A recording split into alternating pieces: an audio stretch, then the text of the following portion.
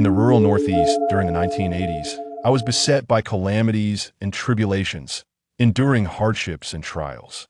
In my struggle for survival, I ventured into various professions, ultimately resigning myself to the role of a spirit medium, confronting a series of unsettling events. The curse of fate led me down an extraordinary path. Chapter 1: Calamities and Tribulations. I was born in the rural Northeast and have been a spirit medium for some years, commonly referred to as a chumasian. Many may have heard of spirit mediums, yet those unfamiliar with this realm may grasp little of its intricacies. A few days ago, a friend called to inform me of a brother in Chaos Han who had fallen victim to malevolent forces. Incapacitated at home for over a year, with one leg entirely devoid of sensation, he sought my assistance, offering a reward of 20,000, in addition to covering travel and accommodation expenses. After 2 days of contemplation, I found myself reluctant to bear the weight of such karmic consequences, coupled with an aversion to the effort required. Thus, I declined the invita. Tie-in. In our line of work, one bears a great deal of karmic burdens throughout life. It is said that when one accumulates too much karma, they may find themselves unable to extricate from it, unable to reincarnate, ultimately compelled to become a ghostly medium, perpetuating the cycle through generations. I truly wish to avoid such a fate, fearing that I might become ensnared in an endless cycle of existence. Coincidentally, my mentor expressed a desire to document stories about spirit mediums, and upon reflection, I deemed it a worthwhile endeavor. Throughout my 30-plus years in this world, I have traversed numerous places, encountered countless individuals, and experienced myriad tales. If I were to pen these narratives, they would undoubtedly attract an audience. However, the nature of spirit mediumship is such that one cannot divulge all, for excessive disclosure invites warnings or even punishment. T.S. from the elder spirits, T.O. the best of my knowledge. There were previously several accounts of authentic encounters with the spirit medium, yet subsequently, many refrained from ending their experiences, with some even succumbing to severe illnesses that nearly claimed their lives. Thus, engaging in this realm is best left to those well-versed in its intricacies, unless one's foundation is supported by superficial internet research, with the rest being mere fabrications. For instance, many are familiar with certain terminologies associated with spirit mediumship. Tobacco is referred to as grass roll, while liquor is termed halaki. Yet, in reality, tobacco encompasses various forms. Cigarettes are indeed the grass roll, while rolled tobacco is known as slices, or orchid at a pipe is called orchid grass rod or blackwood rod. Furthermore, liquor is not solely referred to as halaki, but also as red grain fine water. Roast chicken is affectionately called little phoenix, while eggs are known as round or phoenix eggs. Steam buns are referred to as snowflakes drifting, and shrimp as bent waste. Incense burners are termed treasure cauldron or red flower treasure bowl, and the altar cloth is called red silk treasure curtain. Money cannot simply be called money, it must be referred to as national treasure in circulation. But let us not digress. I shall begin with my childhood. Individuals in this profession often seem to have been fragile and susceptible to ailments from a young age. Facing an abundance of misfortunes that I too was afflicted, my frail constitution left me perpetually unwell, frequently visiting the hospital. On many occasions, even after hospital visits, no diagnosis could be established, and inexplicably, I would feel better, only to relapse upon returning home. In essence, it could be summed up as, I felt better in the hospital, yet relapsed at home. As a result, my family bestowed upon me the name Wu Xiaofan, hoping for a life of ordinariness and stability. Additionally, I often perceived entities invisible to the average person. I recall residing in my grandmother's ancestral home during my childhood. One afternoon, as dusk descended, I beheld a woman with long hair clad in a red cheapao, seated at the vanity. Her back turned to me as she combed her hair. For several consecutive days, I inquired of the elders about a certain presence, and upon hearing my question, my grandmother's express sound shifted dramatically. She recounted a tale of an ancestor's concubine who had tragically hanged herself while donned in a crimson cheapao. Subsequently, our family engaged a practitioner to conduct a paper-burning ritual to cleanse our home, a process that took several days. From that moment forth, I could no longer perceive her presence. Due to my peculiar experiences, my grandfather sought the counsel of a renowned diviner, who revealed that my fate was too light, rendering me incapable of containing spirits. Consequently, my soul would often wander, resulting in frequent illnesses and visions of those entities. During that time, there were not many esteemed diviners in northeast China. Most resided in remote rural areas, unlike today's urban landscape where they are abundantly available at every turn. The term top incense refers to practitioners known as out-mounted disciples, a colloquial expression. In layman's terms, these individuals are often referred to as out-mounted immortals, commonly known as deities in folk tradition. It is a misconception to assume that merely possessing a divine lineage permits one to establish a hall of worship. According to tradition, all essential components must be in place for such a foundation, as the absence of any element invalidates the establishment of a hall. Moreover, there are cases where household deities are incorrectly designated as halls, which not only fails to provide protection, but also invites numerous troubles. Additionally, it is a common fallacy that the esteemed diviners of northeast China are merely classified into the categories of Hu, Huang, Bai Lu, and Hui. This is not entirely accurate. The true out-mounted immortals are venerated from the four prominent families: Hu, Huang, Chang, and Meng, along with the ghostly deity known as Qing Feng, collectively referred to as the five roads of deities, where the Chang and Meng serpents are commonly termed Lu immortals. As for the Bai and Hui immortals, they are, in fact, quite rare, belonging to the external five elements, also known as the five-element floral sect, and in some regions, they are referred to as the three floral immortals. However, contemporary disciples are reluctant to embrace the title of great deity, preferring instead to refer to themselves as inheritorso.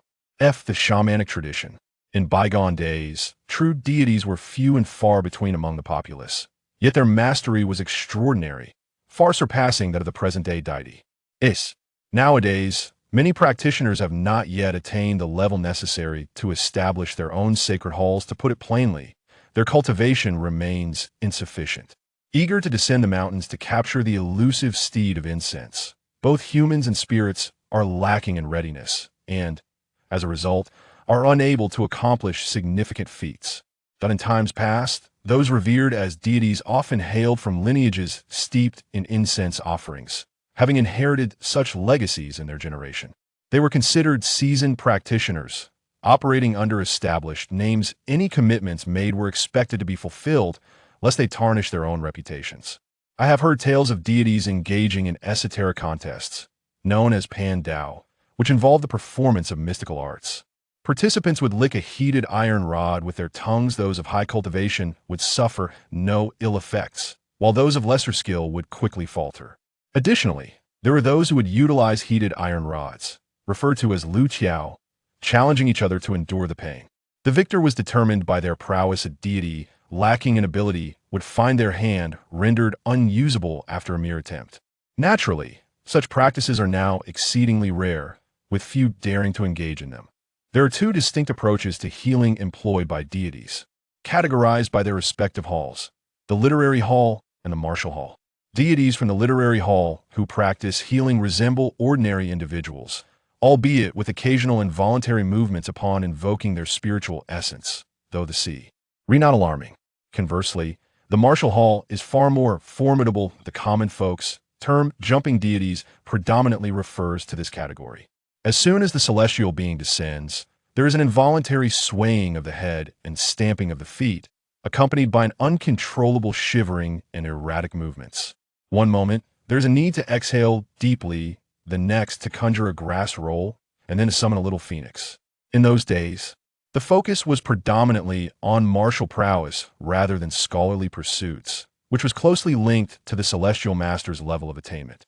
The martial hall was devoid of the participation of the disciple horse. The entire process was solely conducted by the celestial master, commonly referred to as the binding of Fes. Those with lesser abilities were simply unable to perform such bindings, and the exertion on the celestial master was considerable. After the session concluded, the disciple horse would feel utterly exhausted, remaining blissfully unaware of the entire process. In contrast, the contemporary masters possess few who can achieve the complete binding of the spirit, even within the martial hall.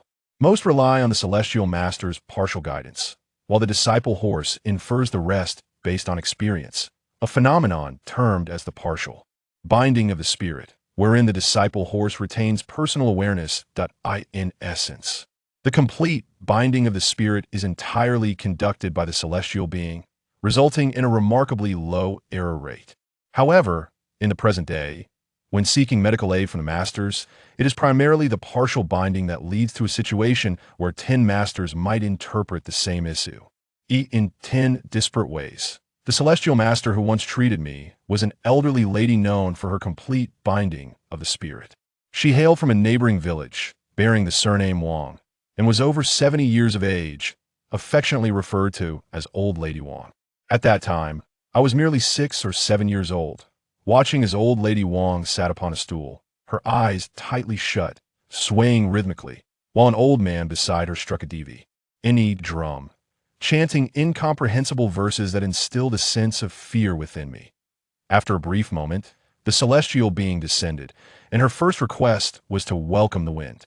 Welcoming the wind is a colloquial expression, serving as a form of etiquette upon the arrival of the celestial being. Some would seek to welcome the wind, while others would dispe the cold, essentially using offerings of smoke and alcohol to honor the celestial presence. The old man is known as the deity summoner from across the sea, also referred to as the Lama helper, loyal and righteous, the support, and colloquially as the two deities. Upon hearing that the old immortal wished to welcome the wind, he hurriedly lit his pipe and offered it to the elderly lady. She took several deep puffs before finally speaking. Thank you, deity summoner. I know I relish this smoke. His speech was initially halting, taking a while to flow smoothly as he introduced himself as Huang Tangbao Ma Huang Taki, who had returned specifically for my matter to provide at. Her explanation, my mother, upon hearing this, did not dare to be negligent. She quickly produced 5 yuan and placed it under the incense burner, while also reciting my birth date and time. In that era, wedding gifts were merely 10 yuan, and 5 yuan for a consultation was considered generous. Subsequently, Old Lady Wang trembled in her legs and, using her left thumb to calculate, nodded her head as she proclaimed, "This little golden boy has a light destiny, low vitality, and is prone to misfortune. He may lose his spirit at any moment or suffer from fevers a hospital visit may alleviate it, but the affliction may resurface at home. I must inform you, this is a phantom illness, and it should not be treated as a real ailment." Upon hearing this, my mother hastily inquired, "Old immortal, what should we do then?" Old Lady Wang replied, "It's quite simple. Shortly, I will have my disciple write a talisman for the little golden boy to wear. After 14 days, he will ascend, and thereafter, he will attract fewer of those entities. The little golden boy is destined for celestial connections, and several deities watch over him. However, he must avoid places with heavy energy and should not venture out at night. He will be fine once he grows older." My mother nodded repeatedly, while my grandfather, who was more knowledgeable, inquired, "Old immortal, if I understand you correctly, will this child eventually need to participate in the rites? Will he be required to venture forth to heal?" During that era, individuals were generally reluctant to engage in such practices, perceiving it as shameful. Moreover, nearly all those who undertook this path were destined to endure significant trials and tribulations, often leading to a tumultuous fate where many became deranged, resembling the mentally ill. Old Lady Wang remarked, "Young golden boy cannot yet embark on this journey. His fate still holds 3 disasters and 8 calamities. He must first traverse these trials before his time arrives. If he fails to overcome them, it would be futile for anyone to urge him forth." The phrase 3 disasters and 8 calamities does not denote a fixed number, but rather signifies a multitude of misfortunes. My mother, still anxious, posed numerous questions, to which Huang Taochi answered one by one. He then prepared to ride back to the mountains, while the 2 deities struck the drum once more. Old Lady Wang shivered for a spell before gradually settling into silence. Subsequently, she produced yellow paper and vermilion, inscribing 2 talismans for me, which she entrusted to my mother. She instructed her to dissolve 1 talisman in water for me to drink, while the other was to be sewn into a pouch that I must wear at all times, never to be removed. After 14 days, it was to be burned, symbolizing its elevation. Following this event, I indeed began to recover gradually, no longer falling ill frequently. My family diligently adhered to old Lady Wong's counsel, never permitting me to venture outside at night, nor allowing me to attend any funerals. Even when my grandfather passed away, they did not inform me by the time I returned from school he had already been interred. This has remained a lifelong regret for me, due to the ominous words of old Lady Wong, who foretold that I was destined to face 3 calamities and 8 tribulations, my family rem, aimed in a constant state of anxiety, vigilantly watching over me, fearful of any misfortune that might befall me. However, fate is often unpredictable. I could never have imagined that her ominous predictions did not necessarily pertain to me directly. During the summer of my 14th year, my father rode his bicycle to the factory to pick up my mother after her shift, with the promise that we would return home together for dinner. I waited at home, growing increasingly impatient, only to be met with the devastating news of a tragic accident. They had encountered a collision not far from our residence. By the time I ran to the scene, crying out in desperation, the victims had already been taken away, leaving behind only a pool of blood and a mangled bicycle. From that moment on, I became an orphan. After my parents' funeral, my aunt took me to her home, assuring me that she would raise me with care. The first couple of years were bearable. My aunt and her family treated me kindly, and she showered me with affection. However, as time passed, my uncle's demeanor toward me soured. Even a simple act of eating a bit more at the table would draw his ire. He would often return home, slamming doors, mashing dishes, his face perpetually etched with displeasure. Gradually, I learned that my aunt was in her second marriage. She had wed my uncle while bringing along a 1-year-old child from her previous union. Consequently, my uncle had harbored resentment towards her. Moreover, he was a heavy drinker, and I had witnessed several instances of him drunkenly assaulting my aunt. The heavy door latch, no thicker than a child's arm, became a weapon in his hands, wielded without a trace of marital affection. On one occasion, I overheard him in the house, engaged in violence while hurling insults, lamenting the money he had spent on raising me for a few years, claiming that the meager Alf he once possessed had long been squandered. It was only then that I comprehended the truth. His initial acceptance of me was solely for the sake of my family's wealth. In that moment, I nearly succumbed to the urge to confront him, yet I ultimately restrained myself. After all, I was merely 17 at the time, still unable to navigate many facets of life independently. Moreover, should I have resorted to violence? Regardless of the outcome, my aunt would undoubtedly face even harsher days ahead. My aunt's daughter was only 10 years old, at a stage where educational expenses were paramount, and my aunt was without employment. Thus, I chose the path of endurance. That evening, after my uncle had fallen asleep, my aunt entered my room, enveloping me in her embrace as she wept, lamenting her lack of capability and dependence on my uncle, which had subjected me to much hardship. Witnessing my aunt's helplessness stirred an unexpected thought within me. In my childhood, I had often been told that I bore a celestial destiny, safeguarded by several divine ties. Yet, why had my life been so fraught with adversity? If only I could summon those celestial beings to exact vengeance on my behalf, even if it meant delivering my uncle a stone. lesson to deter him from further tormenting my aunt, that would suffice. However, I refrained from sharing this notion with my aunt. The following day, I quietly returned to the village to seek out the deity known as the second god. It was said that only this deity possessed the power to summon celestial beings. Chapter 2. Fleeing to Harbin in the village, I encountered the second deity. After I elucidated my intentions, he could not suppress his laughter. His amusement at my predicament irked me somewhat, yet he patted my shoulder and said, "My child, if you truly wish to treat your aunt well, you must strive to excel. Once you have acquired the means, not even your uncle, nor anyone else, will dare to bully you. What purpose does it serve to confront him now?" I retorted with indignation.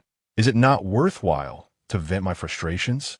You all claim that I was destined for greatness, protected by several celestial beings. Why, then, do they not come to my aid when I am wronged?" He shook his head in response to my lamentation, saying, "This is a trial of your fate. no one can assist you. Only by enduring can you earn the recognition of the celestial beings. Should you lack ambition, they will regard you with disdain.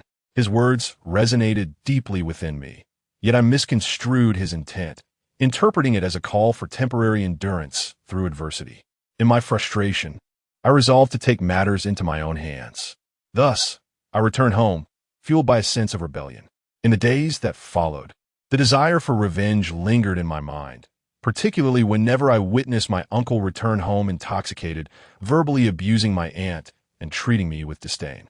Finally, my patience reached its limit. One fateful weekend night, as my uncle went out to drink, I seized the opportunity while my aunt and sister were soundly asleep.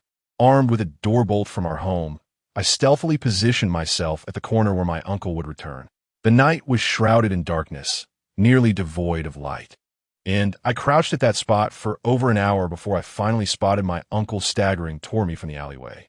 At that moment in my heart, he was no longer an uncle, but a scoundrel who deserved to descend into the depths of hell. As he approached, I seized the door bolt and struck him on the back of the head. In truth, I was quite fearful. After all, he was tall and robust, while I was merely a frail teenager. My intention was to incapacitate him with a single blow and then deliver a thorough beating. However, to my astonishment, he collapsed to the ground like a rag doll, struggling for a moment before lying still. As I leaned closer, I saw a pool of blood on the floor. My mind instantly went blank, and the first thought that struck me was, I have killed him. Yet, I had merely intended to teach him a lesson, not to take a life. After a few minutes of stunned silence, I finally regained my composure. My immediate thought was to flee, for the neighbors all knew of his frequent drunkenness and abuse towards his wife.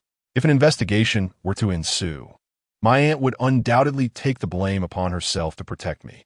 Rather than that, it seemed more prudent for me to go into hiding, allowing the police to pursue me so that my aunt and sister could lead better lives afterward.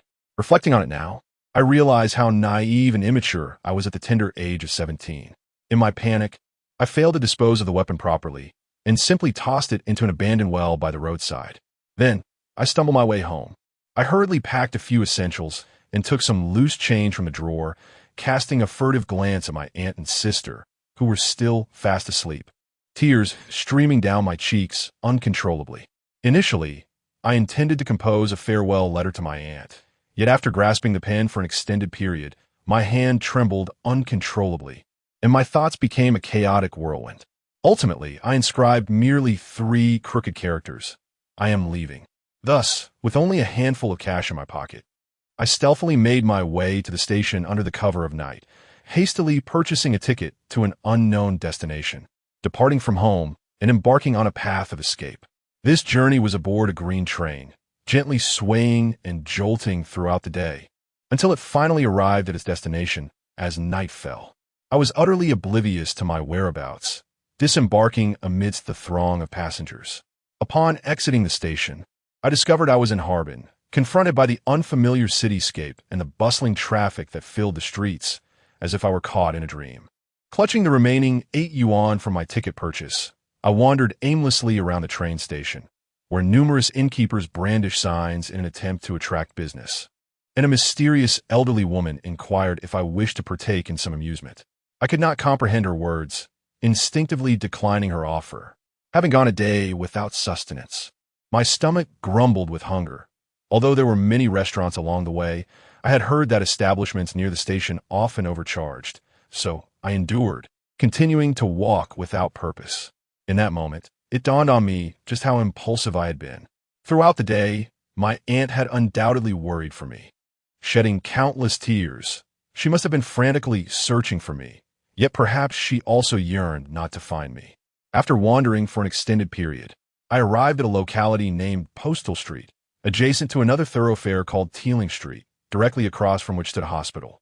Glancing upwards, I noticed the words emblazoned on the hospital building: First Affiliated Hospital of Medical University. Overcome by hunger and fatigue, I found myself at the entrance of a modest eatery called Mingyue Hotel, which was perched atop a flight of stairs adorned with red canopies on either side. Little did I know that this establishment would not only satiate my appetite, but also introduce me to an individual who would profoundly alter the course of my life. After devouring a bowl of noodles with fervor, I suddenly realized that the money I had clutched in my hand had vanished without a trace. Fearing a reprimand or even a physical confrontation, I braced myself for the worst. However, the proprietress, far from chastising me, offered me a position as a waitress upon learning that I'd come out to work and had lost my funds, promising a monthly wage of 400 yuan. Years have passed, yet the memory of that eatery and its owner remains vivid in my mind. Her surname was Yuan, a woman in her early 30s, not conventionally beautiful, yet possessing an alluring figure. Her eyes sparkled with a perpetual smile, and during her leisure moments, she would often be found at the counter, engrossed in a book or snacking on seeds. I initially intended to address her as Aunt Yuan, but she insisted I call her sister. In this manner, I finally found a refuge. While my daily tasks revolve around serving dishes, I felt an overwhelming sense of contentment. Most importantly, as time gradually passed, the anxiety that had plagued me began to dissipate. I did not encounter any news reports regarding my uncle's demise, nor did the police come seeking me. Sister Yuan treated me with kindness. Although the business was not thriving, she often welcomed a few friends to play mahjong, entrusting me with the shop during those times and generously providing me with a bounty of delicious treats. I came to realize that the book Sister Yuan perused daily at the counter was an illustrated edition of Jinping Mei. When I secretly flipped through a few pages, I felt my face flush with embarrassment. To my dismay, Sister Yuan caught me in the act. However, she was utterly unashamed, bursting into laughter as she snatched the book from my hands, seriously admonishing me, "Children are not allowed to read this." Sister Yuan had a delightful sense of humor. I recall one occasion when she and several friends were dining in a private room and called upon me to fetch some sesame sauce. Mistakenly believing they wanted to play mahjong, I hurried to retrieve the game instead. The entire room erupted in laughter, with Sister Yuan nearly doubling over, exclaiming, "We are enjoying hot pot. Why would you bring mahjong?" In retrospect, although I was naive and often made blunders during that time, it remains an indelible chapter of my life. The restaurant attracted a number of regular patrons, primarily due to its proximity to the hospital, where doctors often gathered for meals. The one I remember most vividly was a man named Wu Guobin, who reportedly worked in the morgue. He was a heavy drinker, rarely engaging in conversation, and would invariably arrive inebriated, often drowning his sorrows alone. I scarcely recall ever seeing him sober. The staff would remark that he was a man beset by misfortune. His wife had passed away 2 years prior, leaving him to care for their child alone, and he had never been able to move on, resorting to alcohol to numb his pain. For reasons unknown, I always felt a sense of discomfort in his presence. I remember Sister Yuan mentioning that Wu Guobin was an odd character. Rumors circulated in the hospital that after his wife's death, her body remained unburied, frozen in the morgue. Whenever he reminisced about his wife, he would open the door to the mortuary and spend the night conversing with her. This peculiar behavior rendered him somewhat enigmatic, and as a result, I paid little attention to him thereafter. The restaurant was predominantly managed by Sister Yuan, and the owner seldom made an appearance. Sister Yuan rarely mentioned him in my presence, but the staff confided in me privately that the owner was a spendthrift, squandering Sister Yuan's money on gambling and indulging in extramarital affairs. When intoxicated, he would even resort to violence against her. This inevitably reminded me of my aunt's unfortunate circumstances, evoking a sense of sympathy within me. Thus, life meandered along without incident.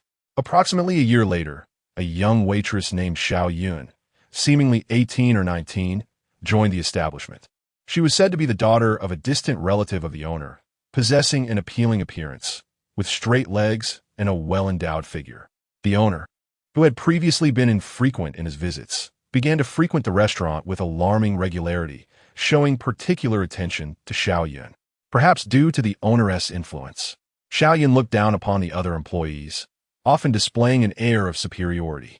I harbored suspicions regarding the owner's intentions, sensing he had subtly hinted at something to Sister Yuan. She merely ruffled my hair and advised me not to overthink, asserting that they were relatives and that nothing untoward could occur. She added that, in life, one sometimes had to feign ignorance to attain happiness. From her tone, I discerned an undertone of helplessness, which left me feeling anxious, as if something ominous was on the horizon. Indeed, less than half a month later, a calamity unfolded. Chapter 3. The vengeful spirit. That evening, the restaurant had closed for the night, and Sister Yuan was engaged in a game of mahjong with friends while I manned the front desk, unaware of the owner's whereabouts. Sister Yuan has a profound addiction to mahjong, often indulging in it throughout the night.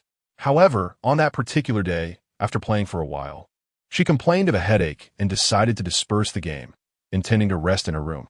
Strangely, I had an inexplicable urge to prevent her from returning to her quarters, yet I could not stop her. Remarkably, within 2 minutes of her departure, I heard the sound of something shattering and Sister Yuan's piercing scream. Realizing that something was amiss, I hurried to her residence. The scene that greeted me was one of utter shock. Both the boss and Xiao Yun were present in the room, with Xiao Yun sobbing uncontrollably, her attire disheveled. Sister Yuan had smashed a vase in the room and was lunging at them in a fit of rage, but the boss was shielding Xiao Yun, striking Sister Yuan several times in the process. A surge of adrenaline coursed through me.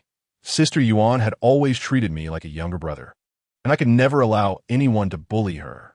I rushed forward to protect Sister Yuan, landing several punches on the boss. At that time, I was nearly 19, taller and stronger than before, and the boss stumbled back, cursing vehemently, claiming he had long suspected Sister Yuan's misconduct, even implicating the waitstaff. Fury coursed through my veins, causing my body to tremble as I charged at him. In a desperate attempt, the boss pulled Xiao Yun towards him, attempting to use her as a shield. Yet, as he did so, Xiao Yun lost her footing and fell to the ground, a shard of vase slicing her neck. She struggled to rise, trying to flee, but collapsed at the doorway, clutching her throat, blood foaming from her mouth and seeping between her fingers. Both Sister Yuan and I were paralyzed with fear. The boss rushed to scoop up Xiao Yun and dashed towards the hospital, but tragically, before they could exit the restaurant, Xiao Yun took her last breath. When she passed away, her eyes remained fixed on the boss, brimming with fury. A life had been lost, leaving us all in a state of shock. Fortunately, only the three of us were present in the shop. After a moment of stillness, Sister Yuan ceased her outbursts and inquired how the boss planned to proceed. The boss, known for his boastful demeanor, was now rendered speechless, pleading with Sister Yuan through tears and snot for her assistance. Strictly speaking, the true perpetrator was indeed the boss. Had he not given that shove, Xiaoyan would not have met her tragic end.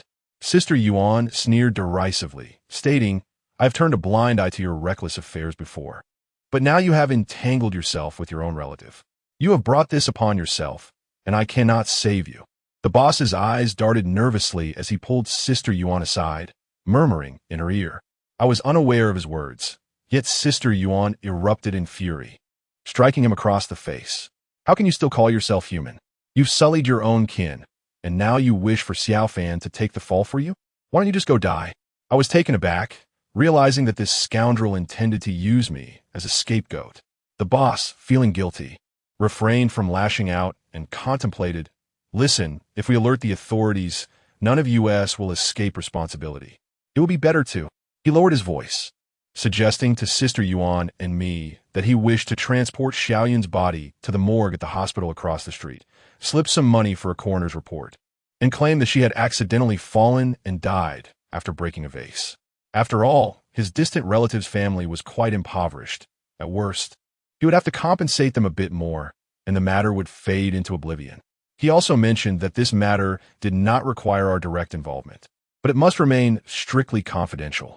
I must admit, the idea was rather insidious, yet upon hearing it, Sister Yuan fell silent, hesitating for a moment before glancing at me, seemingly seeking my opinion.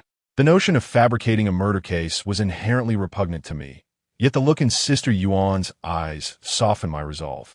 I understood that if this affair were to be uncovered, both Sister Yuan and the boss would be unable to escape culpability, and given my prior actions, I too would face dire consequences should the truth come to light. After a brief internal struggle, I acquiesced to the boss's abhorrent scheme. He was already well acquainted with individuals at the hospital and promptly retreated to a corner to make a phone call, murmuring for a while.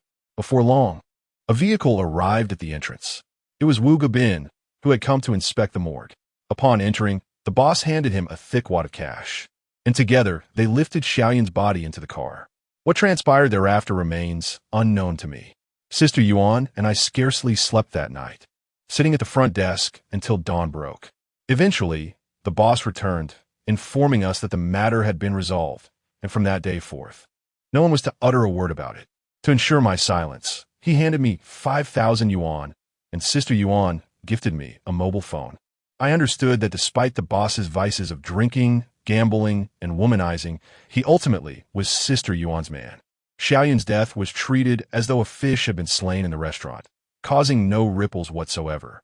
We tidied the scene meticulously, claiming to outsiders that Xiaoyun had resigned and returned home. In truth, the boss had given a substantial sum to a distant relative to settle the affair. The days ahead remained uneventful, yet my heart felt as if it were burdened by an immense weight. Sister Yuan's laughter had diminished significantly. She often gazed vacantly out of the window, lost in thought, evoking a pang of sympathy within me. After a month had passed, our long-absent boss finally graced the establishment with his presence, claiming he was hosting friends for dinner. His complexion was notably poor, marked by a pallor of despair. Yet he maintained an air of joviality. It seemed that recent events had taken a considerable toll on him. As the dishes were served, an inexplicable sensation lingered within me, an unsettling feeling that something was amiss, though I could not articulate what it was. It was not until the guests had enjoyed a few rounds of drinks that my boss beckoned me to replenish the dishes. I handed him the menu, and, while waiting at the side, I finally discerned the source of my unease. There was an additional person in the room, today with the boss included. There should have been 8 individuals at the table, yet I noticed a woman seated in the chair behind him. She wore a hat that obscured her face as she bowed her head, but she emanated a youthful aura. However, I distinctly remembered that no one was wearing a hat at today's gathering. Oddly enough, I felt a strange familiarity with her, particularly regarding the hat, which seemed eerily reminiscent of a previous encounter. At that moment, the boss finalized the order and handed me the menu, prompting me to turn and exit the private room. As I reached the doorway, a sense of curiosity compelled me to glance back. Coincidentally, the woman raised her head to meet my gaze. In that fleeting instant of eye contact, I was nearly startled enough to drop the menu. It was, astonishingly, the visage of the late Xiaoyun, who had passed away over a month ago. That very hat was the one she had worn the first time she visited the establishment. I stepped outside in a state of unease, and Sister Yuan, puzzled, inquired about my distress. I remained silent, fleeing as if in a panic. From that day forward, I noticed that each time I encountered the boss, Xiaoyun seemed to shadow him. When he drove, she occupied the passenger seat. During meals, she sat directly behind him, and if there was no chair, she would stand. Even when he went to the restroom, I observed Xiaoyun following closely behind. Yet, I dared not divulge this to the boss, nor did I share it with Sister Yuan. During this period, Sister Yuan had already separated from the boss, and Xiaoyun's constant presence by his side somewhat eased my anxiety. Perhaps, deep within me, there lingered a perverse sense of satisfaction derived from the notion of vengeance for Xiaoyun. As time passed, more than 2 months went by, and the boss's condition deteriorated significantly. His complexion turned ashen, and he appeared increasingly listless, resembling someone who had endured sleepless nights. He often murmured to himself, seemingly in a trance. One fateful day, he ventured into the kitchen to observe the cooking process, and inexplicably, he erupted into a frenzied scream, plunging his hand into a pot of scalding oil. The commotion startled everyone, and they rushed to rescue him. Yet, he seemed oblivious to the pain, grinning foolishly while attempting to seize a kitchen knife to strike his own head. Ultimately, he failed to harm himself fatally, but he did sever a finger before being subdued and taken to the hospital. Outside the ward, witnessing Sister Yuan in a state of utter bewilderment, I hesitated for a prolonged moment before revealing the haunting truth of Xiaoyun's spirit that I had witnessed following the boss. Sister Yuan was horrified, realizing that it was indeed the vengeful spirit of the deceased Xiaoyun returning to exact her retribution. She grasped my hand, her eyes brimming with tears, and said, "All 3 of us were present at that moment. If Xiaoyun were to eliminate the boss, would she be the next target?" This indeed posed a significant dilemma, considering we were all participants in this affair. if Xiaoyun sought vengeance, none of us would escape unscathed. I suggested to Sister Yuan, why not consult a shaman to investigate this matter and discern how we might resolve it? After a moment's contemplation, Sister Yuan replied that she actually knew a shaman residing in the Xiangfang district of Harbin, reputed to be a reincarnation of a fox spirit, who could surely help us. Thus, after our discussion, we decided to visit Xiangfang that very afternoon to seek the shaman's guidance. After many years, I found myself once again entangled in matters pertaining to shamans. Chapter 4. Consult the shaman. The shaman, surnamed Hu, appeared to be in her 50s and was said to possess remarkable abilities, affectionately referred to as Mother Hu by those who sought her counsel. Upon first laying eyes on her, I was taken aback. One could tell she had been quite beautiful in her youth, yet a large, dark birthmark marred the left side of her face, almost obscuring half of it. The sudden sight of her resembled a dichotomy of light and dark, strikingly unsettling. Many individuals came to seek Mother Hu's wisdom. After Sister Yuan greeted her, we spent a considerable amount of time seated on the sofa outside, anxiously waiting for the other visitors to depart before we cautiously stepped inside. Mother Hu's establishment was adorned with elegance. One room served as a Buddhist altar, while another was a Taoist sanctuary, filled with a multitude of deities and offerings, the air thick with incense, exuding a profound sense of reverence. Behind Mother Hu, there was a portrait of a nine-tailed spiritual fox prominently displayed.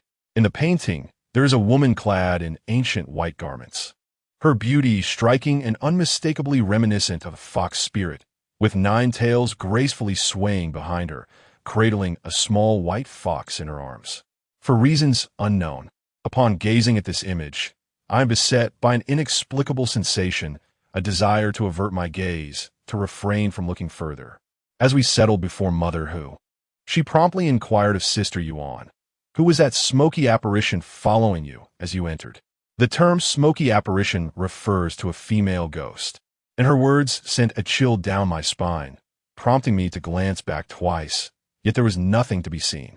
Sister Yuan's face turned ashen, and she too cast a backward glance. Mother Hu chuckled softly, assuring us, "No need to look. I have ancient spirits guarding my threshold. She cannot enter and has already departed." With this reassurance, Sister Yuan felt somewhat relieved and proceeded to share with Mother Hu, "A female ghost has been shadowing our home for several days now." Mother Hu extended her left hand, performing a few calculations, then shook her head, declaring, "This smoky apparition is tethered to your husband, harboring deep resentment and intent on bringing him harm. According to my divination, it appears your husband has already encountered misfortune." The accuracy of her divination was indeed striking, and Sister Yuan, convinced, retrieved a stack of money from her wallet, stating, "We are not afraid to spend. Let us resolve this matter swiftly." Mother Hu selected a single note from the pile, placing it beneath the incense burner at the entrance, before lighting a stick of incense. This incense was offered on behalf of Sister Yuan. Lighting incense serves as a means for the disciples of the spirit medium to communicate with the ancient spirits. The rituals surrounding the incense offerings are quite significant. Typically, one observes the flame, the smoke, and the ash. It is imperative not to fan or blow on the flame. A flickering flame is auspicious, while failure to ignite or the presence of black smoke portends ill. When smoke rises, it should be fine and delicate, ascending straight to the heavens like a pagoda suspended in mid-air, which is an auspicious sign. Conversely, if the smoke swirls and circles, it indicates the presence of malevolent spirits.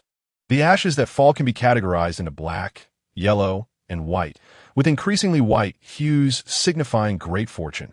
Black is ominous, while yellow denotes blessings.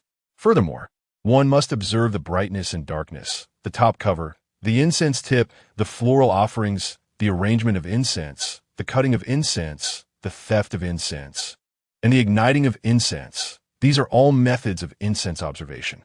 The customs surrounding incense usage vary across regions, referred to as incense differentiation, which includes full-hall incense and half-hall incense.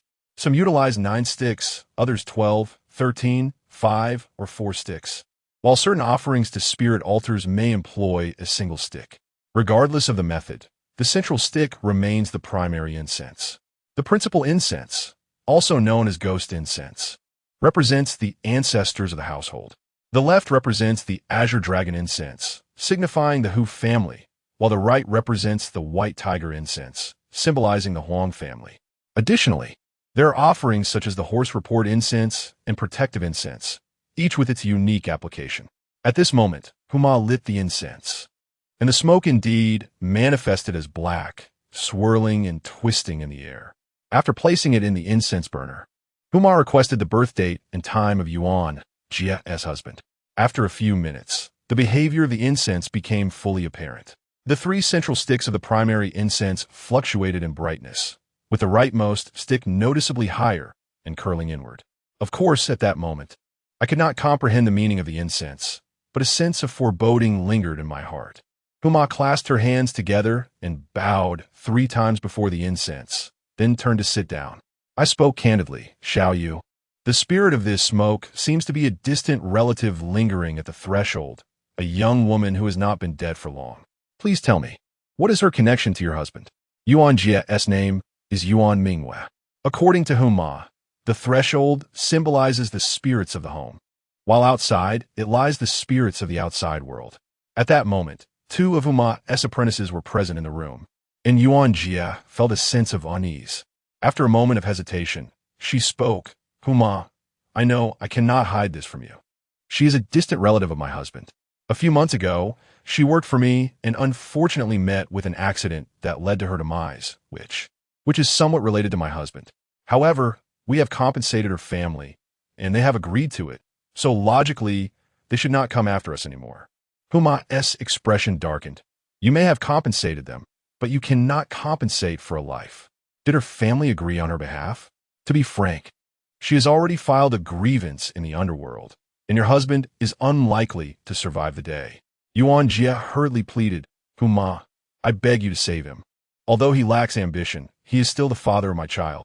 Huma glanced back at the incense and shook her head, saying, It is futile. The spirit is clinging to the incense and refuses to relent. It demands his life. Furthermore, this matter is likely not solely your husband's doing. It is connected to you as well. Upon hearing this, Yuan Jie was terrified, but at that moment, Huma looked up at me. Who is this young man to you? She inquired. He works at my shop and has been with me for over a year. He is aware of the situation. Huma nodded at this revelation and remarked, You should be grateful to him. This young man is accompanied by protective spirits. If it were not for him, that vengeful spirit would have approached you long ago. Before Yuan Jie could respond, Huma suddenly burped, and her eyes took on a frightening appearance, resembling that of a possessed individual. The diminutive spirit, lacking in substantial cultivation, dares to possess me. I offer incense in your honor, not for your sake, but to aid you, ungrateful entity. At that moment, the tone of Huma's voice shifted dramatically, revealing that this was not a mere possession by a ghost, but rather an ancient spirit taking control. She seized a wooden tablet from the table and struck it forcefully. With a sharp crack, a shadow was expelled into the void, vanishing in an instant. Yuan Jie turned pale, observing Huma's fierce demeanor, her eyes gleaming with intensity. At that moment, gazing at Huma, I perceived her visage as increasingly less human, resembling more a fox's countenance. Fear not, for Huma has come to your defense. Although she perished due to your family's actions, that is a consequence of past lives. In this world, there exists no effect without a cause, nor any cause devoid of effect. Her intent to take your entire family is utterly impossible. Huma, evidently incensed, retrieved a piece of yellow paper, inscribing a talisman upon it, and added some incense ash into a small effigy crafted from grass. The ash, mixed with water, was to be given to your husband, ensuring his spirit remains tethered for 3 days. However, I must inform you that the young woman's demise was caused by your husband. Though he may evade the repercussions of the mortal realm, he cannot escape the karmic consequences in the netherworld. I shall aid him once, but beyond that, he must bear the weight of whatever transpires. Huma entrusted the ash to Yuan Jie and then wrapped the effigy with the talisman, handing it to me. She instructed that tonight, Yuan Jie's husband would surely breathe his last, yet he must not be embalmed. Instead, find a secluded spot for him to rest. There is, however, One stipulation: he must neither be exposed to the light of day nor connect with the earth below. Gather some cotton to seal the 7 orifices. Then burn the talisman and the effigy above the head. Subsequently, guard beside the corpse until dawn. If nothing occurs, we shall be in the clear. After 3 days, we will effectively elude that smoky female specter. At that point, we shall conduct a ritual of liberation and burn another talisman, transforming it into talismanic water for Yuan Jia as husband to consume. He shall naturally return to life. As for why I am entrusted with this task, Huma explained that it is due to my status as a pure youth with abundant yang energy and the protection of a guardian spirit that ensures my safety. Yuan Jia, however, remained apprehensive and inquired of Huma whether the female ghost would return after we had evaded her. Huma reassured her that she would not. Once the ritual is completed, she would depart. Should she persist, we could summon the old Monument King to mediate and resolve the karmic ties. With Humaya's promise, we felt a slight relief, and thus we expressed our heartfelt gratitude as we departed from her home and returned to the hospital to commence preparations for the evening's events. The task, however, proved exceedingly daunting, and it was clear that we could not manage it alone. We first administered the ash water to the boss, after which Yuan Jia approached Wu Guobin for assistance. Naturally, compensation was essential. Wu Guobin readily agreed, stating that as long as the boss breathed his last tonight, he would take care of the rest. The waiting was excruciating. Yuan Jia and I remained at the hospital until well past midnight, and indeed, the boss eventually passed away. Thus, we commenced our planned actions. Chapter 5. Vigil in a morgue. The boss's death was relatively peaceful, devoid of any frightful occurrences. Wu Guobin covered his body with a white cloth and wheeled it away to the morgue. In that era, as funeral homes were not yet commonplace, morgues were an integral part of hospitals, a requisite for every tertiary hospital. To be candid, while morgues provided convenience for the bereaved, they were undeniably disruptive to the community. Sister Yuan's restaurant was adjacent to the hospital, and it was not uncommon for the stillness of the night to be shattered by the sounds of wailing and lamentation, severely disrupting the tranquility of life. Funerals also commenced from the morgue, with many grieving families taking to the streets, weeping and lamenting, a scene that unfolded almost daily. Sister Yuan advised me that women should refrain from entering the morgue. Thus the responsibility fell upon my shoulders. However, she cautioned me to prioritize my safety, urging me to flee at the slightest hint of danger. In recent days, Sister Yuan appeared considerably worn, and I felt a pang of sympathy as I observed her, remaining silent as I gathered my belongings and proceeded to the morgue. The late hour rendered the hospital eerily quiet. Within the morgue, aside from Wu Guobin, there was not a soul in sight.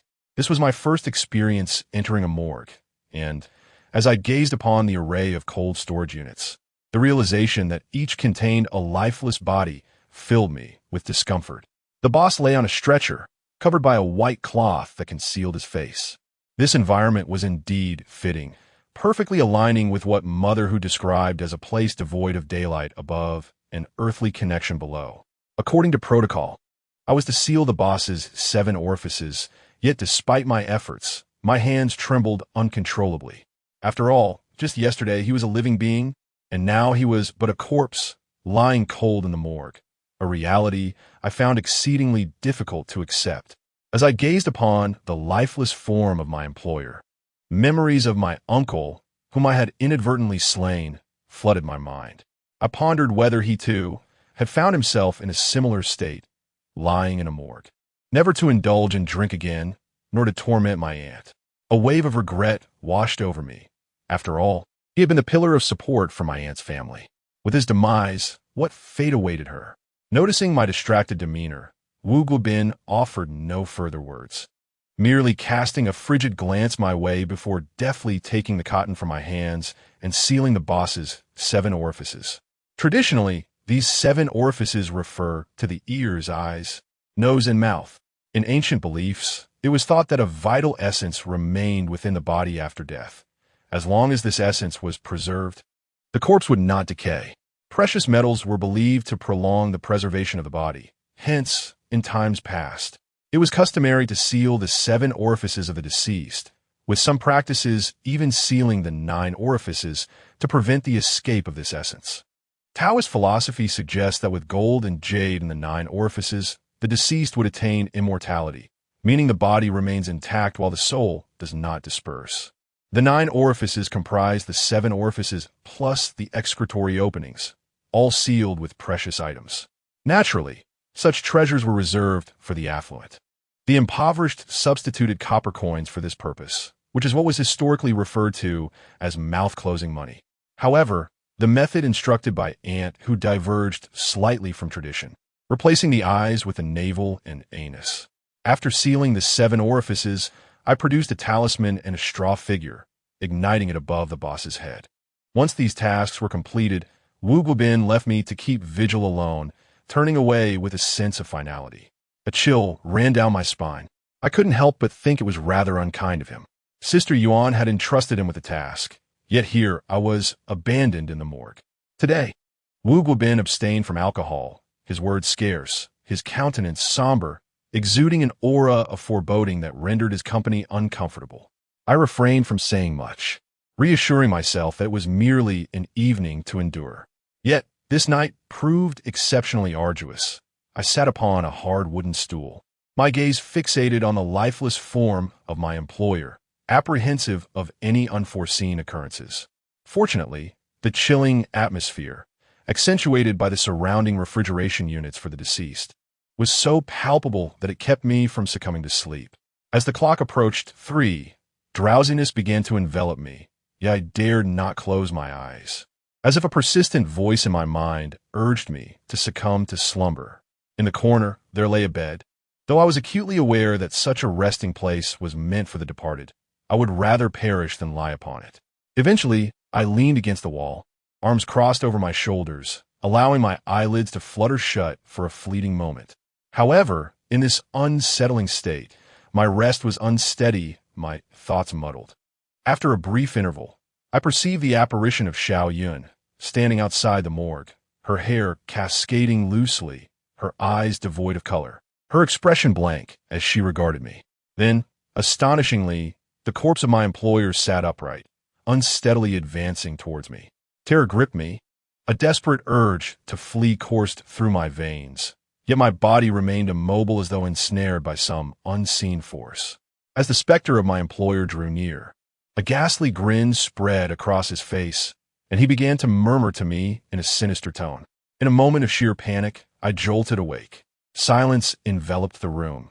The body of my employer lay still upon the slab, and Xiao Yun's ghost was nowhere to be seen. Nothing had transpired. It was only then that I realized I had become a nightmare myself. A touch to my forehead revealed it drenched in cold sweat. Yet, I distinctly heard voices emanating from next door. Upon closer inspection, it seemed to originate from the adjacent room. In the stillness of the night, to hear conversation in the mortuary sent my heart racing once more. I crept quietly to ascertain the source of the sound. To my surprise, it was Wu Guobin, seated on the floor with a bottle of liquor in hand, leaning against the cold storage meant for the deceased. Beside him, one of the cabinets stood ajar, revealing a narrow opening. He sat there, pouring spirits into his mouth while drunkenly conversing with the corpse within. I could not see the body clearly, but a strand of hair, still coated in frost, was faintly visible. Undoubtedly, it must belong to his wife. A fresh wave of cold sweat broke out upon me, for it seemed the previous rumors were indeed true. Returning to the mortuary, I found myself wide awake, keeping vigil over my boss's body until dawn. Although I had been thoroughly frightened, I was fortunate that the night passed without incident. No supernatural occurrences transpired, nor did I encounter the ghost of Xiao Yun. It appeared that Hu Ma was indeed formidable. Xiao Yun, having recently departed, lacked sufficient spiritual potency, as Hu Ma put it, to cause any disturbances. I felt a tinge of pride, for this experience of watching over the mortuary would serve as an impressive tale to share with others. My boss's body had remained in the mortuary for 3 days, and both Sister Yuan and I had been on edge throughout. As it turned out, Hu Ma's methods were remarkably effective. We emerged from those 3 days unscathed, untouched by any unsettling events. On the 4th day, under Hu Ma's guidance, a special ritual was conducted for Xiao Yun, aimed at resolving the lingering grievances and guiding her towards her next life. We then burned a talisman, transforming it into a potion, which we administered to the boss. He had been deceased for 3 days, yet remarkably, his body remained somewhat pliable. Although his jaw had stiffened, we managed to pry it open with considerable effort, successfully pouring a substantial amount of the potion into him. With the assistance of Wugu Bin, we discreetly transported the boss back to his home, covering him with thick quilts and removing the cotton that had sealed his 7 orifices. At that moment, I suddenly realized that several pieces of the cotton had mysteriously fallen away, leaving only 2 remaining. Hours later, the boss finally returned to life, awakening from his slumber. However, his gaze was vacant and unresponsive to our words.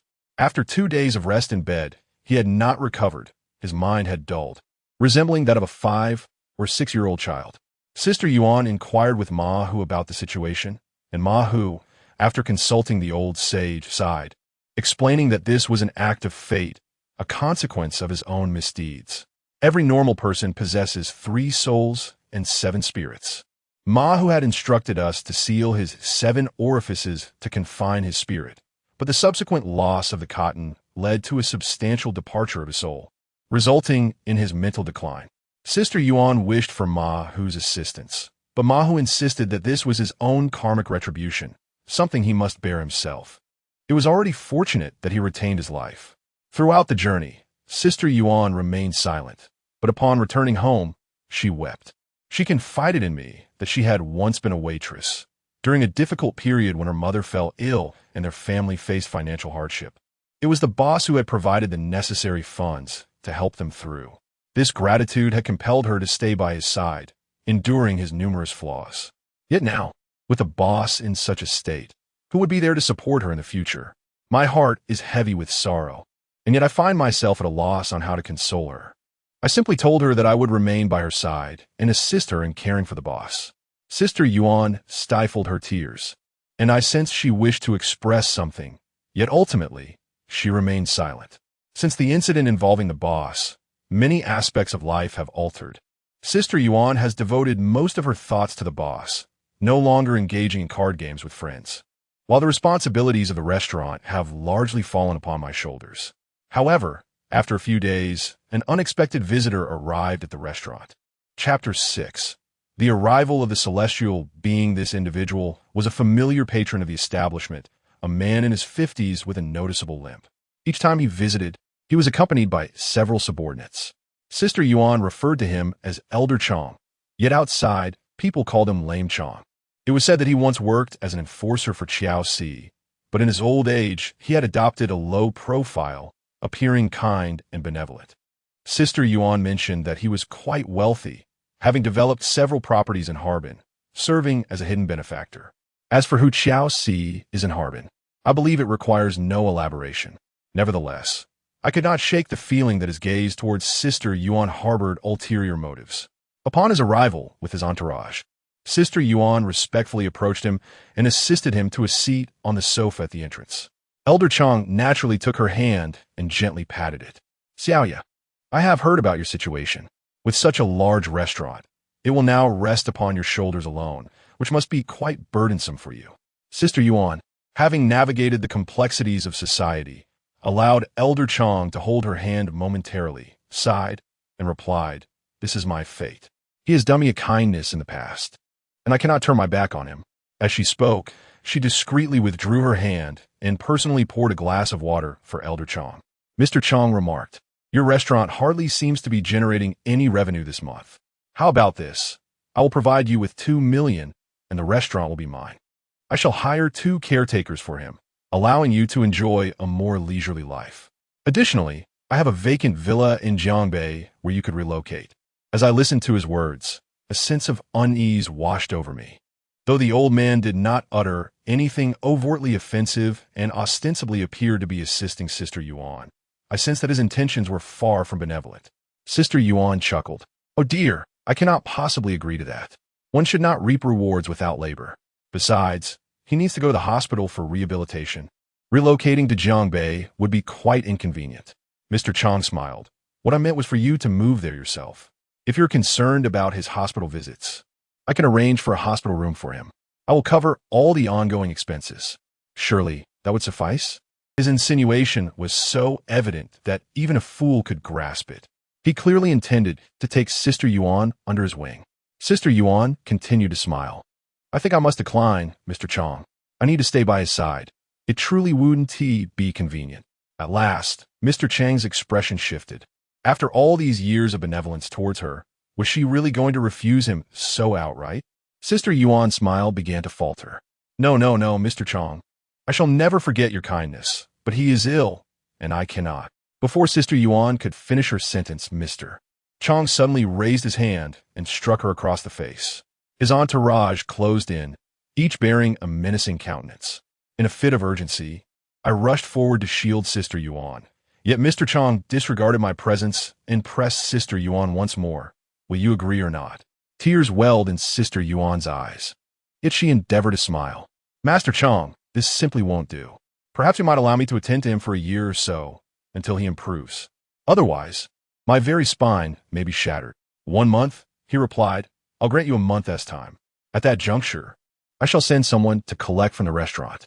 Rest assured, Master Chong will not treat you poorly. Throughout, he scarcely glanced in my direction. After speaking, he patted Sister Yuan's face and rose to depart. Sister Yuan bit her lip, remaining silent, her chest heaving, her complexion ashen. Witnessing her despair, a surge of blood rushed to my head, and instinctively I charged forward. Sister Yuan proclaimed that she would go nowhere. The restaurant was hers, and she held the authority. They likely did not anticipate my audacity. A young man with a buzz cut delivered a swift kick to my abdomen. You little brat, get lost. I stumbled back several paces from the force of the blow, a fierce anger igniting within me. My mind momentarily blanked. I felt as though I had succumbed to madness or was being controlled by some unseen force. I lunged at Master Chong, delivering a punch before seizing his throat with a vice-like grip.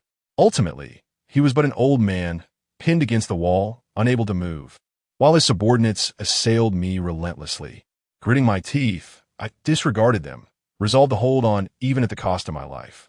In that instant, I sensed that I was no longer myself, as if an alternate persona had taken control. Master Chong's face flushed crimson, rendered speechless. His gaze toward me tinged with a hint of terror. Just as he appeared on the brink of losing consciousness, Sister Yuan called out to me. Upon hearing Sister Yuan call my name, I gradually regained my senses and loosened my grip slightly. At that moment, a heavy blow struck my head. I felt a sudden darkness envelop me, and instinctively, I covered my head, only to find it stained with blood.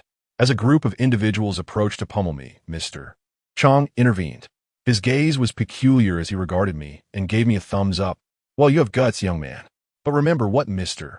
Chong says is as binding as a nail driven into the ground. I'm giving you 3 days. After 3 days, I will come to collect the restaurant. Watching those individuals depart in their vehicle, I understood clearly that when Mr. Chong spoke of collecting the restaurant, he was, in fact, referring to collecting people. Sister Yuan summoned others who hastily assisted in taking me to the hospital. That day, I received 7 stitches in my head. Upon returning, I told Sister Yuan that if things were to escalate, she should flee, sell the restaurant, and escape far away. At that moment, Sister Yuan broke into tears, lamenting that I was burdened with a fool and questioned where we could possibly go. Over the years, all the family's savings had been squandered in gambling. Even if we left for another place, survival would be impossible. Moreover, Mr. Chong was deeply entrenched in the underworld, and now that this matter was known to all, who would dare purchase her restaurant? Besides, with only 3 days given by Mr. Chong, selling the restaurant was simply not feasible. I was filled with a surge of determination, pondering for a long while until a thought struck me regarding the protective, celestial being I possessed. When I had defended Sister Yuan, I distinctly felt the presence of a celestial being. The sensation was enigmatic and beyond verbal description, yet I was certain that at that moment, my body was not under my control. The last time I visited Aunt Hu, I had inquired about the method of inviting celestial beings, but I had yet to put it into practice. Thus, an idea struck me. I would attempt to summon a celestial being myself, for if successful, it might aid Sister Yuan. In truth, this method is rather straightforward, yet few possess the courage to undertake it. I first instructed Sister Yuan to prepare an empty room. then ventured out to procure offerings and various implements, such as a censer and a mirror. That evening, around 9 o'clock, I entered the room alone to commence the summoning. Initially, Sister Yuan opposed this course of action, preferring to seek assistance from Mother Hu. I explained to her that Master Chang's influence was considerable, and even Mother Hu might not dare to confront him. Although Mother Hu's celestial connections were formidable, she navigated the mortal realm, where celestial beings follow their own paths and humans theirs, so why burden her with such troubles? Upon hearing my reasoning, Sister Yuan relented, though she repeatedly cautioned me to exercise utmost care. In truth, I felt quite anxious myself. I meticulously arranged the offerings, set up the censer, and lit 5 sticks of incense, pouring 5 cups of wine in front of the censer. There exists a belief that I was summoning the spirits of Hu, Huang, and Chang, as I was uncertain which celestial being I might invoke. Thus, I lit 5 sticks of incense to collectively summon 5 entities, hoping whichever appeared would suffice. However, there was an inherent uncertainty involved, for I was not a disciple of the spirit summoning tradition. The beings I called forth might not necessarily be those associated with me, and I risked attracting wandering spirits or malevolent ghosts. Once the incense was lit, I extinguished the room's lights and drew the curtains, enveloping the space in darkness. Then, I began the summoning. Chapter 7. Seeking refuge, I sat cross-legged before the censer, positioning the mirror opposite me, and commenced reciting the incantation that Mother Hu had taught me for summoning celestial beings. In the ethereal realm, where celestial energies resonate and fragrant aromas beckon, I summoned the spirits from all directions, immortals, deities, and even shades, urging them to descend swiftly. After reciting my invocation a dozen times, I observed little alteration in the incense before me, and felt no significant difference within myself. Glancing into the mirror, I discerned no spectral presence. According to Huma, if the celestial beings had indeed arrived, their reflections would manifest in the glass. I proceeded to recount the plight of Sister Yuan into the air, expressing my current difficulties and my desire for divine assistance. Yet, as I concluded my appeal, the incense remained unchanged, although I sensed a slight dip in the room's temperature, which grew increasingly chilly. Unsure if it was merely a figment of my imagination, I felt a creeping sensation as if the room were populated with unseen entities. However, upon surveying my surroundings, there was nothing visible. In that moment, the incense on my left suddenly crackled, producing a spark. The smoke then spiraled upward in a peculiar vortex. To my astonishment, I perceived a shadowy figure in the mirror, seemingly a man, standing behind me. A shiver coursed through my body, and I was paralyzed by uncertainty regarding the nature of this presence. Yet, I sensed that perhaps I had succeeded in summoning the celestial beings. I hastily reiterated my previous entreaty, beseeching their aid once more. Upon completing my invocation, there was no immediate response. However, the shadow in the mirror flickered and vanished, while the smoke returned to its normal state. When all the incense had been consumed, I switched on the light to find the offerings unchanged, save for the 5 cups of wine, which had notably diminished by half. According to the words of Huma, if the celestial beings have moved the offerings, it signifies that my request has been acknowledged. Yet, I remain uncertain whether it was indeed the celestial beings or merely wandering spirits that visited. Following this incident, Sister Yuan and I anxiously awaited for 3 days, hoping for a miracle to unfold. Ultimately, on the afternoon of the 4th day, news arrived that Mr. Chang had suffered a stroke while dining out 2 days prior, causing him to fall from his chair. The situation was dire. He had sustained a severe head injury, was frothing at the mouth, and had lost consciousness. Fortunately, he was rushed to the hospital in time to save his life. According to those in the know, Mr. Chang had been enjoying his meal when suddenly he trembled as if haunted, let out a cry, and collapsed backward onto the ground. Although his life was spared, he is now left with incapacitated legs and is unable to speak, confined to his bed and reliant on others for care, unable to control his bodily functions. It seems unlikely that he will recover in less than 2 to 3 years. Upon receiving this news, Sister Yuan and I were taken aback, staring blankly for a while before we could truly believe it. I never imagined that this matter would resolve itself in such a manner.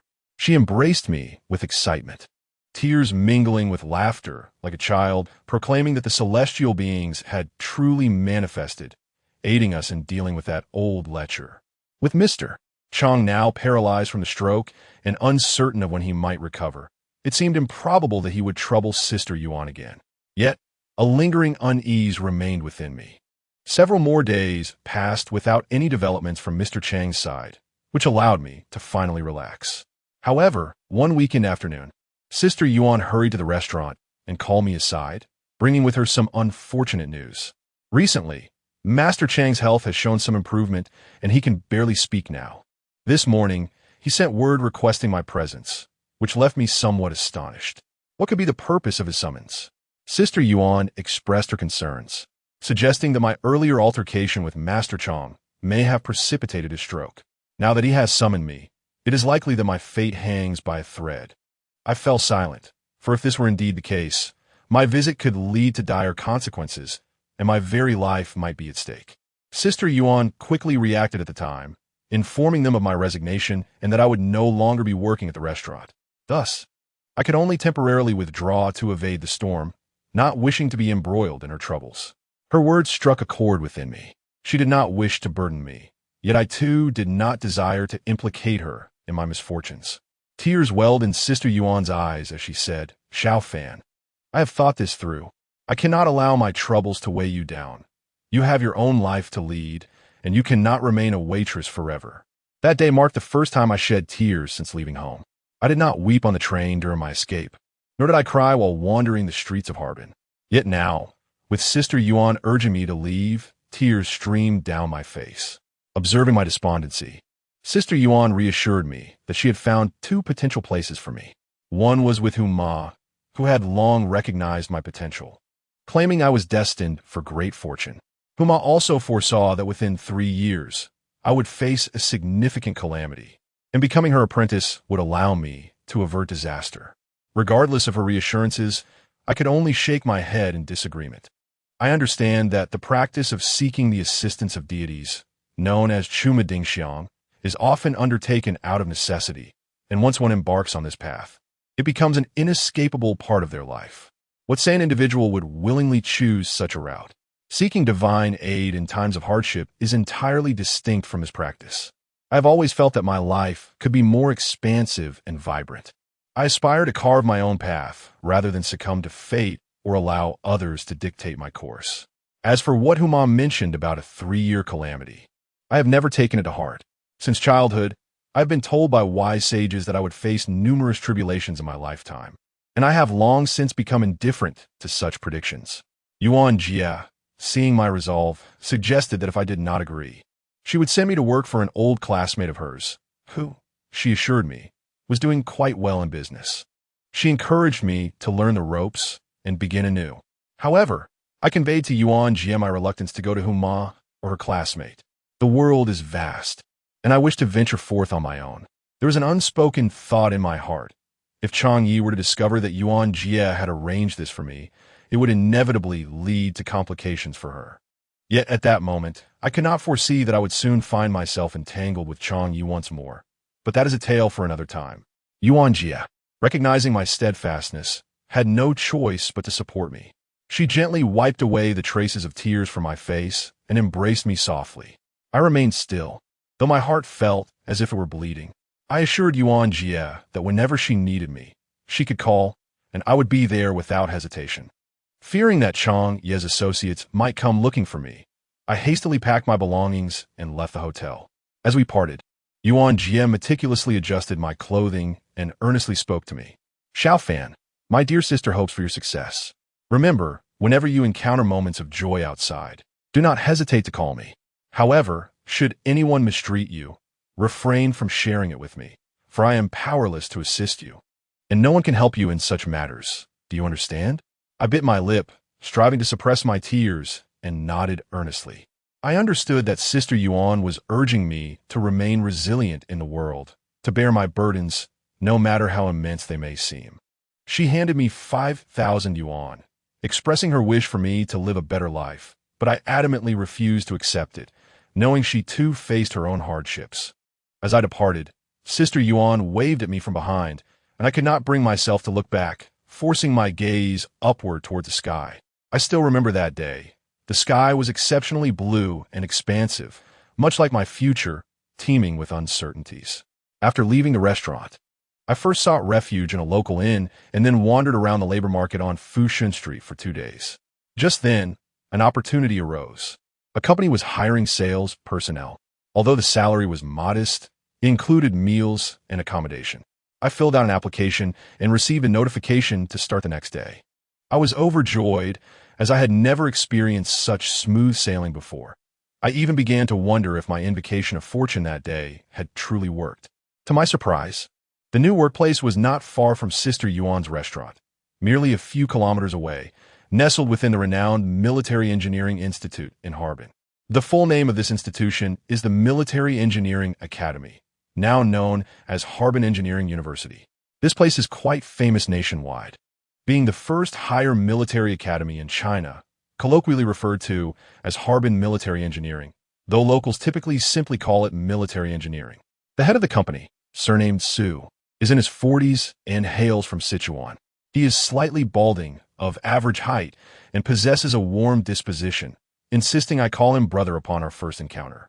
After settling into my dormitory, I gazed at the unfamiliar surroundings with a profound sense of reflection, realizing that my new life was about to commence.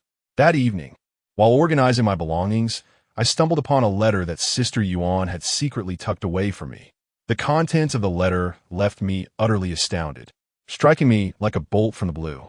In Chapter 8, The Uncertainty of Life, Sister Yuan revealed in her letter that she had long been aware of the circumstances that had compelled me to flee my hometown after injuring someone. However, my uncle had not perished. He had merely been rendered unconscious by my actions, though he had suffered significant injuries, spending a full month in the hospital. Shortly after my arrival at the hotel, Sister Yuan had seen a missing person notice in the newspaper issued by my aunt, which unveiled the truth of the matter. Despite this knowledge, she held a deep affection for me, treating me as a younger brother, and chose to conceal the truth to prevent my departure. In her letter, Sister Yuan expressed her apologies, acknowledging her selfishness and hoping for my future prosperity. She implored me to remember her should I ever achieve success. Reading her words pierced my heart with anguish, yet simultaneously filled me with joy. My uncle was alive, I was no longer a murderer, and my aunt would not be left desolate, as her life had secured a semblance of stability. After over a year of trepidation, I finally felt a weight lift from my shoulders. However, I had resolved that, since fate had orchestrated this turn of events, I would remain here, striving to establish myself before returning to visit my aunt. Though my life is destined to be fraught with trials and tribulations, I firmly believe that one must rely on their own hands to forge their path, regardless of how dire fate may seem. As long as I exert sufficient effort, life will eventually improve. Even if I were to face significant adversity within the next 3 years, I would neither succumb nor resign myself to inaction. In the initial days at the company, my supervisor, Su, did not assign me any tasks but instead guided me around, claiming it was essential to familiarize myself with the marketplace and work environment. By the way, this company specializes in home appliances, boasting numerous counters in various shopping malls throughout Harbin. My role primarily entails routine maintenance, essentially making me a sales representative. At that time, I was rather naive and bewildered, lacking understanding, yet I felt that this job was quite prestigious, allowing me to stroll through bustling commercial districts each day. During my free time, I would wander around the vicinity of the company, frequently visiting the nearby Jiao Temple, which has a history of nearly a century and is reputed to be one of the 4 major temples in northeast China, thriving with incense and numerous visitors, while also steeped in various local legends. It is said that behind Jiao Temple lies a cave inhabited by a fox spirit, where many queue to seek remedies. Adjacent to Jiao Temple is Harbin Amusement Park, originally known as Cultural Park, which holds cherished memories for generations of Harbin residents. Furthermore, longtime locals are aware that Cultural Park is home to a grave of a Soviet soldier, rumored to be haunted. However, I merely regard these tales as stories. The entrance fee for the amusement park is 5 yuan, and occasionally I would purchase a ticket to explore, though my fear of heights prevented me from spending money on the rides. Occasionally, when I pass by the grave of the Russian soldiers, a sense of curiosity compels me to linger there, yet I have never encountered any supernatural occurrences. The streets are bustling with tourists, and the city thrives in its vibrancy. I surmise that even if specters existed, they would dare not reveal themselves amid such liveliness. In our dormitory, there are 3 of us, including myself, the manager, Sue, and a girl named Zhang Wenwen, who serves as a sales clerk for the company. She is of a similar age to mine, hailing from Holland, which lies quite a distance from Harbin. Thus, she resides in the city dormitory for convenience in commuting to work. She possesses a fair complexion and large, expressive eyes. Yet her demeanor is rather reserved, and she speaks little. In contrast to Sister Yuan, she strikes me as exceedingly demure, aptly reflecting her name, resembling a gentle little rabbit.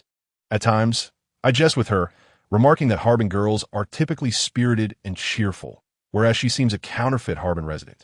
Each time, she responds nonchalantly, merely smiling with pursed lips.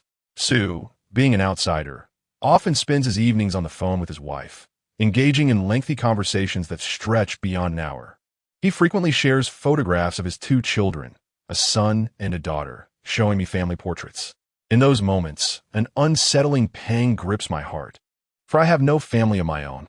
The tranquil days pass swiftly, but just as I felt life was gradually returning to normalcy, an incident occurred.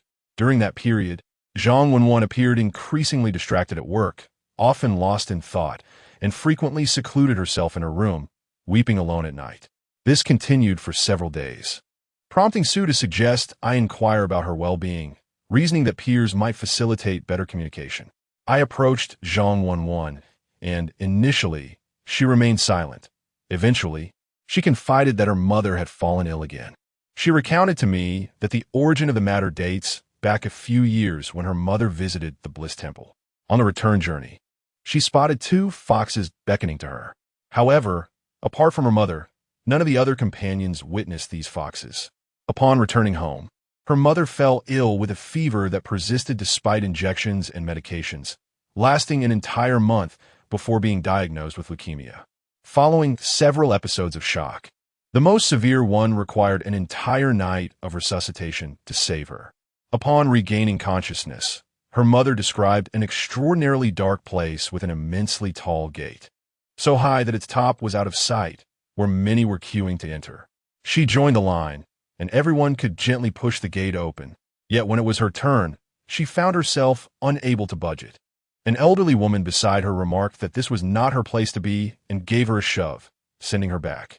Consequently, she awakened. Zhang Wenwen spoke earnestly, her eyes reflecting a hint of terror.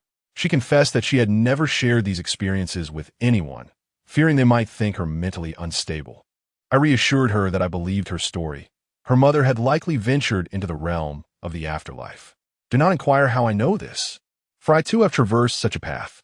Zhang Wenwen gazed at me with apprehension, hesitating momentarily before continuing. She mentioned that her mother's condition stabilized, and she returned home to recuperate. One night, she dreamt of her grandfather, who urged her to procure a more aesthetically pleasing box. Upon awakening, her mother relayed this to the family, yet no one believed her, dismissing it as mere fanciful thinking. Less than half an hour later, they received a call bearing the sorrowful news of her grandfather's passing.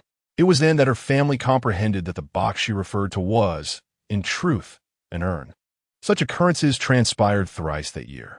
Apart from the demand for a box, there was an instance where her mother dreamt of standing by a murky river, where a familiar voice from the opposite bank called out to her, urging her to cross.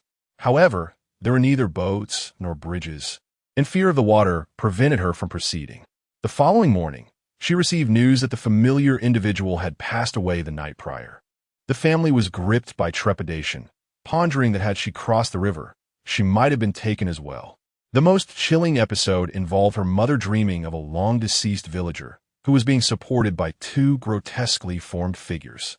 The apparition was clad in a tattered dark blue funeral garment, pleading with her mother to assist in requesting money from his family. claiming he lacked funds in the afterlife and was being tormented by malevolent spirits. Upon inquiry, the family confirmed that they indeed had not visited the grave in several years and acknowledged that the deceased was buried in a deep blue shroud. After a series of these nightmarish visions, her mother's condition deteriorated significantly. She became increasingly dazed, her gaze taking on a sinister quality, often conversing with the air. Initially, her family suspected mental illness, and despite consuming numerous medications to no avail, they sought the help of a local shaman. Upon assessment, the shaman declared that she was afflicted by the impermanence of life, burdened by debts owed to the underworld from a previous life, and suggested that she would be compelled to perform tasks for the realm of the dead, possibly even guiding souls to the afterlife. Frightened, her family implored the shaman for assistance. After much pleading, he sealed her spiritual pathways and administered talismans, claiming they would provide protection for a year. Following this tumultuous intervention, her mother exhibited significant improvement, regaining normalcy in her speech and behavior. Yet, scarcely half a year had passed before her affliction resurfaced, and with even greater severity than before. A few days ago, during dinner, her mother was perfectly fine one moment and then fainted the next. The family struggled for a while to revive her, and when she finally opened her eyes, she remarked that she had just been to the underworld for a trial. In the days that followed, Zhang Wenwen was consumed by fear and anxiety over this incident. She longed to return home, but felt too apprehensive, and with her workload at the company, she found it impossible to take leave. After contemplating the situation, I assured her that there was no need to worry about requesting time off. I would speak to Brother Su on her behalf. Brother Su, being a kind-hearted individual, promptly approved her leave upon learning of the matter. Concerned for Zhang Wenwen's safety during her return, he specifically urged me to accompany her. However, at that moment, I could never have anticipated that this journey back home with Zhang Wenwen would lead to immense trouble for me, and in a certain sense, alter the trajectory of my life. Chapter 9.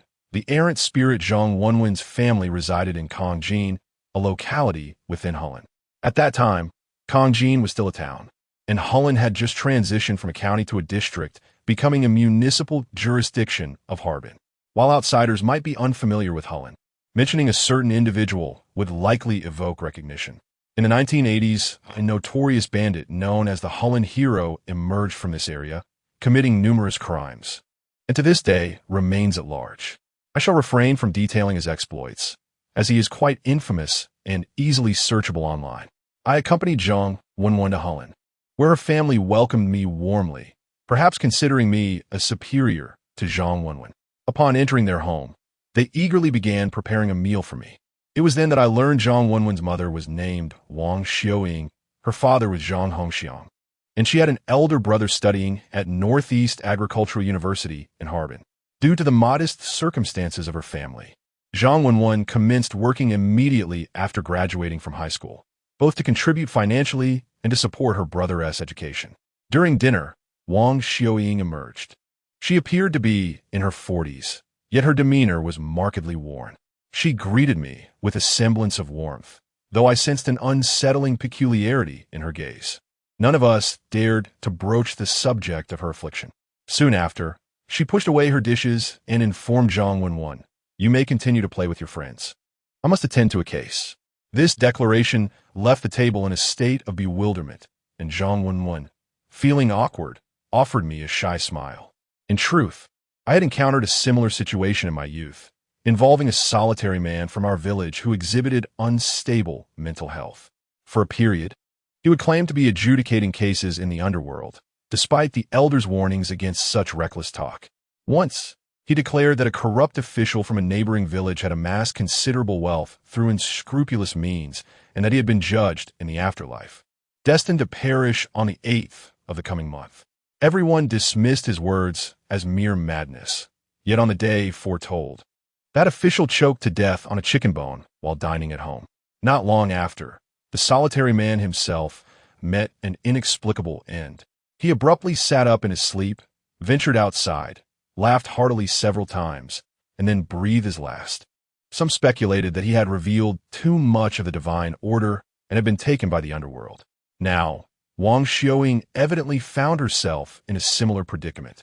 After our meal, Zhang Hongxiang cautiously broached the topic of their household, revealing that Wang Xiuying's condition had been deteriorating increasingly over the past few days. He is a rural man under 50, yet he appears as though he is nearing 60.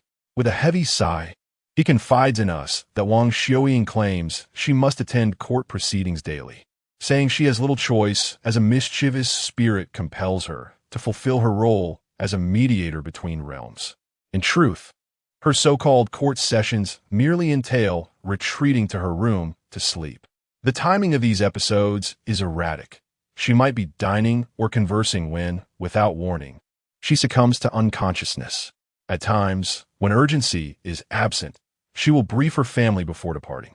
However, during these trances, she resembles one who has passed away, remaining utterly unresponsive even amidst thunderous noises nearby. Where her family inquires about the nature of her cases, she claims she is forbidden to disclose details, warning that revealing too much could lead to her demise. After a brief conversation, Wang Xiuying awakens, and upon entering, we find her gaze fixed ahead, silent, her hands resting on her legs, her face suffused with fury. Observing her expression, it is evident that she is not herself. Zhang, frightened, dares not utter a word, while Zhang Hongxiang seems accustomed to these episodes, approaching her to inquire about her identity. Wang Xiuying, pale with rage and trembling, finally responds after much prodding. "I am Zhang Xiaowu." Upon hearing this name, Zhang Hongxiang's countenance shifts dramatically. "Xiaowu, you have been gone for 7 or 8 years. What is it that you cannot let go of? Tell Aunt Xiuying to refrain from tormenting us." Wang Xiuying slams her thigh in frustration. 3 years ago, Yan the Blind trapped me at the Earth God Temple, promising to release me in 3 months. Now 3 years have passed. I carry this heavy stone daily. With no money to spend or clothes to wear, my trousers are in tatters. Zhang Hongxiang cautiously remarked, but Yan the Blind has been dead for several years. You must seek him out. Wang Xiuying huffed in response, "That is not my concern. You must resolve this matter for me." Witnessing this exchange, Zhang Hongxiang was rendered speechless, his anxiety palpable as he floundered. At this moment, it would be disingenuous to claim I felt no fear. However, having been accustomed to such scenarios since childhood, I recognized the necessity for someone to step forward at this critical juncture. It mattered not whether you were Zhang Xiaowu or Li Xiaowu. Even the king of hell must adhere to reason. In this world, who could demand assistance while behaving so domineeringly? Summoning my courage, I spoke with a stern countenance, which diminished Zhang Xiaowu's bravado. He stared at me for an extended moment before finally speaking. "Regardless, you must handle this for me today, or I shall cause a ruckus. If you create a disturbance, you will find even less support. After all, we are not the ones carrying the stones daily. If one stone feels insufficient to you, simply add another." I recall the saying, "Good spirits heed counsel, while wicked spirits entangle the malevolent." Such malevolence should not be indulged. Upon hearing my words, Wang Xiuying's eyes began to roll back in fury. Her entire being seemed to swell with rage, as if she were on the verge of death or as though someone were choking her. Zhang Luan and her father hurriedly approached to pat her back and smooth her front, and after a considerable time, Wang Xiuying finally regained her composure, her gaze gradually returning to normalcy. Zhang Hongxiang conveyed to me that the individual referred to as Zhang Xiaowu was a ne'er-do-well in the town, exploiting his family's influence to bully others and committing numerous misdeeds, including taking lives. Ultimately, in the 1990s, he was sentenced to death and executed. However, even in death, he remained unrestful, causing disturbances. A renowned local shaman, Yang Xiezi, was summoned to subdue Zhang Xiaowu, burying him beneath an old locust tree behind the Earth God Temple. Soon after, Yang Xiezi succumbed to illness, leaving subsequent events shrouded in mystery. At this juncture, Wang Xiuying regained her senses and revealed to us that Zhang Xiaowu had sought redress in the underworld, claiming that he had been wrongfully condemned while taking the blame for another's misdeeds. He had been trapped beneath the Earth God Temple for several years, and if he were not released, he threatened to unleash chaos upon Wang Xiuying's family. I was perplexed. How could Zhang Xiaowu, confined beneath the temple, still possess the ability to manifest? Wang Xiaoying explained that it was permitted by the judge of the underworld, so he could voice his grievances through her. The real adjudicator was not her, but rather the judge, with a few living individuals present to serve as witnesses and offer counsel. It was then that I comprehended the nature of this so-called trial. It was akin to a jury. Wang Xiaoying further elucidated that since Yang Xiezi had passed, the spirits he had bound were neglected, as no one wished to become entangled in the troubles. However, today, the judge had allowed Zhang Xiaowu to emerge through her. Due to the arrival of a young acolyte from the side of a bodhisattva at our home, who could assist in his salvation, this individual being myself. The term emerge in this context signifies liberation from adversity and the alleviation of calamities. Yet, the entire scenario was so fantastical that anyone hearing it would likely deem Wang Xiaoying to be experiencing a mental breakdown. In my childhood, there were indeed whispers that I was destined for a unique fate, with claims that I was akin to a celestial being. I took a certain pride in this notion. At the behest of Zhang Wenwen's family, despite my skepticism, I accompanied them to the local earth deity temple. Chapter 10. Master Yang, the town was not particularly large, and upon our arrival, we discovered a substantial stone, weighing no less than 100 pounds, resting beneath an ancient locust tree behind the temple. An elderly caretaker at the temple engaged with Wang Xiaoying, who exchanged a few words with him and handed over 20 yuan, prompting the old man to allow us to move the stone. Before we commenced our task, the old man paid his respects within the temple, lighting 3 incense sticks and placing a bowl of water in front of the stone. He sprinkled a handful of earth into the bowl, uttering a few incantations before declaring the ritual complete. With considerable effort, I managed to lift the stone, revealing a small figure cut from yellow paper beneath it, inscribed with the name Zhang Xiaowu, alongside a talisman drawn in red ink. Following Wang Xiaoying's instructions, I removed both the talisman and the paper figure and incinerated them, scattering the ashes along with the water at a crossroads. The old man remarked that many were aware of Zhang Xiaowu's presence beneath the stone, yet for years, no one had taken the initiative to intervene. His family remained indifferent, having never inquired about him, for during his lifetime, he had committed numerous misdeeds that earned him their disdain. Now, it seemed that he had finally found some measure of release from his tribulations. That very night, Wang Xiaoying dreamt of Zhang Xiaowu expressing his gratitude, declaring his intent to seek vengeance. Yet when she inquired about his plans for retribution, he offered no explanation. Over a month had passed when one day, Zhang Wenwen suddenly informed me that a prominent figure in Hulun, known for his influence in both the underworld and legitimate circles, had fallen from grace and been apprehended. He disclosed a plethora of issues during interrogation. Among them was an incident from a decade ago, wherein this individual had hired an assassin to eliminate a rival in business. When caught, he paid 15,000 yuan to Zhang Xiaowu to take the fall. Originally, he had promised to spare Zhang Xiaowu's life, yet ultimately, he was executed. Hearing of this incident stirred my emotions, illuminating the true meaning behind Zhang Xiaowu's earlier claims of seeking vengeance. Rather than opting for direct retribution against the elder, Zhang Xiaowu employed some method to compel the adversary to confess his crimes, leading to his eventual punishment. This can be viewed as a manifestation of poetic justice. It is worth mentioning that this figure, surnamed Lien, was executed in 2006, a fact known to the locals.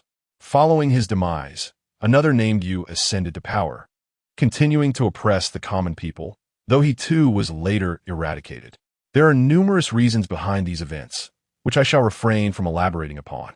However, since that incident, I frequently found myself inexplicably dreaming of Zhang Xiaowu, who appeared before me clad in tattered trousers. Even during the day, I often sensed the presence of an unseen entity lurking in the corners of my dormitory, observing me. After enduring this for over a month, I finally confided in Zhang Wenwen, who reassured me that it was merely a psychological manifestation. As the saying goes, suspicion breeds paranoia. If I cease to dwell on it, all be well. Nevertheless, despite her comforting words, I remained unsettled, recalling how Zhang Wenwen's mother had once remarked that no one wished to intervene in such matters. Fearing the ensuing trouble, days passed, and the sensation of being watched intensified. One night, in the wee hours, I arose to relieve myself. Groggy after finishing, as I returned to my room and passed through the living room, I faintly discerned a figure seated on the sofa. Assuming it to be Suga, I inquired, but the figure remained silent. Upon switching on the light, I found the sofa utterly vacant, devoid of any presence. In that instant, it felt as though a bucket of icy water had been poured over me, leaving me chilled to the bone, cold sweat trickling through my hair. It dawned on me then that I might indeed be in serious trouble. Since I had lent a helping hand to her family, my relationship with Zhang Wenwen gradually deepened. During that period of unrest, she frequently invited me to stroll near the Jile Temple after work. At that time, a newly constructed Ferris wheel had just been erected beside the temple, and my acrophobia prevented me from riding it. Instead, I often found solace in sitting with Zhang Wenwen in the small square adjacent to the temple, chatting while sipping cold beverages, gazing at the Ferris wheel. Aside from Sister Yuan, Zhang Wenwen was the first girl with whom I developed a close bond, and given our similar ages, we shared many common topics. However, I refrained from sharing the recent unsettling occurrences with her, as she was timid by nature. The revelation of a haunting in our dormitory would surely terrify her. The vicinity of Jile Temple was dotted with fortune tellers, who would approach anyone and everyone with their predictions. I held a strong aversion to them, often steering clear. Yet, among them, one woman stood out distinctly. Appearing to be around 30, she seemed mentally unwell, adorning herself like the Bodhisattva Guanyin, in a secluded corner outside the temple. She had set up a paper lotus pedestal, surrounded by Buddhist statues, and she meditated there daily. Moreover, she indulges in smoking, and every time I behold her peculiar demeanor, she resembles a deranged woman clad in a mismatched attire, seated upon a lotus pedestal, her eyes shut, one hand clasping a cigarette. At times, she engages in soliloquy, as if conversing with some invisible entity, an utterly bizarre sight. Many who encounter her tend to steer clear, too intimidated to approach. Yet there are curious onlookers who gather to gawk and whisper, akin to observing a curious creature. Some say her surname is Yang, that her mind has been unsettled, rendering her eccentric, yet she possesses an uncanny gift for fortune-telling, earning her the moniker Yang the Great. She never initiates conversation, indifferent to the stares of the crowd, which evokes in me not aversion, but rather a sense of pity for her plight. On that day, while shopping with Zhang Wenwen, I found myself pondering the strange occurrences from the previous night, when Yang the Great suddenly called out to me from short distance. "Young lad, halt!" There was no one else nearby, so it was undoubtedly me she addressed. Curiosity piqued, I approached and inquired, "What is it, madam?" Zhang Wenwen, slightly anxious, grasped my arm, urging me to leave. However, my intrigue had been ignited, for Yang the Great, despite her closed eyes, seemed to discern the gender and age of those passing by.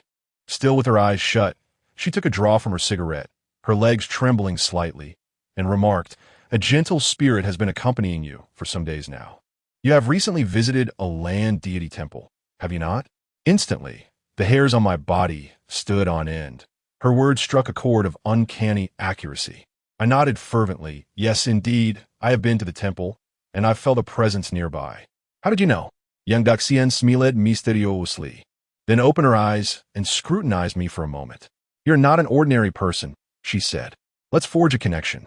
The spirit that clings to you has been brought back from the Earth Temple. In his lifetime, he committed numerous sins and now, deprived of sustenance and care, he is so impoverished that he cannot even afford trousers." As I listened, an unsettling feeling washed over me. Wasn't she speaking of Zhang Xiaowu? I quickly crouched down, earnestness etched on my face, and inquired, "Sister, what should I do now? Must I send him away?" She did not respond immediately, but fixed her gaze upon me, stating, "This spirit has expressed a desire to remain with you, wishing to cultivate alongside you. You are a young acolyte beside the Bodhisattva, and there are benefits to his association with you. Previously, when Zhang Xiaowu possessed Wang Xiuying, I could engage with him, but now that it was my turn, I felt a tremor of fear." Zhang Wenwen, upon hearing this, grew frightened and suggested, "Why don't we offer him some money and clothes to persuade him to leave?" Yang Daxian shook her head, declaring that would be futile. If he desired money or clothing, he would seek it from his family. However, He wishes to pursue cultivation, which complicates matters. With a troubled expression, I confessed, Sister, to be honest, I am merely a worker struggling to make ends meet. Having him follow me is of no advantage. Yang Daxian took another drag of her cigarette and motioned for me to extend my hand. She placed 3 fingers upon my pulse point, and her eyes began to roll back, revealing only the whites. Her appearance was indeed quite terrifying. After a while, she finally released her grip, shaking her head in contemplation. You are under the protection of celestial guardians, and while they may not be able to harm you, the spirit has already begun to infiltrate your essence, which presents a considerable complication. Chapter 11. Master Huxian. The appearance of Master Yang was quite terrifying, prompting me to inquire about the nature of the trouble I faced. She explained that this spirit possesses a certain level of power and has been traversing my channels. Currently, half of my channels have been opened by it, and henceforth, I shall likely encounter increasingly bizarre occurrences. In this context, channels refers to the meridians within the human body. For an ordinary person, several of these meridians remain blocked, and it is only through cultivation that one can achieve their opening. In martial arts literature, one often hears of fully unblocked meridians or the opening of the run and do vessels. This is essentially about the opening of channels, which enables one to better attract the energies of a universe. However, should an untrained individual find their channels opened without understanding the principles of yin and yang, they risk being invaded by malevolent energies, a phenomenon commonly referred to as being possessed or encountering evil spirits. Moreover, besides spirits, one may also become susceptible to the influence of celestial beings, as both spirits and celestial entities are, in essence, ethereal forms. The opening of channels significantly increases the likelihood of such possession. Some individuals are naturally predisposed to encountering malevolent entities, which is indicative of this phenomenon. Master Yang remarked that I, too, possess such a predisposition, and now that I have been compromised by that spirit, the situation could escalate further. A chill ran down my spine as I expressed my fear of this predicament, lamenting that it seems impossible to evade. With an enigmatic smile, Master Yang replied, "Evading it is futile. If not this matter, another will arise. You are destined to embark on the path of celestial ascendance. There is no escape." With a grim expression, I asked, "What should I do now?" She did not respond to my question, but squinted her eyes and extended 3 fingers towards me. It took me a moment to grasp her meaning, after which I retrieved 30 yuan and handed it to her.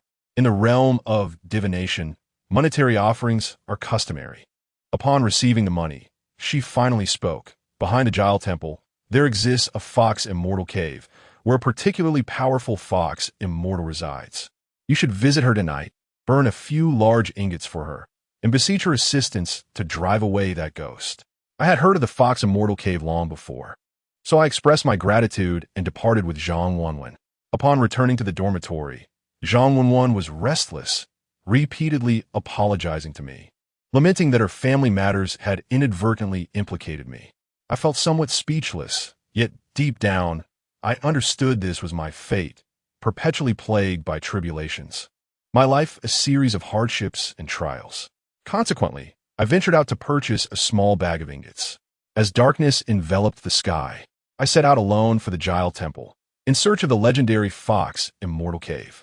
In truth, I could have sought assistance from Huma, but the thought of her made me uncomfortable, as she persistently wished for me to become her disciple. Around 9 o'clock in the evening, I stealthily approached the Jile Temple, at which hour the temple gates were already closed, and the nightlife in the northeast was rather subdued, with surrounding shops having long since shuttered. This stark contrast between the north and south is noteworthy. I later visited several southern cities where the streets were bustling with life even at midnight, and many restaurants remained open until the early hours. In Harbin, however, it was already quite late by 9 o'clock, and past 10, the only dining option available was barbecue. In some small counties in the northeast, the streets would be deserted as soon as night fell. The Jile Temple encompasses a vast area, with a narrow path leading to its rear wall, adjacent to a residential neighborhood, where the streetlights emit a dim, amber glow. I traversed along the back wall of Jile Temple, in search of the elusive Fox Immortal Cave. This cave has a storied history, having first manifested its miraculous powers in the 1990s. Legend has it that ailing elderly woman in the vicinity, unable to afford her medication, had faith in the divine. One night, she dreamt of a fox deity who instructed her to seek medicine from a drainage hole behind Giles Temple. The woman followed the dream's guidance and indeed discovered a medicinal pill at the drainage site, which remarkably alleviated her illness significantly. Word of this miraculous event spread swiftly, drawing throngs of devotees to the fox immortal, surpassing even those who visited Giles Temple to offer incense. However, the tale's widespread dissemination had adverse repercussions, prompting the temple authorities to seal the drainage with cement. Years later, for reasons unknown, a new opening appeared in the sealed cement, and individuals began constructing a roof and a small shrine, placing effigies of the deity within, which led to a resurgence in worship. Subsequently, Master Jinghua, the abbot of Giles Temple, resolved to restore order. The roof of the Fox Immortal Cave was dismantled, the effigies removed, and the burning of incense and paper offerings was prohibited. Nevertheless, some individuals, like myself, continued to clandestinely pay homage to the deity. With all structures dismantled and the small shrine vanished, the darkness enveloped me, and after a prolonged search, I finally stumbled upon the Fox Immortal Cave by the roadside.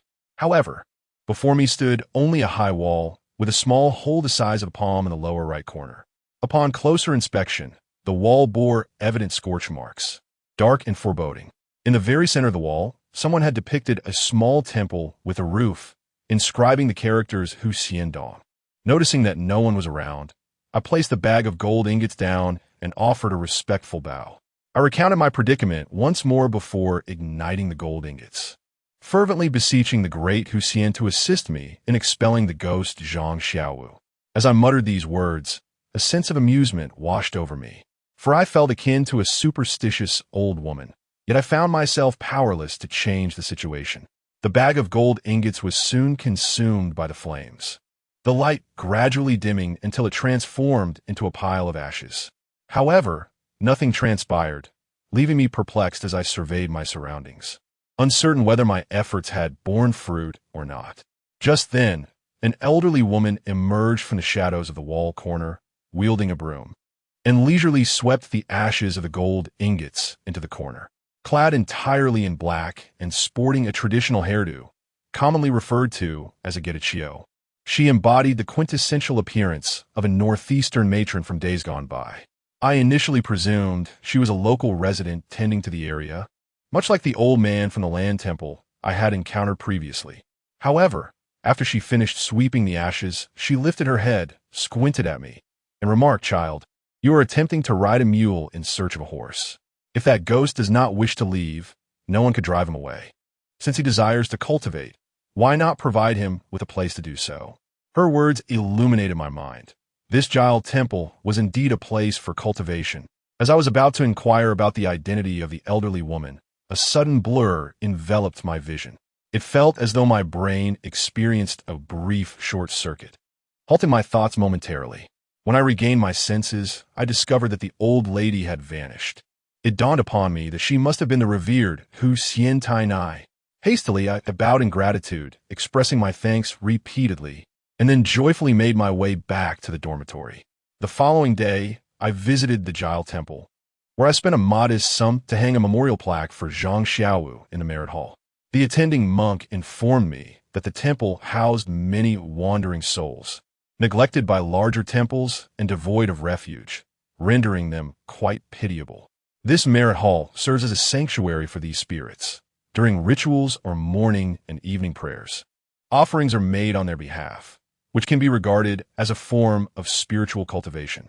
After leaving the Giles Temple, I relayed this experience to Master Yang, who advised me to burn some paper money and clothing for Zhang Xiaowu. I complied, visiting the previous Earth Deity Temple to burn 2 bags of ingots and a set of blue cloth garments for him. That very evening, the unsettling sensation of being watched dissipated, and I no longer felt fear when I needed to use the restroom in the middle of the night. A few nights later, I dreamt of Zhang Xiaowu again.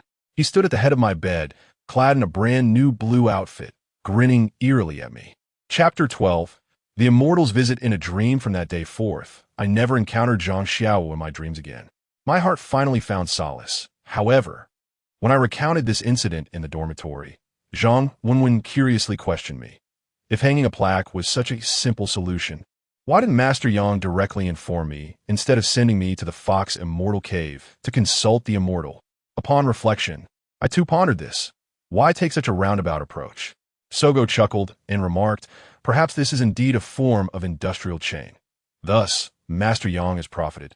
Master Fox has received his ingots. You have resolved your issues, and the temple has generated income, each party benefiting in their own way.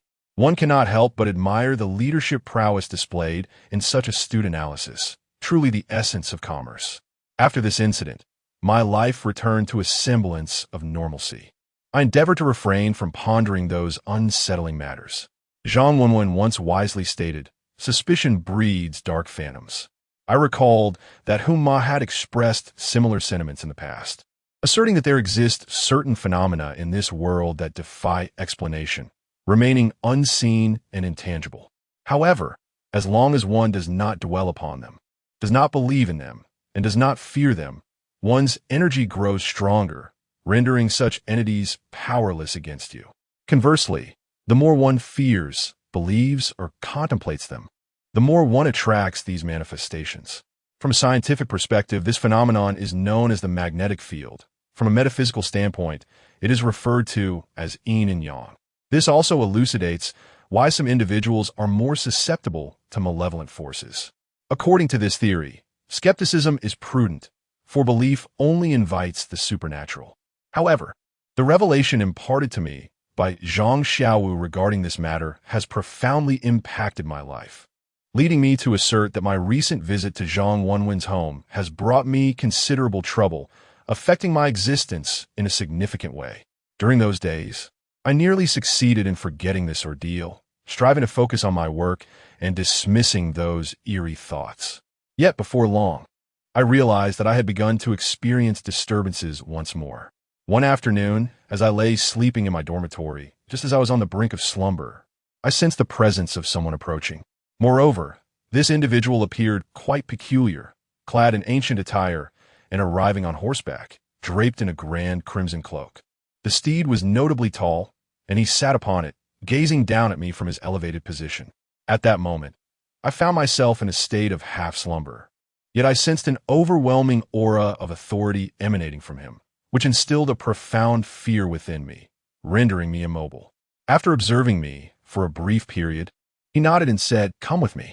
As he extended his hand, I felt as though my body was lifted into the air, and upon glancing back, I realized I was over 2 feet off the ground. Terrified, I struggled fiercely and blurted out, "Put me down, I do not wish to accompany you." Strangely enough, the moment my words escaped my lips, he halted, regarded me calmly, and replied, "Very well, I shall wait for you a few more days." After a slight pause, he uttered a perplexing phrase, "Beware of the kitchen knife within 3 days." No sooner had he spoken than I jolted awake, opening my eyes to find nothing before me. Yet, the dream and his words remained vividly etched in my memory. I mused that he could not be a ghost, but rather a celestial being.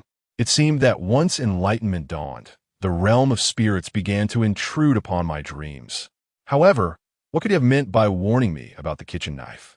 Following this bizarre dream, I remained exceedingly cautious, refraining from entering the kitchen for 3 consecutive days, keeping my distance from any knives, while Suge took on the culinary duties. Speaking of which, I must express my astonishment. The people of Sichuan have an extraordinary penchant for consuming chili peppers. Every time Su cooks, he prepares a large basin of chili peppers with only a small amount of meat and closes the kitchen door, for the spiciness is overwhelmingly pungent. Even when Zhang Wenwen and I retreat to the bedroom, it proves ineffective, yet he remains unscathed in the kitchen. I often express my desire for us to prepare a more substantial meat dish, lamenting the lack of variety. He, perplexed, inquires whether stir-fried chili with meat is not considered a meat dish. I reply, "Brother, in our Northeast, we refer to this as a vegetable dish." However, it was not until the afternoon of the 3rd day that I remained unharmed, encountering no peculiar occurrences, nor did I lay eyes on any kitchen knives. A thought crossed my mind. Could it be that day was merely a dream? As I was nearing the end of my workday, Zhang Wenwen suddenly extended an invitation for me to visit her home, even suggesting I spend the night. Taken aback, I was quickly reassured by her, as she explained that the situation was not as I presumed. It turned out that Zhang Wenwen had a cousin who had suffered a mental breakdown a few years prior.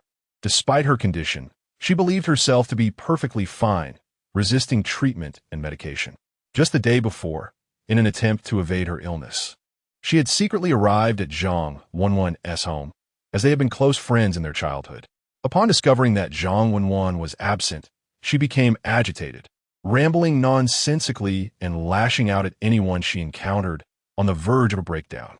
Consequently, Zhang Wenwen felt compelled to persuade her cousin to return home and seek proper treatment. A bit fearful of her cousin, Zhang Wenwen pondered and decided to ask for my company. I was left speechless, recalling the previous incident at her home that had caused me a great deal of trouble. And now she expected me to accompany her again? During this period, Zhang Wenwen and I have grown quite close, and it is evident that she harbors feelings for me. To be honest, I also hold a favorable impression of her, yet I have not contemplated it deeply. However, she seems to have begun to rely on me. After her repeated pleas, I found it difficult to decline, and thus I acquiesced. After all, she is unafraid, and I have little to fear. After work, we proceeded to her home. Upon entering, I was greeted by a vibrant young woman, strikingly beautiful. She joyfully ran over to Zhang Wenwen, pulling her along with laughter and excitement. Initially, Zhang Wenwen appeared somewhat awkward, but upon witnessing her cousin's normal demeanor, her apprehension dissipated. The two engaged in cheerful banter, and I felt reassured as her cousin instinctively accepted me as Zhang Wenwen's boyfriend, treating me with warmth. Zhang Wenwen's family did not provide much explanation, likely considering her to be somewhat eccentric. They believed that as long as she behaved herself, there was no need for extensive discussion. Interestingly, her parents did not regard me as a stranger. After dinner, I was assigned to sleep in the room next to Zhang Wenwen's, while the two sisters shared room. As night fell, I lay in my room, listening to the murmurs from next door, perplexed by the seemingly endless topics of conversation among the girls. After a while, around 9 o'clock in the evening, everyone had retired for the night, when suddenly, urgent knocking echoed from outside. Zhang Hongxiang went to answer the door, and although I could not discern the conversation, it soon became apparent that Wang Xiaoying had also risen. The elderly couple hurriedly followed the visitor out, suggesting that something troubling had occurred, as they would not have left in such a flurry in the middle of the night. I refrained from inquiring further, thinking it prudent to remain untroubled and complete my task by simply sleeping until morning. Thus, I turned over and surrendered to slumber, disregarding all else. Merely a few minutes later, as I drifted into a drowsy state, I sensed the temperature in the room gradually dropping, becoming somewhat chilly. Just as I wrapped myself tightly in the blanket, I heard the door creak softly, signaling someone had entered quietly. To my astonishment, a fragrant young lady nestled herself beneath my covers. Initially, I feared I was encountering a ghost, jolting awake, only to find it was Zhang Wenwen. She curled up beside me, and upon noticing my wakefulness, gently pressed her hand over my mouth, urging me to remain silent, for her cousin was outside. Her voice trembled slightly. Chapter 13. Haunting at midnight, her hand was delicate and soft, stirring a flurry of thoughts within me. Could it be that she was eager for something more, having barely been alone since her parents departed? This was my first experience in such a situation, and my mind momentarily faltered, leaving me uncertain of how to proceed. Suddenly, I heard faint footsteps in the living room, accompanied by her cousin's hushed calls. "One, don't be afraid. Come out." The voice was eerie and unsettling, sending chills down my spine in the dead of night. Zhang Wenwen trembled violently, her complexion paling, prompting me to sense something was amiss. A troubling event seemed imminent. Thus, we concealed ourselves beneath the covers, neither daring to utter a sound. Was her cousin unwell? The footsteps lingered outside, as if searching for something elusive. The clock in the room ticked softly, marking the passage of time as we exchanged glances. The warmth beneath the covers gradually rising, creating an oppressive heat. At that moment, The footsteps finally halted at the door. A strange noise emanated from the entrance, and to my astonishment, the already locked door slowly creaked open. The sound made my heart leap. Moonlight streamed through the doorway, revealing my cousin standing there, a sinister smile on her face, a gleaming kitchen knife in her hand. Imagine this. In the dead of night, you are asleep, and suddenly, a fragrant young woman slips into your bed, stirring your curiosity. Just as your thoughts begin to wander, a deranged individual appears at the door, wielding a knife, exuding an aura of menace, slowly advancing towards you. Surprising, isn't it? Thrilling, perhaps? What would you do? I cannot speak for others, but my first instinct was to flee. Yet, the only escape route was blocked by my cousin. Zhang Wenwen, terrified, clutched my hand tightly, as if fearing I might run away. I thought to myself, are you two in cahoots, deliberately luring me here to conspire against me in the dead of night? Are you planning to harvest my organs? No wonder I had that bizarre dream a few nights ago warning me to be cautious of kitchen knives. This was the reason. With no choice but to steel myself, I stood up, positioning Zhang Wenwen behind me, bracing for a fight. Though she wielded the knife, I was a man, and I would not be intimidated. Just as we faced each other, I suddenly witnessed my cousin swing the knife down onto a nearby chair. The chair was crafted from sturdy wood, yet she shattered the backrest with a single stroke of her knife. Goodness, what immense strength must one possess? I shuddered at the thought, only to witness my cousin, after demolishing the chair, brandishing a kitchen knife and wildly swinging it throughout the room. As she hacked away, she shouted, "Little evil spirit, dare you act so brazenly before me?" Her fierce demeanor instilled greater fear in Zhang Wenwen, and I too found myself bewildered, wondering from whence this evil spirit had emerged. Upon squinting more intently, I discerned an anomaly. A shadow, seemingly small, had nestled itself in a corner, darting about in panic as my cousin pursued it. Goodness, something truly had infiltrated the house. Could it be that my cousin, wielding the kitchen knife, had not come to harm us, but rather to rescue us? It is indeed no exaggeration to assert the bravery of girls from northeast China. My cousin swung her knife haphazardly, cursing under her breath, while I shielded Zhang Wenwen, too afraid to move, merely pointing at the shadow to assist my cousin in vanquishing the malevolent entity. After approximately 5 or 6 minutes of chaos, the shadow suddenly vanished. The room fell into an eerie silence, and my cousin held her breath, her peculiar gaze scanning the surroundings. At that moment, an odd sound reached my ears, akin to someone spitting behind me, accompanied by a poo-poo noise. I swiftly turned around, only to find a small, dark dog squatting in the corner, incessantly spitting in my direction. "Get back!" my cousin bellowed, and in an instant, I realized what was happening, barely having time to comprehend the situation before I hastily sidestepped. In the next moment, my cousin's kitchen knife was unleashed, slicing through the air and striking behind me. With a clang, the knife fell to the ground, and I hastily turned to see that the creature resembling a dog had been struck down by her blade, lying motionless on the floor. By the time my cousin approached, the creature had begun to fade away, ultimately vanishing from sight.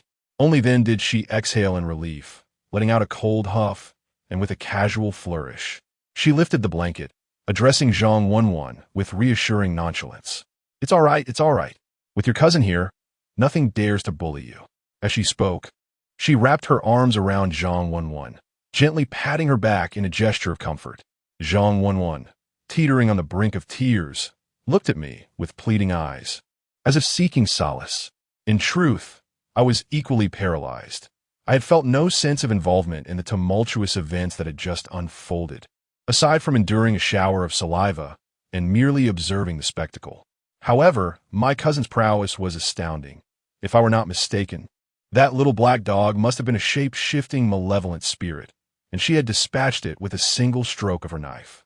She was no mere eccentric. She was indeed a vessel of Zhong Kuei, the legendary ghost catcher. At that moment, Zhang Wenwen's parents returned, and upon witnessing the scene, their gazes fixated on me. It was no wonder they were misled. Zhang Wenwen was sobbing on the bed. Her cousin was attempting to console her, and I stood awkwardly nearby, with a knife lying not far away. Anyone observing would surmise that I was the one wielding the weapon with ill intent towards their daughter. Fortunately, Zhang Wenwen quickly clarified the situation, explaining that after her parents departed, a malevolent spirit had infiltrated their space, which her cousin had detected and vanquished. Wang Xiaoying sighed, attributing the near calamity to her oversight. Earlier, she and Zhang Hongxiang had gone out because someone in the town had suddenly become possessed and was in a state of desperation at home, having bitten several people. Wang Xiaoying, being a person of unpredictable fortune, had the ability to instill fear in ordinary spirits. Thus, upon her arrival, the possessed individual calmed down, but then suffered an epileptic seizure, convulsing and frothing at the mouth for quite some time. Consequently, the spirit that had just been present was likely resentful for being banished by Wang Xiaoying and sought to cause trouble at her home. However, it unexpectedly encountered a mentally disturbed individual who, with a mere kitchen knife, was swiftly dispatched by Zhang Wenwen, her cousin. This incident led everyone to realize a significant truth. Her cousin was certainly no ordinary person with mental illness.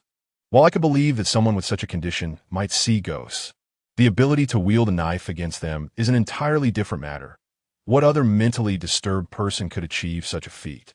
Moreover, another troubling issue arose. That unknown, ghostly entity had spat on me, and later I noticed a cluster of blisters forming on my waist, which were red and swollen, burning with pain. Upon consulting a healer, I was informed that it was a form of shingles akin to what Western medicine refers to as herpes zoster. The sensation was excruciating. I visited several hospitals without finding a remedy, and the condition only worsened, with more blisters appearing. I heard that this affliction feels like a snake coiled around one's waist, and if the ends of the snake were to meet, my life would be in jeopardy. Chapter 14. Beating the drum to invite the deity Zhang Wenwen was equally concerned, accompanying me to seek treatment whenever she could, often to the point of tears. She expressed her guilt, lamenting that she was a harbinger of misfortune, having brought me to her home twice, both times resulting in calamity. I found myself a loss, offering her the consolation that my life seems to be an unending series of calamities, leading to misfortune wherever I tread, and that she should not bear the blame. Days passed, yet not only did my waist show no signs of improvement, but I also began to develop this affliction on my thigh, causing such pain that I could scarcely walk, particularly as it appeared at the base of my thigh. At that juncture, Zhang Wenwen informed me that her mother had consulted a fortune-teller for her cousin, who claimed that her cousin suffered not from mere mental illness, but rather from a spiritual entity seeking to reveal itself, a condition that had been festering for several years. The family had decided to take action the following day. Coincidentally, this fortune-teller possessed a unique skill for treating snake sores, asserting that his touch would bring about swift healing. Thus, she wished for me to accompany her to witness her cousin's ritual and to inquire whether the fortune-teller could remedy my ailment. I had already accompanied her twice to Hulun, once to summon spirits, and the second time to confront illness. Now, she implored me once more, and I was beginning to feel trepidation. However, the pain was truly unbearable, and I thought, given my current state and the ineffectiveness of the hospital's care, perhaps a folk remedy might indeed prove beneficial. Steeling myself, I resolved to accompany her to Hulun once again, seeking the fortune-teller's aid. Surely, I could not be so unfortunate as to encounter misfortune every time I ventured with her. In Hulun, there exists a street known as Tongho Road, well known among the locals as a thoroughfare for Buddhist supplies. It is said that nearly every shop there is presided over by a deity, with signs standing at the entrance or words affixed to the windows, all boldly proclaiming fortune-telling, breaking barriers, selecting auspicious dates, external ailments, and fright in children. The journey from the city to this place spans approximately 30 kilometers. Despite my discomfort, as I alighted from the vehicle and beheld the scene, I thought to myself, goodness, this is undoubtedly a street steeped in superstitious practices.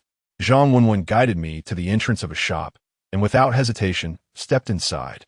I glanced at the plaque, which bore golden characters on a black background, inscribed with the name, Wanjian Pavilion. The name certainly carried weight. Upon entering, I discovered that the shop was rather modest in size, with Buddhist supplies and statues adorning either side, presenting an appearance that seemed quite ordinary. Seated within was a man with shifty eyes, seemingly in his 30s. Noticing my labored entrance, he inquired about my condition. Zhang Wenwen, being straightforward, informed him that I was suffering from a snakeskin sore that had persisted for some time and was resistant to treatment. The man scrutinized me for a moment and then suddenly chuckled, saying, "Today, you have indeed come to the right place. To be candid, your snakeskin sore is not of your own making. It is the result of some entity you have inadvertently provoked, which has inflicted this calamity upon you." The term inflicting calamity is a colloquialism among those who practice such arts, implying that a spirit of considerable power, be it a deity or a ghost, has bestowed illness or misfortune upon the living. Upon hearing his words, I realized that he was indeed correct. Was I not afflicted after that dark little dog spat at me? Hence I inquired, is it possible to discern what entity has caused this calamity? The individual meticulously calculated with his fingers for an extended period, shaking his head and proclaiming, "Let me tell you, the misfortune you are experiencing is caused by a celestial serpent, known as the common python, which is currently coiled around your waist. This is a vengeful spirit. Your ancestors have wronged this entity in the past by taking a life, flaying, and dismembering it. Now, it has come to exact retribution upon you. Should you fail to resolve this matter, it is feared that your life may be forfeit." Upon hearing this, I was convinced that this fellow was merely spouting nonsense. What connection could there possibly be to the common python? Wasn't it the spittle from that little black dog that caused my troubles? Maintaining my composure, I inquired how to remedy the situation. He turned to light a stick of incense and yawned several times before informing me that the old spirit had instructed him that at the very least, I would need to part with 800 yuan for offerings and paper money to appease the common python. Additionally, I was to provide 100 eggs for the spirit, which left me bewildered. This man was truly audacious. At that time, my monthly salary plus bonuses barely exceeded 800 yuan, leaving me with nothing to spare. Furthermore, I was to procure 100 eggs, though I could not ascertain whether they were meant for the spirit or for his own consumption. I dismissed his demands, tossing him 20 yuan as a token for incense offerings, and then turned to Zhang Wenwen. "Have you perhaps come to the wrong place? Where are your cousins?" It was only then that Zhang Wenwen realized the error, questioned the man a few times, and swiftly called her mother. To our astonishment, we had indeed gone astray. Her cousins were at another shop further ahead, not here at all. As I exited, that man still attempted to greet me. "Brother, I advise you to resolve this matter promptly. Do not fear the expenditure. Once you have made up your mind, return. The old sage has mentioned that discounts can be offered." I thought to myself, how dare you deceive others in such a manner? The old sage would surely retaliate against you. Zhang Wenwen, feeling a tad embarrassed, stuck her tongue out at me and said, "My mother once warned me that this place is rife with deception. Upon encountering a man, they foretell calamities and misfortunes. When they see a woman, they speak of unfortunate marital fates, urging one to spend money to avert these supposed disasters. In truth, it is merely a ruse to extort money." I sighed, recalling my childhood when the village's wise men were genuine saviors, sometimes accepting nothing more than a few eggs in return for their assistance. In just over a decade, the hearts of people have changed so drastically. Zhang Wenwen echoed my sentiments with a sigh. Indeed, my mother has said that those who descend from the heavens to practice their craft ought to engage in good deeds to accumulate virtue. Yet, those unscrupulous disciples exploit the old sage's name to amass ill-gotten gains, deceiving others far and wide. However, such actions will inevitably invite retribution. My mother also remarked that money is easily earned but hard to spend. It comes swiftly and departs just as quickly. When they have exhausted their wickedness, and the old sage forsakes them, their fate will be dire. As we conversed, we arrived at another shop across the street. This establishment was modest in appearance, lacking any prominent signage, save for a large character for Buddha affixed to the window. Upon entering, we found the interior to be spacious and inviting. A kindly old lady with a gentle demeanor rose to greet us. After we explained our purpose, she guided us to the backyard, stating that Wang Xiuying and the others were already there. It seems I have indeed arrived at the right place. Zhang Wenwen and I entered the backyard, where we were greeted by the resounding beat of the divine drum and the ethereal melodies sung by the two spirits.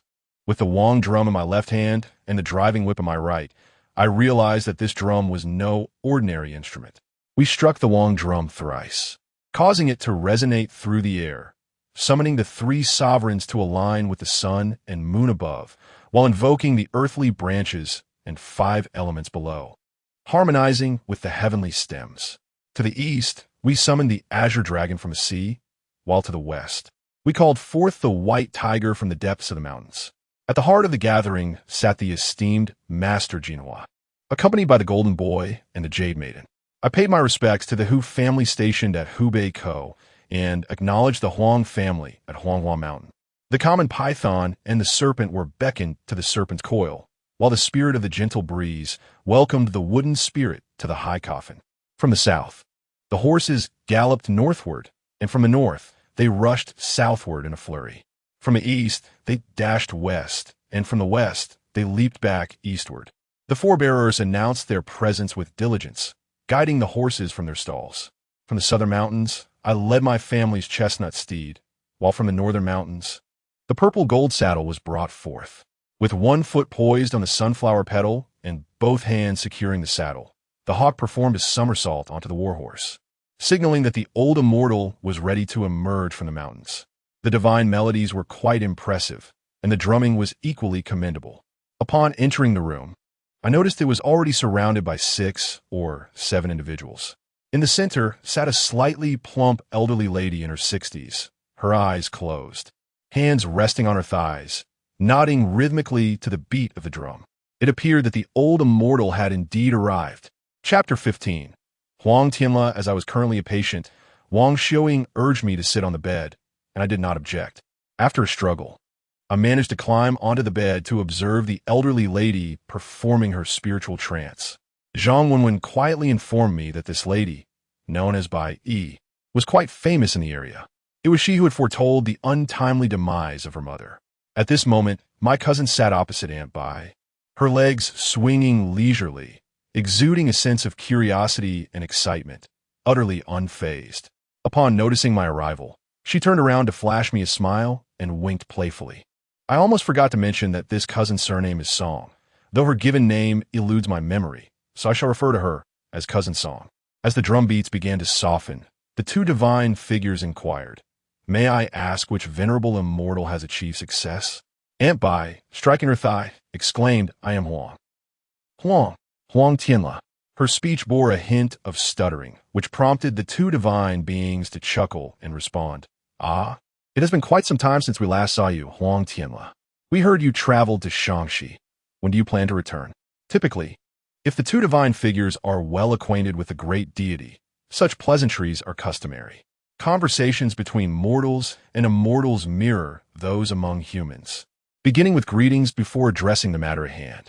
Aunt Bai, shaking her head animatedly, replied, "I just finished my business and was brought back. It's a long journey, leaving me parched and weary. Please bring me something to quench my thirst." Laughter erupted throughout the room as Huang Tianla's words, laced with a northeastern accent and a touch of stuttering, added a comical flair. Someone quickly poured half a cup of white liquor, which Aunt Bai eagerly accepted and downed in one gulp. She grumbled, "You're all so stingy, offering just this little." The two divine figures laughed heartily, saying, "All right then, this is not too little. We must attend to serious matters shortly. Just have a sip to moisten your throat, and enlighten this young lady from the Song family about whether her remarkable talents will bring her fortune or fame. Share your insights." Aunt Bai ceased to speak further and extended her hands, grasping Cousin Song's wrist to take her pulse in silence. Cousin Song maintained a playful demeanor, seemingly indifferent to the situation. After a brief moment, Aunt Bai suddenly rolled her eyes and remarked, "My dear, have you injured something recently?" Cousin Song was taken aback and nodded in acknowledgement, prompting Aunt Bai to slap her thigh in exasperation. "What foolishness is this? You've landed yourself in a predicament." "But I haven't felt any repercussions," Cousin Song replied. "Your lack of response does not absolve others from reacting. Who were you with at that time?" Upon hearing this, the room fell into silence as everyone exchanged glances, eventually focusing their attention on me. My heart raced, and with a grimace, I pointed to myself and stammered, "Aunt Bai, I have reacted." Thus, I recounted the events of that day when we confronted the ghost, including the incident involving the snake bite. Once I finished speaking, Aunt Bai suddenly opened her eyes wide and fixed her gaze upon me. You, young lad, are not an ordinary person. Come, remove your trousers. Let me have a look. In front of the entire room, Aunt Bai boldly instructed me to disrobe, causing my face to flush crimson. I hurriedly responded, "This is merely the snake bite. Dear elder, please attend to her first. I am not in a rush." Aunt Bai, displeased, insisted if I tell you to remove them, then do so. There is no shame in it. All the young ladies step outside. Although she mentioned that the young ladies should leave, only Zhang Wenwen blushed and ran out, while Cousin Song remained, keenly interested in the unfolding drama. Seeing no other option, I steeled myself and decided to comply. As soon as I removed my trousers, Aunt Bai approached to take a look and remarked, "Indeed, you have a snake sore. Do you know how this came to be?" After pondering for a moment, I replied, "Earlier, we strayed into the wrong place.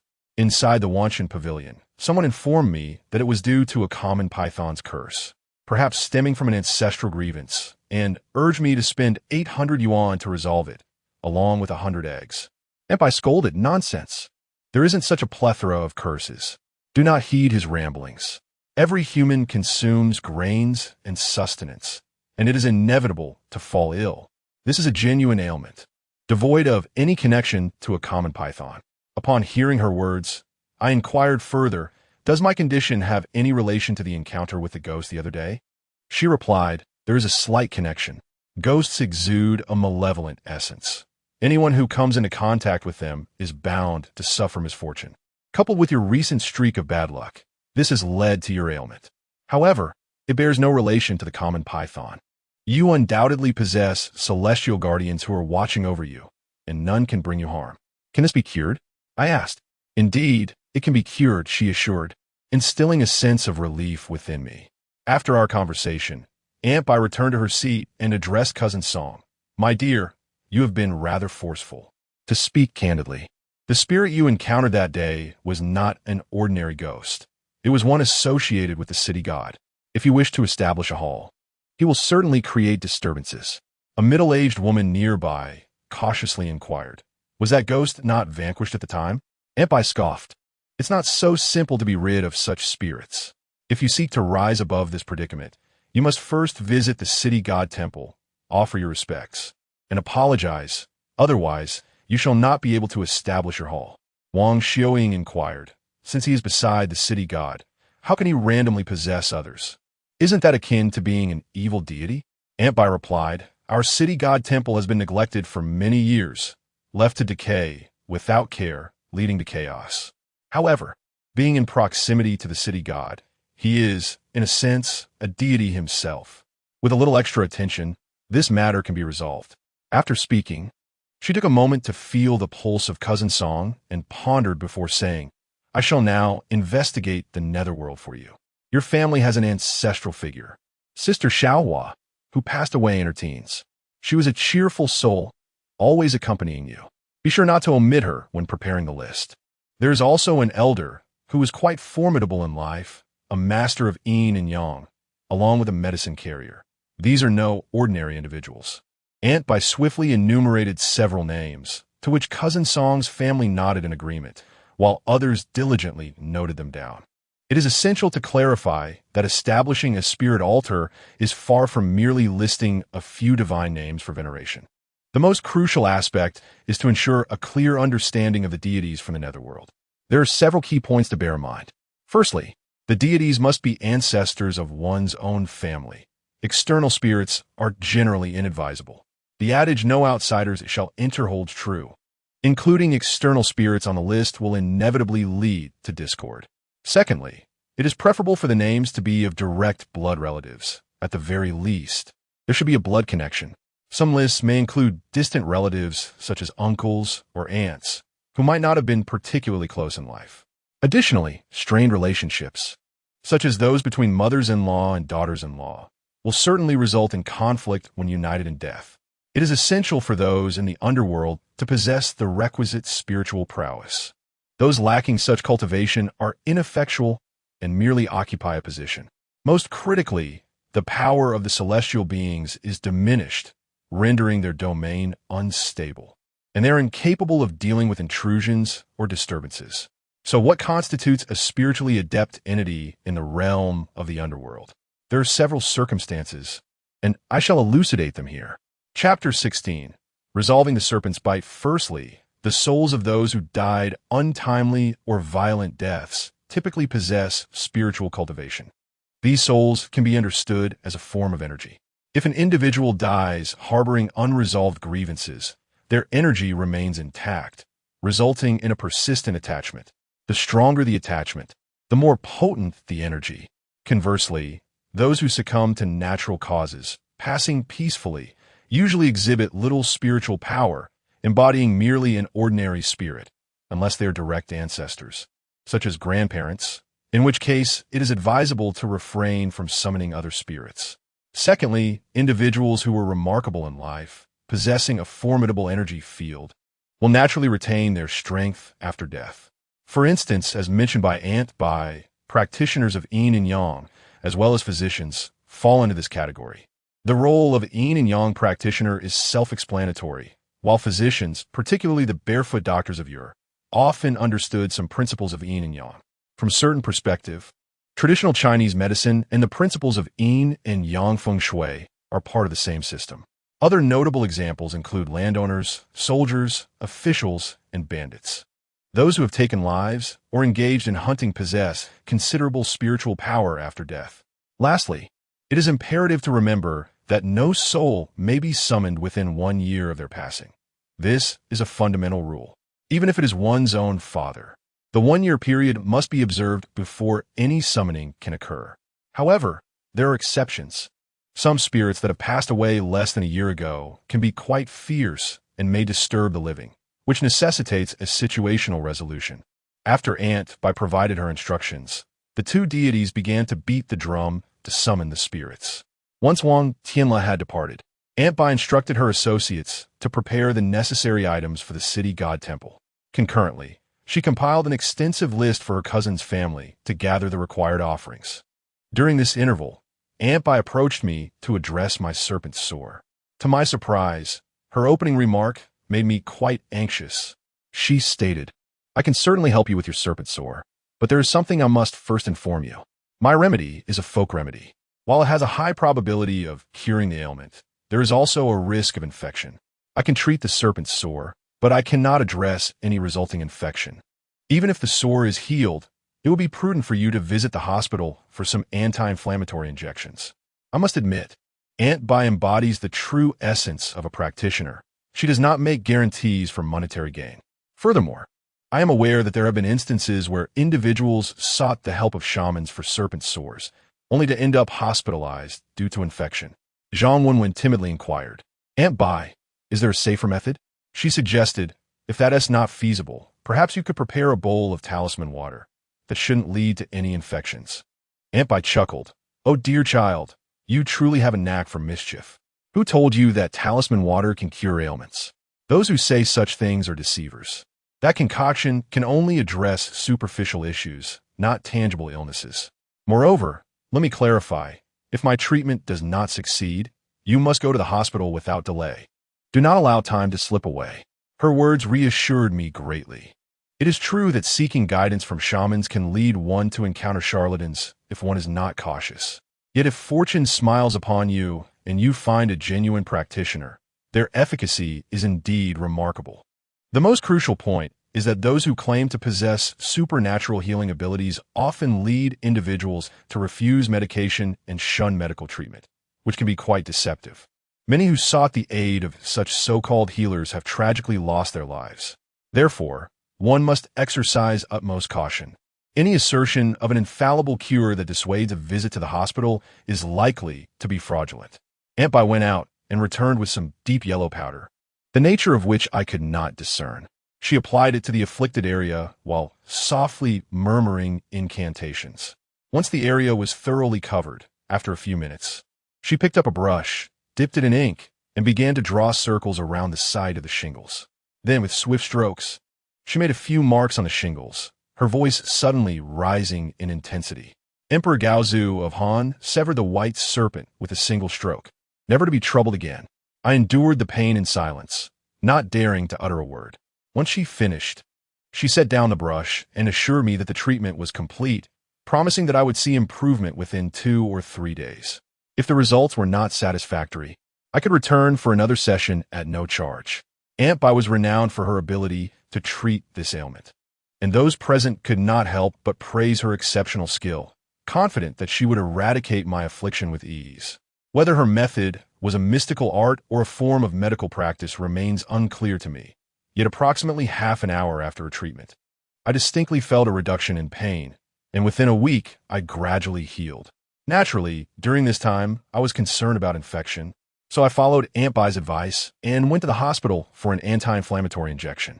Later, I inquired about the principles behind her method, as many had claimed it was nothing but a hoax. However, I can attest that I indeed recovered. Aunt Bai remarked that many so-called masters fail to comprehend the true essence of their practices.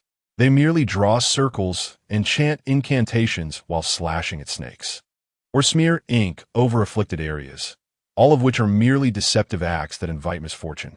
In truth, these methods stem from the ancient art of Juyu. Although she could not elucidate the underlying principles, it appears that a certain medicinal powder plays a pivotal role. Hence, the wisdom of the folk is truly remarkable. The traditions passed down from our ancestors cannot be hastily dismissed as mere superstition. Such a reductionist view is both unfair and irresponsible. I believe that when it comes to these enigmatic matters, we should not dismiss them outright. Instead, we ought to distill their essence and discard the dross, ensuring that the valuable knowledge endures. However, the exact nature of that medicinal powder remains a mystery that Aunt Bai is reluctant to disclose. After she healed me, we waited for about an hour until those who had gone to the city god temple returned. I did not witness the events firsthand, but those who did recounted that while they were burning paper offerings outside the temple, the paper simply refused to ignite. Eventually, Cousin Song's father sensed something amiss, knelt down, and offered an apology. After muttering a few phrases, he suddenly began to act possessed, slapping his own face and rolling on the ground, even banging his head against the wall. The onlookers restrained him, and only then did he reveal himself as scholarly from Shituan. He declared that he would spare them for the day, but would seek revenge in the town in the future, cautioning Wang Xiaoying to refrain from meddling in affairs that did not concern her. After uttering these words, the spirit departed, allowing the paper offerings to catch fire normally. I silently marveled at the occurrence, and Aunt Bai, upon hearing the tale, suggested that we should not rush to address the matter concerning scholarly until we had established the hall at the Song family residence.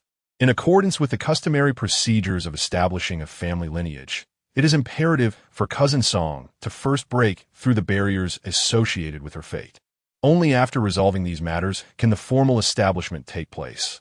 Otherwise, there may be hindrances that obstruct the process post-establishment. Breaking through these barriers is a common practice among practitioners of the spirit medium arts, serving as a means to alleviate misfortunes. From a moment of birth, every individual inevitably carries certain obstacles, inferred from their birth date and zodiac, which represent unfavorable hindrances, colloquially known as the 72 calamities. These include the gates of Yama, the 5 ghosts, the short life, the water and fire, the white tiger, the iron snake, and the child's gate, among others. Some impede physical well-being, while others adversely affect career prospects or lead to troubled marriages, and some may even result in premature death. Thus, the method of breaking through these barriers is employed to mitigate such calamities. It is said that each person is permitted to break through these barriers only once in their lifetime. Chapter 17. Breaking through. The young lady possessed remarkable beauty. With an oval face, willow-like brows, and a cherry blossom mouth, resembling the serene guanine of a painting at first glance. However, for reasons unknown, gazing upon her countenance evoked an indescribable sensation within me, a blend of familiarity and peculiarity. Aunt Bai introduced her as his niece, named Hiyu Chen. Despite her tender age, fate had intertwined with her since the age of 13, and by 17, she had begun her journey as a medium, a practice she has now engaged in for nearly 3 years. At that moment, someone presented a set of large red garments adorned with tassels, a cloak, a skirt, shoes, and a string of waist bells. This ensemble was the attire of a shamanic dancer. As the young lady donned this outfit, Zhang Wenwen approached me discreetly and remarked that this Yu Chen was reputed to specialize in diagnosing illusory ailments. Despite her youth, she had already garnered a measure of renown. However, there is one point to note. Her celestial temperament is rather formidable, so it is wise to maintain a respectful distance. Otherwise, a mere glance of disapproval could spell misfortune. Observing Zhang Wenwen's cautious demeanor, I couldn't help but chuckle and nodded in her direction. Subsequently, a few individuals began to arrange the ceremonial barrier, a process steeped in significance. A vividly colored ceremonial cloth was laid out, delineating the four cardinal directions, the east represented by the elements of wood, the south by fire, the west by metal, and the north by water. Additionally, there were commanding flags and arrows, the 7 stars, a precious sword, command tokens, talisman paper, candles, as well as tools like a ruler, scissors, a mirror, paper effigies, and 2 kitchen knives bound with red cloth. At the center of the room stood a square table, upon which the ceremonial cloth was spread, featuring a central diagram of the 8 trigrams, Qian, Qian, Jin, Zhun, Sun, Li, Kuan, and Dui, each associated with the 4 divine beasts, the azure dragon, the white tiger, the vermilion bird, and the black tortoise. The 8 directions were clearly marked: southeast, southwest, northeast, and northwest. Each corner was adorned with talisman paper, candles, and a Tinyuan banknote. A fire basin was also prepared for the upcoming burning of the talisman paper. Once all was in readiness, someone procured a rooster with a red crown and golden feet, binding its legs with a 3-foot-long red cord. Yu Chen lit 13 incense sticks at the threshold, placing one at an angle, while the other stood straight. This too bears significance. The 13 sticks are dedicated to the celestial beings of the hall, and the angled one serves as a gesture of respect to the fellow practitioners present. Following this, Aunt Bai instructed Cousin Song to cradle the rooster, fastening one end of the red cord to her hand, and upon determining that the time was right, she signaled for Yu Chen to prepare to initiate the barrier. Yu Chen seated himself nearby, casting a glance at Cousin Song before speaking. I must first inform the host that her situation is rather unique. Not only is she accompanied by various factions, but also by a host of resentful spirits and debtors. Once we breach the barrier, these entities will surely cause a disturbance. To speak frankly, I cannot guarantee her safety within the confines. Aunt Bai reassured him, "Do not worry. Both sect leaders are present, and they will ensure her well-being. Should she perish within the barrier, I shall take full responsibility." A shiver ran down my spine at her words. Meanwhile, Cousin Song's entire family grew visibly anxious, with Zhang Wenwen instinctively clutching my arm, her face etched with concern. Furthermore, today is solely for breaking the barrier. The auspicious day for the hall is not until the 6th of next month. After Yu Chen finished speaking, he glanced at me once more but quickly diverted his gaze. His hands resting on his thighs, his head bowed in silence. The second deity cleared his throat, and with a swift crack of the whip, the resounding beat of the divine drum commenced. The rhythm of the drum was captivating and melodic, drawing one's spirit into its depths. After a while, Yu Chen suddenly inhaled deeply, then exhaled slowly, and his entire being shuddered inexplicably. Just then, my anxious gaze was met with a startling vision. Yu Chen's countenance seemed to morph momentarily into that of a fox. Subsequently, the drumming softened, and the deity began to sing. With the drum beats echoing and the whip cracking, loyalty and righteousness accompanied the performance. As the saying goes, in the hall, no matter the matter, the general's drum shall sound. Before the Buddha, no offering shall be made. On this day, the venerable elder came to inspect, discovering that the afflicted individual had transgressed several thresholds. I summoned the celestial being to break through these barriers. With the golden hook and silver hook intertwined, the carp jumped and stood straight in the river. I bowed respectfully to the celestial being and inquired about their well-being. These 2 deities also bear the surname Zhang, and everyone respectfully addresses him as Mr. Zhang, whose singing is melodious, articulate, and perfectly pitched, captivating all those present. He Yu-chan sat on a chair, his entire body began to sway, his head involuntarily nodding, followed by a prolonged yawn, an omen of the celestial being's possession. Mr. Zhang continued to sing, "O celestial being, you are as light as a swallow in the clouds, taking bold strides to ascend the mountain. Celestial being, step forward 4 paces as the dragon extends its claws, retreat 3 steps as the tiger climbs the hill. Move left 5 paces towards the red peony, and right 6 paces towards the green peony. This room is narrow. Dear celestial being, be cautious not to stumble and fall. I have but a few words to impart. Let us not linger on trivialities. May I ask, revered celestial being, who graces us at the hall today?" He Yu-chun, still with his eyes closed, responded in an unusual tone, "Thank you for your efforts, Mr. Zhang. I am Hu Tianba. Ah, the esteemed leader Tianba has personally come forth. Might I trouble you to discern what threshold the young lady Song Min Fu faces, and whether she can emerge victorious today? The young lady's fate is entangled with too many thresholds. Her ancestors have committed sins, and grievances from past lives weigh heavily upon her. It is imperative to break through these barriers before establishing the hall. Moreover, today's threshold is particularly unique. She must ride a horse, accompanied by a golden youth." This statement puzzled me slightly, as I wondered how she could ride a horse in such a confined space. Only then did I see Aunt Bai, unflustered, instruct someone to bring over a long bench, placing it on the ground for Cousin Song to mount. 2 individuals stepped forward to lift the bench. It was only then that I realized this was indeed what riding a horse entailed. What, then, was the meaning of the horse-lead golden boy? Suddenly, He Yu-chin slapped his thigh and exclaimed, "Where is the horse-lead golden boy?" Aunt Bai approached me and whispered, "Why don't you lead the horse for her? You don't need to do much, just walk alongside. When you reach the checkpoint, you simply need to crack the whip." I grimaced and replied, "Aunt Bai, it's not that I'm unwilling to assist, but I find walking quite exhausting." After pondering for a moment, Aunt Bai fetched a stool and placed it nearby, handing me a whip made from a willow branch. She said, "How about this? You sit here, and when she reaches the checkpoint, you crack the whip and shout horse. Proceed, so you won't have to walk."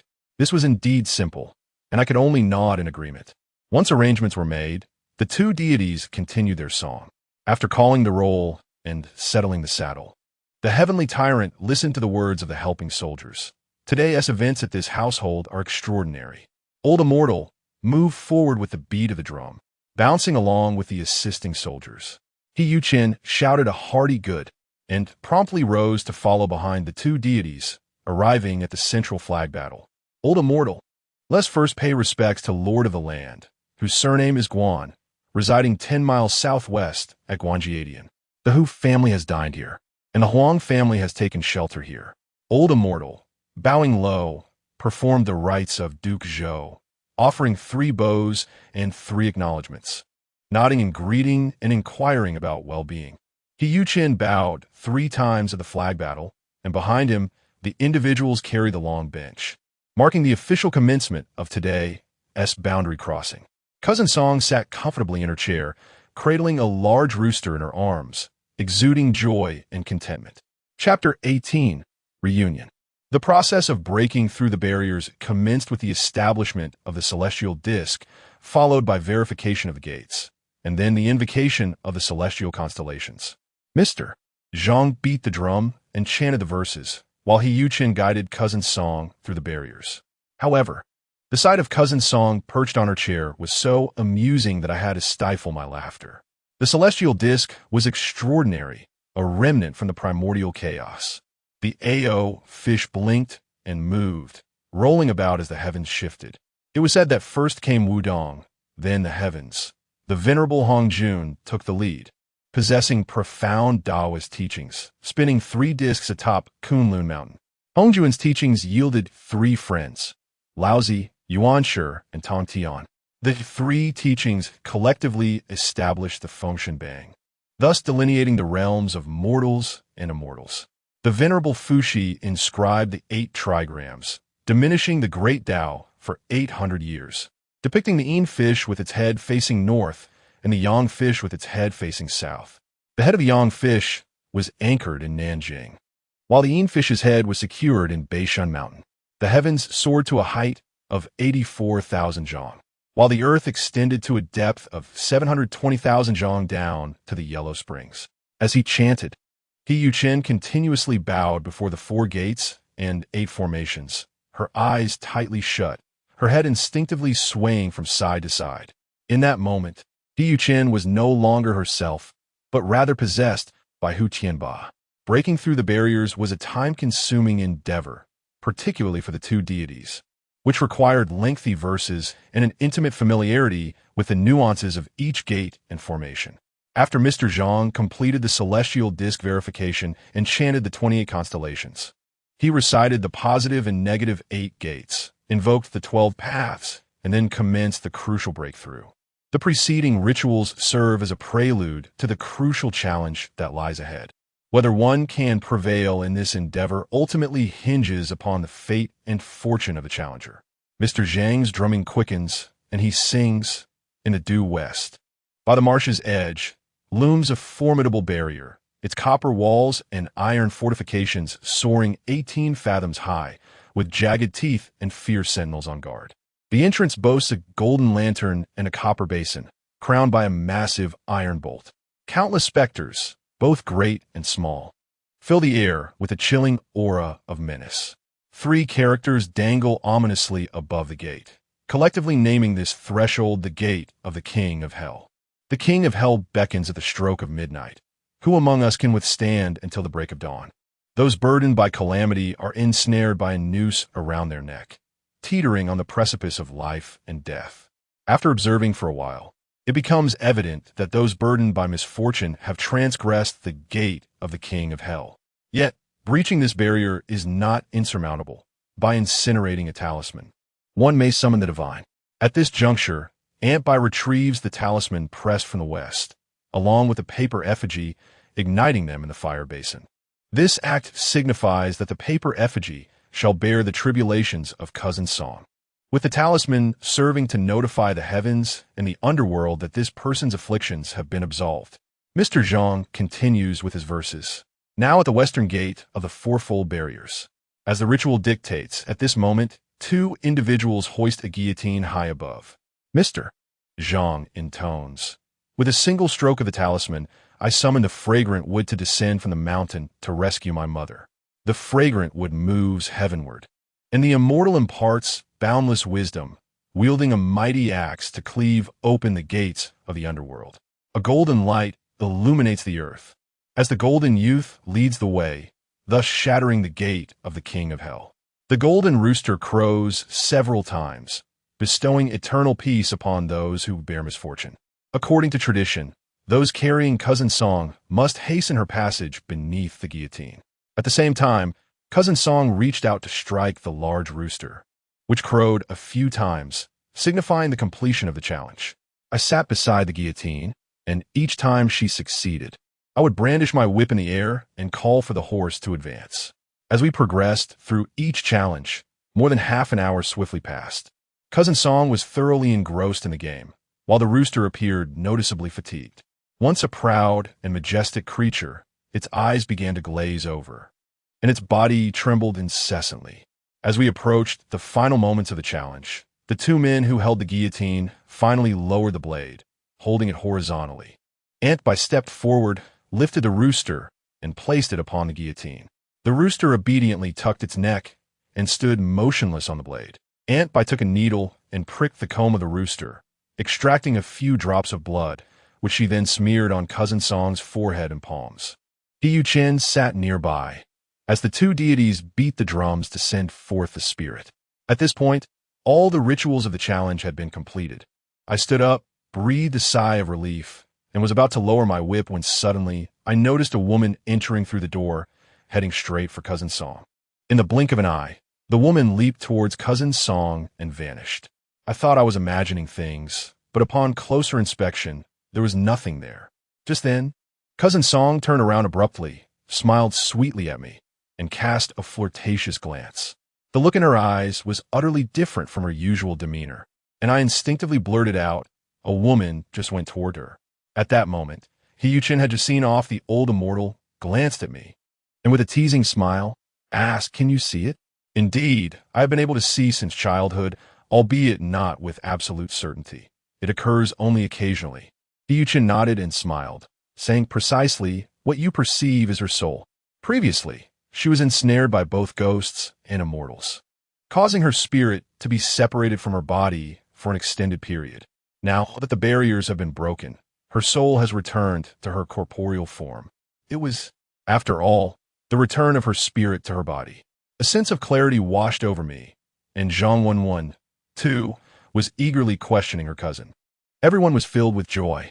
With the matter resolved satisfactorily, I expressed my gratitude to Aunt by once more and subsequently returned to the city with Zhang Wenwen, as we had taken a leave of absence and needed to resume our work.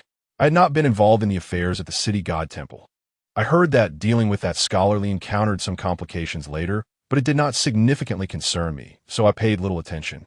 I also refrained from joining in the excitement when Cousin Song took the stage, only to hear from Zhang Wenwen that everything went smoothly, with all the deities of the underworld present on the day of the performance, precisely as Aunt Bai had described.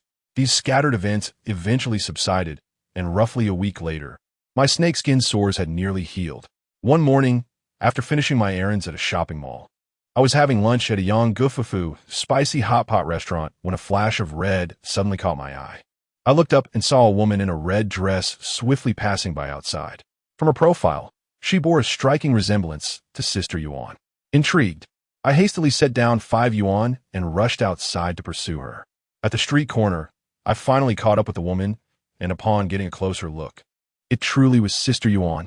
In that fleeting moment when our gazes met, I felt a wave of disorientation, and Sister Yuan appeared equally astonished.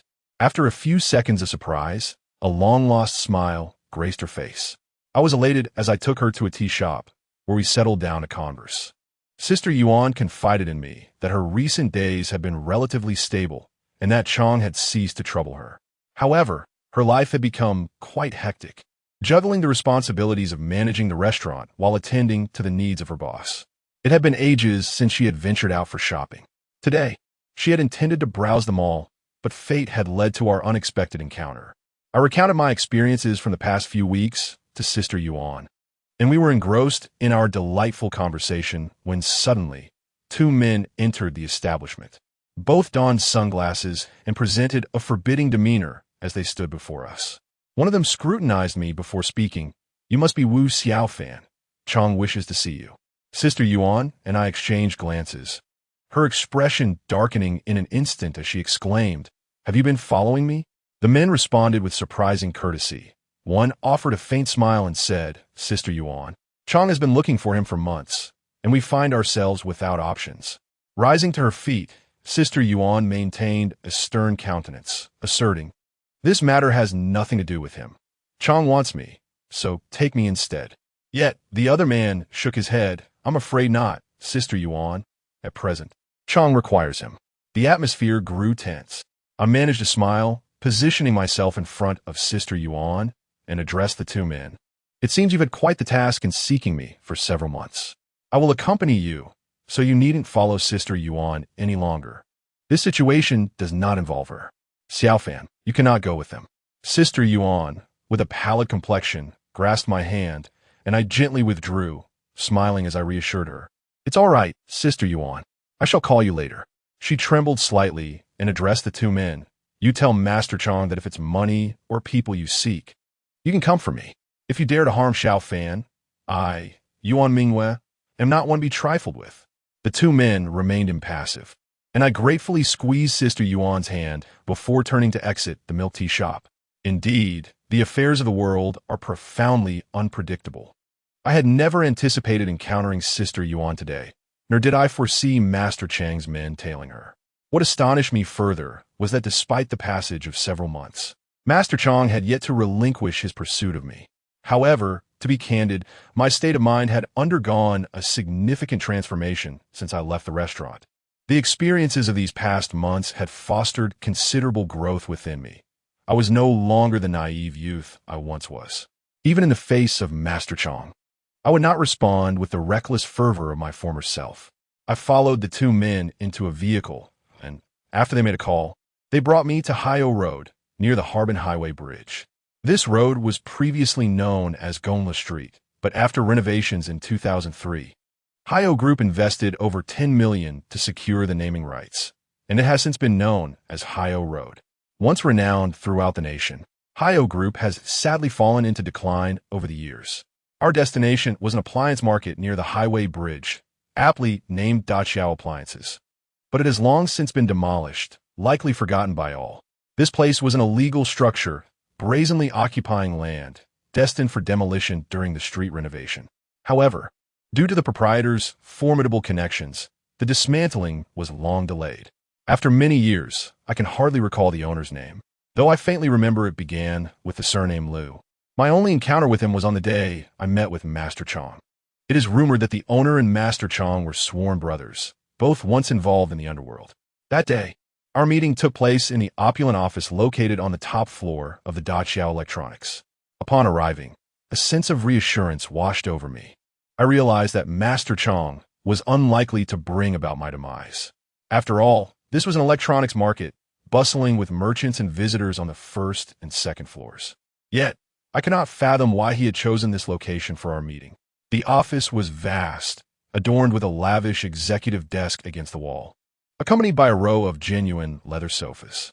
Opposite the desk stood a 54-inch rear projection television, flanked by a surround sound system, with a grand chandelier overhead and plush carpeting underfoot. This was undoubtedly a display of opulence in those days. The impressive rear projection screen was particularly striking, and I took note of its brand, Hitachi. Master Chong occupied a wheelchair beside the executive desk. Upon my arrival, he made a slight movement, revealing a peculiar and somewhat sinister smile. In the room, apart from him, sat a tall, gaunt figure behind the executive desk, Liu, the owner of Daqiao Electronics.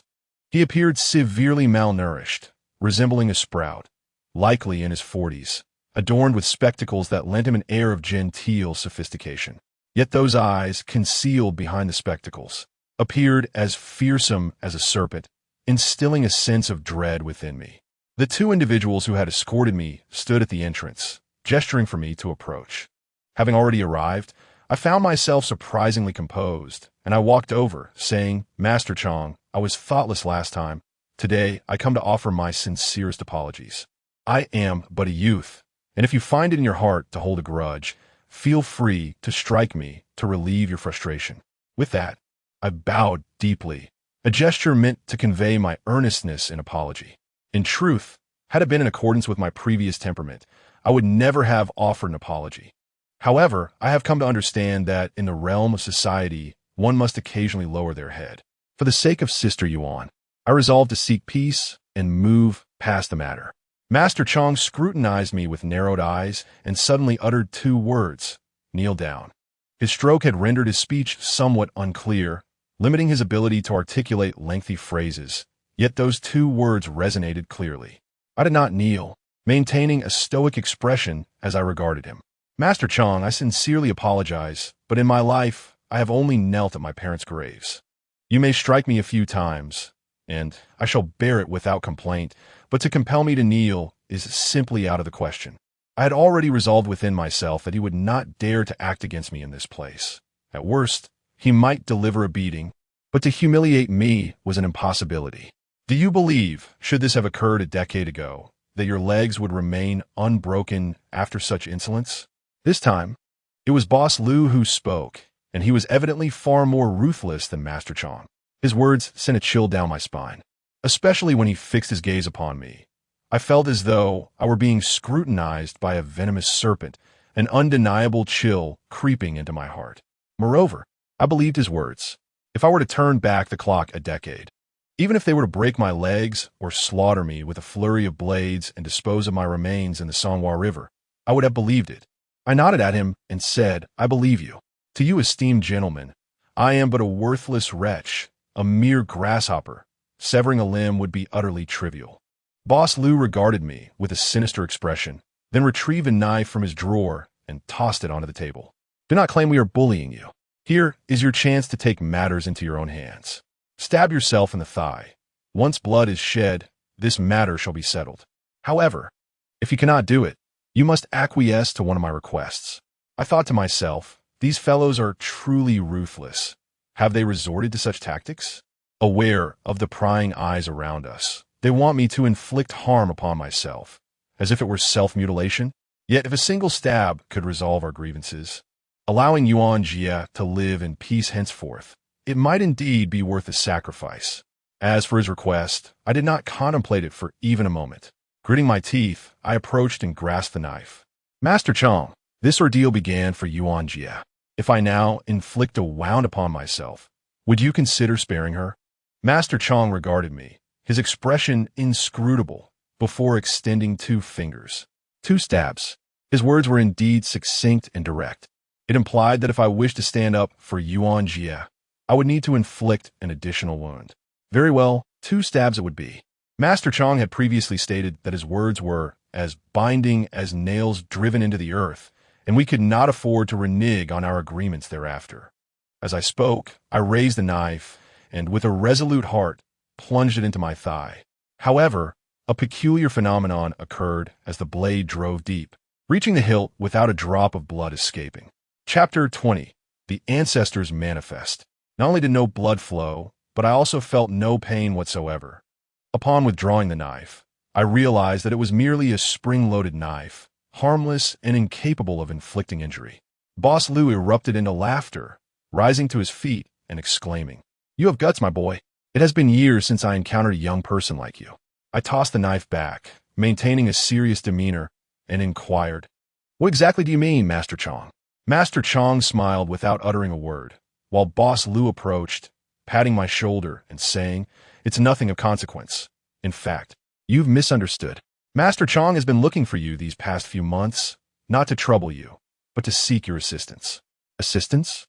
This left me utterly perplexed, and I gazed at them in confusion, awaiting further explanation. Boss Liu waved his hand toward the entrance, prompting the 2 men in sunglasses to turn and leave. Only then did Boss Liu invite me to sit down and reveal the truth. He disclosed that Master Chong had unexpectedly suffered stroke recently, which was not a random affliction, but rather an encounter with a ghost. The ghost in question was none other than Master Chang's wife.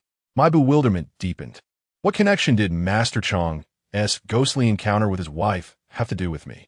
Sitting nearby, Master Chong let out a deep sigh before slowly articulating the truth. His words were somewhat vague, with certain phrases escaping my comprehension, yet I grasped the essence of his message. Mr. Chong recounted that his wife had passed away 7 years ago due to cancer. Their relationship had been quite harmonious, and he had remained devoted to her memory, choosing not to remarry. A few months prior, while dining at a restaurant, he was startled to see his wife enter through the door, vociferously berating him. The shock was so profound that he fell from his chair, losing consciousness. He was not frightened by the apparition of his deceased wife. Rather, it was her scathing accusations that left him utterly dismayed. She chastised him for being indecent and shameless, claiming that at his age, he should not be harboring feelings for a married woman. Furthermore, she revealed that an ancestor of Wu Xiaofan had located her in the underworld and informed her of his misconduct, prompting her to confront him. Since suffering a stroke, Mr. Chong had been visited intermittently by his wife's spirit, who would appear before him, furiously scolding him. Although his physical condition had deteriorated, his mind remained sharp. After regaining some strength, he sent someone to find me, hoping I could assist in resolving this predicament. However, both Sister Yuan and I mistakenly assumed he intended to confront me aggressively, prompting us to flee. The narrative was not particularly complex, yet Mr. Chang's rambling explanation took a considerable amount of time. Once I grasped the situation, I was both enlightened and astonished. Initially, when I sought the help of a deity, I had no idea which spirit I had summoned, only to glimpse a shadowy figure in a mirror. As it turned out, that shadow was indeed one of my ancestors. I was left wondering which ancestor had manifested, devising such an extraordinary method to directly summon the spirit of Mr. Chang's deceased wife. Moreover, I gathered from Mr. Chang's words that his reluctance to remarry was not due to a lingering affection for his late wife, but rather because she had been quite formidable. Perhaps, in her final moments, she warned him, should he dare to take another wife, she would come back to settle the score. After sharing his tale, Mr. Chong lamented, revealing that he had been too frightened to return home lately and had taken to residing elsewhere. He implored me to persuade my esteemed ancestor to grant him clemency from his wife's wrath. All this time, it became evident that Mr. Chong sought not revenge, but rather to submit to fate. It is no wonder he chose this location for our meeting. It was clear he feared returning home.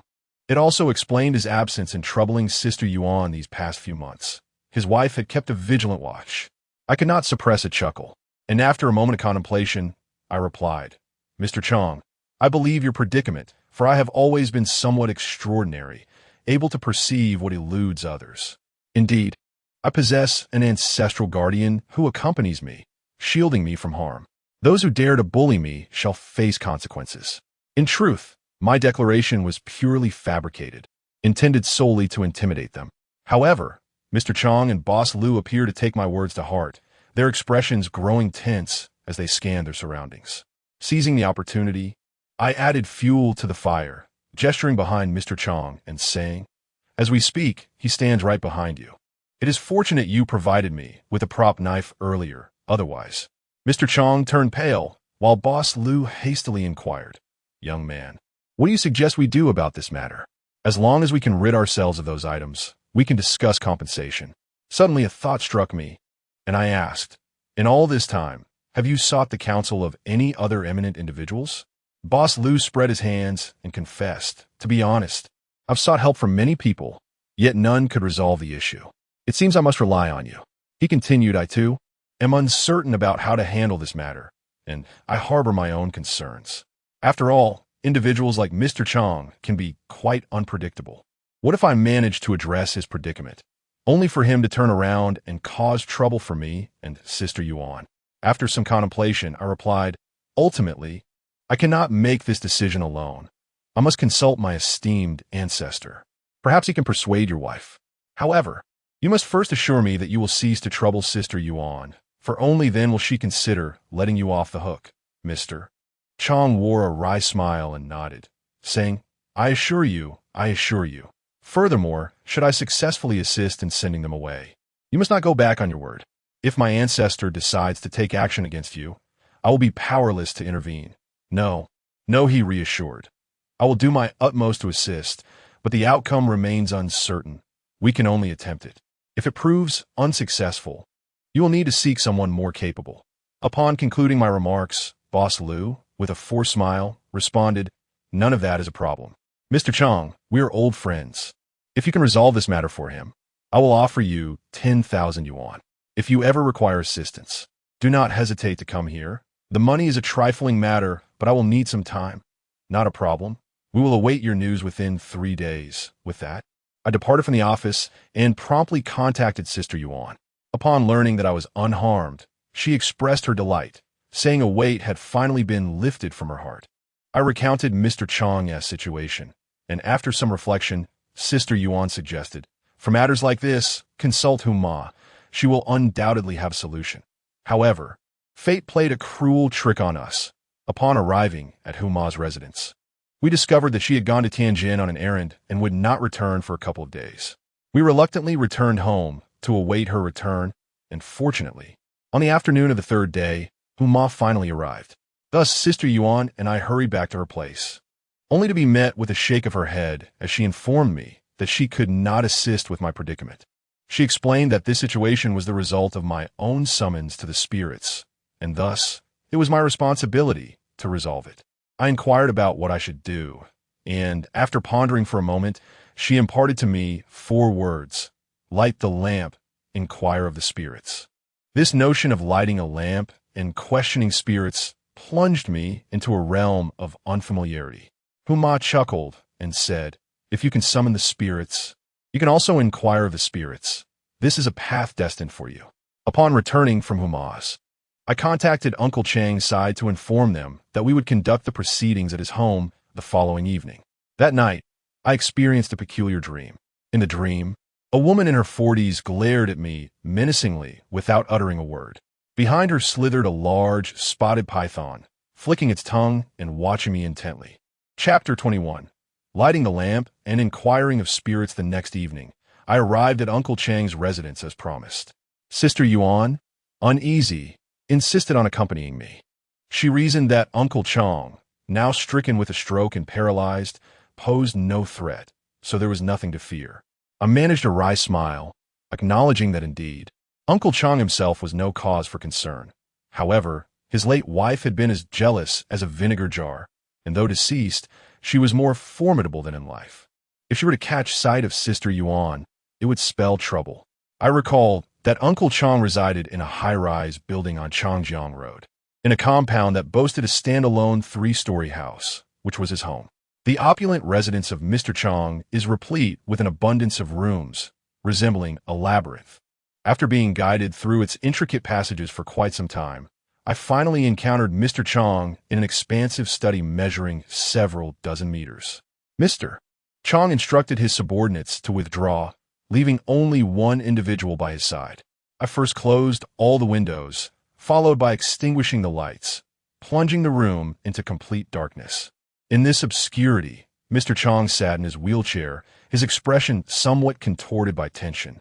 Admittedly, I too felt a modicum of anxiety, my palms beginning to perspire. However, given the gravity of the situation, I had no choice but to steel myself for what lay ahead. Mr. Chong, regardless of what transpires, it is imperative that you remain calm and unafraid. Simply follow my instructions, I advised him earnestly. He nodded in agreement, mumbling something indistinctly. Rest assured, I fear not the supernatural. I mused internally that while he may not fear ghosts, he certainly fears his wife. Next, I retrieved a white candle, placing it upon the table and lighting it.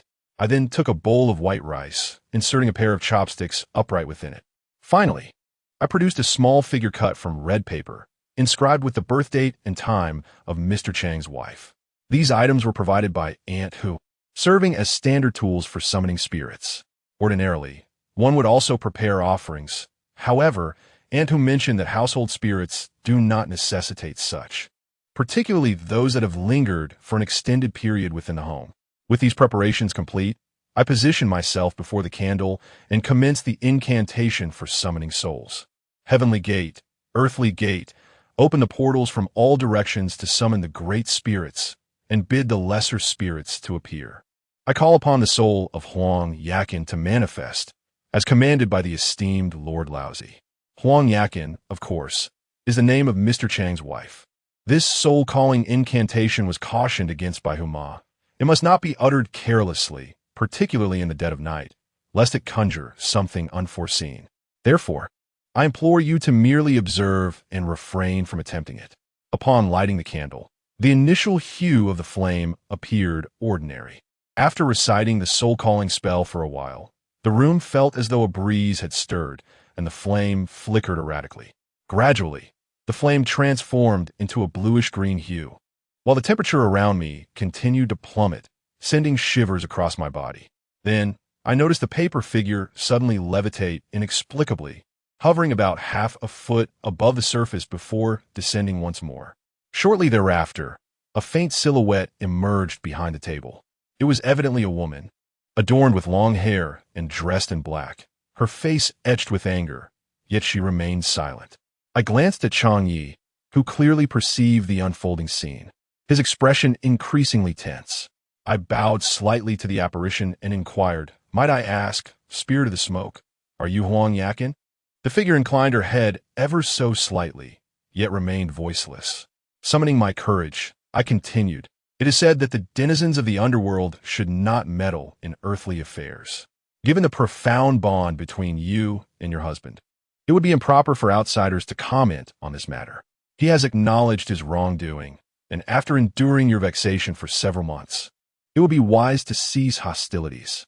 After a century, we shall meet again in peace. Should fate allow, may you rekindle your marital ties in the next life. Now, let him offer you a heartfelt apology and release him from this plight." In truth, these words were imparted to me by Huma, and I recited them verbatim. Upon concluding, I exchanged a glance with Chang Yi, prompting him to hastily offer his apology. The essence of his words conveyed that he should never have harbored intentions toward another's wife, that he regretted his transgressions, and that he would not dare to repeat such folly again. He spoke with drool at the corners of his mouth, mumbling a vague apology that, nonetheless, seemed sincere enough. Observing this old rogue's manner of contrition, one could surmise he had uttered such words many times before, a seasoned offender indeed. The shadowy figure, upon hearing this, wore an expression of displeasure, glaring at Mr. Chong with an air of indignation. Simultaneously, I thought I heard a voice whispering in my ear, "It's none of my concern. He brought this upon himself." This voice, unmistakably, belonged to Mr. Chang's wife. However, it is important to clarify that ghosts do not actually speak. Much of what is portrayed in supernatural literature about conversing with spirits is largely fabrication. If spirits could articulate their thoughts, there would be no need to inhabit a human form or rely on rumors to communicate. The so-called dialogue with a ghost is, in truth, a form of spiritual resonance. Some individuals are capable of perceiving ghostly apparitions and hearing their utterances, which falls into this category. In simpler terms, it resembles a sort of hallucination or fantasy conjured within one's mind. For instance, during my childhood, I frequently encountered apparitions and often suspected these experiences were mere illusions, leading to doubts about my own mental state. Many find themselves trapped in such self-doubt, gradually spiraling into madness or being perceived as mentally unstable. Some suggest that certain individuals with mental illnesses, from a particular perspective, transcend three-dimensional existence, reaching a higher dimensional mental realm. While this statement is not entirely accurate, it holds a degree of truth. At that moment, the temperature in the room plummeted once more, and I felt a chill rising from the soles of my feet. Upon closer inspection, I was startled to see a large black python coiled around Mr. Chang's body, entwined about his waist and legs. Moreover, at the position of his chest, a dense mass of black mist swirled, resembling a multitude of serpents writhing in constant motion. In that instant, I comprehended the situation. The affliction that had befallen Mr. Chong was not due to his wife, but rather the maleficence of that great python. It even seemed that his previous lameness in one leg was related to this occurrence. I turned my gaze toward Mr. Chong and solemnly inquired, "Your wife has stated that your stroke is unrelated to her. It is the consequence of your own actions. Tell me, have you ever harmed a snake before? And not just a few?" Typically stoic and composed, Mr. Chong appeared somewhat flustered at this moment, nodding in acknowledgement. A few years back, I operated a snake restaurant, employing chefs from South. I had quite the taste for it. Thus, the pieces fell into place. I mused, no wonder your leg is impaired and you now suffer a stroke. This is indeed retribution. A snake is one of the 5 spirits, and yet you dared to consume it and even opened a restaurant dedicated to it. That you have not met your demise already is a stroke of fortune. Parting with your wife poses little challenge, yet your true plight lies in the numerous snakes you have wronged. They have come to seek vengeance. And this matter bears no relation to your spouse. Having concluded my words, I bowed once more to Huang Yakin and stated, "The venerable elder of the Hu family has prepared a talisman and a soul-releasing incantation for you. Once it is completed, do not linger upon your household. There are paths for the living and the dead. The realms of yin and yang are distinct, and may they not interfere with one another." Chapter 22. The serpent immortal madam who had made ample preparations for me. Thus I retrieved the talisman and the soul-releasing incantation, igniting them upon a candle and casting them into the brazier. As the flames consumed them, Huang Yakin's figure gradually faded, and the candle's hue returned to normal. Madam who had mentioned that this signified the departure of Huang Yakin. Upon further observation of Mr. Chong, the great python and the ominous black mist had vanished. Yet, I understood that this was not due to their mercy towards Mr. Chong. Rather, they had simply concealed themselves. "Mr. Chong, the matter concerning your wife has now been resolved, but the serpents entwined around you are rather troublesome. To persuade them to release their grip on you will undoubtedly require considerable effort. What then shall we do? We can only seek assistance from Aunt Hu. This task is beyond my capabilities." I shook my head, acknowledging my limitations. Not only am I ill-equipped to resolve the enmity of the serpents, but even the recent task of escorting the departed was executed with great reluctance. Had it not been for my involvement in this predicament, I would have resolutely refused to partake. Having spoken, I approached the doorway and reached out to illuminate the light. However, at that very moment, just as the light flickered to life, I abruptly noticed a figure seated behind the table. The individual appeared quite youthful, perhaps in his 20s. He sat there motionless, a peculiar smile gracing his lips, fixated upon me. I intended to scrutinize him more closely, but in the next instant, the light fully illuminated the room. When I refocused my gaze, the space was utterly empty. Nothing remained. I pondered for a moment, wondering if that might have been the ancestor I summoned during my previous invocation. Yet, I found it peculiar. Should not ancestors typically be elderly? Why then did this one appear as a young man? Since the day I escorted the departed, although Mr. Chang's condition had not improved, he had not encountered his wife again, which brought him a measure of solace. Additionally, his good friend, Mr. Liu, generously gifted me a red envelope containing 10,000. However, acquiring the money was not straightforward. The condition was that I must assist in resolving the serpentine grievances afflicting Mr. Chang. I expressed my inability to handle the matter, but offered to introduce it to Mother Hu. Thus, the issue circled back to her. I arranged a meeting with Mother Hu and, accompanied by Mr. Chang, visited her. Upon seeing Mr. Chang, Mother Hu remarked that he had harmed too many from the Serpent Clan, and that the great black-spotted python was a relative seeking vengeance. Mr. Chang had already suffered a limp in his leg since the time he ran the snake establishment. This was the consequence of his actions. Regrettably, he showed no signs of repentance, and now others sought to claim his life. Although Mr. Chang once wielded great power and influence, he had lost all prestige and could only repeatedly apologize, pleading for Mother Hu's assistance. My curiosity was piqued as I wondered how she would address this situation.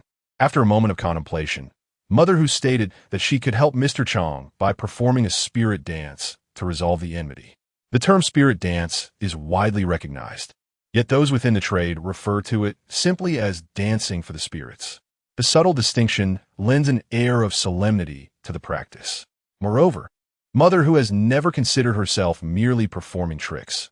She often tells me that our profession is rooted in the traditions of shamanism. When shamans dance for the spirits, it is a serious and sacred act.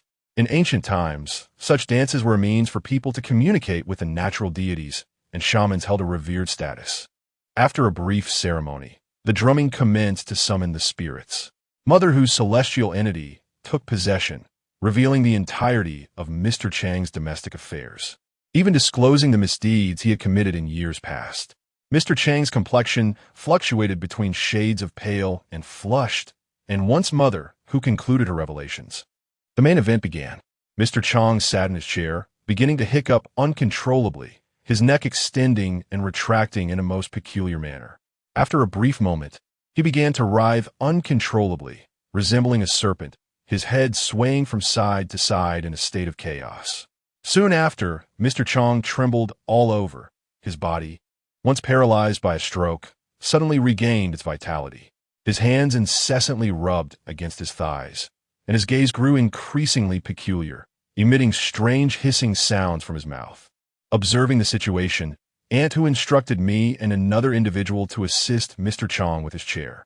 However, despite our efforts, we failed to support him, and with a sudden cry, he toppled from his seat, rolling on the ground and mimicking the movements of a snake. I noticed that his pupils had vanished, rendering his eyes terrifying. Aunt Hu remained silent, watching him crawl on the floor for a few minutes before finally speaking. This old serpent master understands your spiritual prowess. This man on the ground has harmed many snakes in the past, and according to the laws of retribution, he should face consequences. Yet he now shows remorse. So let us grant him a chance for redemption. Let us not torment him further. Such is the way of fate. Aunt Hu's tone was calm and measured, neither servile nor arrogant. Hearing her words, Mr. Chang suddenly lifted his head and retorted fiercely, "It's easy for you to say. When he consumed snake gall and drank snake blood, were you then?" His voice was hoarse and deep, the tone utterly alien to Mr. Chang. Aunt Hu remained unperturbed and replied, "There is little we can do. Wolves prey on sheep, cats catch mice. It is the decree of heaven.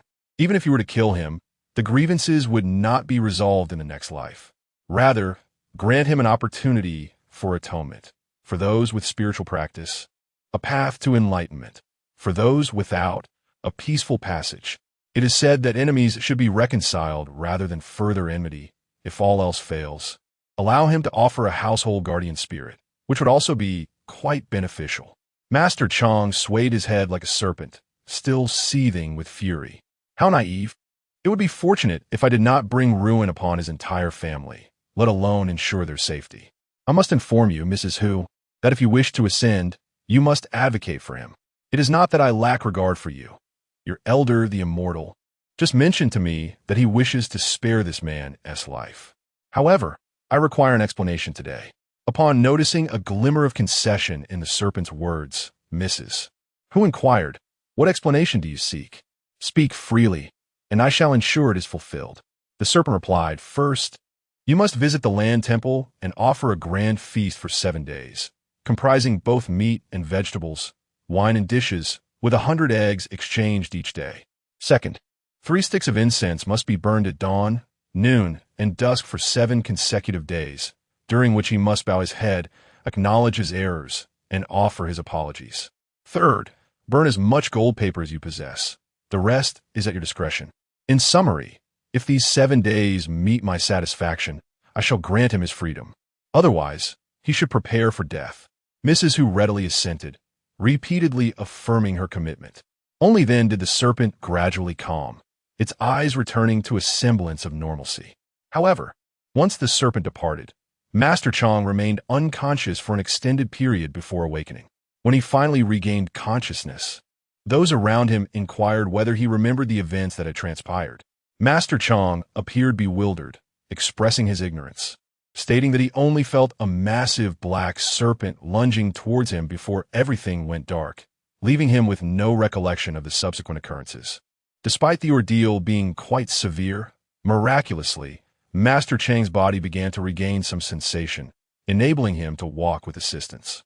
After Huma recounted the recent events to him, Chong Yi was drenched in cold sweat, repeatedly expressing his gratitude. He assured her that he would promptly prepare offerings, following the instructions of the serpent deity, and would conduct 7 days of grand ceremonies to dissolve the enmity.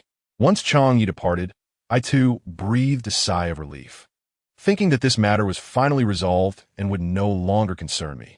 Little did I know, just as I was about to take my leave, Huma cast a glance my way and informed me that the spirit of the underworld had come upon me, having accompanied me for quite some time. A shiver ran down my spine as I instantly recalled the young man I had seen at Chong Ye's home the previous night. I inquired of Huma, asking who that individual was. With a smile that was both enigmatic and knowing, she replied, "He claims to be your 6th ancestor." Chapter 23. The 6th ancestor, the one I summoned through the invocation, was indeed my 6th ancestor? I pondered over my family's lineage, struggling to recall such a figure. To my knowledge, my ancestors included 5 grandfathers. My own grandfather was the eldest, a man of formidable name, Wu Zhanjiang, with his brothers named after rivers, lakes, seas, and mountains, each representing one.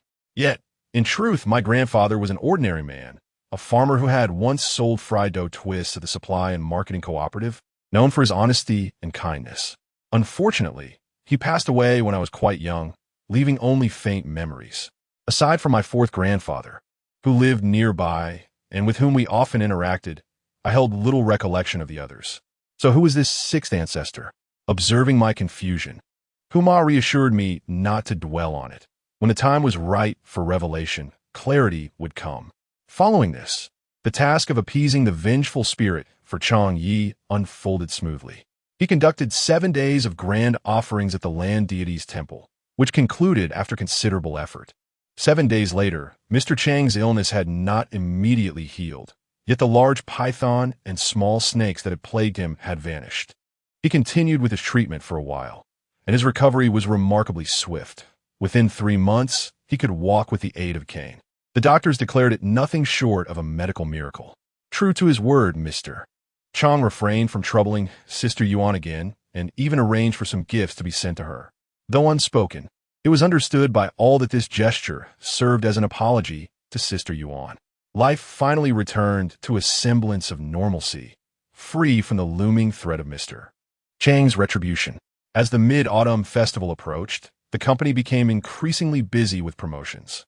However, during this time, I began to experience a series of peculiar anomalies. For instance, I frequently found myself trapped in bizarre dreams featuring colossal black pythons, boundless floods, and an array of floating dead fish. The streets appeared populated by countless refugees, all desperately vying for something. At work, I often felt a haze clouding my mind. One moment I would be engaged in conversation, and the next, my thoughts would dissolve into a void, leaving me disoriented. Even while walking, it felt as if I were treading on cotton. My body occasionally acting against my will, desiring to eat, yet finding myself wielding chopsticks in the restroom. This topsy-turvy existence persisted for quite some time, until finally, Brother Sue could no longer contain himself and initiated a conversation with me. Given my close association with Zhang Wenwen during that period, he perhaps assumed we were romantically involved, and thus advised me that young people should prioritize work above all else, lest they be swayed by distractions. I harbor unspoken sorrows within, and thus I can only acquiesce, claiming that perhaps I have been away for too long, leading to a dismal mood. Yet I assure that I shall promptly adjust and not hinder my work. Brother Sue has always been considerate towards me, and he refrained from probing further, merely advising me to take good care of myself. In a bid to extricate myself from this state, I reluctantly sought out Mother, who, hoping she could assist me in resolving my predicament. Recently, she had ceased to mention taking me as her apprentice, aware of my reluctance to engage. I surmised that she perhaps believed I was inescapably bound to this course. Upon my arrival at Mother Hu's, she candidly informed me that I was being followed by two spirits, a situation that had persisted for nearly 2 to 3 months. In my moment of folly, I inquired about the nature of these specters. She described one as a white-clad female ghost who had hanged herself, her tongue protruding ominously. The other was a young boy drowned, his hair perpetually damp. As I absorbed this revelation, a chill coursed down my spine. Nevertheless, as the saying goes, the more lice, the less they bite, and the more debts, the less one worries. Fear had long since dissipated, and I inquired of Mother Hu what could be done. Mother Hu, undeterred, instructed me to sit upon a chair. She procured several sheets of paper money and a charm, performing a series of incantations above my head and body. This ritual, known in the Northeast as pulling and sending, is often employed when a child has attracted an unwelcome spirit.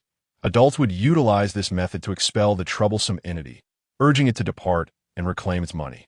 However, given the gravity of my situation, a mere simple ritual would be insufficient. Thus, Mother Hu resorted to a charm specifically intended to command the spirits to leave my presence. However, mere commands are insufficient.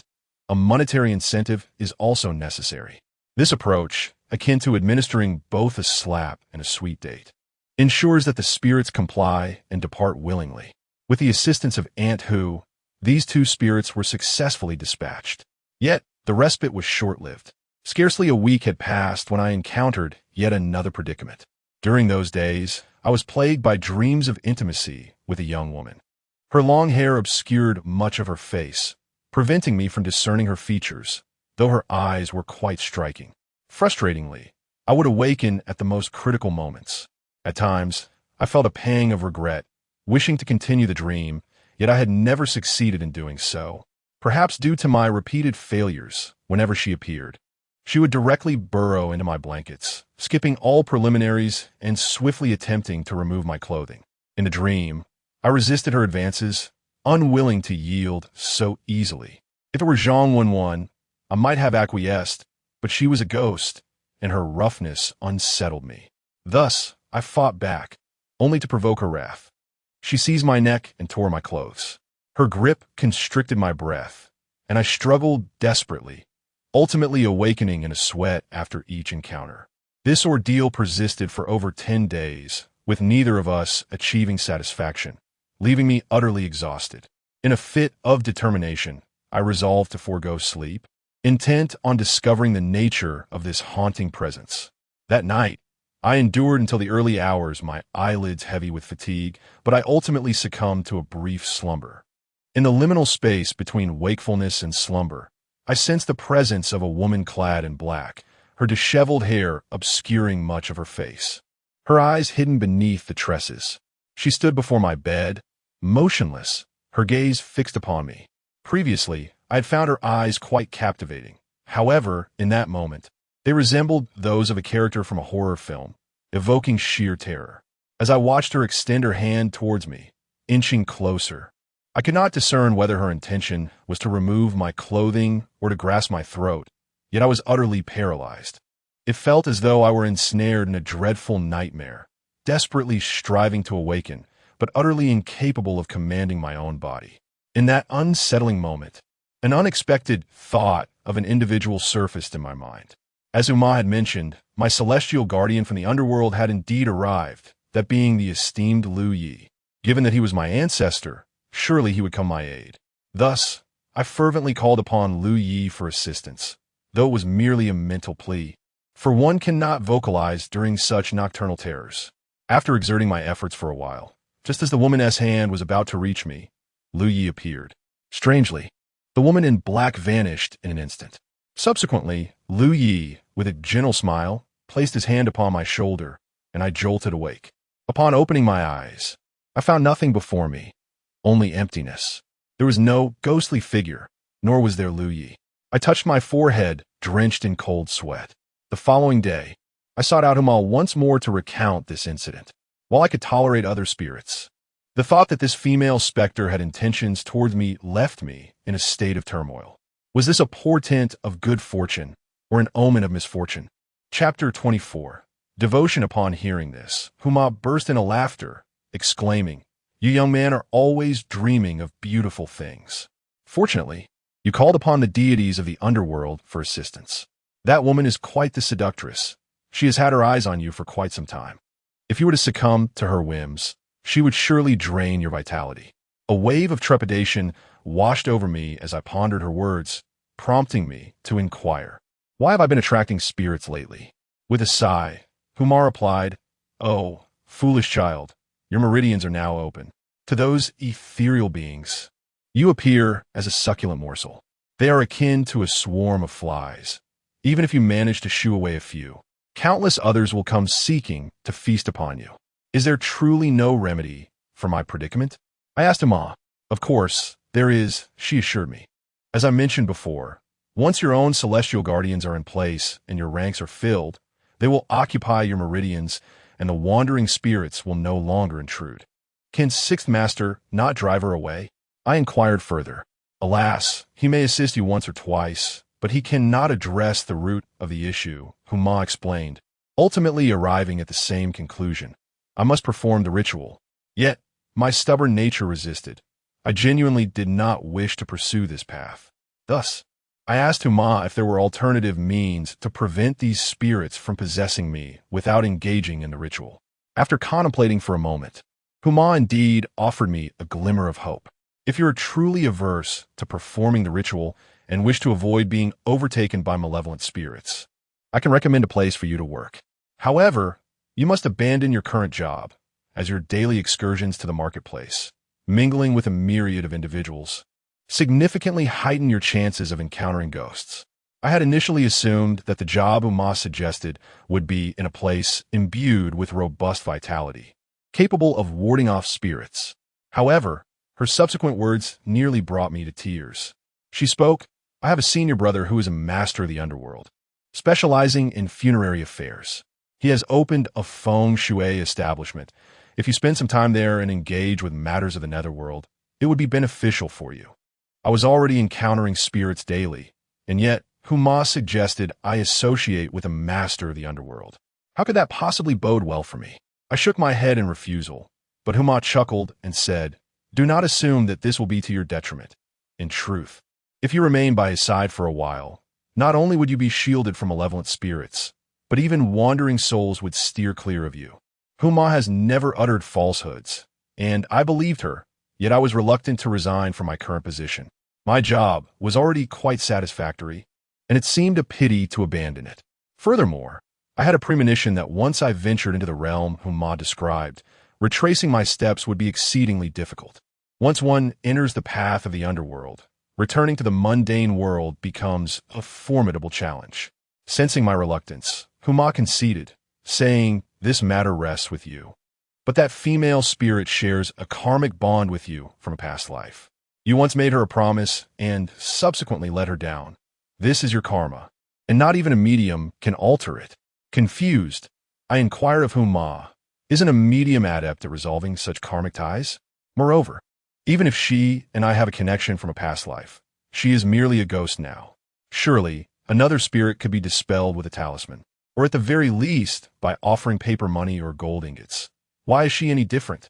Huma elucidated, "It is not that I do not wish to assist you. A medium can indeed resolve karmic matters, but they never forcibly alter the course of karma. You see, when we use talismans to send away spirits, it is because those spirits are not deeply attached and have little connection to you. Burning paper for spirits is a means to appease those whose sole desire is monetary recompense.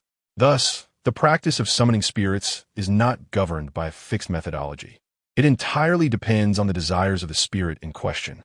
As long as their needs are met, they will naturally depart. Currently, the female spirit that follows you seeks to possess you, rendering any monetary offerings futile. The sole remedy lies in providing a substitute, using a paper effigy to replace you and engage in a marriage with that spirit. However, the challenge lies in the fact that she has been with you for an extended period and is well acquainted with your essence. The method of burning a substitute is plausible, but it is imperative that she does not discern its falsity. Otherwise, she will retaliate with increased ferocity." Madam, who spoke with great caution, and I too wrestled with my decision before inquiring, "Is there any method to ensure she does not realize the substitute is a sham?"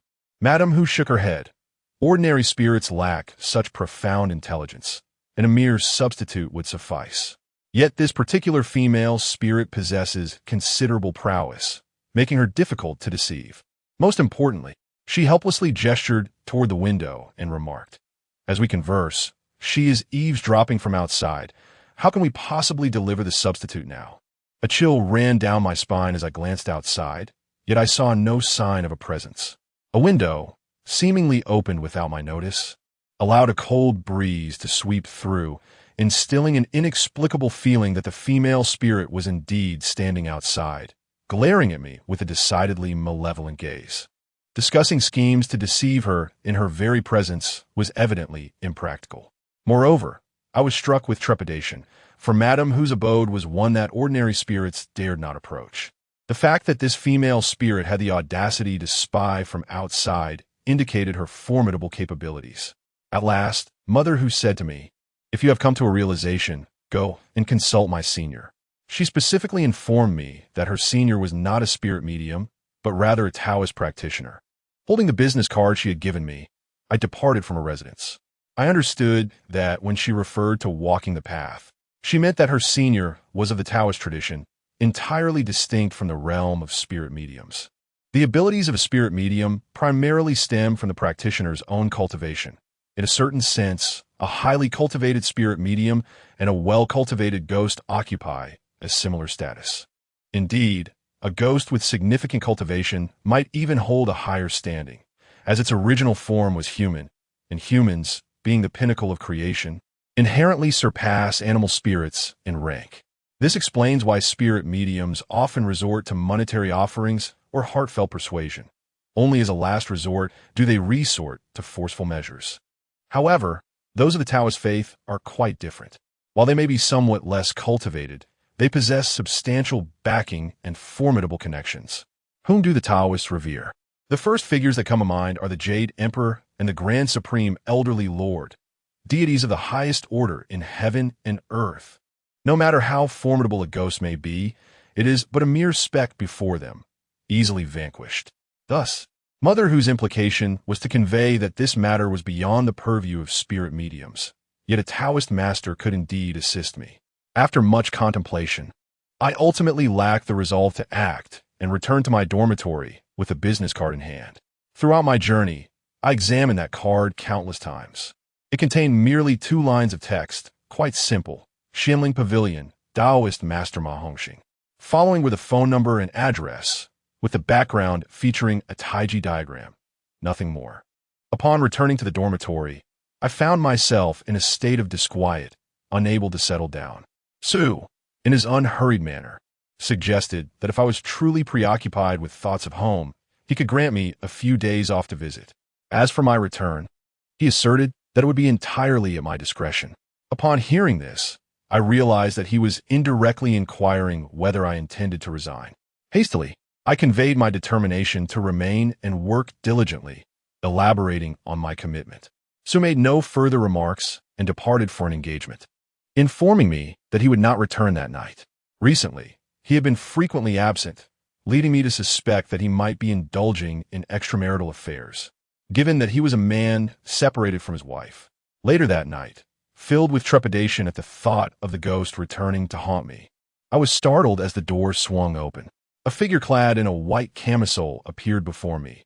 Not a specter, but Zhang Wenwen. A wave of delicate fragrance enveloped me, momentarily disorienting my senses. With a blush gracing her cheeks, she approached and gently nestled beside me. I was utterly bewildered, uncertain of her intentions.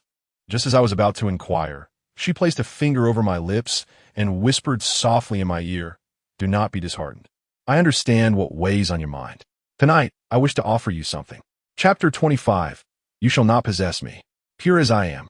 I momentarily struggled to comprehend Zhang Wenwen's implications. I asked her what she intended to give me.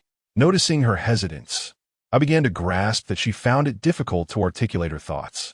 Thus, I resolved to take the initiative. Summoning my courage, I addressed her, "It's all right. Just give it to me directly. We are quite familiar with each other, so there is no need for you to feel embarrassed."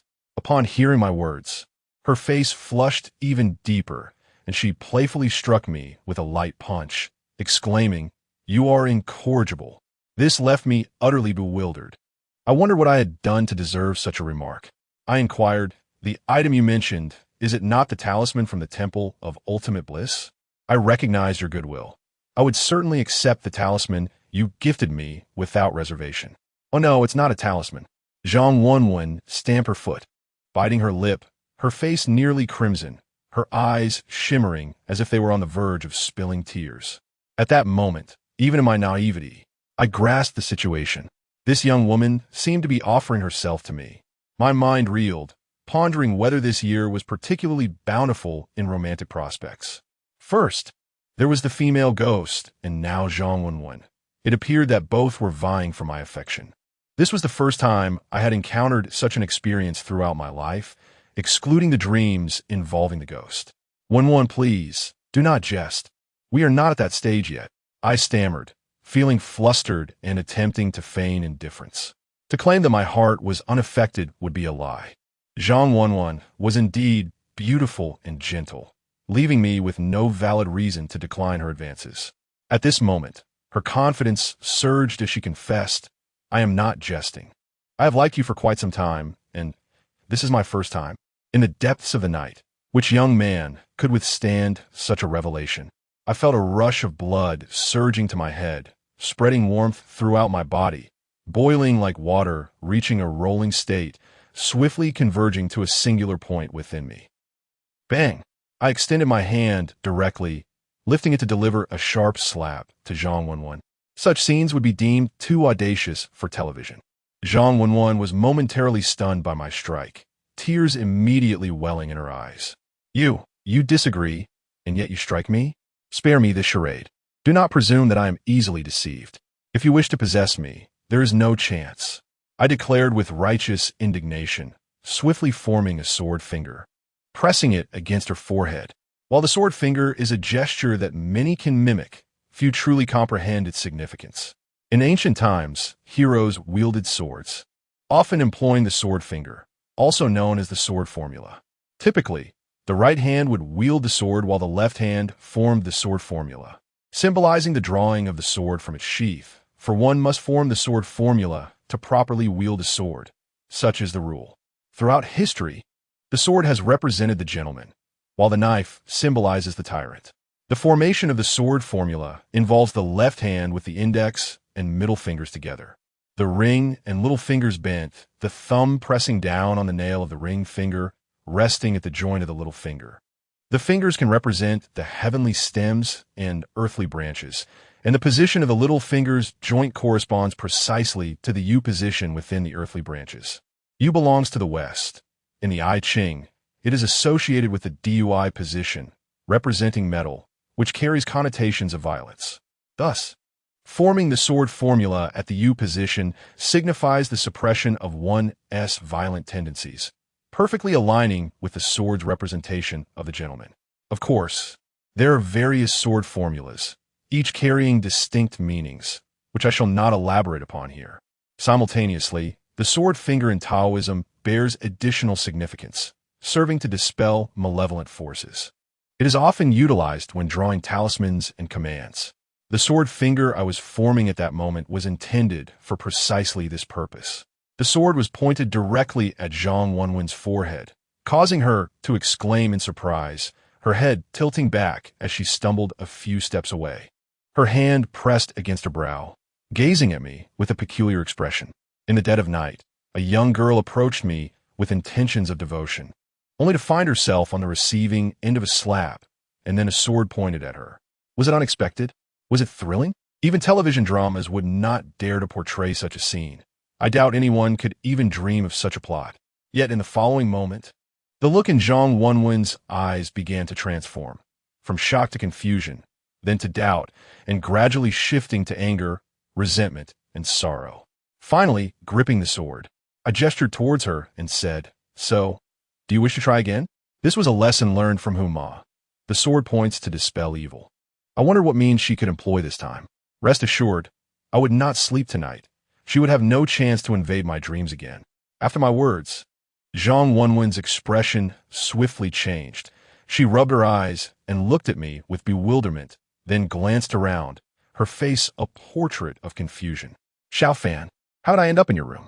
Upon hearing her utter those words, I finally exhaled in relief, thinking to myself how fortunate I was not to have been mistaken. She truly had been under the control of that female ghost.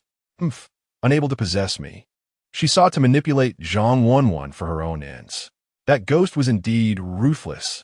It was then that I relaxed my sword and smiled at her, saying, "It's nothing. You were probably sleepwalking and insisted that I tell you a ghost story. In the middle of the night, who would want to hear such tales?" Zhang Wenwen stuck out her tongue at me, still looking perplexed, yet she did not inquire further. As I watched Zhang Wenwen exit the room, a resolute decision took shape within me.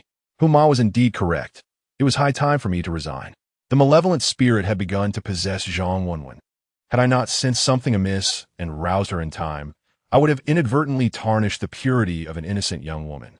Most critically, Zhang Wenwen remained oblivious to the entire situation.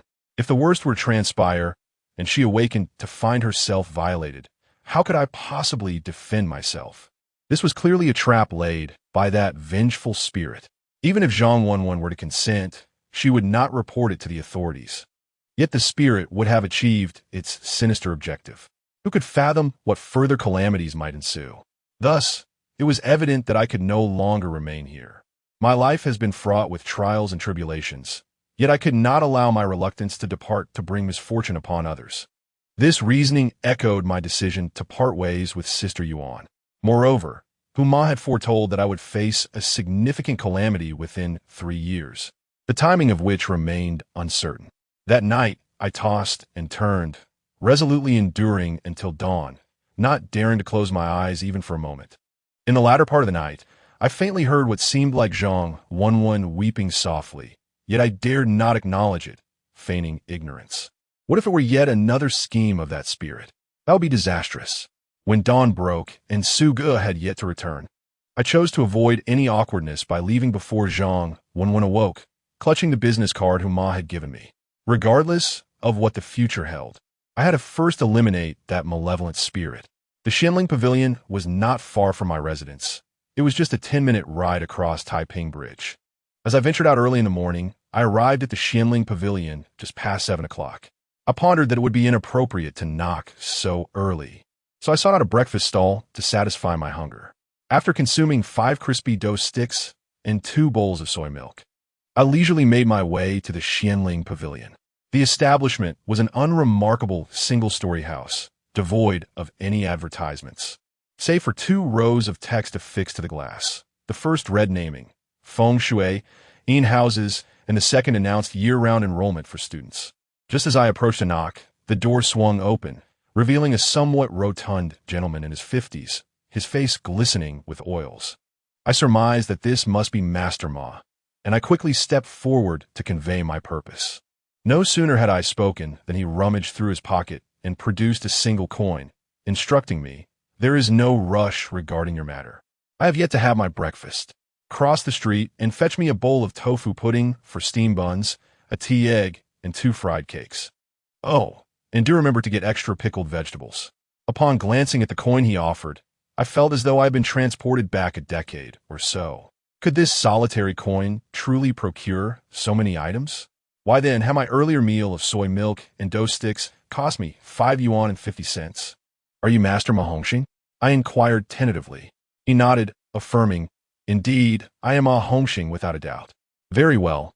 I shall return shortly with your breakfast." I declined his coin and turned to cross the street, returning with an array of food. Master Ma Hongxing beamed like a quail, ushering me inside and asking me to wait while he leisurely enjoyed his meal. I had no choice but to sit by and observe the furnishings of the room. In truth, the space was rather simple. Against the wall stood a shrine, presumably dedicated to the Supreme Laozi. Beside it was a table accompanied by a chair, upon which rested several books, along with a brush, vermilion, and talisman paper, all rather fitting for the setting. Ma Hongxing was seated in that chair, indulging in tofu pudding and fried pastries, his hands greasy. He carelessly grabbed a piece of talisman paper to wipe them, then tossed it into the trash. I couldn't help but grimace, wondering what kind of yin-yang master he was, lacking any semblance of decorum. Could he be a fraud? After he finished his meal, he pushed everything aside and dabbed his mouth with another piece of talisman paper. What did you say your name was?" "I am Wu Xiaofan." "Oh, let me inform you that I am currently recruiting students. The fee is 2,800 a year, but do not think it expensive. I waive the apprenticeship fee and provide a monthly stipend of 300, totaling 3,600 a year, so you actually profit." What utter nonsense! When did I express a desire to become a disciple? Had he not absorbed a word of what I had said? I patiently replied, "Taoist Ma, I did not come here to be your disciple, nor do I wish to become a student. I was referred by Huma." Upon reiterating my purpose, he suddenly seemed to grasp the situation, smacking his forehead. "Ah, you are here to seek my assistance in exorcising spirits. That is quite manageable. 200 for 1, 300 for 2, 500 for 3. "Taoist Ma, what are you talking about? Spirits. You wish to exorcise them, do you not?" I was merely stating the prices for exorcism. What a peculiar matter, treating the solemn task of exorcism as casually as purchasing vegetables. Nonetheless, the fee seems reasonable. 200 for a spirit, quite the bargain indeed. "Master Ma, as of now, I have only one ghost. There were 2 previously, but Huma helped me send one away. It is a straightforward case, 200. This particular specter is female and has been lingering around me for quite some time, persistently seeking to engage in. A female ghost, you say? That will incur additional costs. What I mentioned earlier pertained to male spirits. The fee for a female ghost is 1,000 each, 3,000 for 2, and 5,000 for 3. No negotiations permitted."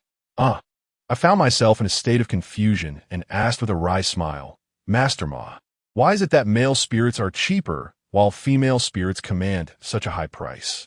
Furthermore, shouldn't 2 cost 2,000 rather than escalating in price? Need I explain? Male spirits are more reasonable, while female spirits are not. The more you have, the more troublesome they become.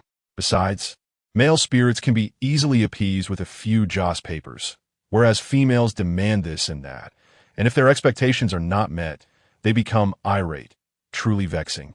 Master Ma replied, donning an expression that epitomized the adage that women and rogues are difficult to manage, as if he had borne the brunt of a woman's, or rather a female ghost's, profound grievance. "Master Ma, may I inquire if you are married?" She left me, citing my poverty. It dawned on me why he reacted so strongly at the mere mention of women. He must have been deeply wounded. The fee for a female ghost at 1,000 would consume my entire monthly salary. Just yesterday, Huma had only requested 50 for me. Yet, what can be done? Such is the fate of the unfortunate. At this moment, he shifted his tone, However, if you are willing to become my apprentice, I shall grant you a complimentary exorcism, which makes it rather appealing. Wouldn't you agree? Would you consider it? For some unknown reason, he was determined to persuade me to join his tutelage. I shook my head and replied, I apologize, Master Ma, but I have a job that earns me nearly 1,000 a month. If I were to come here, I would only make 300, and I fear I might starve. He sighed, shaking his head in resignation. Well, to each their own. I shall not impose upon you. However, you must understand that the significance of coming here transcends the mere 300 per month. The knowledge you could acquire here is invaluable. If you study under me for 3 years, I assure you that you will easily earn over 10,000 each month, affording luxury cars and houses. And marrying a beautiful wife will be well within your reach. His conviction was palpable, yet I glanced at his dilapidated dwelling and let out a drawn-out sound of disbelief, choosing not to respond. Perhaps he felt a twinge of embarrassment himself, for he coughed twice and said, Do not judge me by appearances. I have transcended material desires. He continued, Let us return to the matter at hand. Extend your hand. I complied, offering my hand, and he placed 3 fingers on my pulse, observing my complexion before nodding. He remarked that the female spirit was rather formidable, yet he would not charge extra, stating it would also cost 1,000. Losing an entire month's salary stung, but I dutifully handed over the money. Master Ma cheerfully tucked the payment away and handed me an ancient coin, round on the outside and square on the inside, with a small hole in the center. He instructed, Take this coin home and peer through the small hole to see the spirits. It will reveal them without fail. No matter how cunning or powerful that female ghost may be, she will not be able to escape detection. Then he presented me with 3 talismans, explaining their uses, one for summoning spirits, another for protection, and a third for unleashing thunderfire to refine the soul. Upon returning home, I first invoked the spirit. Once the female ghost appeared, I would strike her with the thunderfire talisman. Even if she did not perish from a blow, she would be grievously wounded and deterred from returning. It is often said that those who practice the path of cultivation differ significantly from the shamans, whom Ma advocates for harmony, while Taoist Ma seeks to eliminate his adversaries. I felt a twinge of reluctance, recalling Ma's words about the female ghost being linked to me through past life karma. If I were to annihilate her, would it not deepen the karmic ties? Taoist Ma dismissed my concerns, asserting that while karma exists, one should not dwell upon it. As long as one's abilities are sufficiently formidable, no karma can ensnare them. It is a matter of who prevails over whom, and if she dares to defy, let her attempt it. Taoist Ma's words exuded a commanding aura, and for a fleeting moment, I contemplated enrolling as his disciple. I then inquired if there were any gentler methods to persuade the female ghost to depart voluntarily. Taoist Ma shrugged, suggesting that I should seek Ma's assistance, or alternatively, succumb to the female ghost, allowing her to draw upon my vital essence until she had gathered sufficient yang energy to depart naturally. Upon hearing this, I promptly decided against such an idea and left with the items in hand. Back in my dormitory, finding it empty, I closed the doors and windows, first igniting the talisman for summoning spirits, then taking out substantial currency, and began to converse with the desolate space around me. I am aware of your presence. Earlier, Master Ma mentioned drawing you out and using the thunderous flames to refine your soul. If you comprehend the gravity of the situation, it would be wise for you to depart on your own accord. I harbor no desire to inflict harm upon you, nor should you harm me. Let us refrain from provoking one another. After uttering these words, I took the large coin and placed it over my eye, squinting with the other eye as I began to search the room. Although I possess the ability to perceive spirits, it is only under specific circumstances that I can do so. Currently, this female ghost possesses profound skills. Should she wish to conceal her form, I would be unable to see her. Through the small hole in the coin, I meticulously scrutinized every corner of the room, while an increasing chill enveloped me. This sensation is rather unsettling. I encourage you to try it yourself. Clench your hand into a hollow fist and seek out a ghost in a room. In such a vast space, your field of vision is limited to a mere fraction, which inadvertently heightens the fear simmering within you. For as you search, the ghost may very well be lurking just beyond your sight, mockingly observing you, while you remain blissfully unaware. Chapter 27. The Woman in Black. I continued my search in the room, peering through the small hole in the coin for an extended period, yet found nothing. This struck me as peculiar. Master Ma seemed to possess some skill. Could it be that his soul-drawing talisman had failed, or perhaps the female ghost was simply not present? In confusion, I lowered the coin from my eyes and glanced around. Strangely, there was a chilling atmosphere in the room, yet I could perceive nothing. Looking down at the coin in my hand, a fragment of knowledge I once encountered in a book suddenly came to mind. All things of the universe embody the duality of yin and yang, and this holds true for copper coins as well. Generally speaking, the side of a copper coin adorned with inscriptions is regarded as the front, representing yin, while the blank side is deemed the back, embodying yang. Many mistakenly believe that the inscribed front side signifies yang. However, this notion is erroneous. In the study of changes, the copper coin is likened to the human body, where the front corresponds to the abdomen and the back to the spine. The Book of Changes states that coin symbolizes the abdomen, the earth, and motherhood. Hence it is associated with yin. The Huangdi Neijing elaborates that the back represents yang, while the abdomen signifies yin. The abdomen encompasses the internal organs, including the 5 viscera and bones, while the back pertains to the exterior, including the 6 hollow organs and skin. Traditional Chinese medicine posits that the back of the human body is yang, with the governor vessel traversing the spinal midline, serving as the primary yang channel. Conversely, the front is yin, where the conception vessel runs along the midline of the chest and abdomen, acting as the principal yin channel. Therefore, the front of the coin should be classified as yin, while the back should be yang. At this moment, as I gazed at the copper coin in my hand, a sudden realization struck me, prompting me to swiftly flip the coin over. Upon placing it before my eyes, I was astounded to discover a woman in black standing less than a meter away from me. A chill surged up my spine, and I quickly lowered the coin, causing the woman in black to vanish instantly. Yet, upon raising the coin once more, she reappeared. I understood, then, that she had always been present, adept at concealing herself from view. It was only through the method imparted by Taoist Master Ma that I could perceive her. However, Taoist Master Ma was rather remiss, as he had not mentioned the significance of the coin's orientation when he entrusted it to me. I had just spoken, and I wished to avoid employing the Thunderfire Soul refinement against you. Let's each take a step back, allowing our paths to remain separate without causing harm to one another. I shall tread my own sunlit path while you traverse your own bridge of sorrow. With that, I produced the Thunderfire Soul refinement talisman, earnestly attempting to persuade the female specter before me. She stood silently, her demeanor not aggressive, yet her eyes betrayed a glimmer of disappointment. Noticing her silence, I tentatively suggested, "Shall I create a substitute for you? One that resembles me perfectly. What do you think?"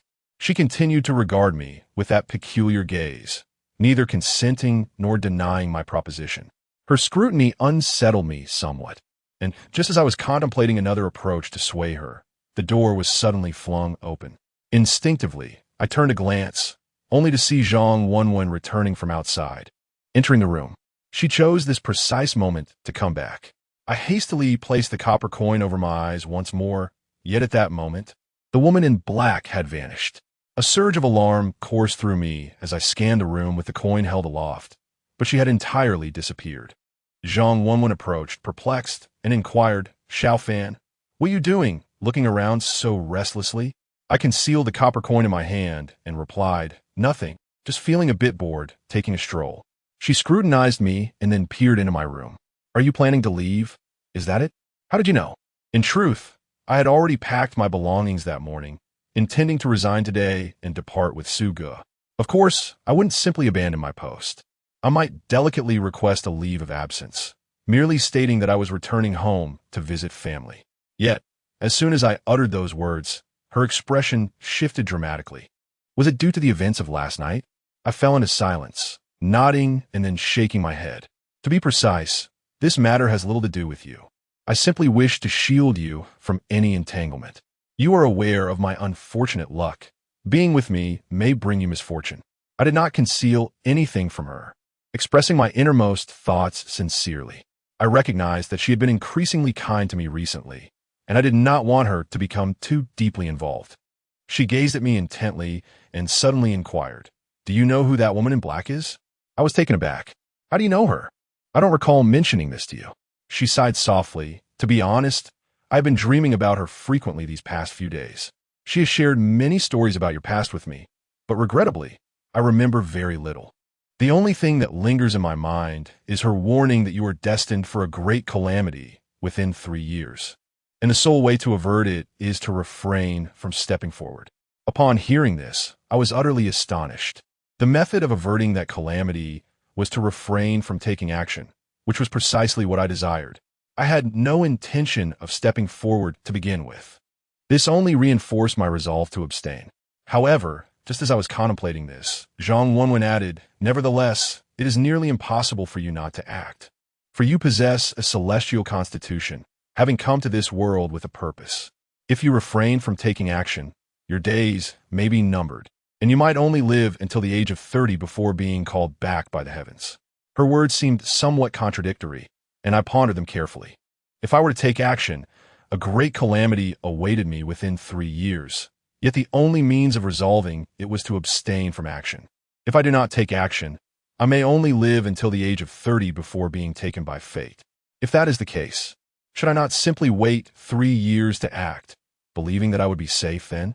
I conveyed this thought to Zhang Wenwen, who shook her head and informed me that the woman in black had mentioned in my dreams that my destined connections were approaching, and that various celestial beings were beginning to open pathways for me.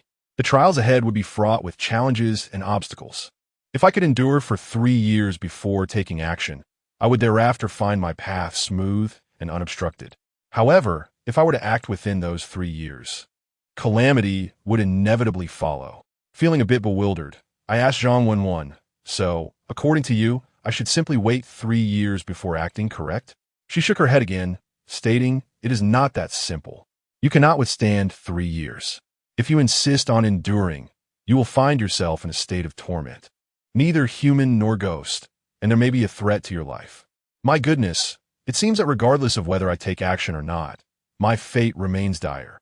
She bit her lip, her face slightly flushed, as if she had made a significant decision, and continued speaking to me. She also revealed that there was a way to assist me, to lose my virginity, if I were no longer a pure soul. The celestial beings would slow their interventions, allowing me to endure these 3 years without prematurely acting. Lose my virginity? I was momentarily stunned, recalling how the woman in black had repeatedly entered my dreams, seeking something from me. Could it be that she was attempting to help me? Suddenly, a thought struck me, and I blurted out, "Last night, you were not possessed by a female ghost. Rather, you intended to." The words that followed eluded my tongue. Zhang Wenwen averted her gaze, gently biting her lip. "I have feelings for you, and I wish to assist you." Chapter 28. The substitute the atmosphere gradually thickened. Gazing at Zhang Wenwen, my heart was a tumult of emotions, as if I had 1,000 words to convey. Yet when I opened my mouth, not a single syllable emerged. I merely stared at her, captivated by the glimmering depths of her eyes, before instinctively diverting my gaze. She remained silent, biting her lip as she regarded me. Perhaps we lingered in silence for a dozen seconds. "I won't detain you further. If you wish to leave, then go." I merely came to retrieve something. Her expression bore a hint of disappointment as she turned and fled back to her room. In that moment, an impulse surged within me, compelling me to reach out and draw her back. Yet ultimately, I remained motionless, watching her hastily exit the room and depart. She claimed to be returning for an item, yet her hands were empty. At last, her footsteps hesitated as if she were waiting for something, but I did not stir. The door slammed shut with a resounding thud, seemingly reflecting the closure of my own heart. I confess, I hold a deep affection for Zhang Wenwen. Yet first and foremost, I am but a destitute soul, with no solid ground beneath my feet and no shelter to call my own. My parents are no longer with me, leaving me utterly alone in this world. What assurance could I possibly offer her for the future? Furthermore, I am currently ensnared in my own troubles, besieged daily by specters. To be with me would only bring her misfortune. I stood there in a daze for over 10 minutes before letting out a sigh. regardless of who you are. If you truly wish to assist me, I express my gratitude. However, there is no need to resort to such methods. At worst, I could seek out Huma or consult Taoist Master Ma. If my fate is destined to take this path, then escaping it would be futile. Should you indeed share a karmic connection with me from a previous life, I would gladly offer you a substitute. Hoping you might comprehend my sentiments and refrain from shadowing me in the future, for the realms of the living and the dead are inherently disparate. If you find yourself unwilling to accept this, wait until I embark on my journey before seeking me out. Addressing the void before me, I engaged in a soliloquy, this time refraining from using copper coins to summon the female spirit. Nevertheless, I was acutely aware of her presence lingering beside me. After I concluded my words, approximately 3 to 5 minutes elapsed, and the chill in the room gradually dissipated, along with the sensation of being watched. In a moment of reverie, I fancied I heard the sound of a door opening, and then, in an instant, a woman's silhouette departed through the doorway. A wave of relief washed over me. The spirit must have heeded my plea and taken her leave. After regaining my composure, I sat down to call Brother Sue, but before the call connected, I hung up. I was at a loss for words, pondering for quite some time before I retrieved paper and pen to leave him a note. I informed Brother Sue that there were matters at home requiring my immediate return, thus preventing me from bidding farewell in person. I meticulously detailed the unfinished tasks on the paper, ensuring I conveyed everything responsibly, although this may seem somewhat negligent. I did not wish for my affairs to unduly impact others any further. I descended to the flower shop, purchasing a bouquet to place in Zhang Wenwen's room, accompanied by a small card. Initially, I intended to pen a few words of apology. However, upon reflection, I decided against it, ultimately inscribing only a single line. We shall remain good friends. Feel free to call me if you need anything. The farewell to Sister Yuan and this sudden departure both weighed heavily upon my heart. It felt as though an invisible hand was guiding me towards an unknown destiny. With my luggage in tow, I first visited Huma, recounting the entire affair to her. Huma listened with astonishment, agreeing to assist me in crafting a substitute, which would be offered to the female spirit. Creating a substitute is not as simple as merely burning a paper effigy. Huma requested 7 strands of my hair, along with my birth date and a piece of intimate clothing. She explained that while ordinary substitutes require only hair and birth details, the bond between me and this spirit was profound, making a mere paper figure insufficient. Therefore, an article of my clothing, imbued with my essence, was essential for the spirit's satisfaction.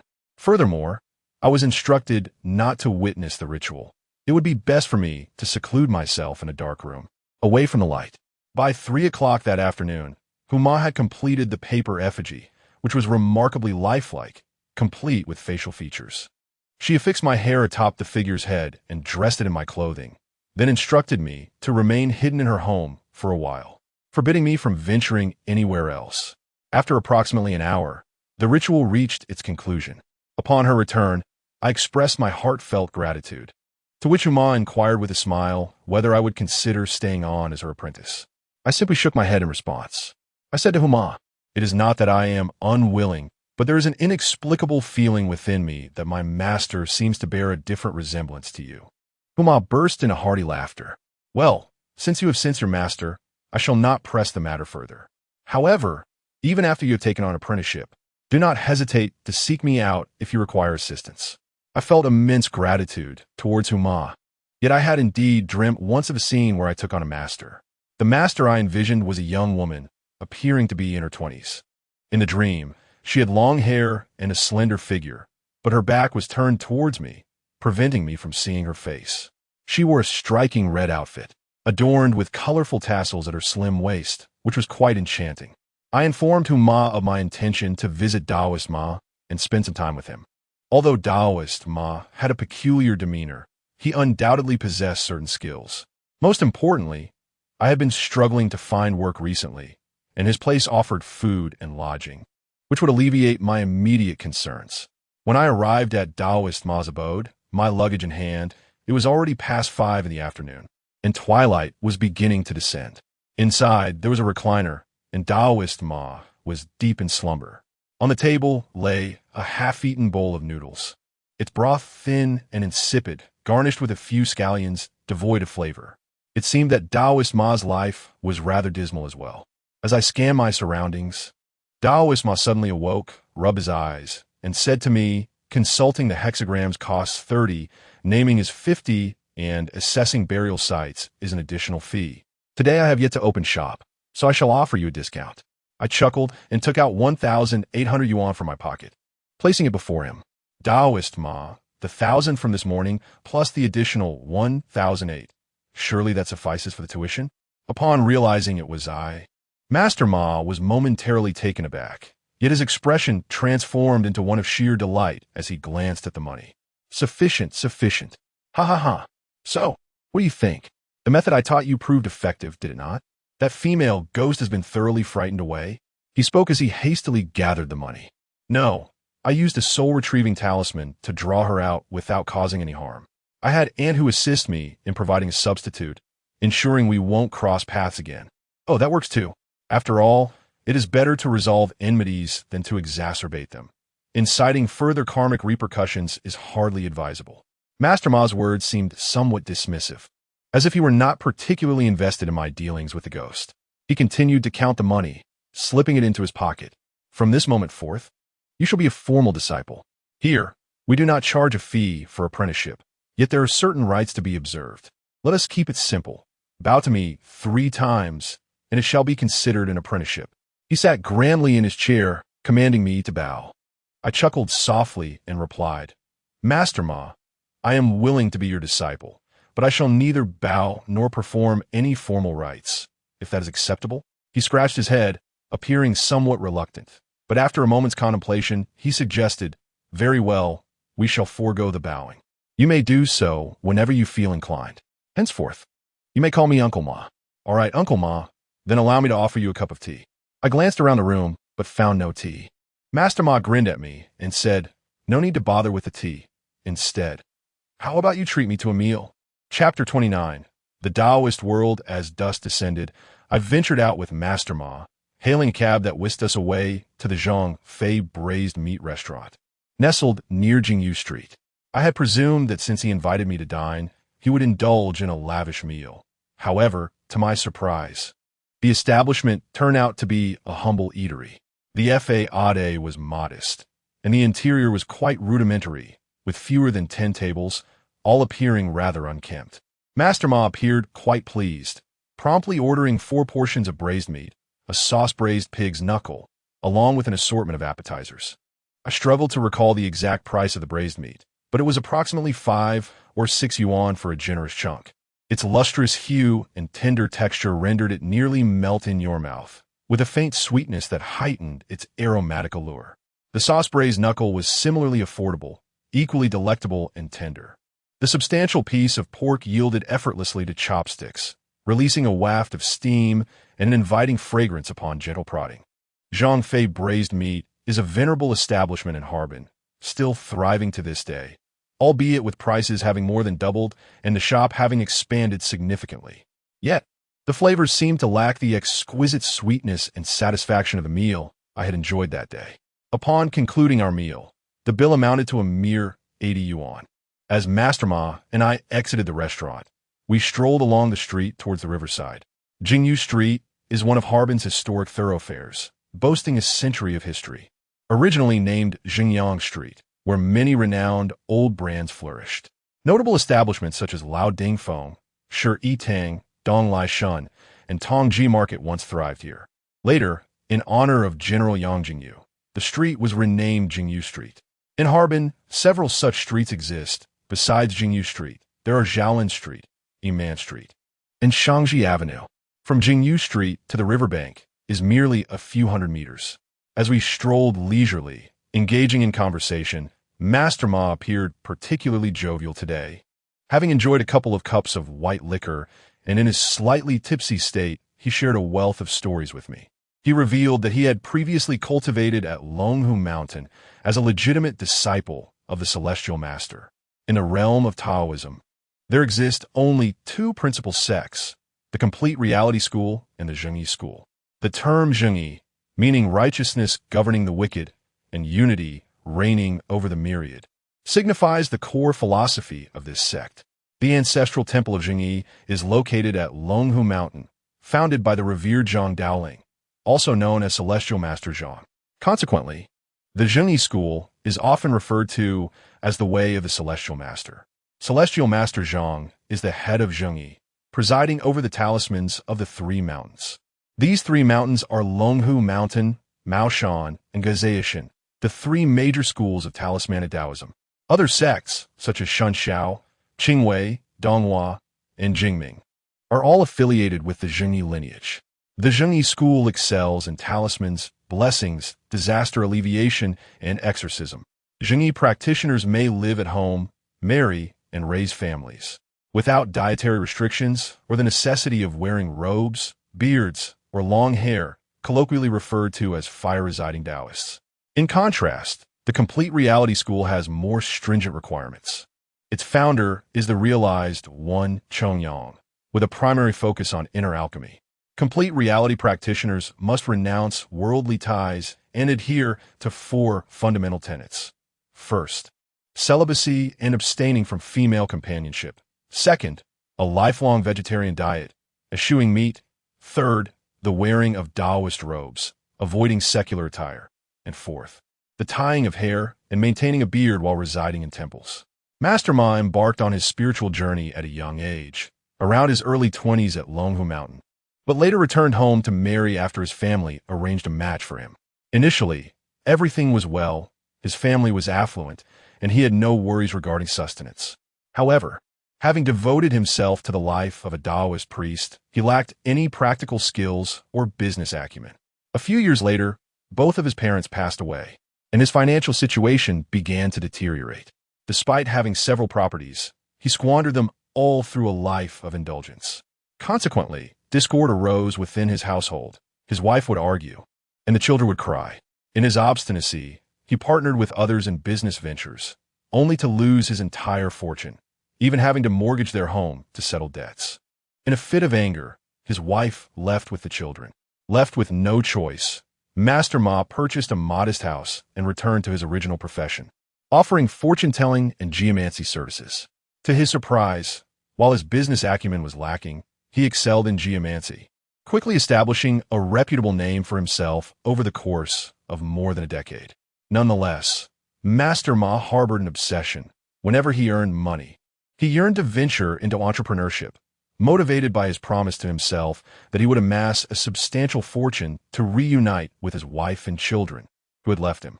Yet, each entrepreneurial endeavor ended in failure, causing all his hard-earned savings to vanish like vapor. Thus, he would return to fortune-telling to save a bit more before attempting another business venture. It seemed that while others pursued entrepreneurship to accumulate wealth, he sought wealth solely to embark on new ventures.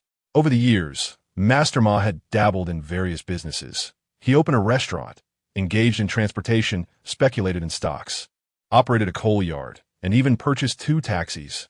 Regrettably, all these enterprises resulted in losses. One of the taxis was totaled in an accident last year, while the other remains idle. Occasionally, he ventures out at night to earn a little on the side to make ends meet. I listened with a heavy heart, pondering how Master Ma had indeed endured much. He claimed to be only 52 years old, yet his appearance suggested he was at least 57 or 58. The trials of life had rendered him somewhat aged. Curiously, I inquired of Master Ma, if divination and feng shui were so lucrative, why not pursue that path exclusively, instead of engaging in entrepreneurial ventures? With a sigh, Master Ma replied, "You do not understand. My wife vehemently opposed my practice, fearing that revealing too much of the heavenly secrets would bring misfortune upon our descendants. Thus, while she was alive, I dared not read fortunes for others." A sudden realization dawned upon me. Master Ma now practiced divination in hopes that one day he would no longer need to do so. Unsure of how to respond, I offered him a few words of comfort. Master Ma shook his head, remaining silent. At that moment, we had arrived by the riverside, and as we walked against the river breeze, perhaps the wind had invigorated him, for he soon became unsteady. He ambled beside me, his belly protruding, his face flushed, adorned with a blissful smile, reminiscent of a newlywed basking in joy. After a few steps, he belched heartily and said to me, "Xiao Fan, to speak frankly, the first time I laid eyes on you, I sense you possess great potential. I, Master Ma, am willing to impart my knowledge to you, but you must be diligent in your studies, unafraid of hardship or trouble. In our profession, funerals and burials are routine, while exorcising malevolent spirits is commonplace. In truth, I held no interest in learning such arts. I merely sought a refuge, a place where the spirits would cease to pursue me.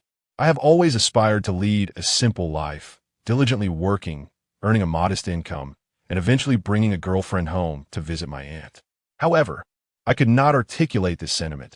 Instead, I offered a few casual remarks. Master Ma, perhaps seeking to showcase something, paused in his stride, surveyed the surroundings, and pointed toward a nearby location. "Do you see that? Behind a flower bed, there squats a female ghost. Go on, chase her away." I glanced in that direction and indeed spotted a shadowy figure behind a flower bed by the riverbank. "Master Ma, she seems to be minding her own business. Why should I drive her away? Why ask so many questions? Just go. This is a test of your courage. In our line of work, one cannot fear spirits." With that, he proffered me a talisman and urged me to perform the exorcism. Left with little choice, I stealthily approached, clutching the talisman, inching closer to the supposed specter. Chapter 30. The student's journey the talisman Master Ma had given me was designed to repel spirits, inflicting minimal harm, its primary function being to frighten them away. As I stealthily approached the figure from behind, I slapped the talisman down. The supposed ghost let out a shriek, hastily pulling up her trousers and springing into action. It was indeed effective. But wait, why was she adjusting her trousers? Are you out of your mind? What a lewd act! Someone apprehend this rogue, she cried out. Upon closer inspection, I realized with astonishment that she was not a ghost at all, but rather a woman in her 40s, crouching discreetly to relieve herself. She came charging at me with a fierce demeanor, and I knew that if I hesitated even for a moment, I would be in serious trouble. Sensing the imminent danger, I resorted to a spontaneous idea and pointed towards Uncle Ma. "Sister, I had no idea you were in here. It was he who sent me over." At once, she turned her gaze towards Uncle Ma, who was equally taken aback, stepping back a couple of paces with a forced smile as he stammered an explanation. I mistook the person, you see. Catch the pervert," she shouted, her voice echoing in the quiet night by the riverside, attracting the attention of a few onlookers despite the sparse crowd. I quickly rushed to grab Uncle Ma, and we took off running. No need for explanations, just run. We sprinted along the riverbank, with the woman hot on our heels, her belt unfastened, one hand clutching her pants and the other pointing at us while hurling insults. After approximately 2 kilometers, we approached the flood control monument in Harbin, where the crowd had thickened. Both Uncle Ma and I were panting heavily, yet the woman pursued us relentlessly. Thankfully, I had my wits about me. I pulled Uncle Ma into the throng of people, veered around several corners, and then doubled back. As anticipated, we managed to shake her off. Glancing back, we saw only a sea of faces, with no sign of her remaining. Uncle Ma, now fully sober, gasped for breath and remarked, "Good heavens, that nearly cost me my life. I felt as though my lungs would burst." I could only muster a wry smile in response. "Consider yourself fortunate. Had she caught up with us, we would surely have been carted off to the police station. I cannot bear the weight of the accusation of molesting a woman. In a moment of urgency, you pushed your master aside. If you hadn't called out, would she have pursued me? Your words are curious. Had you not permitted me to exorcise spirits, would this predicament have arisen? I merely sought to test your abilities. Yet who could have foreseen she would be squatting by the river in the dead of night, displaying a complete lack of public decency? How disgraceful. Next time, please ensure you're certain before sending me out. There's no need to rush. In this world, spirits outnumber humans, and opportunities abound." That night, we returned to our lodgings well past 10 o'clock. Uncle Ma's residence consisted of a storefront at the front and a small courtyard behind, with 2 rooms on either side. He assigned me to sleep in the western chamber.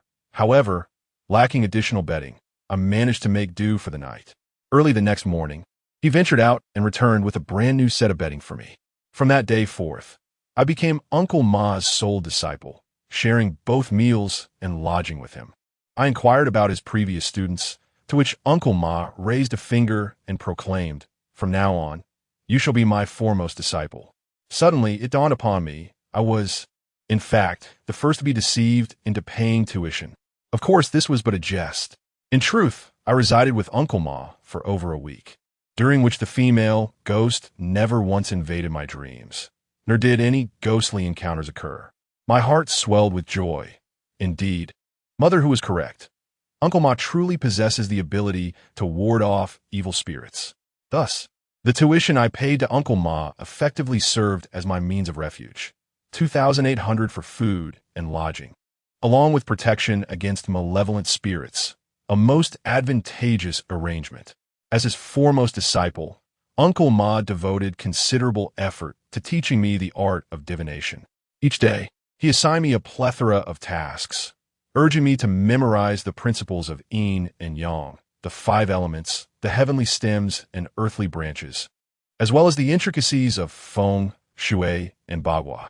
Initially, I found this endeavor somewhat intriguing. However, it soon became rather tedious, compounded by the sheer volume of material to memorize. Consequently, I often indulged in laziness, and he turned a blind eye to my shortcomings. Uncle Ma frequently regaled me with grand tales of his illustrious reputation, claiming that many dignitaries and affluent merchants sought his counsel for divination and feng shui. Yet, after spending over a week in his company, I witnessed only a handful of clients, perhaps 5 or 6, who came to him for their fortunes, primarily seeking assistance with birth charts or the recovery of lost children.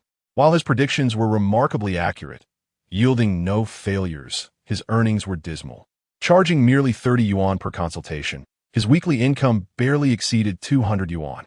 He appeared unconcerned by this, explaining that one cannot expect to strike it rich daily in this profession, but must instead await substantial clientele.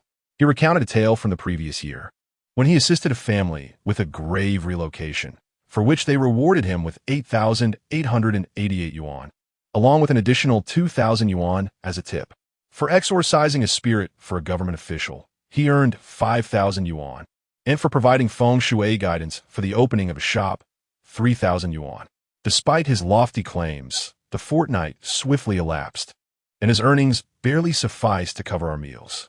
In the evenings, he occasionally took to driving a taxi, asserting that he was affiliated with a company owned by one of his clients, who did not charge him for the privilege. With nothing pressing to occupy my time, I accompanied him on these excursions, and during moments of inactivity, he took the opportunity to teach me how to drive. Over a month has passed, yet Uncle Ma's fortune-telling business remains rather desolate. However, I have mastered the art of driving. Consequently, Uncle Ma suggested that I venture out at night to drive a taxi, sharing the earnings equally, and if I fail to earn, I need not pay him a fee. It dawned on me that this old fellow intended for me to work for him. He even had connections to procure a driver's license for me, the authenticity of which I remain uncertain. Thus, by day, I learned the intricacies of fortune-telling from him, and by night, I drove a taxi. Aside from my modest means, life was quite liberating. After some time, an incident occurred in Harbin, specifically in the Songhua River. On November 13th, 2005, an explosion at the Jilin Petrochemical Company's biphenyl plant resulted in several fatalities and dozens of injuries. Following the explosion, hundreds of tons of chemical materials seeped into the Songhua River, leading to severe pollution and adversely affecting the lives of millions along the banks. The crux of the issue was that Jilin lies upstream of the Songhua River, while Harbin is downstream. Due to the grave water contamination, Harbin suspended its water supply and urged residents to conserve water. The streets were soon filled with people scrambling for water, and bottled water vanished from supermarkets. Bathhouses and car washes were shuttered. Panic swept through the populace, but thankfully, the government acted promptly, extracting water from underground wells and sourcing it from neighboring provinces, distributing it via water trucks to the residents. During that period, Uncle Ma and I would haul large barrels to queue for water each day. I even made a special trip to deliver water to Sister Yuan, as well as to Su Gu and Zhang Wenwen. However, Su Gu informed me that Zhang Wenwen had resigned shortly after my departure, stating she had taken a position at another shopping center. In recent days, I had not been in contact with Zhang Wenwen. Upon receiving the news, I hastily grabbed 2 large buckets of water and made my way to Holland to deliver them to her home. Her parents expressed their heartfelt gratitude. However, I chose to visit during working hours, and she was not at home. This incident had a significant impact at the time, but lasted only for a little over half a month. With the successful remediation of the water pollution, life gradually returned to normal, and we were finally spared the inconvenience of queuing for water. By the end of the month, I was engaged in a conversation with Uncle Ma in the house when a person rushed in with great urgency. Upon entering, he produced a wad of cash and placed it on the table, frantically addressing Uncle Ma. "Master Ma, our family is in trouble. Please come and help us." Uncle Ma and I simultaneously focused on the stack of money, exchanging a quick glance. A significant client had arrived. Chapter 31. The affliction of the damned. Uncle Ma immediately shifted into a professional demeanor, his expression darkening as he inquired about the nature of the man's predicament. The man, appearing to be in his 30s, anxiously relayed that an elderly member of his family had just passed away. The breath had left their body, and the heartbeat had ceased. Yet, the final breath remained lodged in their chest, refusing to depart. Moreover, the deceased's eyes remained open, and their fists were tightly clenched. Despite the family's efforts, they could not coax the eyes to close or the fists to relax. It was said that this was due to an inauspicious time of death. The lingering affliction had not been expelled, and the soul was reluctant to depart. In folk customs, this situation is considered highly ominous. As the saying goes, death is akin to the extinguishing of a lamp. When a person takes their last breath, they usually exhale one final sigh, colloquially referred to as the affliction, or outgoing affliction. This affliction typically needs to exit through doors or windows. If it cannot, it brings misfortune to the family. Should someone be struck by this affliction, the consequences may range from minor illness and misfortune to grave peril.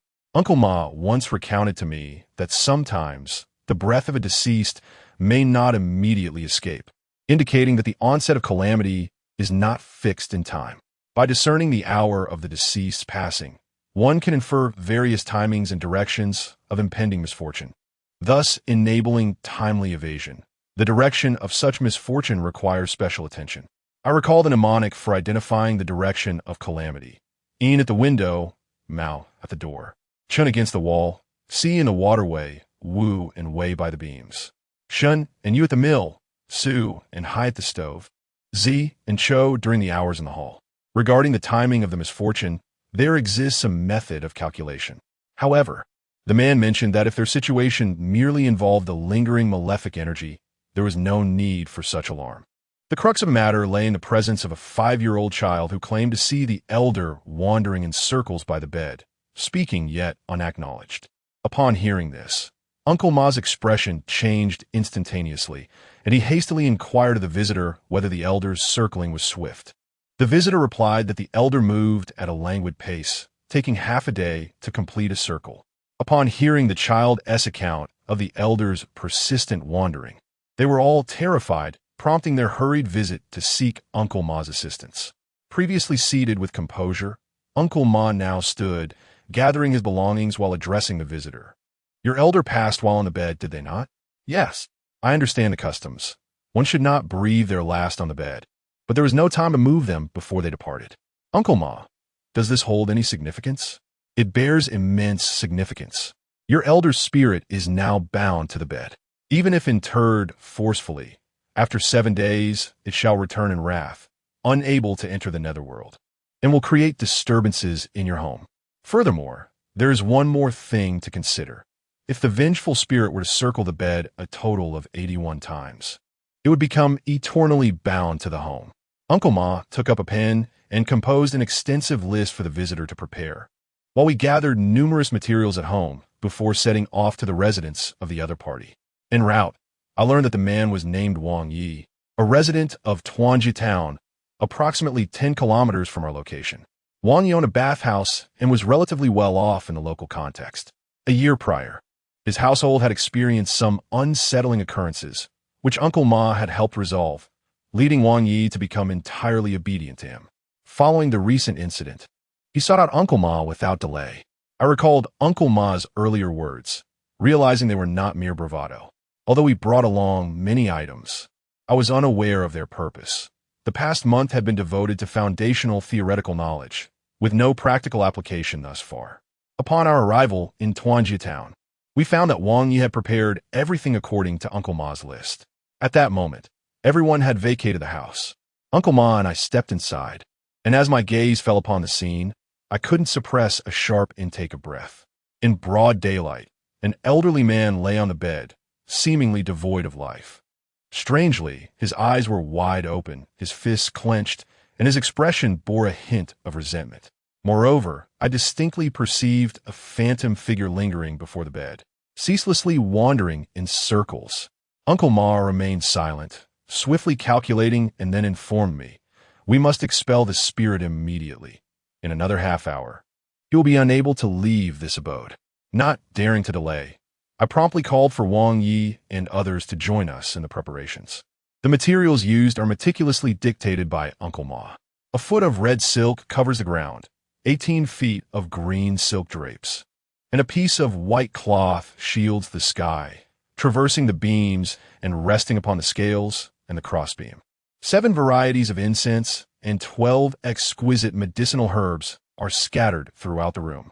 Furthermore, 5 types of sand, yellow, red, white, black, and gold, are blended with grains, filling the space with a flurry. Uncle Ma provided me with a talisman and instructed me to wait in a specific direction. Should the ominous energy manifest, I was to first evade it and then subdue it with the talisman. Finally, he instructed Wang Yi to bring forth a large rooster, from which he procured a resilient branch of mulberry to strike the bird.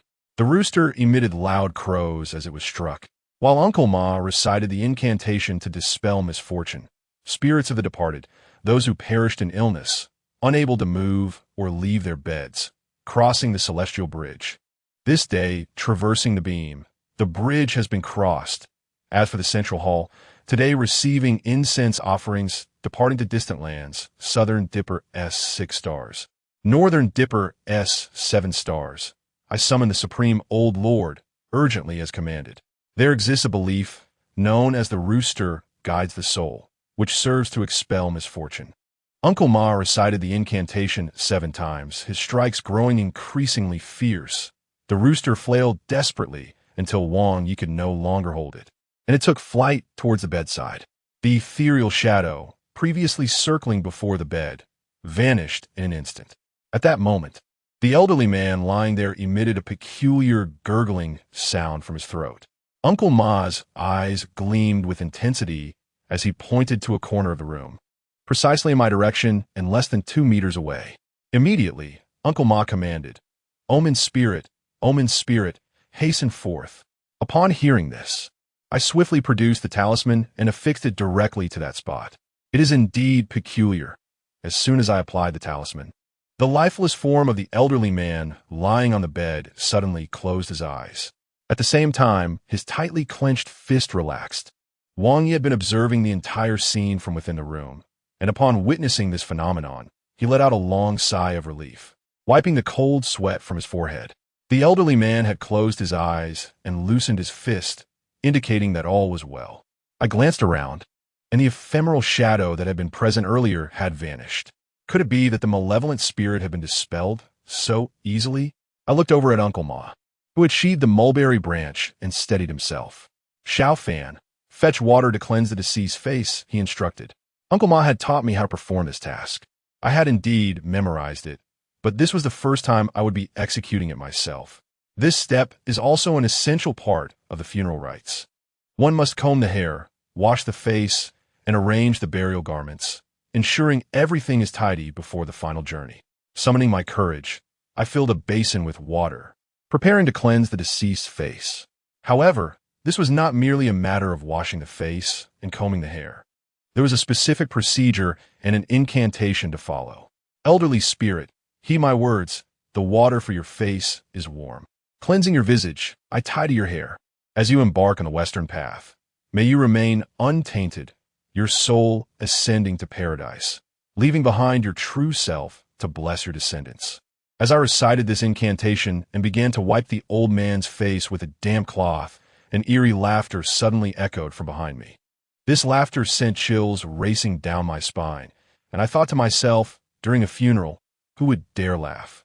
Turning around, I was taken aback to find it was Wang Yi, his expression twisted, his gaze fixated on me and Uncle Ma, a sinister grin playing at the corners of his mouth. He seemed intent on sending me away, yet there was no exit. Uncle Ma and I exchanged swift glances, both realizing that we were in grave peril. The malevolent spirit had taken hold. Chapter 32. Summoning the divine to exorcise calamity. The essence of a calamity spirit is fundamentally distinct from that of a ghost. While a living person possesses a soul known as the living soul, upon death, it transforms into a ghost. However, the calamity spirit is particularly unique, arising from a malevolent energy that manifests at the moment of death. When a departed soul harbors lingering resentment and accumulated grievances, it can lead to such a phenomenon. At this moment, Wang Yi was overtaken by the calamity spirit, transforming him entirely. Those outside were struck with terror, retreating far away, none daring to approach. Uncle Ma, being an experienced practitioner of the yin-yang arts, remained composed amidst the chaos. With a commanding shout, he declared, "Restless spirit, you cannot linger in this realm. Depart at once." His voice, infused with the power of his dantian, resonated profoundly in my ears. In response, Wang Yi staggered back a couple of steps, but remained defiant. "Ma Hongxing, I know you well. Do not meddle in my family affairs. This ungrateful wretch has squandered my funeral funds, and he refuses to allow me to find a companion. Today, I shall ensure he finds no peace." Wang Yi's voice had taken on an aged and malevolent tone. After uttering his words, he struck his own face twice with great force and knelt down, repeatedly bowing his head towards the interior of the house. Within just a few moments, his forehead was bloodied, crimson flowing down his face as he continued to bow, emitting a chilling, eerie cackle. The calamity spirit was in a frenzy, rising to seize a nearby stool and smashing it indiscriminately. Seeing this, I grew anxious and hurriedly inquired of Uncle Ma, "What shall we do? The situation is escalating out of control. Don't you possess talismans for exorcising spirits? Could we use one?" Uncle Ma winked at me and then, with a solemn expression, whispered, "No, this old man has already transformed into a malevolent spirit. Ordinary methods will be utterly ineffective if we're not careful. Both of us might end up in dire straits. It's not worth risking our lives over a mere 1,000 or so." Although his voice was low, it was precisely pitched to ensure that everyone in the courtyard could hear. The onlookers, already terrified, scattered in all directions, with the timid ones crouching on the ground in fear. Upon hearing Uncle Ma's words, a member of the Wang family, seemingly an uncle of Wang Yi, stepped forward to implore Uncle Ma, "Master Ma, we beseech you, you are our only hope.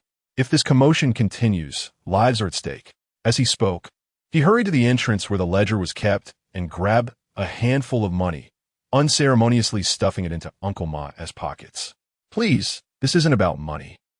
Uncle Ma feigned reluctance as he pushed back, but seeing his pockets nearly bursting, he finally cleared his throat and declared with righteous indignation, "Xiao Fan, first use the protective incantation, then strike him with the grains. Assist me in invoking the divine and dispelling the calamity." He swiftly drew a peachwood sword and began to perform the 7-star step on the ground. The heavens grow dim, the earth darkens. 8 great guardians protect my body. I am the black malevolent spirit from above, summoned by the Jade Emperor to guard the gates. Capture 1 if encountered. Take 2 souls if 2 appear. Slay the great spirits with a blade, and fry the small ones in oil. Those who flee swiftly may escape, but those who lag shall have their bones broken. I serve the Supreme Lord, urgent as the law commands. Seeing Uncle Ma fully engrossed in his role, I had no choice but to cooperate.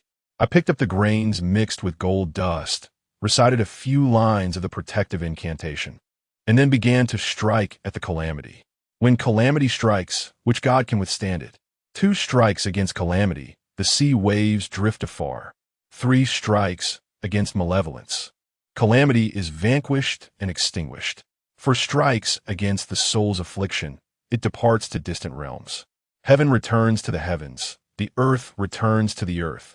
Deities return to their temples, and spirits return to their graves. Should any dare to defy, they shall be escorted to the celestial punishment. As I recited this incantation, grains of rice incessantly struck upon Wang Yi. Initially, he remained indifferent, but after I had endured 7 or 8 blows, I began to wail in distress and sought to evade the onslaught. My initial anxiety dissipated upon witnessing the efficacy of this method. Thus, I too unleashed a flurry of grains, striking vigorously. Wang Yi, overwhelmed, dashed about the courtyard, while those bystanders rallied in spirited shouts of encouragement. At that moment, Uncle Ma, having completed his invocation, chanted a spell and rushed forth wielding his peachwood sword. The heavens are round, the earth is square, with the 9 edicts in place. I summoned the great Marshal Tianpeng to assist me in vanquishing this calamity. With the 7 stars above and the celestial axis beneath, illuminated by the sun and moon, may all malevolence be severed, and under the sun's radiance, may fortune abound. Wang Yi, in a frantic bid to escape my relentless pursuit, became the target of Uncle Ma's precise strike, as he delivered a blow upon Wang Yi's head with a peachwood sword. Naturally, such a blade could not bring forth death. Instead, Wang Yi trembled violently, his eyes rolling back, and he collapsed to the ground, weakened. Yet, he still attempted to rise, prompting Uncle Ma to step forward, positioning the sword firmly against Wang Yi's chest. The heavens are supported by 9 pillars, the earth by 9 beams. With Tianpeng at my side, I sever this ominous threat. With the divine weapon raised, may all demons be subdued. I beseech the venerable Laozi urgently, as per the celestial decree. With a swift succession of 3 strikes, Wang Yi convulsed as if electrified, frothing at the mouth, until he ultimately lay still.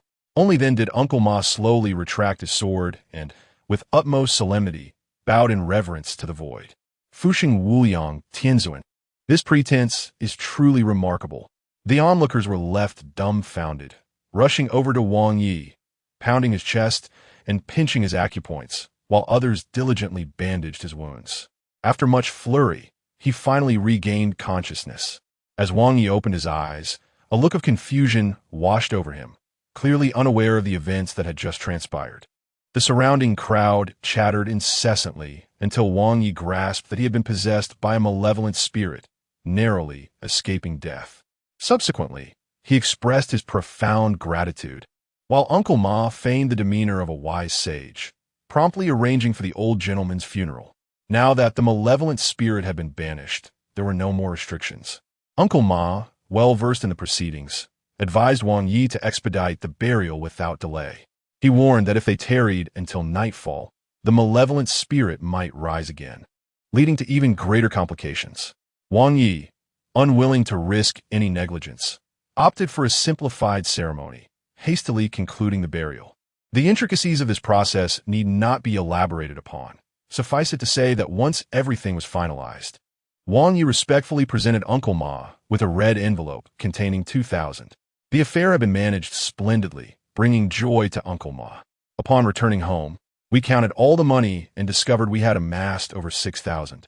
In the past month, our total earnings had not even approached today's windfall.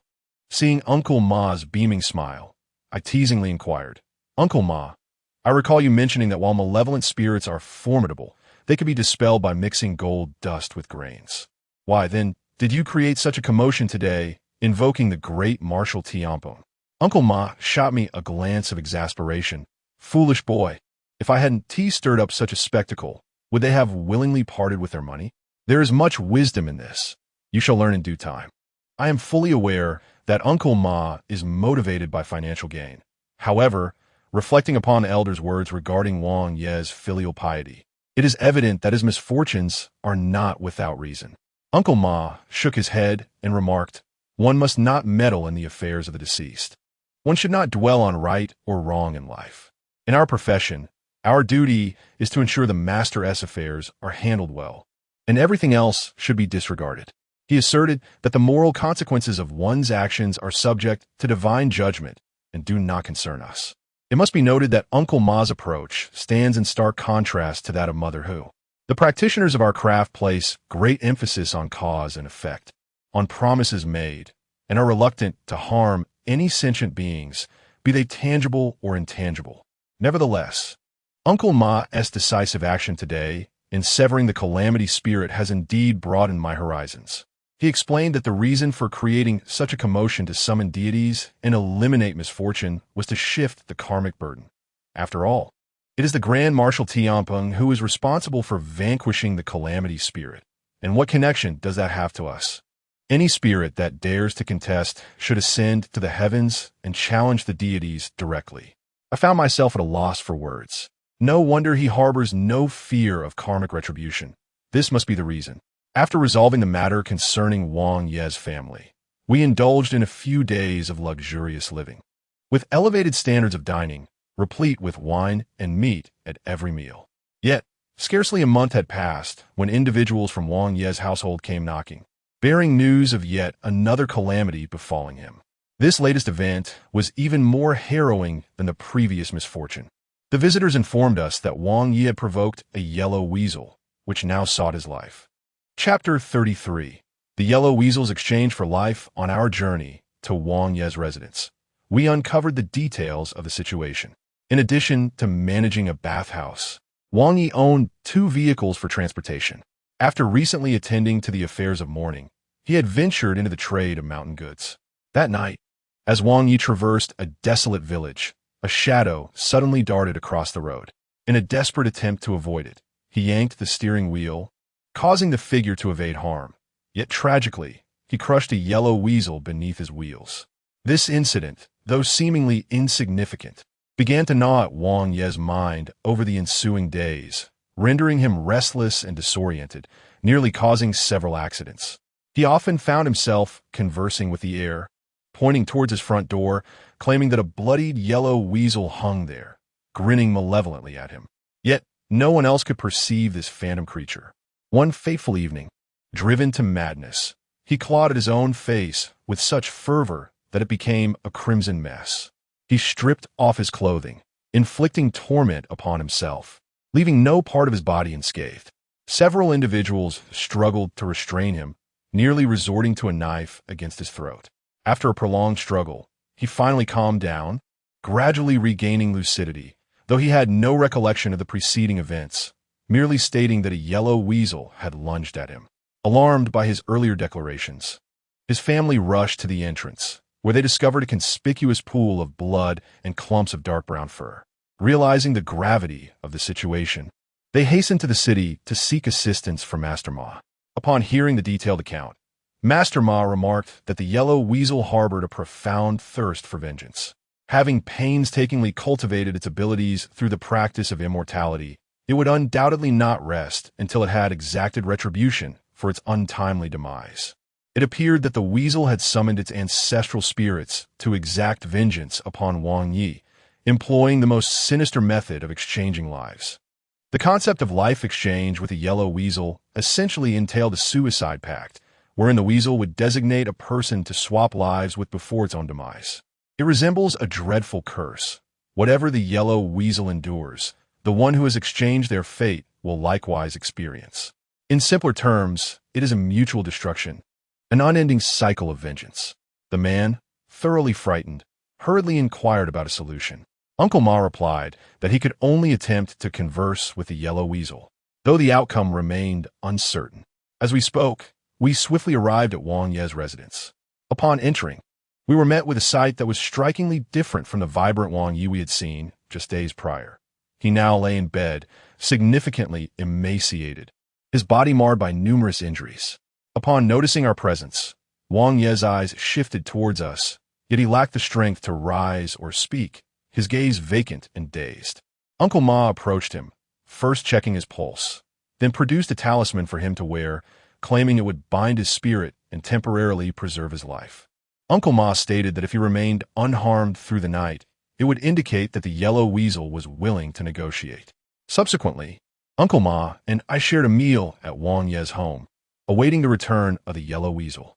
That night, the early hours passed relatively normally, but just after midnight, Wang Yi suddenly developed a high fever and fell into a deep unconsciousness, mumbling incoherently.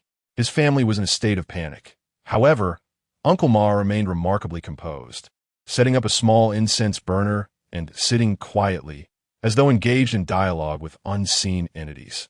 As the night progressed past 1 o'clock, Wang Yi finally broke his fever and regained a semblance of consciousness, expressing his hunger. It was then that Uncle Ma breathed a sigh of relief, and we all assumed the crisis had passed. Following this, Uncle Ma instructed me to fetch 2 bowls of water, stating that it was necessary to collect Wang Ye's spirit. He mentioned that he had just spoken with the yellow-skinned creature, which agreed to spare him. However, in recent days, Wang Yi had been possessed by this entity, and his soul had long departed from his body. It was imperative to retrieve it. It was my first encounter witnessing Uncle Ma perform a soul retrieval. I observed as he produced a sheet of finely textured paper, placing it delicately over a bowl of water. He held this bowl while instructing me to carry another bowl of water as he commenced the soul retrieval process. The method he employed was quite unique. He dipped 3 fingers into his bowl of water and sprinkled the water onto the bowl covered by the paper. As he sprinkled, he recited an incantation. On this auspicious day, as heaven and earth unfold, may the soul be retrieved harmoniously. I beseech the 6 Ding divine generals, the 28 constellations, and the celestial master to assist in reclaiming the 3 souls and 7 spirits of Wang Yi, as commanded. He repeated this several times, continuously sprinkling the water.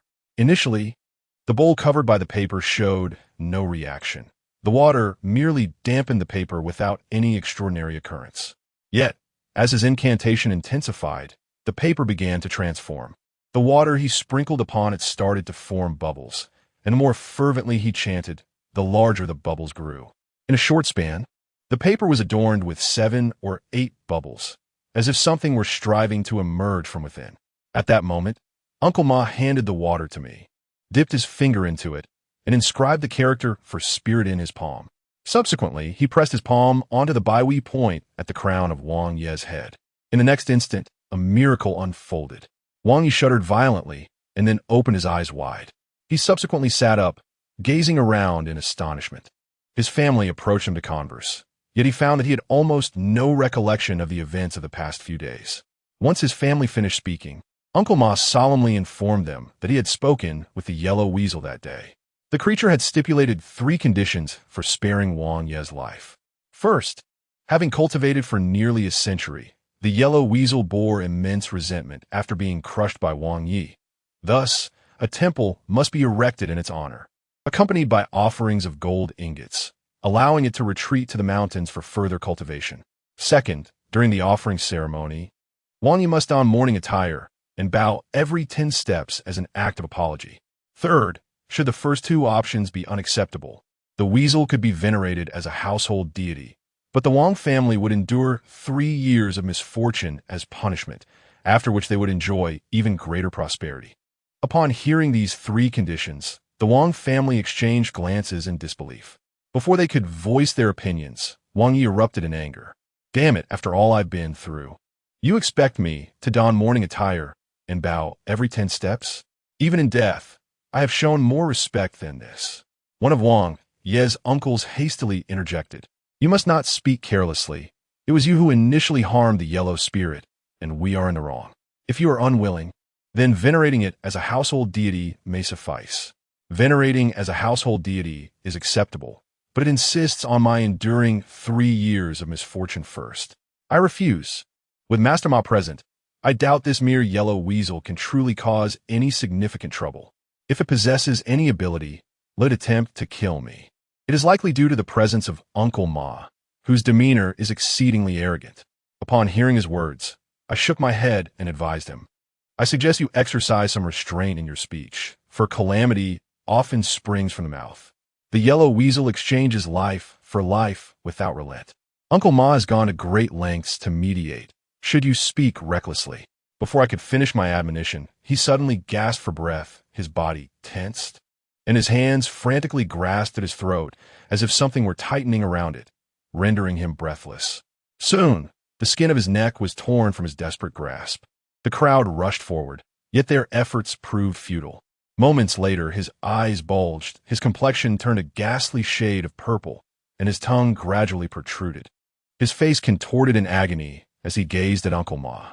However, Uncle Ma merely shook his head and let out a sigh. Simultaneously, a series of terrifying and piercing shrieks echoed from outside the door. The collective countenance of the onlookers shifted dramatically, and emboldened, I dashed out into the open air. Raising my gaze, I beheld a large tree not far from the entrance, where a yellow weasel had wedged its head in a forked branch on the verge of suffocation. Astonishingly, the notion of a yellow weasel exchanging a life is indeed true. Chapter 34. The absolute end of 3 years witnessing the weasel's dire predicament. I felt a pang of compassion and hurriedly approached, resolutely pulling it down with my hands. The weasel lay on the ground, barely clinging to life, gasping with its mouth agape, its small eyes peering up at me. Having encountered such situations frequently in my youth, I was unafraid. I crouched beside it and said, "A life exchanged for a life, what a futile endeavor. That individual has endangered your progeny, and retribution will inevitably follow. You have endured this for so many days. Is your anger not yet appeased? To speak of the arduous path of cultivation, even if you were to bring about his demise, it would ultimately cost you your own life and tarnish your path, a sacrifice not worth making." The yellow weasel fixed its gaze upon me, clearly comprehending my words. Yet its visage remained contorted with rage and resentment. After a moment's contemplation, I proposed, why not persuade him to properly honor you, providing daily feasts and comforts? Should there be any slight, you would have the authority to exact your retribution.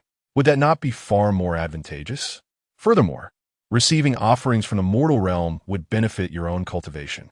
I am uncertain whether my words of counsel had an effect, or if the yellow weasel harbored alternative intentions. It gradually rose and nodded in my direction before darting away along the wall. Had it consented to spare Wang Yi? At that moment, several individuals emerged from the room, witnessing the recent events. I accompanied them back inside and found Wang Yi had recovered somewhat, lying there breathless and feeble. His chest rose and fell slightly, gasping for air, reminiscent of the yellow weasel's earlier state. Uncle Ma glanced at me and inquired, "Is it truly possible that the yellow weasel heeded your words?" I replied, "It seems so, though I cannot fathom why." As soon as I finished speaking, it departed, likely indicating its willingness to spare Wang Yi. Uncle Ma nodded, turning his attention to Wang Yi. "Just now, your reckless words nearly cost you your life. Do you still dare to speak thoughtlessly?" At that moment, Wang Yi appeared utterly terrified, repeatedly assuring, "I dare not, I dare not. I shall heed your guidance, Taoist Ma. Please feel free to instruct me." No sooner had he uttered these words than he suddenly shivered, and with a jolt, he sat upright. He pressed his hands upon his thighs, his eyes gleaming with a chilling intensity, producing a strange laughter from his lips. Uncle Ma and I exchanged glances, silently fearing the return of that yellow-skinned creature. Wang Yi, amid his eerie chuckles, suddenly struck his thigh and exclaimed in a piercing voice, "Now you comprehend the formidable power of the Huang family matriarch, do you not? Who dares to defy her now?" The crowd exchanged bewildered looks, while Uncle Wang, steeling himself, implored, we understand. You are truly extraordinary, venerable one, with unparalleled skills. We mere mortals inadvertently offended the Huang immortal. It was never our intention. I beseech you, Huang matriarch, to show mercy and forgive this transgression." I shall tell you this. While you may escape the death penalty, the living consequences are inescapable. Has your family not longed for a son? For 3 years. Do not harbor such hopes. I was aware of this matter. Wang had mentioned not long ago that his family had 3 daughters and had been yearning for a son. Just 3 months prior, his wife had confirmed she was expecting a boy. Upon hearing the immortal's words, Uncle Wang continued to plead, "Oh, venerable immortal, we promise to honor the household guardian spirit diligently. Please spare him from further punishment." "You think I desire to serve as your family's guardian spirit? Let me inform you, not only will your family be denied a son for 3 years, but he shall also endure 3 years of torment. After 3 years, I shall evaluate your sincerity. Should it fail to meet my standards, I shall stir trouble once more." Initially, I believed the Huang immortal might spare Wang Yi. However, It became evident that while Wang Ye's life was preserved, he was certainly destined to face some lingering hardships. Given the circumstances, the Wang family had no choice but to comply. After a brief commotion, Grandma Huang departed. Upon Wang Ye's awakening, he learned that he must endure 3 years of suffering and headaches to preserve his life. Though reluctant, he found himself powerless to change his fate. The subsequent discussions revolved around the offerings to the household deity. Uncle Ma, identifying as a Taoist, expressed his disinterest in such matters and reached out to Hu Ma for assistance. However, Hu Ma was preoccupied and deemed the situation trivial, promising to send a disciple the following day to aid the Wang family. That evening, as we dined, I posed a question that had long troubled me to Uncle Ma. I inquired about the orthodox Taoist perspective regarding the spirits, known as tribulations in northeast China. There exists a saying within the Taoist teachings: the celestial immortals do not possess human bodies. Any who do are surely malevolent. These deities not only inhabit human forms, but, like Grandma Huang, can wreak havoc and threaten lives. Uncle Ma acknowledged that this statement is indeed found in Taoist scriptures, referring specifically to the pure celestial beings. He explained that many folk shamans often claim to embody various deities, such as the Jade Emperor or the Queen Mother of the West, which he dismissed as nonsense. True celestial beings are of utmost purity and embody pure yang energy, while human beings, being a blend of yin and yang, are riddled with emotions and desires, rendering them unclean in the eyes of the immortals. Thus, it is improbable for them to possess a human form. Those who do possess are merely lesser spirits, still in pursuit of enlightenment, relying on human bodies as vessels for their cultivation. However, the Chumaxian specifically reveres the Tongtian Jiaozhu, also known as Lingbao Tianzuan. The revered Tongtian Jiao master is well known to all. He founded the Jie sect and advocated for inclusivity in cultivation, welcoming all beings, regardless of their form. Thus, any creature that pledges allegiance to Tongtian Jiao master is deemed a legitimate practitioner of the mystical arts, no longer merely regarded as a spirit. Furthermore, in the past, the scattered practitioners of the Northeast were unified under the auspices of the esteemed Hu Sandiyi, who was honored by the Qing Emperor for his contributions. He was tasked with leading the celestial beings. Eventually, Hu Sandiyi attained enlightenment and ascended to the status of an immortal. As the supreme leader of the Northeast celestial sect, the practitioners under his guidance are naturally considered to be on the righteous path of cultivation. Moreover, the orthodox celestial sects do not engage in arbitrary possession. The celestial order is governed by 12 decrees, and to possess a human form indiscriminately is a grave transgression, punishable by law. Nonetheless, there are indeed some unruly wild immortals and scattered practitioners who do not adhere to these principles. The world contains both good and evil, and one cannot generalize. For instance, the celestial beings associated with Huma's temple would never possess my body, as they follow the righteous path. In contrast, the Huang family's elder may not be bound by such rules, for it belongs to the wild immortals and is not subject to the many regulations of the celestial order. Only if it commits a significant wrongdoing might it draw the attention of others who would intervene. Regarding the Taoist sect's perspective on the spirit mediums, opinions vary. Some practitioners hold them in disdain, while others choose to remain silent. However, at Longwu Mountain, there was a time when a certain Zhang Tianshi personally conferred the title of protector of the Taoist order upon Huxian. Therefore, Longwu Mountain's attitude towards celestial beings is considerably more favorable. Otherwise, Huma would not be on such familiar terms with Ma Shu, even referring to him as her senior brother. The following day, we returned once more to Wang Ye's residence, where Huma's disciple had already arrived. Upon our meeting, I was momentarily taken aback. The person who arrived was none other than He Yu-chen, the niece of Aunt Hu had once treated my snake bites. In Chapter 35, titled The Guardian Deity, after exchanging a few casual words, I discovered that He Yu-chen's master, who initiated her, was indeed Aunt Hu. Moreover, for the past several years, it has been Aunt Hu guiding He Yu-chen. It is said that Aunt Hu has hundreds of disciples, yet only 9 have formally knelt to pay their respects, with He Yu-chen being the youngest among them. The conversation soon shifted to the matter of establishing a guardian deity for the Wang family. In the rural Northeast, The practice of venerating a guardian deity is quite prevalent. Typically, this involves using yellow paper and cloth to inscribe the names of the deities, which are then affixed to the walls, or crafting a simple wooden plaque for worship. Additionally, a rudimentary altar may be constructed, with a censer for those who can afford it, while others might simply utilize a bowl. The guardian deities of the Northeast, particularly from the esteemed Hu, Huang, Zhan, and Mang families, differ significantly from the traditional spirit mediums in that they do not require elaborate structures or rituals. Having just one or two deities suffices to serve as a guardian. In contrast, a spirit medium typically necessitates dozens, if not hundreds, of deities, each fulfilling distinct roles to sustain a proper establishment. Guardian deities do not engage in divination or healing. Their sole purpose is to safeguard the household. Those who venerate a guardian deity do not experience any supernatural insights or communications. They remain as ordinary individuals, unlike the disciples of spirit mediums, who may receive divine possession. Many individuals may encounter misfortune or face familial decline. Yet with the presence of a guardian deity in their home, things generally begin to improve over time. The essence of guarding is to ensure a smooth journey, a peaceful home, and a prosperous livelihood.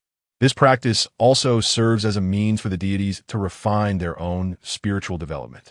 Indeed, there exists a profound connection with the guardian deities, typically found in households that have long honored the incense roots, passed down through generations. Another category includes avenging spirits, which is rather straightforward to comprehend. These are entities that have been aided by mortals in the past, perhaps saved from peril or assisted in times of need, who then return to express their gratitude and, in turn, pursue their own spiritual growth. The most troublesome, however, are the vengeful spirits. Generally, such spirits cannot serve as household guardians, for they harbor animosity towards you. How can one expect them to aid in prosperity or safeguard tranquility? It would be a stroke of fortune if they merely refrained from causing harm. Particularly notorious are the yellow spirits, known for their mischievous and capricious nature, often indulging in fanciful tales and possessing a strong propensity for revenge. There are instances when a yellow spirit might even claim to be the Jade Emperor himself, which is hardly credible. Thus, the yellow spirit matriarch exhibited a semblance of reason, declaring that the Wang family should face 3 years of misfortune before granting them peace, a notion that does not seem entirely unreasonable, considering Wang Yi had taken a life. Upon understanding the situation of the Wang household, He Yuchen inscribed a decree on a piece of yellow paper and requested a basin of water to be brought forth. With a graceful gesture, she cast the decree into the water. Remarkably, that seemingly ordinary yellow paper did not sink, but instead floated upon the surface. He Yuchen then performed a hand gesture, reciting, "O venerable yellow spirit matriarch, as practitioners of the way, we do not speak in jest. Your words are as firmly fixed as nails in wood. Should you truly safeguard the Wang family after 3 years, let this decree remain afloat. However, if your heart still harbors resentment and you refuse to protect them, may this decree submerge, and we shall seek alternative solutions." She recited it 2 or 3 times in succession, and we remained fixated on the decree, which indeed floated upon the water surface. After a few minutes, He Yuchen picked up the decree. Only the side that had touched the water was damp, while the other side remained completely unaffected. She informed us that this indicated the Huang Xian Tai Nai genuinely consented and was not merely deceiving the Wang family. The decree was a legitimate Taoist method, and issuing it signified the endorsement of the celestial deities. Huang Xian Tai Nai would never dare to utter a falsehood. The next step involved the establishment of the family guardian deity. In essence, the process was rather straightforward. He Yuchen first instructed the Wang family to procure offerings, which included a chicken, fish, pig, various fruits, 15 steam buns, a water cup, and 3 wine cups. Meanwhile, she composed a list for the family guardian deity using yellow paper. Regarding the composition of the family guardian deity list, there are indeed various interpretations and methods across different regions. However, it is generally accepted to be written on yellow paper, with red paper being exceedingly rare. The rationale behind this lies in the fact that red is designated for the issuing of martial decrees. If one were to utilize red paper or fabric for the family guardian deity, it could lead to an unfortunate outcome. The number of deities in the household may proliferate, potentially transforming the residence into a hub for martial deities. Consequently, for those who wish to avoid summoning such entities, it is imperative to refrain from using red paper, as it symbolizes recruitment in the eyes of the celestial beings, akin to a large red banner rallying a troop. Many who venerate the family guardian deity find themselves beset with trivial matters, often attributable to the usage of red paper or incorrect writing methods. As mentioned earlier, the writing styles differ by region. In rural areas, it is common to simply inscribe offerings to the Hu and Huang immortals. On either side, couplets are to be added. In the deep mountains, cultivating truth and nurturing one's nature, emerging from ancient caves to safeguard the peace of the home. Those who understand certain customs will fold back the two corners of the yellow paper, symbolizing a commitment to refrain from recruiting soldiers and merely ensuring familial tranquility, thus deterring other celestial beings from intruding. Additionally, one may inscribe, offering reverence to Lord Husan and Lady Husan, or alternatively, offering reverence to Lord Huang San and Lady Huang San. Such phrasing is not incorrect, yet it lacks comprehensiveness. Firstly, when honoring the guardian deities of the household, it is insufficient to solely venerate the Hu family or the Huang family. As the saying goes, where there is Hu, there must be Huang. The Hu and Huang are inseparable. Hence, the guardian deity must encompass both names. Should one mention only one, the absence of the other would naturally lead to discord, resulting in an unsettled home. Furthermore, it is possible that the guardian deity may include the Chongmang snake. One must ascertain this clearly. If present, it must also be acknowledged in writing, or else harmony within the household may be disrupted. However, the likelihood of this is minimal, as those associated with both Hu and Huang have nearly formed a solid foundation. With time, the offering will undoubtedly evolve into a more established practice. Moreover, there are some practitioners lacking in genuine skills or merely seeking profit, who, in the absence of a household guardian, improperly establish one, thus inviting trouble. There are also instances where the establishment of a ceremonial hall is mistakenly regarded as a household guardian, which is erroneous. This is why I tend to reject becoming a disciple of the ceremonial hall, as the intricacies involved are too complex.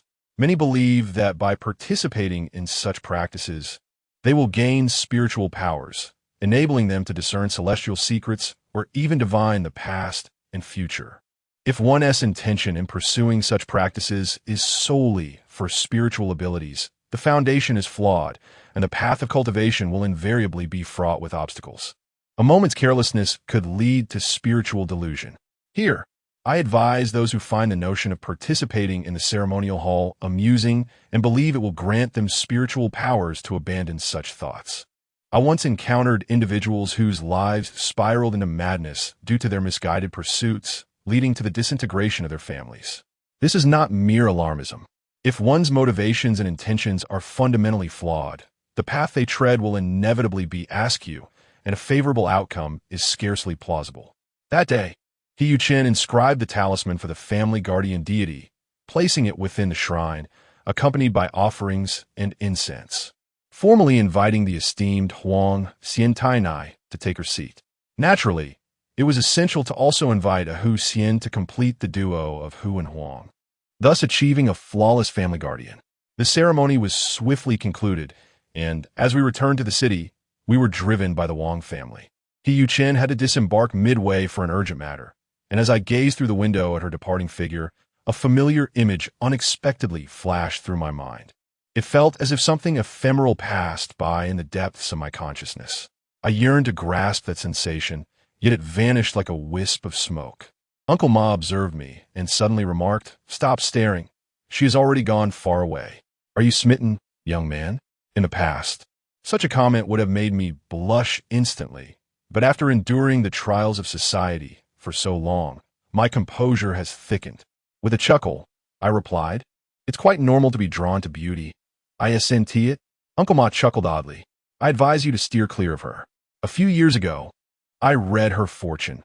Her destiny is too formidable for an ordinary person to handle. Moreover, There's a presence associated with her that you cannot afford to provoke. A presence? What do you mean? To be precise, there's a spirit. A spirit? Who? The ancestral spirit of her family.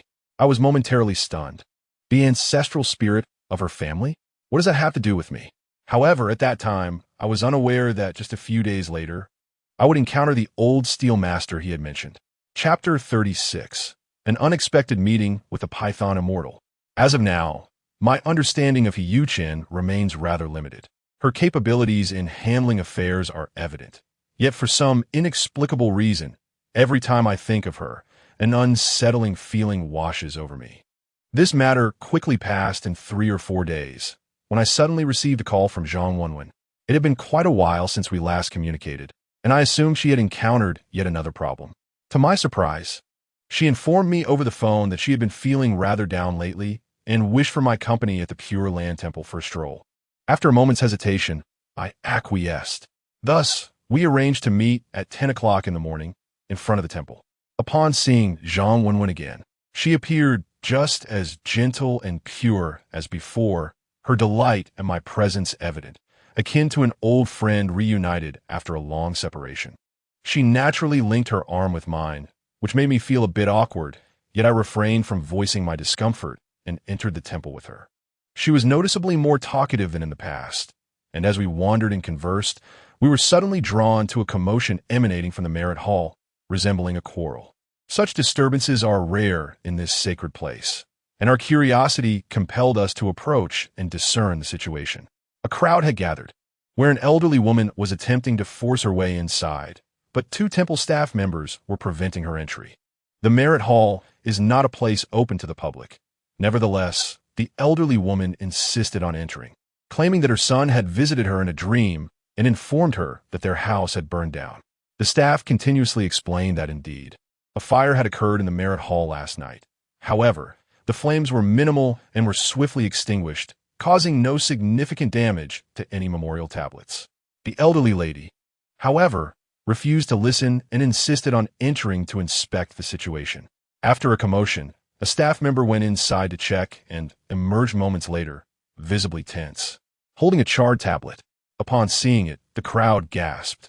Indeed, one corner of the tablet had been singed.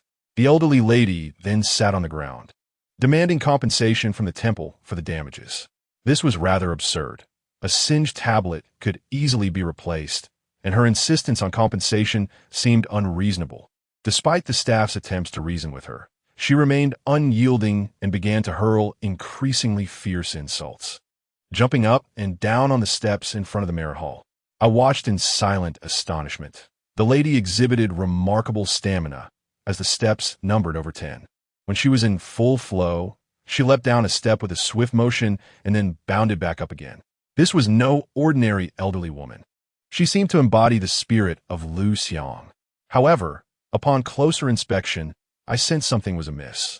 The lady's gaze was peculiar, reminiscent of a serpent, and as she leapt about, an image of a large, spotted python coiled around her emerged in my mind. I felt a wave of dizziness wash over me and quickly steadied Zhang Wenwen, refocusing my gaze. Indeed, it was a large, spotted python, its eyes gleaming with a fierce light, as if poised to invade the Merit Hall. The 2 staff members were powerless to intervene, and just as the elderly lady appeared ready to charge inside, a monk suddenly emerged from within, striding directly towards her. I initially believed he had come forth to mediate the conflict, but unexpectedly, the monk raised his hand and delivered a sharp slap to the old woman's head. The blow was both forceful and precise, leaving her momentarily stunned. Following this, the monk joined his palms in prayer and uttered a chant, Namo Amichuofo. At the sound of this invocation, the old woman shuddered and collapsed to her knees. This scene astonished everyone. Just moments ago, the old woman had been exceedingly arrogant, yet upon encountering the monk, she resembled a mouse confronted by a cat. The monk, glancing back at her, pointed and uttered the words karmic obstruction before turning to depart. The old woman shivered again, her body going limp as she fell to the ground. Those nearby rushed to assist her. However, at that very moment, I experienced a sudden sensation. I distinctly felt a dark shadow lunge towards me as the old woman collapsed. My mind momentarily clouded. And then I heard a voice speaking to me. Hurry, take me out, and I shall reward you. The tone was chilling and insistent, and simultaneously, it felt as if a heavy stone were pressing down upon my back, constricting my chest and making it difficult to breathe. I realized it must be the large, spotted python from earlier, so without hesitation, I took Zhang Wenwen by the hand and quickly exited the Paradise Monastery. Curiously, as we stepped outside the gates, the weight upon my chest significantly lessened. The voice returned, whispering in my ear, "You have aided me, and in return, I shall grant you a boon. For this is your destiny. Beneath the tile located to the west of the Merit Hall, there lies a millennia-old serpent spirit, imprisoned and in need of rescue. Should you liberate him, he shall serve as your guardian, providing protection during the impending tribulations that await you." Upon uttering these words, the sensation of oppression vanished entirely. I glanced around, observing the bustling street filled with passers-by, and all unusual feelings dissipated. I was taken aback. The serpent spirit could possess a human form in broad daylight, infiltrate the Merit Hall, and even communicate with me telepathically. This indicated that the spirit possessed remarkable powers. Zhang Wenwen, perplexed by the unfolding events, sought clarification. Yet I could not disclose the truth. Instead, I fabricated a tale, claiming that the Merit Hall was engulfed in malevolent energy, subdued by a monk, which necessitated my hasty departure with her. This explanation was, of course, a mere fabrication. Zhang Wenwen appeared skeptical, but chose not to press further. Her inherently gentle nature and tendency for few words are among the reasons I hold her in such high regard. We lingered outside for a while, sipping 2 cups of milk tea, until I concocted an excuse to take my leave. I was acutely aware that Zhang Wenwen wished to follow me, yet my thoughts were consumed by the words of the serpent spirit. The Merit Hall, however, is seldom open to the public. Today, it had been occupied by an elderly woman who had also failed to gain entry. I was uncertain of how I could manage to do so. Truth be told, I was hesitant about the idea of rescuing the ancient serpent spirit. I was unaware of his nature, whether benevolent or malevolent, and the reasons for his entrapment within the hall. What if my attempt to liberate him led to calamity? Nevertheless, the serpent spirit's promise of 3 years of safety in exchange for my assistance was undeniably enticing. Although I possess a celestial lineage myself, they have never uttered a word to me, nor have they forewarned me of impending calamities. Upon returning home, this matter weighed heavily on my mind, yet I dared not confide in Uncle Ma. A week later, Zhang Wenwen unexpectedly invited me, mentioning a Dharma assembly at the Pure Land Temple in 3 days. She informed me that the Merit Hall would be open to the public for 1 day, offering vegetarian meals, and that any benevolent men and women could partake, enjoying a complimentary meal. My heart stirred with excitement. Could this be the opportunity one had awaited? Chapter 37. The Pure Land Dharma Assembly indeed. Entertaining this thought felt somewhat rash. I refrained from making any hasty decisions and shared my thoughts with Uncle Ma, inquiring whether this venture might be feasible. Upon hearing this, Uncle Ma's eyes brightened, and he exclaimed, "You foolish boy, such a splendid opportunity must not be squandered. The celestial being residing within the temple undoubtedly possesses immense power. Should you gain their assistance, your future endeavors will surely bear fruit with half the effort." I expressed my concerns, saying, "Uncle Ma, might this be a touch reckless? We cannot ascertain whether this celestial being is benevolent or malevolent. Moreover, what if we were to be discovered? Just days ago, that monk effortlessly expelled the serpentine spirit possessing the elderly woman, revealing the formidable presence of high monks at the Pure Land Temple. We must proceed with caution." Uncle Ma, however, remained unfazed, replying, "Xiao Fan, my dear child, you are admirable in many ways, yet overly cautious. In this world, concepts of good and evil are merely reflections of different perspectives. Furthermore, we live in a society governed by law. Even if you were to lift a tile in the Merit Hall, would those monks truly resort to violence against you?" I shook my head and clarified, "Uncle Ma, you misunderstand. I am not one to shy away from challenges. My parents have long departed, and my home is no more. Alone, I fear nothing. Yet, I harbor a certain aversion towards the path of becoming a disciple." Uncle Ma remarked, You are mistaken. The fate of a disciple is preordained, and I have encountered many who were far more obstinate than you. Huma was initially reluctant to embark on this path. What transpired? She suffered the loss of her child. Her husband met an untimely end, and she herself endured a grave illness, even being taken to the underworld for a brief sojourn before resolutely committing to this journey. Remember, every disciple must endure trials before they can emerge into the light. But the more you evade, the greater the trials will become. I pondered this and inquired of Uncle Ma about the nature of my impending tribulations. This time, however, he refrained from elaborating. He merely smiled and stated, "Do you believe that with each step you take, celestial beings are aiding you in preparation for that great calamity?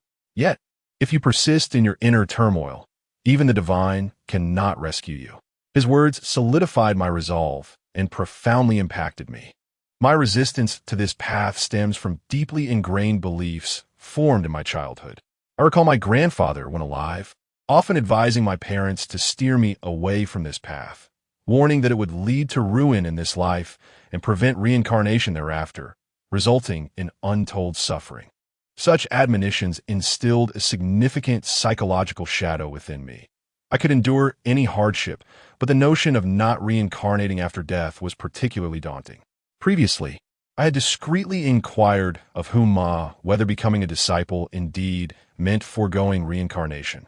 She did not provide a direct answer, but instead gestured towards the monument of the Wang Jiao master and several other Qingfeng ghost masters in her hall. She remarked that several of the spirits at the altar were indeed powerful mediums. This subtly implied to me that those who transcend as mediums do not reincarnate, but rather become ghostly immortals, capturing souls to continue their cultivation. Perhaps it was a reflection of my thoughts during the day that haunted my dreams at night. I spent that day pondering the fate of mediums after death, and, consequently, I experienced a terrifying dream that evening. In my dream, I found myself in a dark and eerie realm, shrouded in a thick, ominous mist. As I gazed ahead, I beheld a formidable army, a dense throng of ancient soldiers, their black banners flickering ominously within the fog. A cursory glance revealed at least 1,000 warriors. Beneath a prominent black flag at the forefront stood a majestic black steed, upon which sat a general clad in black armor and helmet, wielding a long sword at his waist.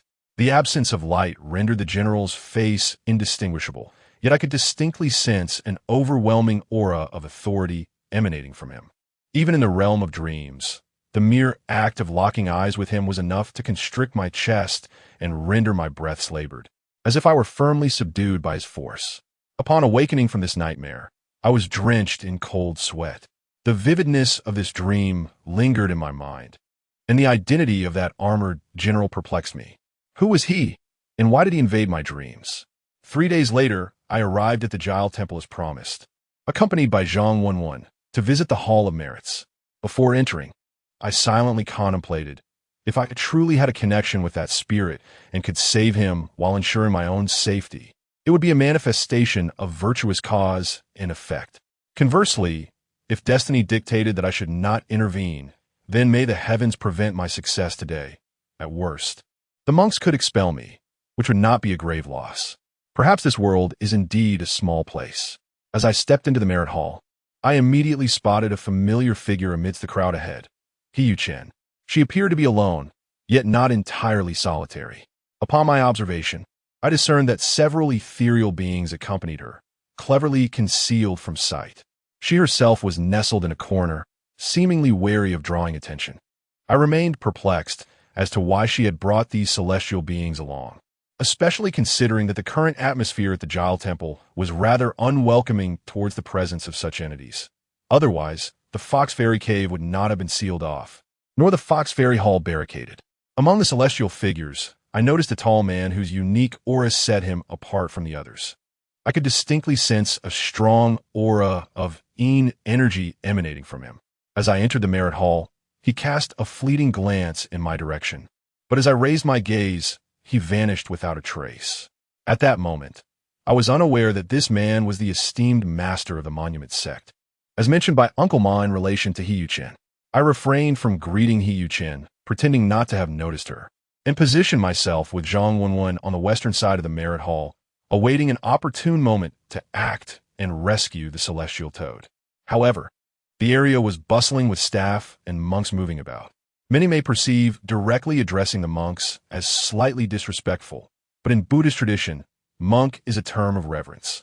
For instance, the abbot of a temple is typically referred to as the great monk. I chose to remain discreet, and Zhang Wenwen, oblivious to my intentions, stood before me with an air of devoutness, patiently awaiting the commencement of the ritual. After a while, the abbot arrived, and the ceremonial proceedings officially began. On that day, the venerable monk spoke extensively, yet I scarcely retained his words, as my attention was wholly captivated by the rescue of the ancient cricket spirit. However, a few phrases linger in my memory. He remarked, "Today's assembly is extraordinary, for I am aware that many among you have not come here out of yearning for the Dharma. Rather, within you reside myriad beings, each desiring the opportunity to listen to the teachings, and this is commendable. Even a mouse in the presence of the Buddha can attain enlightenment through hearing the sutras. Thus, this assembly opens its doors to all, be they demons, spirits, or strange creatures. As long as they sincerely turn towards the Buddha, they are welcome to listen." It was then that I comprehended why He Yu-Chen had brought the celestial beings here. They had come expressly to hear the teachings. Moreover, only during today's assembly were the spirits allowed entry. Otherwise, the guardians of the Buddha's teachings would have intervened to drive them away. As the assembly commenced, I listened inattentively for several minutes before discreetly shifting my stance to probe the western wall of the Merit Hall, seeking the particular tile beneath which the millennia-old cricket spirit lay concealed. After a few moments of searching, I unearthed a clue. The floor of the Merit Hall was adorned with commonplace gray tiles, yet one tile, though gray, bore the imprint of a lotus flower. Intrigued, I crouched there, and seizing the opportunity while no one was watching, I retrieved the screwdriver I had prepared and began to pry at the tile. I initially thought I would need to dislodge the entire tile, but after only a few attempts, a voice suddenly whispered in my ear, "Do not pry any further. There are cameras above." Chapter 38.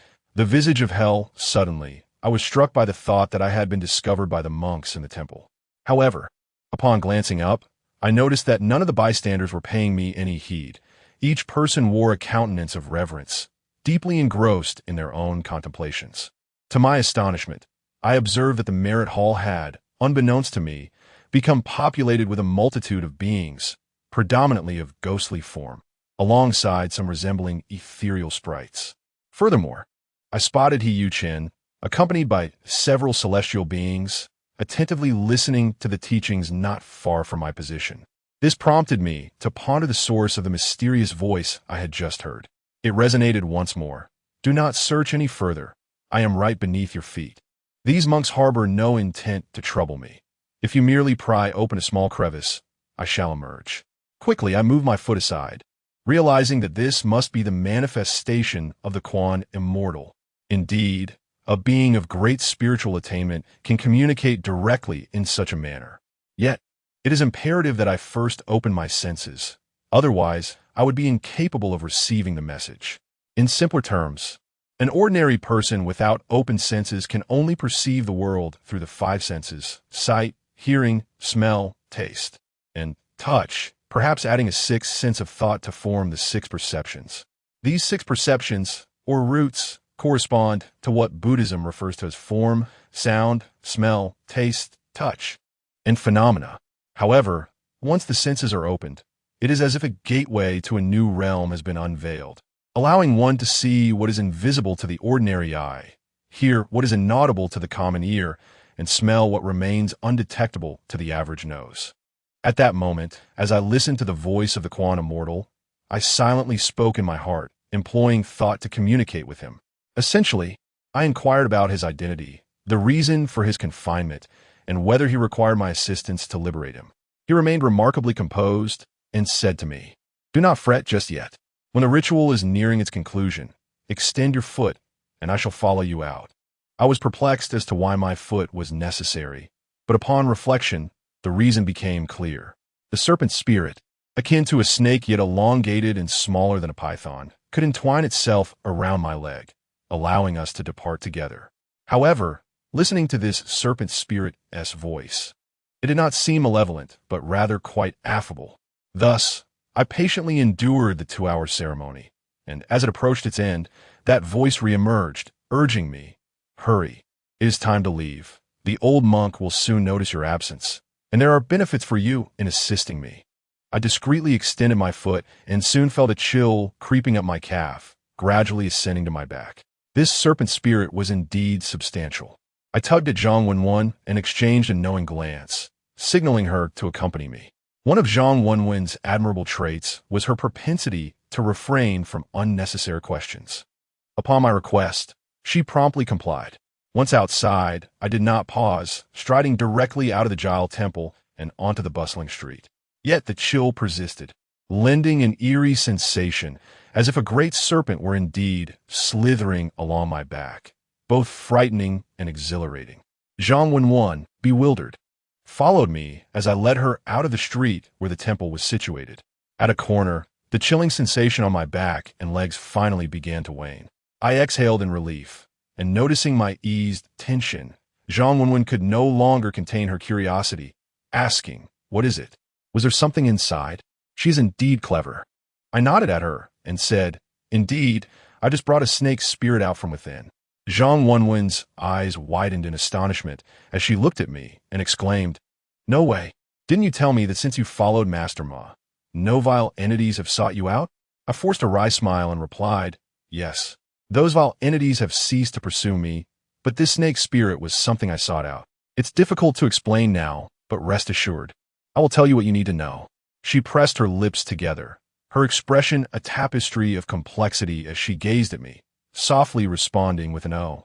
Just as her words faded, for reasons unknown, her countenance suddenly shifted, revealing a look of sheer horror, as if she had encountered something terrifying. She took several steps back, staring into the void before her, and inexplicably began to tremble. To my shock, tears began to stream down her face. Perplexed, I inquired about her distress, but she remained silent, unresponsive to my questions. Eventually, she crouched down, hugging her knees, and began to sob quietly. It sounded as though she had suffered an immense grievance. Beyond consolation, I have never been adept at comforting girls, and in this moment, my uncertainty only deepened. Just then, a familiar figure approached from a distance. It was none other than Master Yang from the entrance of the Jile Temple. Upon spotting me, she approached, glancing at Zhang Wenwen and then at me, wearing a knowing smile.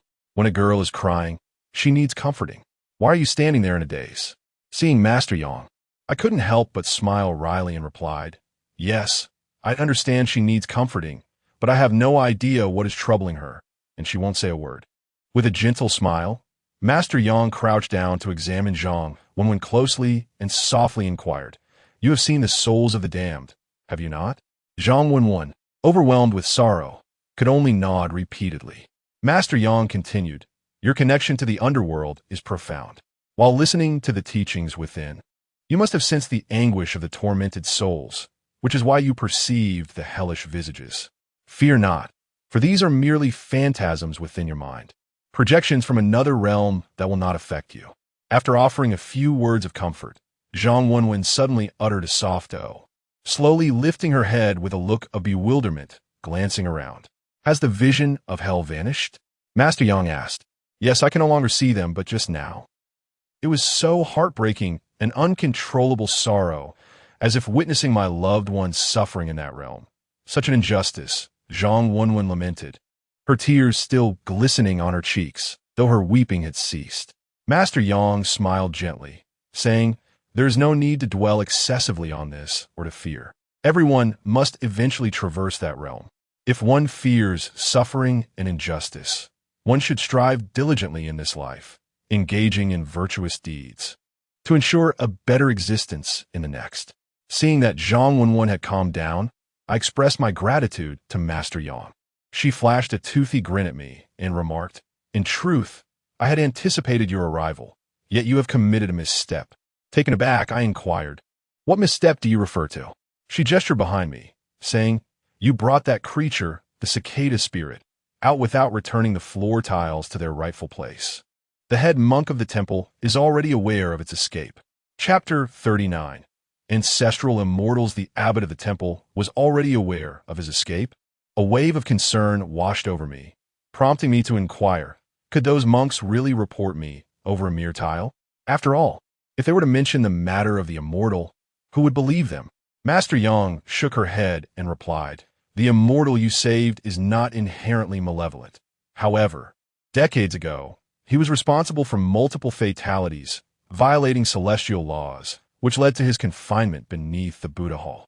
Whether your act of salvation was right or wrong, I cannot definitively say. Yet, I have a lingering feeling that within the next 7 days, you may embark on a perilous journey. Therefore, it would be wise for you to remain indoors. Take care of yourself. As she turned to leave, I called out to her, once more posing the question that had troubled me for so long. Tell me, is it truly impossible for an immortal to reincarnate and live again after death? Master Yang glanced at me, countering with, why do you grapple with this dilemma? Is reincarnation and rebirth so significant? I let out a long sigh and confided, in truth, I have never shared this with anyone, but ever since my parents perished in a car accident a few years ago, I have longed for the experience of having a home once more in another life. However, if reincarnation is not an option, I would forever remain a child without a father or mother. These words, tinged with melancholy, revealed a deeply buried secret. One of the reasons I hesitated to pursue the path of the immortal. Master Yang chuckled dismissively, and what of it? Does having a family guarantee happiness? Will the next life necessarily be better? Besides, being human is exhausting. I would much prefer to cultivate immortality. After she finished speaking, she departed, watching her silhouette fade away. A sudden spark of inspiration illuminated my mind. In that fleeting moment, it felt as though I had grasped that elusive insight. Yet at that very instant, Zhang Wenwen tugged at my arm, interrupting my reverie. What are you daydreaming about? She inquired. It was then that I regained my composure and smiled at Zhang Wenwen, choosing to remain silent. With my enthusiasm for shopping diminished, I decided to return home alone, pondering Yang Daxian's words repeatedly along the way. She spoke with great wisdom. When life proves unsatisfactory, one often places hope in the next life, unaware that it may be even more dire. For our current existence is, in essence, what the previous life referred to as the next. Rather than becoming entangled in despair, it is far more prudent to strive in the present and live this life to the fullest.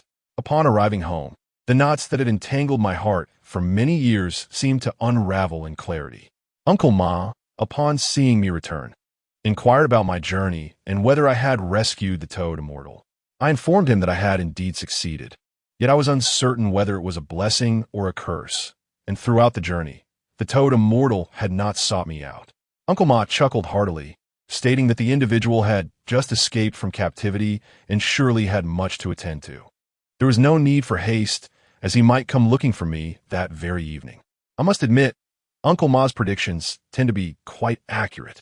That night, I indeed dreamt of a figure clad in black, tall and slender, nearly 2 meters in height, adorned with a horned crown and a faint beard, wearing a smile. The toad immortal expressed his gratitude for my assistance in his liberation, revealing that he had been confined in the Buddhist hall for decades. However, the daily prayers recited by the monks had provided him some solace, albeit his inability to escape had caused him great distress. Now, with my aid, he had finally attained his freedom. I inquired about his origins and the reason for his confinement in the Buddhist hall, questioning whether it was true, as Yang Daxian claimed, that he had once taken several lives. He did not conceal the truth, revealing that he indeed had caused a death in the past, but it was under extenuating circumstances. As he acted to save another, he recounted that several decades ago, he served as a protector at a temple, where a young and beautiful sister-in-law of a prominent disciple had recently married. However, she caught the attention of a local ruffian. The sister-in-law, possessing a righteous character, had a husband who was honest and straightforward, yet the ruffian persistently harassed her, attempting to take advantage of her when her husband was away. When her husband confronted the ruffian, he was met with violence, as the ruffian's family wielded influence and boasted numerous brothers, who ruthlessly beat the husband. With no avenue for justice, he returned home, consumed by rage and despair, ultimately falling ill and bedridden, coughing up blood daily. This only emboldened the ruffian further, and one night he stealthily scaled the wall into their courtyard, intending to assault the sister-in-law. Anticipating such an act, and being of a fiery temperament, she had concealed a sturdy wooden stick behind her door for self-defense since her husband's misfortune. As the ruffian breached the door, he was met with a swift blow from the sister-in-law, striking him down. The force of the blow was severe. He struggled briefly on the ground before falling still, lifeless. The incident escalated as the ruffian's family rallied a group of over a dozen men, armed with clubs and knives, seeking to capture the sister-in-law and her husband to exact revenge for the ruffian's death. In those tumultuous years, the rural landscape was rife with chaos, and the villagers possessed little awareness of the law. A calamity seemed imminent when, in a sudden fit, a man from a notorious family collapsed, convulsing uncontrollably on the ground. The bewildered onlookers approached to investigate, only to witness the man rising with a knife in hand, his eyes ablaze with a frenzied intensity, as if possessed by some malevolent force, swinging the blade indiscriminately. Tragically, the victims of his wrath were his own kin. Amidst the ensuing chaos, the relatives of the assailant fled in disarray, leaving behind 5 lifeless bodies, their blood soaking the earth. The deceased included the notorious man's father and 4 brothers. None survived. After the villagers alerted the authorities, the assailant regained his senses, horrified by the grim scene before him, his face ashen and trembling. He confessed to the police that he had no recollection of the events, feeling as though he were merely a vessel, devoid of control. By the time he regained consciousness, the horror had already unfolded. Naturally, the police dismissed his claims, apprehending him and charging him with murder. From that moment on, no one dared to bother the young bride. As the storyteller concluded his tale, I found it increasingly familiar, culminating in my astonishment as I inquired whether the young bride in the story bore a resemblance to my great-grandmother. My father had once recounted a similarly shocking incident from our family history, nearly identical to the narrative just shared. The storyteller chuckled and nodded in affirmation. Indeed, this was a tale from my own lineage, the young bride being my great-grandmother, and the one possessed who committed the act was none other than I, Chong Tianlong. Upon uttering these words, I jolted awake from my dream, the vividness of the experience lingering, as if it were reality itself. It turned out that the celestial being I saved was, in fact, a member of the celestial lineage of my ancestors. Chapter 40, Midnight Reunion. Ever since I dreamt of Chong Tianlong, I have truly come to believe in the concept of destiny. Had it not been predestined, I would not have happened to visit the blissful temple that fateful day, nor would I have encountered the celestial python entering my ancestral hall, leading to the inexplicable rescue of Chong Tianlong. According to his words, he is a celestial being from my ancestral lineage, which implies that if I were to assume the responsibilities of the hall, Chong Tianlong would indeed be my celestial guardian. Consequently, should I face any significant tribulations in the next 3 years, he would undoubtedly protect me. Everything seems to unfold with seamless logic, as if orchestrated by the heavens themselves. Chong Tianlong once mentioned that my act of saving him would yield benefits for me. However, since that day I dreamt of him, he has not manifested again, leaving me in the dark about what those benefits might be. In the following days, I found myself dreaming of various bizarre visions, celestial realms and earthly domains, the underworld, crimson foxes, yellow immortals, and 2 sizable serpents, one black and one white. The black serpent was slightly smaller, while the white was a tad larger. I could not discern their identities, but I surmised that the black one must be Chong Tianlong, while the white one likely represented the celestial python I rescued that day. A vague understanding dawned upon me. What was meant to arrive would soon be at hand. Throughout those days, I heeded the words of Master Yang and refrained from wandering aimlessly. Coincidentally, Uncle Ma had not taken on any significant tasks either. The earnings from my previous endeavors at the Wang family had been substantial, allowing me several days of respite from taxiing. I relished this tranquility and chose to remain at home. Master Yang had forewarned me that within 7 days, I might undertake a journey fraught with peril. I believed that by staying indoors during this period, I could evade any misfortune. Yet, reality had a lesson in store for me. It has been proven that what is destined to happen can never be avoided. One evening, a customer visited Uncle Ma's shop. It was nothing significant, merely a reunion for nostalgic chatter, and the two conversed until after 9 o'clock. Uncle Ma then asked me to drive the gentleman home. From their dialogue, I learned that this individual was one of Uncle Ma's esteemed clients, who had once engaged him for a feng shui consultation, spending a staggering 30,000 yuan, a considerable sum in those days. Therefore, I was reluctant to offend him, and despite my reservations, I made the trip. As fate would have it, this man resided in the Huayuan Street area of Nangang District, an old section of Harbin renowned for its prestigious Huayuan Primary School, which boasts high property values. Even to this day, it stands as the pinnacle of real estate prices in Harbin.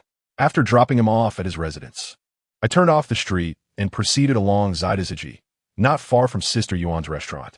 It had been a long time since I last saw Sister Yuan. Upon arriving at the familiar intersection, I instinctively drove in, catching sight of the brightly illuminated sign of the Mingyue Hotel in the distance. I chose not to disturb Sister Yuan and instead parked at the street corner, rolled down the window, and retrieved a cigarette to light. As the smoke curled softly, I found myself lost in reverie, recalling 2 years prior when I first arrived in Harbin, wandering aimlessly at this very intersection, uncertain of my path. It was at Uncle Ma's that I learned to smoke. He often told me that a man should embody the essence of manhood, that it is acceptable to cry or laugh, and that life could be navigated both in prosperity and in hardship.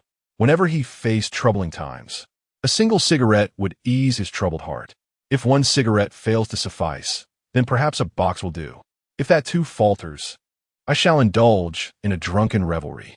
Opposite the Mingyue Hotel lies the inpatient department of the First Hospital of Medical University. My thoughts drift to Wu Guobin, the custodian of the morgue. I wonder if he still drowns his sorrows in alcohol, conversing with his deceased wife in solitude. Then there is the untimely demise of Xiaoyan, for whom Huma has performed a ritual of release. I ponder whether she has laid aside her grievances to be reborn anew. And what of the boss, now reduced to a fool by the weight of his own karma? Surely, he no longer harasses Sister Yuan. The cigarette burns down swiftly, and I cast a final glance at the Mingyue Hotel before discarding the butt, preparing to start my vehicle and depart. Just then, a stretcher is wheeled into view, accompanied by 2 or 3 figures in white coats, and a woman trailing behind, tears streaming down her face. The night is deep, the street lights dim, rendering the faces indistinct. However, the woman's movements strike me as eerily reminiscent of my aunt. This intuition grips me fiercely as I fixate on the group, drawing closer and closer. When I finally discern the woman's features, it feels as though lightning has struck me. My blood seems to boil. It truly is my aunt. Stunned, I stand there, watching her rush past me alongside the stretcher. A singular thought courses through my mind, urging me to hasten out of the car, to reach my aunt, to inquire about her circumstances, and to share my own experiences from the past 2 years, to reassure her that I am still alive. This thought ignites within me, burning like an unquenchable flame. Yet, for reasons unbeknownst to me, I remained utterly motionless, merely watching as my aunt departed, hastening towards the hospital. As the stretcher was wheeled past me, I caught a fleeting glimpse of the figure lying upon it. Indeed, it was my uncle. However, he appeared to be afflicted by some grave ailment, lying unconscious. The First Hospital of Harbin Medical University is renowned for its exemplary medical standards. Yet typically, those transported here from afar are critically ill or suffering from perplexing ailments. The moment I beheld my uncle, I realized he must be gravely ill. Reflecting upon that year, I often find myself beset by regret. I should not have acted so impulsively, for it caused my aunt considerable distress and trouble. Nevertheless, I have always maintained that my uncle bore no blame for the hardships he endured that year. He deserved it. Yet now, confronted by my aunt and her unconscious husband, I found myself devoid of the courage to approach her. For over 2 years, I have frequently envisioned the scenario of reuniting with my aunt. Yet I could never have anticipated that our meeting would transpire in such a setting. I stood there, lost in thought for several minutes. Any attempt to pursue my aunt was now futile. I struck myself across the face, resolutely deciding that I would visit the hospital first thing in the morning to inquire which ward they were in. Despite my profound disdain for that scoundrel, I felt compelled to intervene for my aunt's sake. With these thoughts in mind, I started my vehicle, intending to return home. Suddenly, a series of knocks echoed against my window, accompanied by a familiar voice calling out in urgency. "Driver, are you going to Daly?" My heart leapt. It was my aunt returning. Yet the street lights were dim, and it was likely that my aunt could not see me clearly. Moreover, she could never have anticipated that hailing a cab by the roadside would lead to a reunion with me, who had been missing for 2 years. I uttered a sound of acknowledgement and gestured for her to enter the vehicle. Clutching a cloth bag, my aunt clumsily settled into the back seat of the taxi and provided me with an address. She explained that her husband was afflicted with a peculiar illness, for which the doctor had prescribed a special medication that was unavailable at nearby pharmacies. The doctor had helped her contact a pharmacy in Daly, and they needed to hurry to retrieve it. I remained silent, starting the engine and swiftly steering towards the address she had mentioned. Chapter 41. The urgent ghost of death. The year I left home, I was merely 17, on the cusp of adolescence when my voice began to change. Now, I am 20 by age. As I drove, I exchanged a few simple words with my aunt, who astonishingly did not recognize my voice. It was evident that she was quite anxious, gazing out of the car window while rambling on about her life. Yet I understood that she was not truly speaking to me. It was merely a form of cathartic self-expression. The burdens of her heart had been suppressed for far too long, and perhaps only by voicing them could she find some relief. I chose to remain silent, listening intently. She recounted that her current husband was her second marriage. He had previously mistreated her, often succumbing to alcohol and violence. However, an incident had occurred that transformed him significantly, and for over 2 years, he had become a different person, showing her kindness and care. My aunt did not disclose the nature of that incident, nor did I inquire. Yet my grip on the steering wheel tightened unconsciously. She went on to say that 3 months ago, something strange had transpired at home. During that period, my uncle inexplicably found himself plagued by nightmares, haunted by the vision of ominous figures attempting to seize him. Each time he awoke, he claimed to hear the clanking of chains echoing in his ears.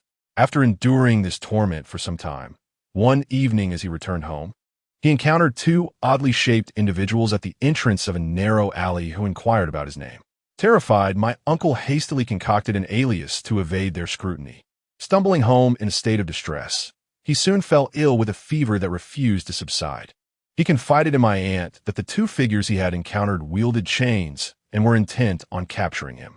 After 4 or 5 days of this ordeal, my uncle's condition began to improve, yet he remained profoundly shaken and somewhat unhinged.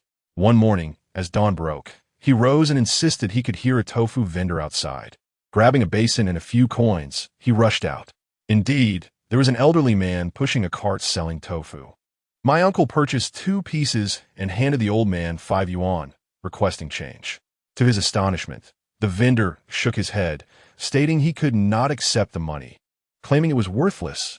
In a fit of urgency, my uncle protested, asserting that it was indeed renminbi and could not possibly be invalid. After much persuasion, the old man reluctantly accepted the 5 yuan and provided change.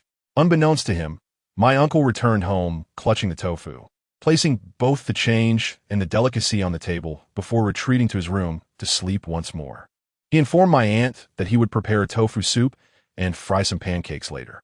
My aunt's pancakes were unparalleled. Despite dining at numerous restaurants over the past 2 years, he had yet to encounter any that could rival her culinary prowess. After a while, my aunt rose to prepare the meal. However, upon entering the kitchen, she soon returned in a fluster, hastily rousing my uncle without uttering a word. My uncle, bewildered, followed her to the kitchen only to discover that the basin was utterly devoid of any tofu. Instead, 2 paper offerings for the deceased lay discarded on the table nearby. My uncle was taken aback, and as he recalled his morning's transaction for the tofu, he came to realize that the tofu vendor was not human at all. To be precise, the tofu was not intended for the living, which explained the vendor's statement that he could not spend my uncle's money. Following this unsettling incident, my uncle's condition deteriorated, often finding himself conversing with the air, chuckling eerily. At times, while walking, he would suddenly succumb to his ailment, insisting that spectral beings were pursuing him, frantically seeking places to hide. My aunt, worn out and in a daze, had sought the counsel of a diviner, who declared that my uncle's indulgence in alcohol had led to a depletion of his vital essence, and that the underworld had already marked him for departure. Upon hearing this grim tidings, my aunt was consumed by despair, desperately beseeching the diviner for a remedy. After contemplation, the diviner advised that if she wished for her husband's survival, she must visit a local earth deity temple after nightfall to plead for mercy from the spirit world. Heeding this guidance, my aunt took my uncle to a nearby earth deity temple, bearing offerings and a written appeal as instructed. Upon their arrival at the temple, as they burned the appeal and presented the offerings, an unexpected sound of footsteps echoed outside, as though a multitude had entered. Aunt turned around, but there was no one in sight. At that moment, Uncle inexplicably fainted, collapsing to the ground, motionless. Remembering the words of the celestial being, Aunt dared not move. She simply knelt on the ground, fervently praying. After approximately 10 minutes, Uncle came to, and without uttering a word, he seized Aunt's hand and fled. Upon arriving home, Uncle finally spoke, recounting that he had witnessed the underworld officials conducting a trial. Two grim reapers, resembling the harbingers of death, entered, escorting a man who knelt on the floor. The underworld official reviewed the case files, uncovering numerous grave offenses, ultimately sentencing the man to the tortures of a knife mountain. Terrified, Uncle had hidden beneath the table, too frightened to move or utter a sound. After the trial concluded, the official suddenly commanded that Uncle be dragged out. After scrutinizing Uncle and the case files, he declared that while Uncle could escape the death penalty, he could not evade the punishment for his living sins. As he spoke, he instructed his ghostly minions to jab Uncle in the face with a two-pronged fork. Instantly, Uncle felt an intense burning pain in his eyes, and then he awoke, pulling Aunt along as they hurried home. Aunt remained somewhat skeptical of Uncle's account, yet the following day his eyes were severely swollen. By nightfall, they resembled two overripe peaches, and he fell into a deep stupor. Aunt visited several hospitals, all of which were at a loss, and was then advised to seek treatment in Harbin. However, the doctors at the first affiliated hospital of Harbin Medical University informed her that this condition was particularly unique, requiring a special gel to reduce the swelling before any further treatment could be administered. As I listened to Aunt's tale, I was taken aback, pondering the notion that the universe indeed operates on principles of cause and effect. Uncle had once treated us poorly, and though he had shown some remorse, retribution had ultimately found him. As we spoke, we soon approached the pharmacy. My aunt intended to pay in a light, but I did not turn back. Instead, I lowered my voice and told her, "It's all right. You go ahead and collect your medication. I will take you home afterwards. It's not easy to come to the city for medical treatment, and I will not accept any payment." My aunt was momentarily taken aback, then looked at me with gratitude and said, "Oh no, that won't do. It's not easy for you as a taxi driver either. Sigh, you are such a good child. I have a son who left home in a fit of anger 2 years ago, and I have been unable to find him. If he were still here, he would be about your age." Upon hearing my aunt mention her son, I could no longer contain my emotions, and silent tears streamed down my face. I clenched my teeth, feigning nonchalance, urging my aunt to hurry and fetch her medicine so as not to delay. Watching her get out of the vehicle and gazing at her retreating figure, I suddenly realized how much older she appeared after more than 2 years apart. Her gait somewhat unsteady. Surely, she must have shed many tears for me. I silently vowed that this time, upon reuniting with my aunt, I would not allow her to suffer any more distress. Though my uncle is a scoundrel, I am determined to take charge of her family's matters this time. Chapter 42. I, Chong Tian Long. Fear no one. My aunt quickly returned with her medication. On the way back, she refrained from discussing my uncle and instead recounted stories from my past. As she reminisced about some of my childhood mishaps and how I was often praised in elementary school for receiving numerous awards, I felt as though those moments belonged to a distant past. I recalled that during my primary school years, I was the top student in my class, and indeed, throughout the entire school. During those times, at the conclusion of each term, my homeroom teacher would not allow me to participate in the examinations. asserting that the standard test questions were far too simplistic for my capabilities. Instead, she would assign me and two other academically gifted classmates a series of advanced problems. Nevertheless, I consistently emerged as the top student in the class. One year, in her end-of-term comments, my teacher wrote, "This student possesses exceptional intelligence and is an invaluable asset to our school." However, ever since the unfortunate incident involving my parents, my academic performance plummeted. And by the time I reached junior high, I had become indistinguishable from my peers. My aunt has often expressed her sorrow over the situation. As I listened to her recount her feelings, I occasionally interjected with a few words, but soon found myself back at the hospital. Upon our arrival, my aunt insisted on giving me money, which I adamantly refused. Yet, she persisted, tears streaming down her face as she said, "Please don't think ill of me for being so talkative. The moment I saw you, I was reminded of my own child. Could you turn around so that I may see you? I truly miss him." Throughout this exchange, I had my back turned to her, but upon hearing her words, I could no longer contain my emotions, and tears cascaded down my cheeks. Slowly, I turned to face her and said, "Actually, he misses you very much too." My vision blurred with tears, and when my aunt saw me, she trembled with excitement, then took my hand and wept openly. "You dear child, the moment I got into the car, I sensed it was you. You have been gone for over 2 years without a single word to your aunt. Do you know how I have managed to endure these past 2 years? I feared I would never see you again." My throat tightened, rendering me speechless as I held her hand tightly, my hot tears falling like rain. The night had deepened, enveloping the surroundings in a profound silence, while the lights of the Minuet Hotel across from the hospital had also extinguished. On the street, only a few dimly lit lamps cast a lonely glow, exuding an aura of solitude. 2 years prior, these very lamps bore witness to my hesitations and confusions as I wandered aimlessly. Now, 2 years later, they once again stand as silent witnesses to my reunion with my aunt. Life's circumstances often resemble this intersection. No matter how many twists and turns one takes, one inevitably returns to the starting point, encountering the past and oneself anew. Despite the multitude of emotions swirling within me, my conversation with my aunt lasted merely a little over 10 minutes. I recounted the essence of my experiences from the past 2 years, but she was eager to return to the hospital as my uncle awaited her medicine. I had already gleaned the basic details of my uncle's situation, so I assured my aunt there was no need for haste. During their visit to the temple, the spiritual authority had absolved my uncle of his death sentence, indicating that he would likely be fine. However, the burdens of his current afflictions were ones he must endure himself. My aunt sighed, lamenting the unbearable nature of his suffering.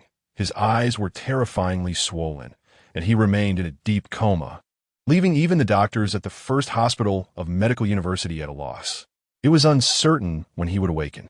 After pondering, I informed my aunt that I would accompany Uncle Ma to the hospital the following day. Uncle Ma was a formidable practitioner of the metaphysical arts, and he would surely discern my uncle's true condition with a mere glance. By the time I returned to Uncle Ma's residence, it was already past midnight. He inquired about my prolonged absence, and I truthfully recounted my encounter with my aunt. Upon hearing the circumstances, Uncle Ma furrowed his brow and informed me that my uncle was a classic case of being haunted. 2 small spirits were currently concealed within his eyes. The so-called ghost sealing of the eyes refers to a punishment inflicted upon the living when they inadvertently witness supernatural occurrences, having gazed upon that which ought not to be seen. Generally, this affliction does not result in death. However, it may induce a profound coma, and upon awakening, the individual will have forgotten the ghostly events they beheld. There exists, though, an alternative possibility that one may never awaken again. Furthermore, the phrase uttered by the ghostly official, "Living sins are inescapable," likely does not pertain to the sealing of one's eyes. The trials that lie ahead may prove to be far more arduous. I sought the assistance of Uncle Ma, for my aunt's life had already been fraught with challenges, and I wished to spare her from enduring further suffering alongside my uncle. Yet, Uncle Ma shook his head, stating that he could not resolve the issue of the ghost sealing of the eyes. There were only 2 possible courses of action. The first was to journey to Longhu Mountain to seek a more formidable master who could perform rituals and beseech the underworld for forgiveness. The second was to enlist the aid of the spirit mediums, offering ample paper money to the underworld to cultivate relationships and plead for absolution. The distinction between these two approaches lies in their fundamental nature. Uncle Ma had previously explained to me that the Taoist sect functions as an administrative office for the celestial deities in the mortal realm. The ritualistic practices and the burning of offerings serve as a means of communication among various departments, akin to official dealings. In contrast, the spirit mediums resemble underworld factions, possessing connections in both the legitimate and illicit spheres, thus requiring substantial offerings and negotiations, characterized by private dealings with public entities. Naturally, some esteemed spirit mediums wield significant influence over these departments. For instance, certain deities from the underworld, who serve as officials within the realm of the departed, may resolve matters that are otherwise difficult to address through official channels. In simple terms, the public-to-public interaction is essentially conducted in an official manner, governed by rules and regulations. However, the private-to-public dealings may allow for backdoor arrangements. Clearly, it is unrealistic to seek assistance from Longhu Mountain, and identifying the Ma Xian would only complicate matters with Huma. That night, I tossed and turned, unable to find solace, consumed by thoughts of what to do. And it was only in the early hours of the morning that I finally slipped into a deep sleep. As I entered the realm of dreams, I found myself visited by Chang Tianlong. He was adorned in the same attire as before, clad in black with a high crown, sporting 2 horns upon his hat. With a smile gracing his face, he approached me and proclaimed, "There is no need for such complications. A few days ago, I mentioned that I would bestow a favor upon you. Tomorrow, I shall assist you in driving away those 2 mischievous spirits." I felt a surge of joy, yet a thought struck me. Uncle Ma had mentioned that the sealing of spirits was a punishment from the underworld. Would Chang Tianlong's intervention provoke the wrath of the underworld? With a hearty laugh, Chang Tianlong boldly declared, "Whoever dares to challenge me, let them come forth. I, Chang Tianlong, have never feared anyone." His words resonated with an air of authority, igniting a sense of valor within me. Indeed, Chang Tianlong had once vanquished 5 ruthless bullies without a trace of hesitation, remaining unfazed even after being confined in the Buddhist hall for decades. Or 2 mere spirits in comparison. At that moment, a woman clad in white glided gracefully towards us, standing alongside Chang Tianlong before me. "As for tomorrow's affair, consider it also a matter for my serpent, Tianhua." Though I was in a dream, I understood that she must be the white python who had intruded upon the Buddhist hall. This pair, the fierce warrior who mercilessly dispatched bullies and the dauntless serpent who dared to breach sacred grounds, was indeed formidable. Chapter 43. A shattering misfortune the following morning. Uncle Ma and I made our way to the hospital. In the hospital ward, I finally encountered my uncle, who had once been struck down by my blow. However, he now lay in a deep coma, not much different from that fateful night. His eyes were grotesquely swollen, and my aunt recounted how the doctor had to exert considerable effort just to pry them open to a mere slit. Yet, despite a night passing and the administration of special medication, my uncle showed no signs of improvement. Upon his swollen eyelids rested delicate crimson lines, as though sealing his eyes shut. Uncle Ma approached for an inspection. After a brief glance, he affirmed my worst fears, just as he had predicted. It was indeed a case of ghostly eye sealing. Moreover, the malevolent spirits afflicting him were not ordinary. There were 2 wicked entities at play. Rubbing his hands together, Uncle Ma expressed his concerns, indicating that while he might have been able to assist if it were someone else's plight, this was a matter concerning my family, and a careless mistake could jeopardize my uncle's very life. I discerned the unspoken implication in Uncle Ma's words. It was not that he was incapable of resolving the issue, but rather that he feared his good intentions might lead to further misfortune. Soon, noon arrived, and my aunt stepped out to procure lunch for us. The occupants of the ward were engrossed in their own affairs, leaving us unnoticed. Gathering my courage, I turned to Uncle Ma and proposed that I could attempt to beseech the celestial beings for assistance in banishing the 2 malevolent spirits. Uncle Ma cast a furtive glance around and advised me to act swiftly and discreetly, cautioning that if my efforts proved futile, we would seek alternative solutions. I nodded in agreement and extended my hand, silently invoking the presence of Chang Tianlong. This was a hospital, and the previous methods of summoning divine aid could not be employed here. Thus, I could only endeavor to attune myself to the celestial energies. Fortunately, I had already acquired the necessary insights, and I had established a connection with Chang Tianlong. Upon extending my hand, I soon felt a gentle breeze caressing my arm, and I could distinctly perceive the fine hairs on my arm swaying as if stirred by the wind. Subsequently, a sensation emerged in my heart. Chang Tianlong instructed me to blow gently upon my uncle's eyes. I complied without hesitation, continuously exhaling softly over his two eyes. While an unusual feeling enveloped me, it felt as though I was not merely blowing air, but rather extending a long serpent's tongue from my mouth, delicately caressing my uncle's eyelids. This peculiar sensation gradually faded after a few minutes. I remained oblivious to how Chang Tianlong and the python flower managed this. But when I lifted my gaze, I distinctly observed that the red lines on my uncle's eyelids had significantly diminished. I glanced at Uncle Ma, who wore a pleased expression, and whispered, "Well done, young lad. The celestial forces you possess are formidable. You have truly driven away those two malevolent spirits." I was utterly perplexed and inquired, "How exactly did that happen?" Uncle Ma tantalizingly replied, "The matters of the divine are beyond your comprehension. Let your uncle continue with the medicine shortly. This time, it will surely be effective."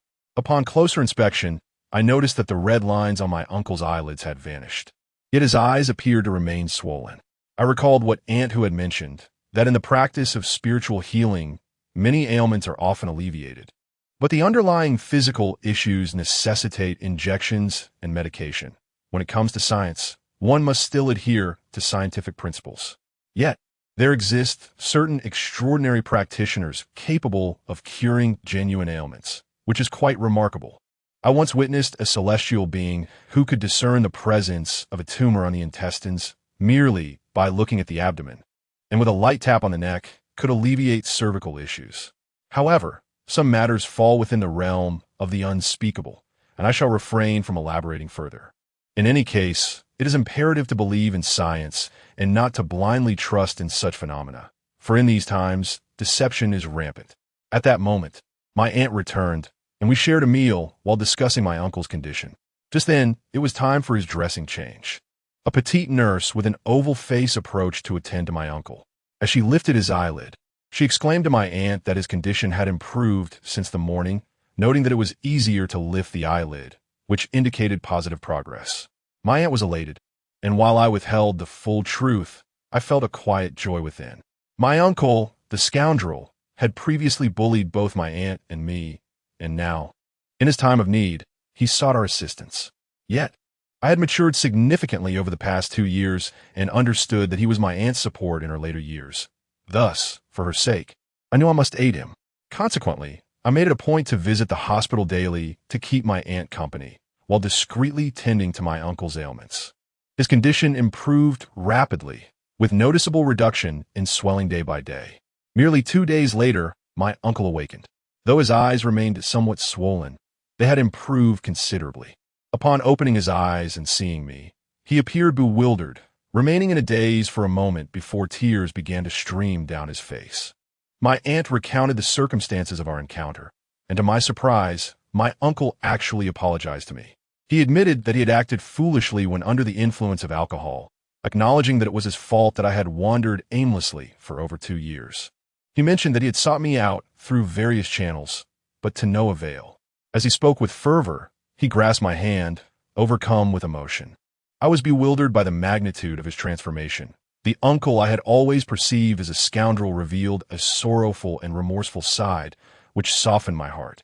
However, I'm not one to indulge in sentimentality, so I withdrew my hand and told him, "Let bygones be bygones.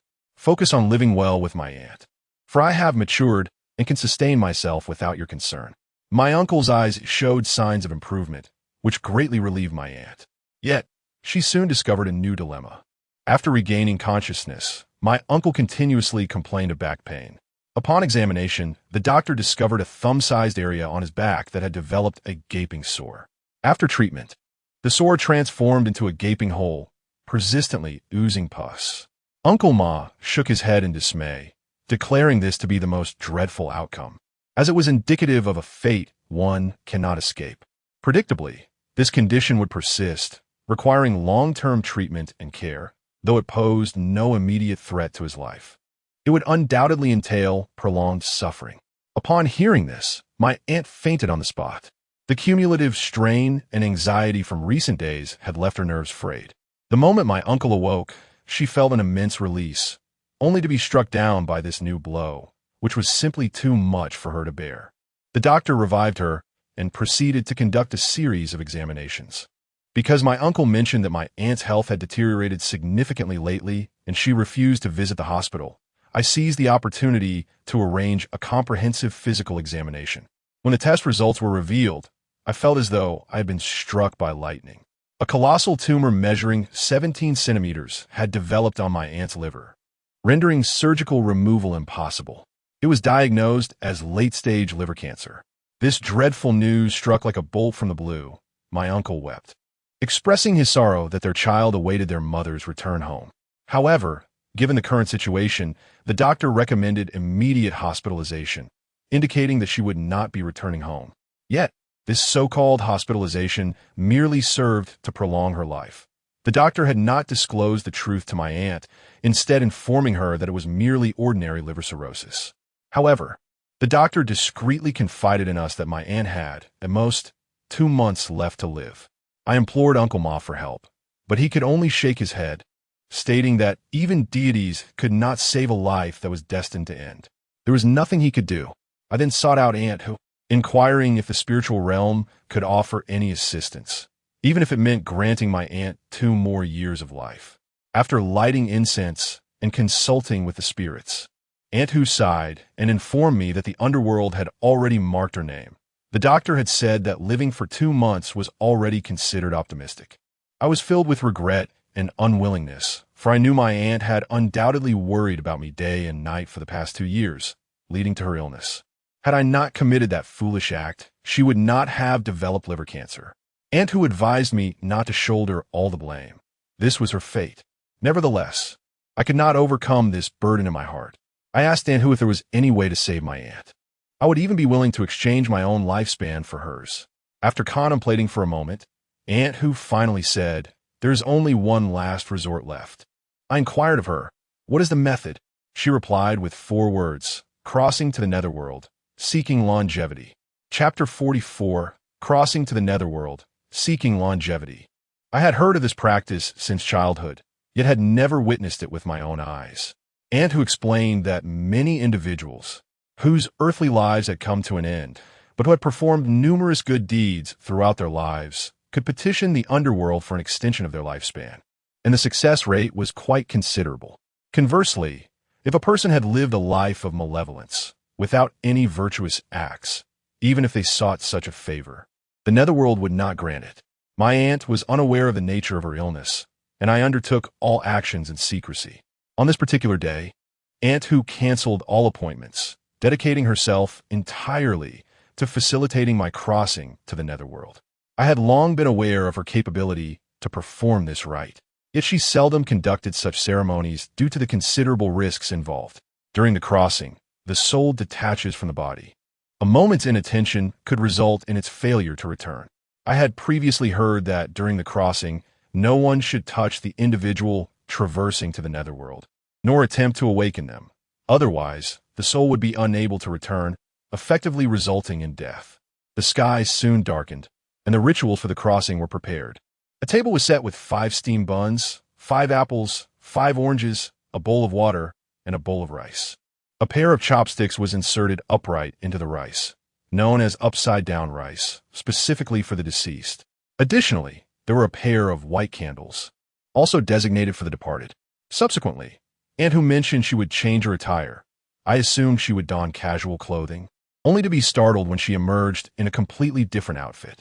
To everyone's astonishment, Mother Hu donned a peculiar ensemble reminiscent of funeral attire, commonly referred to as a shroud. The outfit was entirely adorned in a deep blue hue, complemented by a pair of intricately embroidered shoes. Surprisingly, the attire was rather aesthetically pleasing. However, the atmosphere took a sinister turn as Mother, who reclined onto the bed adjacent to the offering table. A companion promptly draped a quilt over her, emblazoned with large characters symbolizing longevity, undoubtedly a garb meant for the deceased. When the lights were extinguished, the room plunged into darkness, illuminated solely by the flickering glow of two white candles, casting an eerie ambience that highlighted the longevity quilt, the shroud, and the motionless figure of Mother Who. The scene was undeniably chilling. Almost instantaneously, Mother Who entered a trance, closing her eyes as the two deities commenced their drumming. It is noteworthy that one of these deities was Mr. Zhang, who had previously collaborated with Aunt Bai. His reputation precedes him, as many esteemed figures seek his services. After drumming for a while, Mr. Zhang began to sing, his voice resonating with a mournful melody, mourning the 7 gates of sorrow. Holding a stick of incense, the fragrant smoke ascends to the heavens. Red banners adorn the entrance, while white flags flutter at the secondary gate. Elder, you have departed this mortal realm, and your descendants kneel upon the ground, weeping for you through the 7 gates. The first gate, the gate of longing for home, beckons you to glance back at your homeland. Your spirit ascends to the heavens, and to behold your visage is a task more arduous than scaling the heavens themselves. The second gate, the gate of the underworld, finds 2 spectral figures obstructing your path, demanding a toll for passage. Your children must burn several packages of paper offerings for you to traverse this gate. The third gate, the gate of the Golden Rooster, presents an unusual challenge, requiring the scattering of grains along the path. The Golden Rooster, clutching the grains, will allow you to pass once it is appeased. The fourth gate, the gate of the Fierce Dog, sees a menacing canine barring your way. Elder, grasp the dog-beating stick and swiftly drive away the beast. Only then can you proceed beyond this gate. The lamentation of the 7 gates is a folk custom from northeast China, often sung during funerary rites, though it has become a rare sight in contemporary times. Legend holds that the deceased must navigate 7 gates to reach the netherworld, with the mourner's cries serving to guide the wandering soul, thus hastening its journey to the realm of the dead. Singing this lamentation serves as a prelude, setting an atmosphere of sorrow before the elder's passage into the afterlife. Mr. Zhang's mournful rendition, imbued with a tone of weeping, stirred my heart with unease. As I contemplated the grim possibility of facing such a scene should my aunt's time indeed be at an end. After a while, Mr. Zhang concluded this segment and commenced the formal rites for the passage into the underworld. The drum must be struck and the whip must crack. I shall escort the ancient spirit through the underworld. You prepare the steed and saddle, ensuring ample fodder and sufficient coin. Carry the document bag upon your shoulder. Mount the horse and set forth without delay.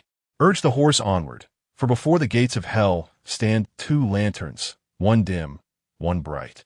The bright lantern illuminates the path of the living, while the dim lantern signifies the realm of the deceased. Do not stray towards the light. Venture towards the darkness. For the journey through this netherworld differs vastly from that of the mortal realm, devoid of any guiding presence. Do not be distracted by the sights around you. Spur the horse southwestward, braving the rain and wind. Traverse the central path among the 3. With each step taken, observe the distant homeland, gazing upward. The stars and sun are obscured, and looking downward, the earth remains unseen. The biting cold wind seeps into one's bones, while the wails of ghosts echo hauntingly. Cast aside your fears and anxieties. Let us boldly face the 18 gates of hell. At the first level of hell, the first gate looms with a grand archway, adorned with flagpoles, its eaves soaring towards the heavens.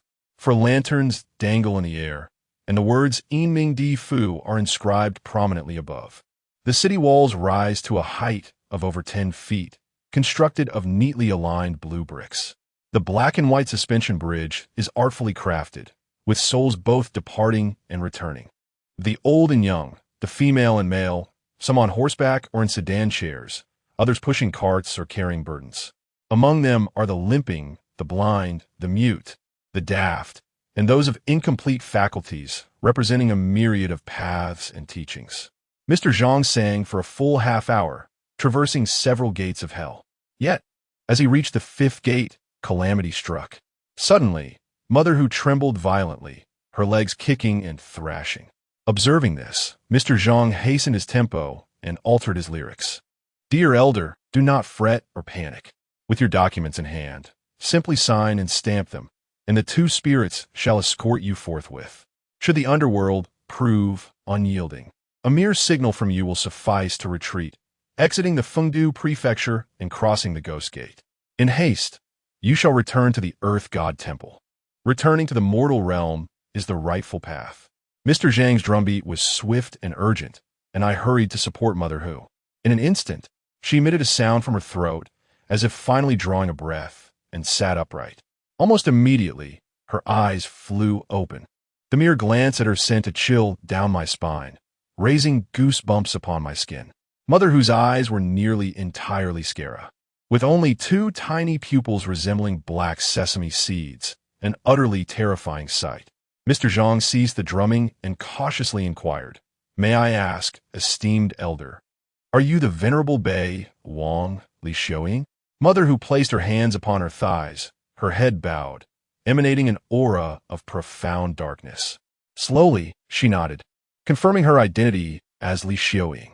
Mr. Zhang continued, You traverse the realms of the living and the dead, holding a notable presence in the underworld.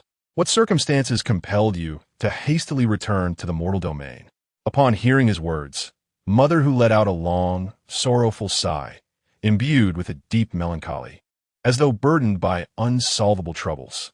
Her voice was hoarse, as if she had not spoken in ages. Just this sigh alone instilled a sense of unease within me. At that moment, Mother Hu was no longer herself, but had become the spirit of the Venerable Bei Wang Li Xiaoying. Then she slowly began to speak. Times have changed. The underworld enforces strict scrutiny. Several ghostly soldiers were chasing after me, and I nearly couldn't return. Mr. Zhang chuckled upon hearing this and remarked, With your esteemed cultivation, how could you fear a few ghostly soldiers? Mother Hu shook her head, replying, What use is high cultivation? On their territory, whether you are a dragon or a tiger, you must comply. If you cannot enter the underworld, all words are meaningless. Mr. Zhang then inquired, Oh dear, it won't do if you cannot enter. Please think of a way to resolve this matter. The child's filial piety in seeking longevity for his aunt is no small endeavor.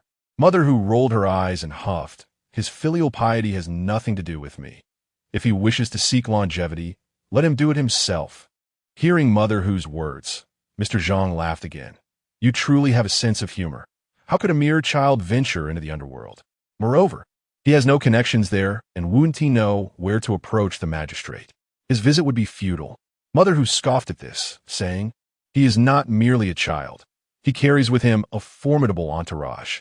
Do not be deceived by his lack of incense. I have seen his ancestral spirit, a figure of great authority in the underworld, commanding countless soldiers. Even someone like me cannot approach him. Mr. Zhang stuck out his tongue and glanced at me, who was equally astonished, pondering how I was unaware of such matters. Unable to restrain myself, I asked if someone like you, who frequently traverses between the realms, cannot enter the underworld. What does that mean? Madame Hu slapped her thigh and exclaimed, There is a reason I cannot enter. I have been traversing the underworld too frequently of late, and the officials abound. Anyone I cannot placate will certainly make things difficult for me. Today, the guard on duty is someone I am not familiar with, and he has warned me that if I attempt to return, I will be directly detained at the Earth God Temple. Do you not see how troublesome this is for me? It is no wonder Uncle Ma stated that the spirit medium's dealings are predominantly personal rather than official. Especially in the underworld, many matters are resolved through connections. Without the right relationships, nothing can be accomplished. Alas, I never expected that even in the realm of the dead, human sentiments and gifts hold sway. Now, even the old spirit king from Madame Hu's household cannot gain entry. What should we do next? As for her earlier claim that our old spirit king commands great power in the underworld, with countless troops at his disposal, I never believed it. However, we find ourselves at an impasse. Mr. Zhang pondered for a moment and suggested, Perhaps you could consider other options. or I could arrange for more gold paper to be burned for you to take with you, to facilitate matters. To this, Madame, who vigorously shook her head. I will not go. Those ghostly soldiers are truly ruthless. They nearly broke my old back. Anyone who wishes to go may do so. But there is someone here who must fulfill their filial duties, so let him go instead. As the conversation progressed, she once again shifted the focus onto me. Mr. Jean offered a wry smile and shook his head at me. I understood his implication. Madame, whose mention of the old spirit king, Li Xiaoying, was merely an excuse. She did not wish to go and was deliberately using me as a scapegoat. Everyone knew that I was neither a spirit medium disciple nor a wandering soul, and thus could not venture into the realm of the dead. There are generally two methods for disciples to traverse the realm of the deceased. The first involves being accompanied by the adept Hu Huang, who possesses the ability to traverse the underworld, allowing the soul to leave the corporeal body and journey to the netherworld. The second method entails following the esteemed Old Monument King within the sect. If the Old Monument King has established a strong rapport in the underworld, his influence may surpass that of Hu Huang. Additionally, there exists a third category known as the child of the underworld. Such individuals must possess a youthful form and be innately attuned to the spiritual realm, with their 3 souls and 7 spirits often wandering freely. With minimal guidance, they can easily navigate the underworld.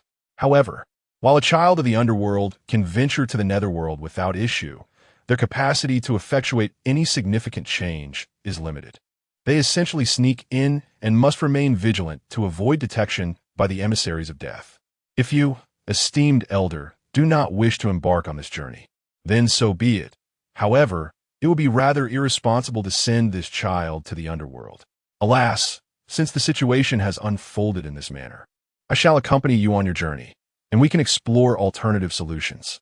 Mr. Zhang appeared somewhat reluctant, and as he spoke, he reached for the drum, intending to bid farewell to Li Xiaoying.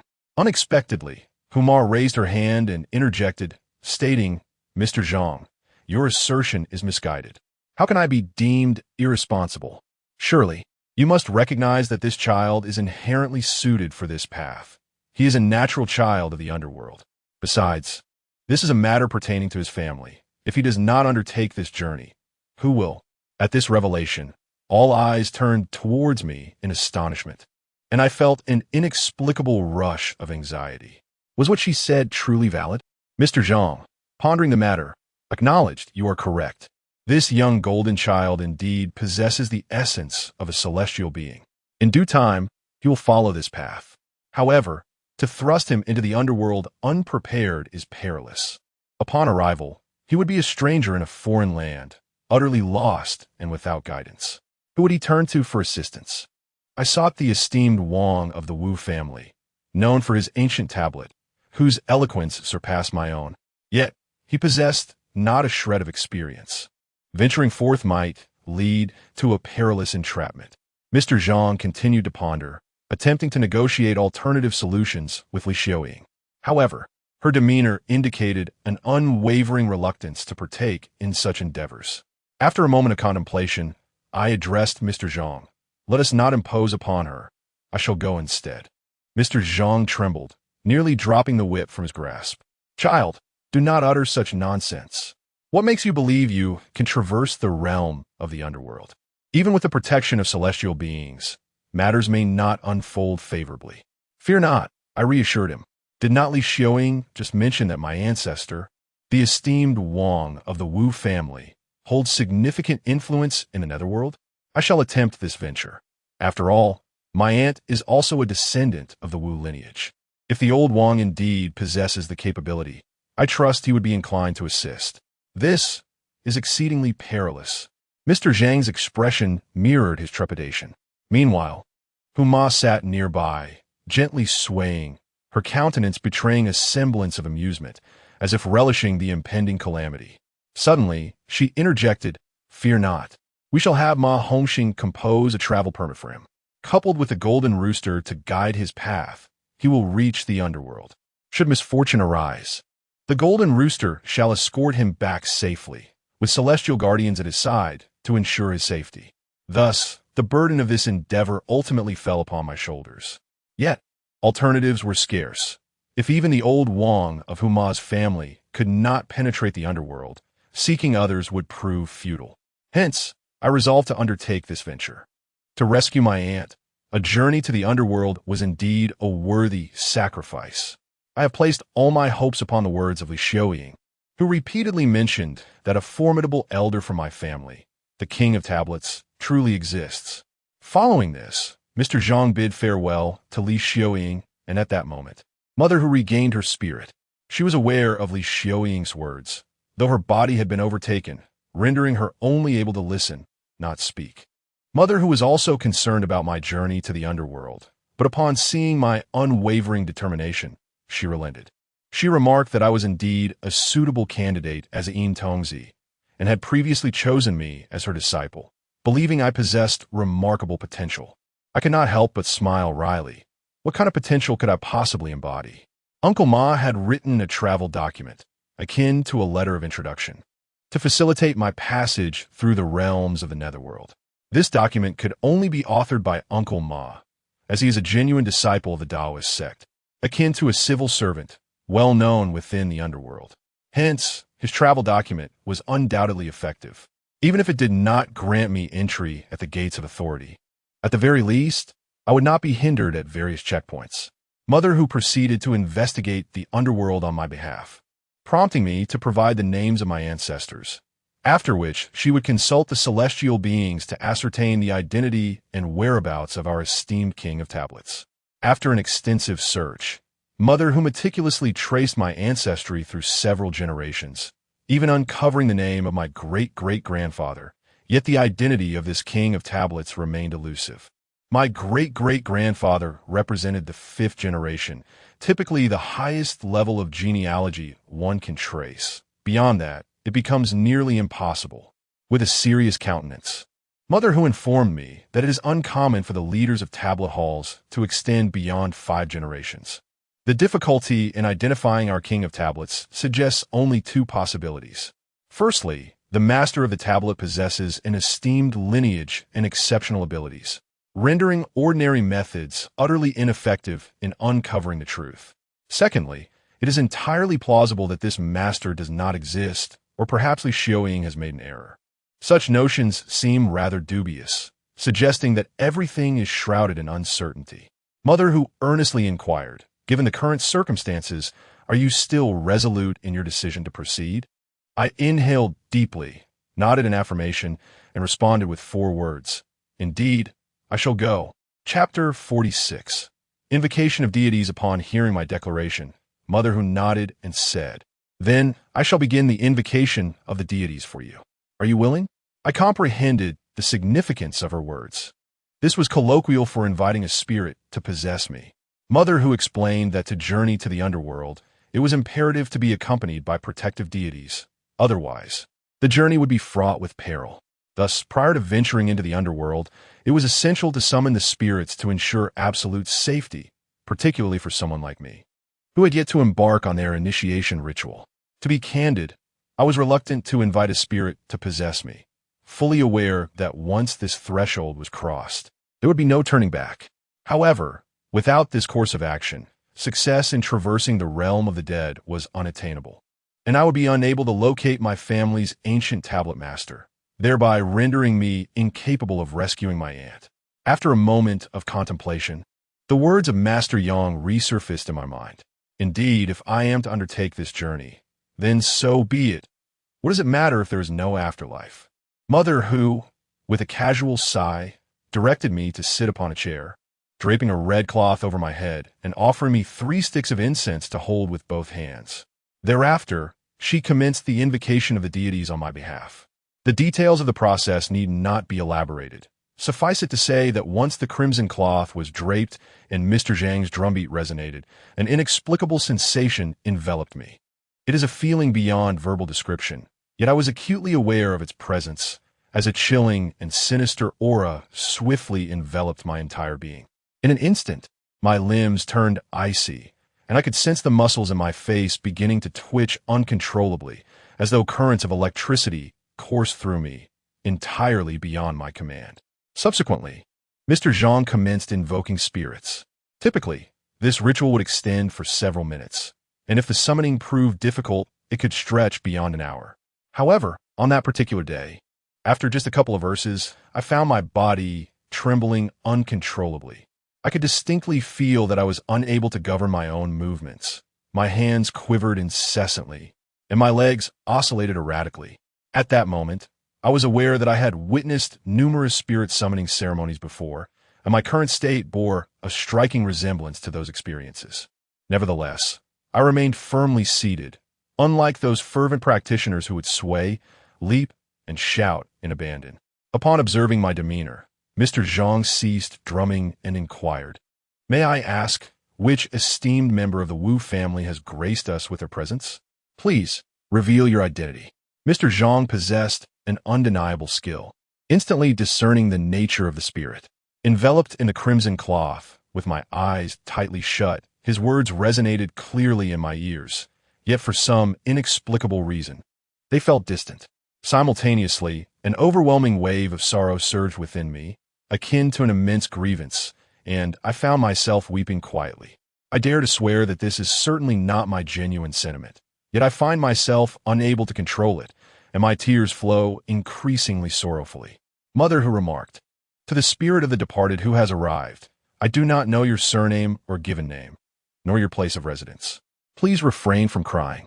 I understand you have suppressed your emotions for far too many years, and you have endured great injustice. Now you finally have the opportunity to express yourself. Feel free to voice any demands you may have." Each of Mother Hu's words struck a chord, and after a moment of silence, I unexpectedly found myself speaking. Of course, this must be enclosed in quotation marks, for it was no longer I who spoke, but rather the spirit from the netherworld that had taken possession of me. "Thank you, Miss Hu. I am Wu Lianying." I could distinctly hear my own words, yet they no longer resembled my voice. It sounded akin to that of an elderly woman. Mother Hu inquired, "What is your relation to Wu Xiaofan?" I replied, "I am his great-aunt." She further questioned, "It seems there has been no one to carry on the incense for many years." I answered, "Indeed, there were no suitable descendants, and we have set our sights on this child, yet he is unwilling, which has left us quite frustrated." Mother Hu chuckled, "It appears that your disciple is destined to be him, and thus he cannot escape it. Great-aunt, may I ask you, has Wu Xiaofan's foundation been established? Is he able to set up a hall?" After pondering for a moment, I responded, "Almost. It requires just a bit more time." Mother Hu then continued, "Allow me to inquire further. Who is the old monument king of your Wu family treasure residence?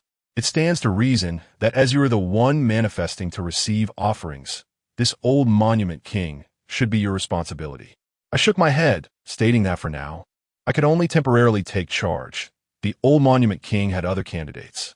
In his presence, we dared not even exhale, let alone contend for the title of monument king. Aunt Hu then inquired, "So, today when Wu Xiaofan seeks to traverse the netherworld to save his aunt, you will all assist him?" I replied, "Assisting is imperative. This is a matter of our own kin. Moreover, for Xiaofan to establish his own faction, he must first gain the old monument king's approval, which serves as a trial for him." Aunt Hu said, "In that case, I shall prepare for his journey to the netherworld. When the time comes, may all the celestial beings assist him, ensuring the task is accomplished smoothly and he returns safely." I nodded in agreement. Following this, Aunt Hu asked if any other celestial beings wished to speak, to which I shook my head, indicating none did. At this point, matters were essentially settled. Mr. Zhang beat the drum to send off Great Aunt, and only when the drum ceased did I finally regain my composure. Once the red cloth was removed from my head, I opened my eyes, momentarily feeling as if I had lived 2 lifetimes. The hour was late. Aunt Hu wasted no time in procuring a grand rooster adorned with a red crown and golden feet, tying a red cord around its leg, the other end fastened to my wrist. She also placed a dog-slaying stick in my hand, instructing me to lie down before the altar. She did not change my funeral attire, which somewhat eased my. Subsequently, Aunt Hu advised me that when riding the golden rooster to the underworld, I must not stop regardless of what I encountered along the way. With the assistance of my great-aunt and the celestial beings, I would surely find the old monument king, and from then on, I would follow his guidance. In moments of peril, one can swiftly grasp the red cord, which will promptly draw me back to safety. As this was my inaugural venture into such matters, a sense of trepidation enveloped me, my heart racing with anxiety. Uncle Ma presented me with a bowl of water, traced patterns within it with his finger, and handed it to me, urging me to drink. Upon finishing the water, I reclined upon the bed, while Mr. Zhang resumed his drumming, preparing to guide me through the veil. Thus, with a talisman in one hand and a dog-beating stick in the other, accompanied by a large rooster tethered beside me, adorned with offerings atop its head and 2 eternal lamps at my feet, the sound of the drum resonated like a heavy blow to my head. Instantly, I was engulfed in dizziness, my vision darkening, and I involuntarily closed my eyes. As Mr. Zhang's mournful chant echoed, I felt as though I had entered an abyss of impenetrable darkness, where my hands could not discern their surroundings. It resembled a tunnel, pitch black, with but a faint glimmer of white light ahead. I ventured towards that illumination. Time passed unmeasured as Mr. Zhang's voice grew increasingly ethereal and distant. At last, I reached the source of the white light. Summoning my courage, I stepped forward. Suddenly, the scene before me transformed, revealing an entirely different realm. Chapter 47. The old monument king, I recall. Long ago, I inquired of an elderly woman from the neighboring village who possessed the knowledge of traversing the afterlife, what the world beyond death was truly like. With a smile, she replied that it resembled our earthly existence, replete with mountains, trees, grass, and houses inhabited by people. Yet, I remained skeptical, convinced she must have deceived me. The realm of the deceased, I believed, must be terrifying. Now, at last, the answer to this question has been unveiled.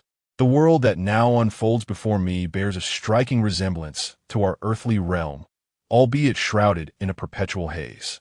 The sky is eternally cloaked in a dense layer of ominous clouds, and the earth is devoid of color, reduced to a stark monochrome. In the distance, a city emerges intermittently from the mist, its silhouette elusive.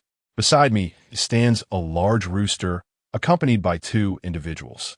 One is an elderly lady, perhaps in her 60s, clad in a black cotton coat, her hair styled in a traditional bun.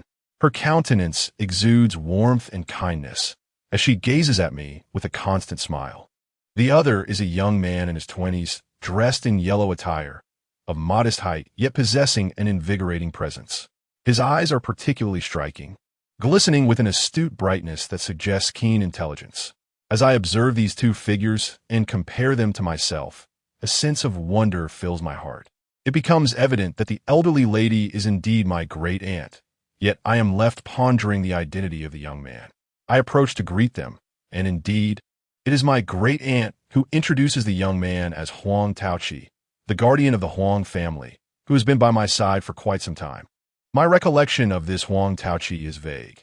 However, my great-aunt recounts an incident when Mr. Chang had the audacity to harass Sister Yuan, during which Huang Taoqi intervened, nearly bringing Mr. Chang to his demise.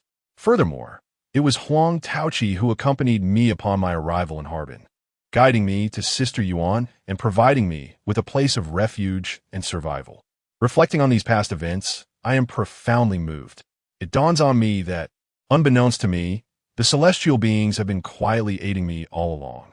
I hasten to express my gratitude, yet Huang Taoqi merely chuckles and waves his hands dismissively. These are mere trifles, nothing of consequence. I have been by your side since your childhood, though you were unaware. 2 years ago, had I not intervened, your reckless blow could have easily claimed your uncle's life, leading to dire complications. It dawned upon me that he had indeed shielded my uncle from calamity. Great-aunt chuckled, saying, "Time is limited. Let us be concise. We must first pay a visit to your great-grandfather." Great-grandfather? Is he the venerable king of monuments, that aunt who spoke of? Indeed, that is he. However, the location he inhabits is quite distant. We must hasten, treating this as a journey far from home. Fortunately, you possess a travel permit, which should ensure our passage is unobstructed. Upon hearing Great-aunt's words, I suddenly recalled what Master Yang had foretold. Within 7 days, I would embark on a perilous journey. At the time, I believed that as long as I remained indoors, I would be safe. Little did I anticipate that this journey referred to the realm of the afterlife. Undoubtedly, This is indeed a far-reaching expedition, and as for the level of peril, it likely rivals that of a nightmare. I cannot delve into the details of the subsequent events, but in summary, I mounted the Golden Rooster and accompanied Great Ant and the mischievous Huang through numerous gates in the underworld. Thanks to Uncle Ma's travel permit, our passage was smooth and unimpeded. We traversed a considerable distance before finally halting at a gate. Great Ant informed me that, in addition to the fabled Fengdu city and hell, there exist many other realms within the underworld, though mere mortals are oblivious to their existence. It is worth noting that even the souls residing in Fengdu city may not possess such knowledge. Much like my esteemed ancestor, who served as a general guarding a strategic pass, I found myself in a similar predicament. Upon reaching the pass, my great aunt instructed me to wait in a designated spot while she ventured alone into the stronghold. After a while, she returned, and we continued to wait for an extended period. Suddenly, a figure clad in black, mounted on a magnificent steed, galloped towards us. Upon arrival, he dismounted with grace, and I noticed my great aunt appeared quite anxious, speaking with utmost caution in his presence. I could distinctly sense a formidable aura emanating from him. He then halted approximately 7 to 8 meters away from us, scrutinizing me with keen eyes before stating, "You have come to see me in order to petition for your aunt's longevity?" His voice was deep and authoritative, coupled with his towering stature and dark attire, which added an air of intimidation. I conveyed my intentions candidly, recounting my purpose for the visit, and then prostrated myself, imploring my ancestor to grant my aunt an extended life. He did not provide an immediate affirmation nor a denial, but rather responded, "The realm of the deceased operates under its own regulations. As I am an official, I cannot act upon personal whims.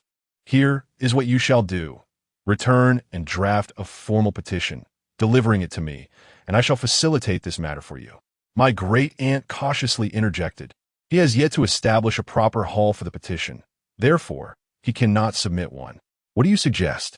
He replied, "Then establish the hall before presenting the petition. Otherwise, it will not adhere to protocol and will be deemed invalid, leaving me no recourse." My great-aunt continued, "However, the necessary supports and beams have yet to be assembled." "The head of the Hu family has not yet been determined," the figure calmly replied. "Once everything is in place, we shall proceed. There is no need to rush." However, her aunt's condition is rather dire. The underworld has already marked her name, and she is likely to live for merely over a month.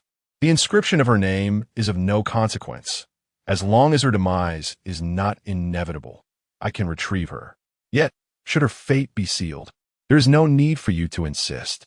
Listening to the conversation between my great-grandfather and great-grandmother, tears welled in my eyes as I stepped forward and said, "Great-grandfather, I would be willing to sacrifice a few years of my life if it means saving my aunt.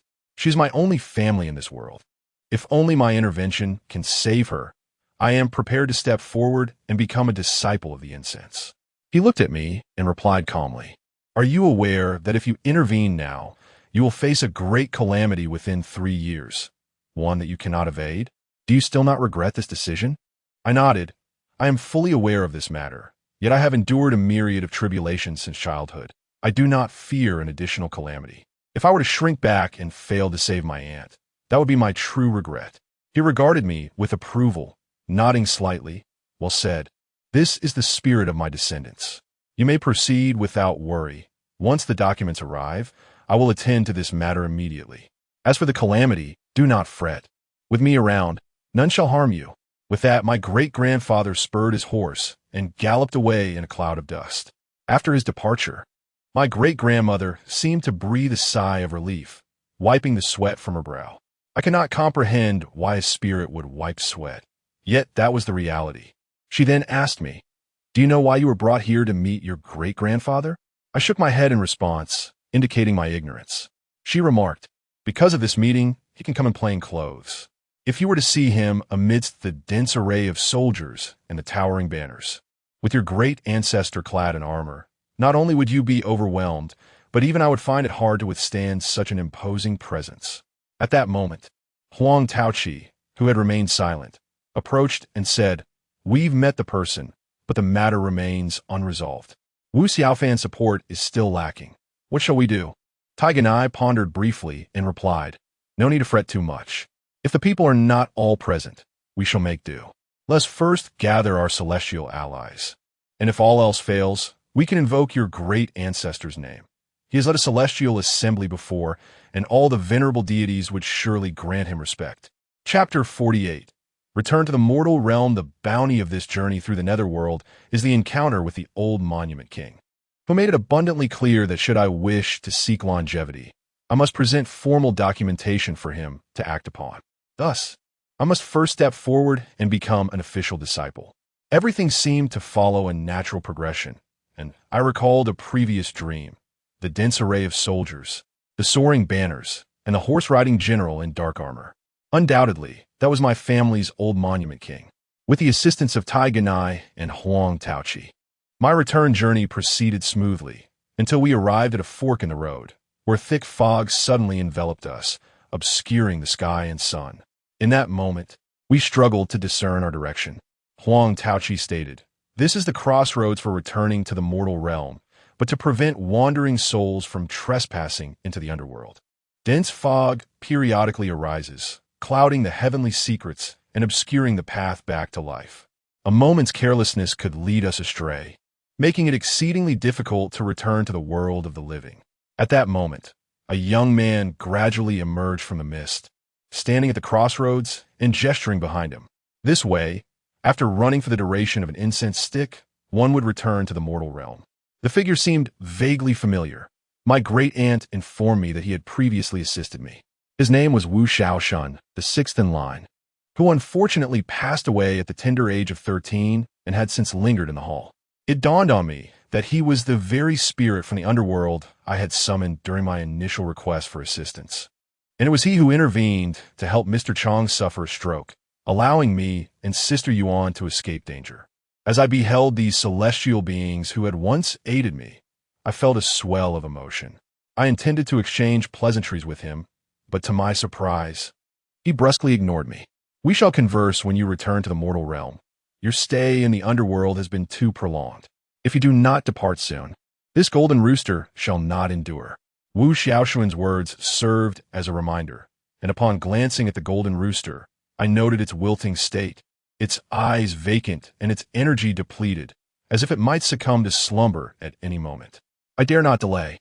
Nodding to Wu Xiaoshun and expressing my gratitude, Thank you. We shall speak again later. However, may I inquire about your lineage and how I should address you? I needed to clarify this matter. Despite his youthfulness, it was due to his early demise, and by generational reckoning, he undoubtedly held a much higher status than I. He tilted his head back slightly, puffed out his chest, and pointed to himself with his thumb. You may call me Sixth Master. Very well. Thank you, Sixth Master. I had little time for further conversation, offering him a slight bow before making my way down the path behind him. It was thanks to Wu Xiaoshun's assistance that I was able to continue along that path, and soon a light emerged before me. After traversing the distance of a burning incense stick, I reached the end. Stepping out of the darkness, I opened my eyes to find myself in the realm of the living. Upon noticing my awakening, everyone rushed towards me. Uncle Ma helped me to my feet, though I still felt somewhat dazed, needing a moment to regain my composure. I first glanced at the golden rooster nearby, now lying on the ground, breathless and unable to lift its head. Looking at the others, I felt an inexplicable sense of surrealism, as if I were caught in a dream. Where indeed is the true world? Observing my silence, Uncle Ma remarked, Goodness, just how far did you run? If you hadn't returned, the chicken would have nearly perished from exhaustion. I was quite worried. Aunt Hu, smiling, chimed in, Don't fret. Take a moment to gather yourself, have a sip of water, and regain your spirit. There's a belief that after traversing the underworld and returning to life, one must drink a sip of earthly water for the soul to fully return to the body. At that moment, I realized my throat was parched. Accepting the water handed to me by Aunt Hu, I drank it all in one go, which revitalized me somewhat. I exhaled deeply before speaking. I encountered my ancestor, the old Monument King. He mentioned he could assist me, but I must present a formal document, as he holds an official position. Therefore, I must take action myself to be eligible to submit the document. In truth, Both Aunt Hu and Uncle Ma could prepare such a document, but it would be of no use, as the old Monument King only recognizes me. Once I take action, the old Monument King becomes the master of my sect. I submit the document, and he carries out the tasks, a matter of natural order. However, if others were to take the stage, they would be utterly unable to reach her. Upon hearing my words, Uncle Ma touched his nose, broke into a grin, and remained silent, as if he had already foreseen today's events. Aunt Hu, however, shook her head and remarked, "Taking on a disciple is not as simple as you think. The foundation has yet to be established, and the master has not been found. How can you proceed?" Uncle Ma responded, "Why not just accept him as your disciple? Haven't you been praising him to me, expressing your desire to take him under your wing? Why the sudden change of heart?" Aunt Hu chuckled, "It's not that I've changed my mind. It's he who disagrees. Such matters cannot be resolved by merely finding any master. Even if I were to establish a hall for him, I would not qualify as his master. The affinity simply isn't there." As they engaged in conversation, I managed a wry smile and said, "Time is of the essence, so I shall speak plainly. In truth, I have already sensed my master, although I have not seen her face, only her silhouette. Yet, I am certain it is he Yu-Chen." Aunt Hu paused momentarily, exchanging a glance with Uncle Ma. "Are you certain it is indeed he Yu-Chen?" I affirmed, "Though she is young, I feel that she is my master." Aunt Hu's expression reflected a hint of regret as she averted her gaze and took a deep breath. "She has been a master for 3 years and has never taken on a disciple. If you are determined, you may seek her tomorrow morning when the sun rises." "But where shall I go to find her when the sun rises?" Aunt Hu provided me with an address, instructing me to seek He Yu-Chen there. However, Huma has been exceedingly kind to me. She assured me that even if He Yu-Chen were to disagree, I could still return to her. And even if I chose not to become her disciple, she would still establish a hall for me. She mentioned that should I merely wish to set up a hall, she could assume the role of my hall master, and if I desired to cultivate further, I could seek a master for that journey, which would not be in conflict. Ultimately, everything would align with my own choices. At that moment, a flicker of desire arose within me to request Huma's assistance in establishing my hall. Since leaving home, the first person to show me kindness was Sister Yuan, and the second was Huma. Sister Yuan provided me with much care in my daily life, while Huma has consistently guided me on the path of my existence.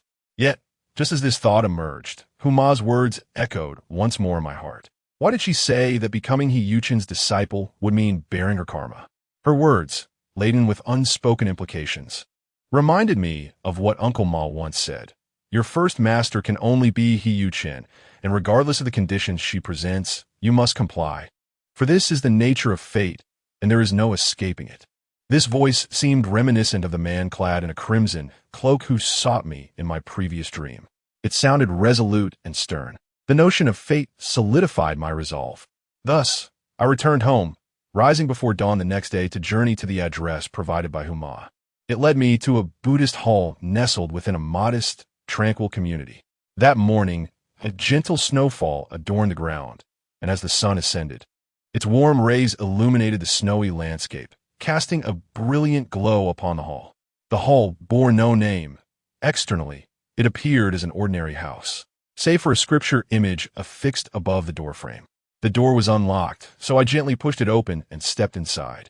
The room was adorned with numerous Buddha statues, and the air was thick with the fragrant smoke of sandalwood, creating an ethereal mist. Then, I beheld a pristine white fox, prostrated before the Buddha. Chapter 49. The white fox before the Buddha. The white fox lifted its head and cast a glance my way, its gaze pure and clear.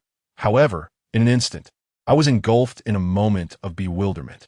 As I pondered how a white fox could be present in this room, a wisp of smoke drifted by, obscuring my vision. When my sight cleared, the scene had transformed. What had appeared to be a white fox before the Buddha was, in fact, He Yu-Chen. She was clad in a garment as white as snow, earnestly kneeling in prayer. I exhaled in relief, realizing my earlier perception must have been a mere illusion. Yet, I remained silent, taking my place behind her, observing her devotion. She was performing the full prostration, her entire body laid flat on the ground, commonly referred to as knocking the head. I had often visited the Pure Land Temple and had listened to the abbot preach and expound on the Dharma. The full prostration is one of the rituals in Buddhism, also known as five-body prostration, encompassing the gestures of bowing with feet, face, and head to the ground. According to the records of the western regions of the Great Tang, there are 9 forms of respectful homage practiced in India, with the 5th being the full prostration, regarded as the highest form of reverence, typically reserved for the Buddha and Bodhisattvas to express deep sincerity. While I stood behind He Yu Chen, she paused momentarily, as if sensing my presence, yet remained undisturbed and continued her devout acts of worship. After observing her for what felt like 30 counts, she still had not concluded. Finally, I could not restrain myself any longer and inquired, "How many times must you perform this act of worship?" She still did not turn back or pause. Her hands clasped together, she prostrated once more. The scriptures state that a person possesses 108 afflictions. Thus one must bow to the Buddha and Bodhisattva 108 times. Is this her daily ritual? Day after day, without interruption. Does such devotion not weary her? This time, she did not respond to my inquiry, but instead spoke softly. When the practitioner kneels on the right knee, may all beings attain the path of enlightenment. When the practitioner kneels on the left knee, may all beings be free from erroneous views and be firmly established on the path of true awakening. When the practitioner places the right hand on the ground, may it be as the world-honored one seated on the Vajra seat, causing the earth to tremble and auspicious signs to appear, thus realizing great Bodhi. When the practitioner places the left hand on the ground, may all beings be distant from heretical paths, and through the 4 means of attraction, may the difficult to tame be guided towards the righteous path. When the practitioner bows their head to the ground, may all beings be liberated from pride and attain the realization of the ultimate truth. The morning sunlight streamed in through the window, illuminating her figure, her attire as white as snow, shimmering with light. Amidst the swirling incense, she seemed to embody a celestial being. Though I did not fully comprehend her words, an inexplicable sorrow rose within me as I gazed upon her. This girl, slightly younger than I, must surely possess her own story, I mused. I inquired about her unwavering devotion. She offered a gentle smile and replied, "In my past life, I failed to cultivate. In this life, I must grant myself an opportunity." I fell silent, patiently waiting by her side. After a while, she finally completed her devotions. Rising to retrieve a towel and wipe the beads of sweat from her brow, a waft of a woman's unique fragrance drifted through the air. "You have come to seek my mentorship in order to save your aunt, Haven to you?" She suddenly articulated my intention, leaving me astounded.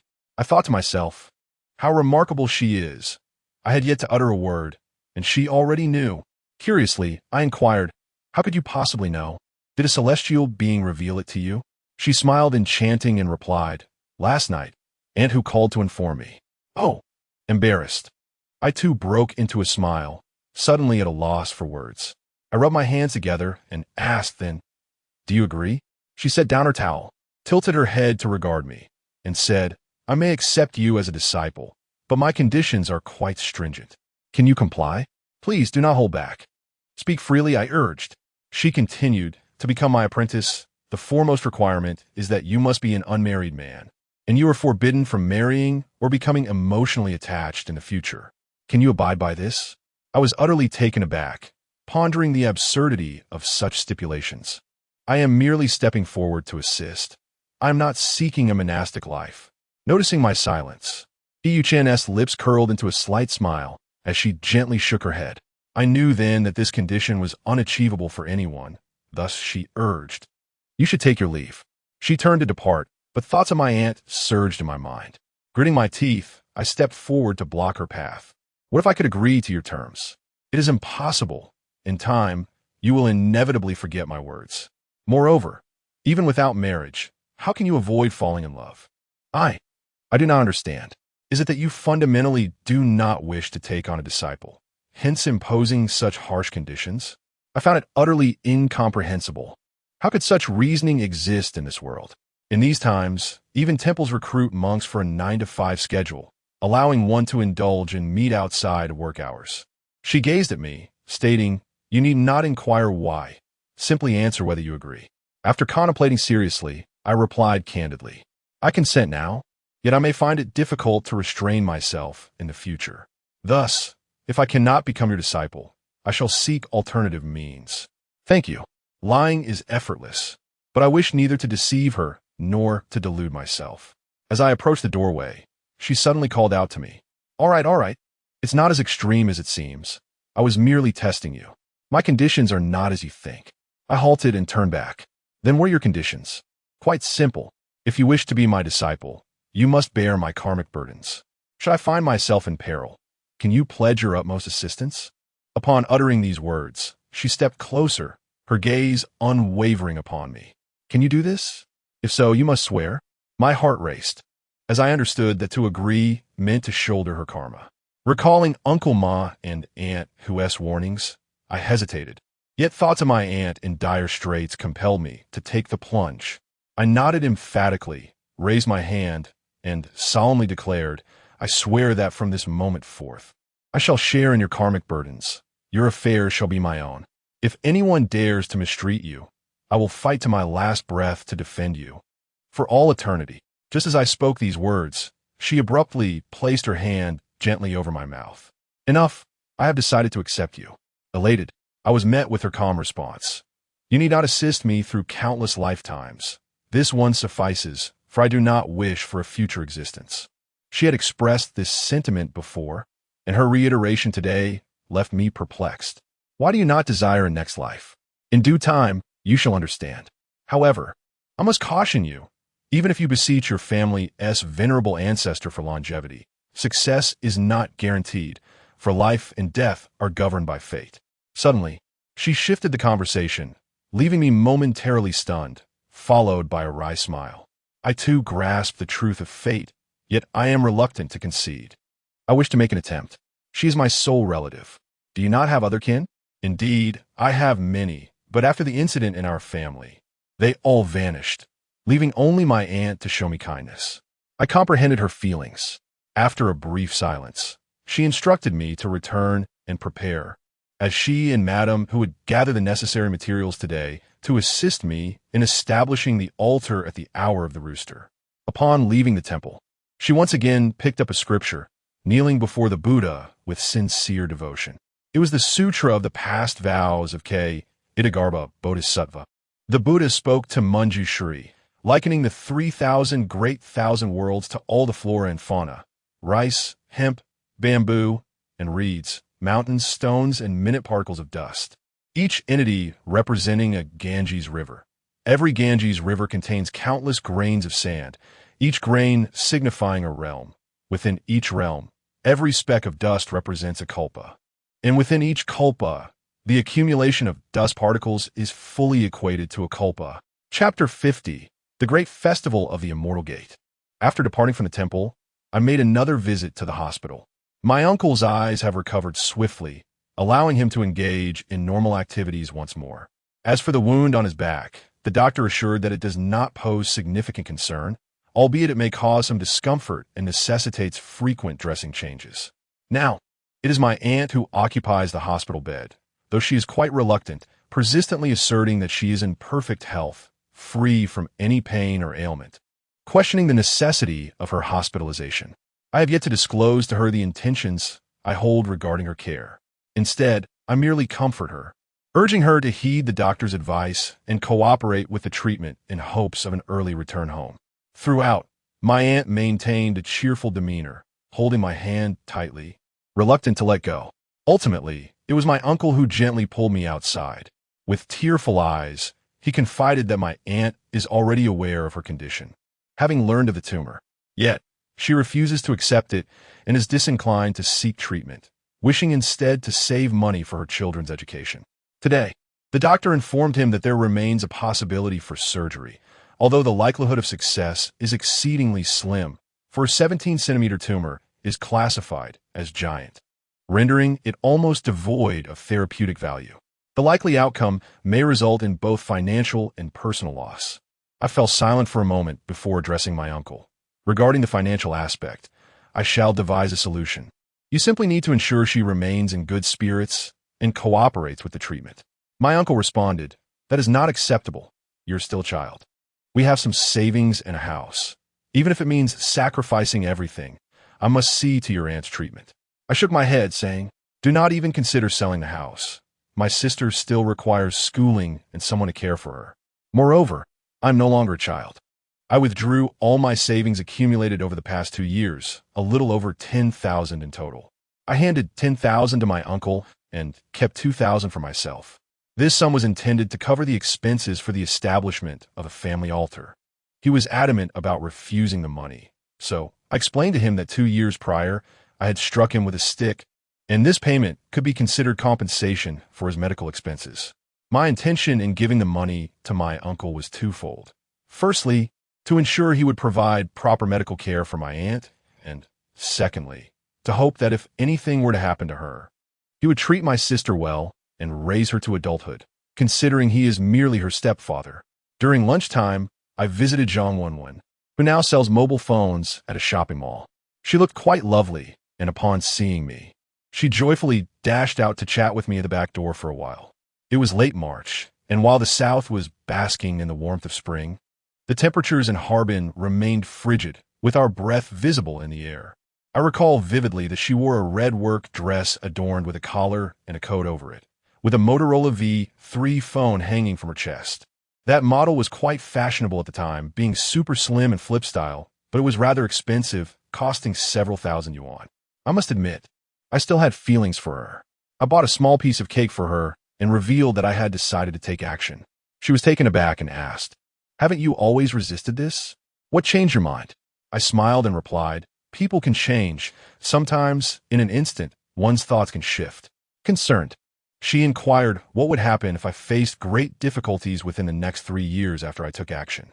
I told her I could no longer afford to worry about such things. Even if great troubles did arise, I would bear the burden myself. She gazed at me with utmost seriousness and said, "If calamity truly strikes, I shall accompany you." To be honest, I was deeply moved, yet I merely smiled, caressed her cheek, and expressed my gratitude before departing. Should misfortune ever befall me, I would not wish for anyone to accompany me. I prefer to traverse my own path and bear my burdens alone. Soon, the appointed time approached, and I arrived at Aunt Hu's home an hour early. Yu Chen was already there, collaborating with others to prepare the venue. Uncle Ma was also present, his demeanor restless as he pulled me aside to inquire if I would eventually leave his household. Observing his reluctant expression, I reassured him, "Uncle Ma, you need not worry. I shall not depart. I still need to drive a taxi for you. Even when I venture out, I must earn a living." Only then did he seem to relax, saying, "That is good to hear. However, I must inform you up front that the tuition fee of 2,800 you paid covers 1 year. Should you choose to withdraw early, I cannot refund the fee." I was momentarily speechless, realizing that his concern was not for my well-being, but rather for the refund. Aunt Hu summoned me, declaring that today was an auspicious day for the ceremony, as in a few days, it would be the grand festival of the Immortal Gate on the 3rd day of the 3rd lunar month. She explained that every year, the 3rd day of the 3rd month, the 6th day of the 6th month, and the 9th day of the 9th month are significant festivals for the Immortal Gate and favorable occasions for disciples to undertake their missions. Although today was still some time away from the 3rd day of the 3rd month, being able to conduct this ceremony beforehand was already commendable. Curiously, I inquired of Aunt Hu about the significance of these 3 Immortal Gate festivals, having frequently heard them mentioned yet never fully comprehending their meaning. Mother Hu patiently explained to me that the 3rd day of the 3rd lunar month marks the founding of the Immortal Sect. On this day, the esteemed Tongtian Patriarch, one of the 3 pure ones, established the Animal Immortal Gate, granting all creatures adorned with fur and horns the opportunity to cultivate and attain enlightenment through their endeavors, thereby accumulating virtues and ascending to the ranks of immortals. Consequently, all animal cultivators revere the Tongtian Patriarch, which leads many immortal beings to choose this auspicious day to descend from their heavenly abodes, establish their presence on earth, and gather merits in pursuit of enlightenment. The 6th day of the 6th lunar month is celebrated as the longevity festival within the Immortal Sect. This is because animal immortals require a certain age foundation to engage in their cultivation. Without longevity, they forfeit their chance to practice. Furthermore, This day also signifies the Medicine Offering Festival, where those who have attained enlightenment share medicinal elixirs with their fellow practitioners who have yet to achieve their true forms, assisting them in enhancing their spiritual journey. On this day, the disciple Ma Xiangtong may also seek healing from the venerable immortals of the sect to aid humanity. The 9th day of a 9th lunar month is recognized as the Ascension Day within the immortal sect. Rather than merely a day for climbing heights, it serves as a day of assessment for the sect. On this day, animal-bodied immortals ascend to the highest peaks of their respective mountains, awaiting the auspicious moment when the heavenly gates open, allowing them to leap through and undergo a profound transformation, ultimately realizing their true forms. Additionally, this day is also a time for seeking longevity, where disciple Ma Xiangtong can request blessings of longevity and fortune from the elder immortals. After hearing Mother Hu's elucidation, I felt a sudden clarity, sensing that I was one step closer to the threshold of a new world. As the sky began to darken, the altar was fully prepared, adorned with a plethora of offerings. Subsequently, Yu-Chin donned her vibrant shamanic attire, a striking red ensemble that exuded a festive aura and an alluring charm. Following this, Mother Hu lit incense, and Yu-Chin took her seat before the altar. Before the formal proceedings could commence, it was imperative to summon her celestial mentor to offer guidance, for she was my teacher and deserved a moment of counsel. Mr. Zhang cleared his throat, and as the ceremonial drum resonated with a rhythmic thrum, he began to invoke the divine presence. Behold the procession. I stand ready to assist. Observe as I elevate the Wan Wong drum with my left hand and wield the Wu Wong whip with my right. We shall advance step by step, 2 steps, 3. I summon the venerable spirits of the old temple. Oh, esteemed celestial beings, do not forget to bring forth the 4 sacred treasures. As we descend the mountain, let us not neglect the 3 precious relics. Notice how we secure our path with horse snares in front, while behind us, we carry the binding ropes for the spirits. On our left, we bear the spirit pouch, and on our right, the soul-capturing vial. Chapter 51. The summoning ceremony. The arrival of Yu-Chin's celestial guide was swift. Mr. Zhang had barely sung a few verses when Yu-Chin began to sway gently, her legs fidgeting restlessly, and yawns escaping her lips, clearly indicating the presence of the spirit. As the drums fell silent, Mother Hu inquired about the identity of the visitor.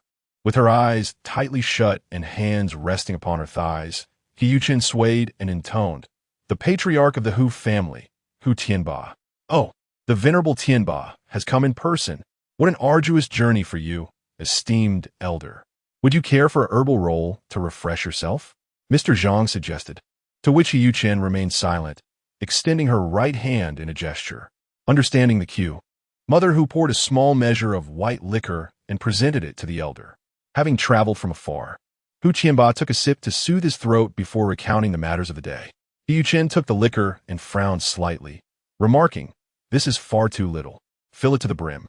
Mother Hu chuckled, "Filling it to the brim is not feasible. If you can handle it, your disciple certainly cannot. Besides, we have matters to attend to later, so this is quite sufficient." Reluctantly, Yu-Chin raised the cup and downed it in one gulp. "Now, what is the matter at hand?" Mother Hu replied, "The old immortal wishes to examine the young golden boy of the Wu family. We are to discern through our pulse whether there is a gathering of forces preparing to emerge." Yu-Chin chuckled lightly. "I was aware of this matter last night. Extend your hands, please." Mother Hu gestured for me to extend both of my hands, which I did, and Yu-Chin placed her hand upon my pulse. "State your birth date and time. Your surname is Wu, correct?" "Indeed, it is Wu, and my name is Wu Xiaofan." I recited my birth date and time, and Yu-Chin pondered in silence while feeling my wrist pulse. After a moment, she released my hand and said, "We shall examine your birth details and analyze the pulse. At present, it appears you are accompanied by a troop and a sentinel, indicating a gathering indeed exists. However, you ought to have sought assistance long ago, as you are beset by 5 ghosts, experiencing ill fortune, and your fate is fraught with tribulations. If not for the protection of the immortals, you would have encountered dire straits by now. Heed my advice. Establishing a gathering will be advantageous for you." I smiled wryly and said, Indeed, you are right, esteemed elder. Were it not for the protection of the celestial beings, I would have encountered numerous calamities by now. Recently, I have been plagued by ghostly encounters almost every day. However, ghostly encounters are but trifles. You still face a tribulation in your fate, and whether you can evade it remains uncertain. Yet, since you are willing to take me as your apprentice, from now on, our two families shall be as one, and your matters will be our matters. I am truly grateful to the venerable celestial being. My heart swelled with emotion. It seems I have chosen my master wisely. Chen paused and continued. When we invoke the celestial beings later, all factions must be present to pay their respects. Zhang Bangban has worked diligently, but it is uncertain whether his elder, the Old Monument King, will attend today. Hu family's disciple, Ma Fei Fei, must take care to observe and guard the entrance, ensuring no external deities or spirits infiltrate our gathering. Huma chuckled and replied, "Rest assured, venerable elder, our numerous families are gathered here, and no external deities or spirits would dare to intrude." Chen remarked, "While that may be the case, we must remain vigilant.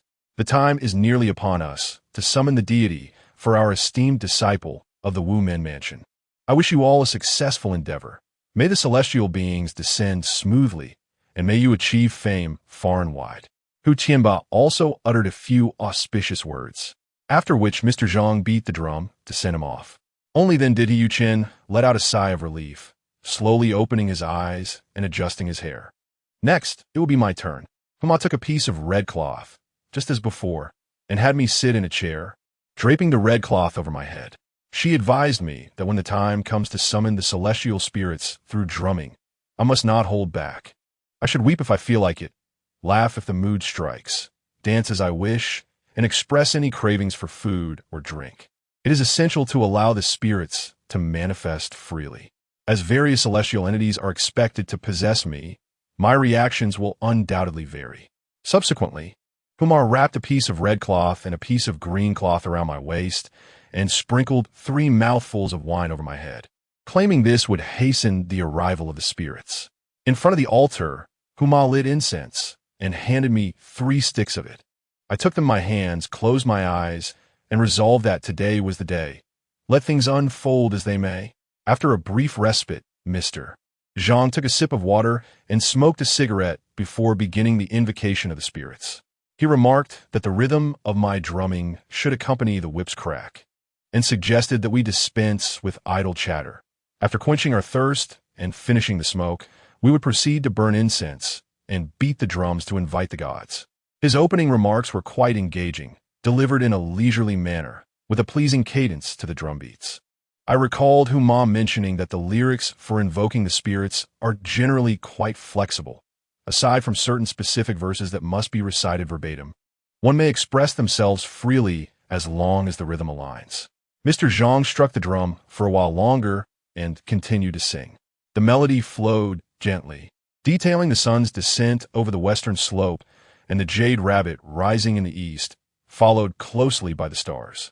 The magpie and crow rushed towards the grand tree, while the house sparrows return home. Of 10 households, 9 have their doors locked, yet 1 remains ajar, with the rattan whip in hand.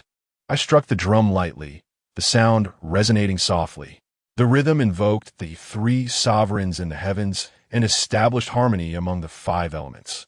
To the left, I called forth the azure dragon to play in the waters. To the right, the phoenix took flight to its nest. With a count of 108, left 5 and right 6, I beseeched the Hu Huang deity and the horse to descend the hillside, to summon the divine. I first offer my reverence at the Jiujiang temple.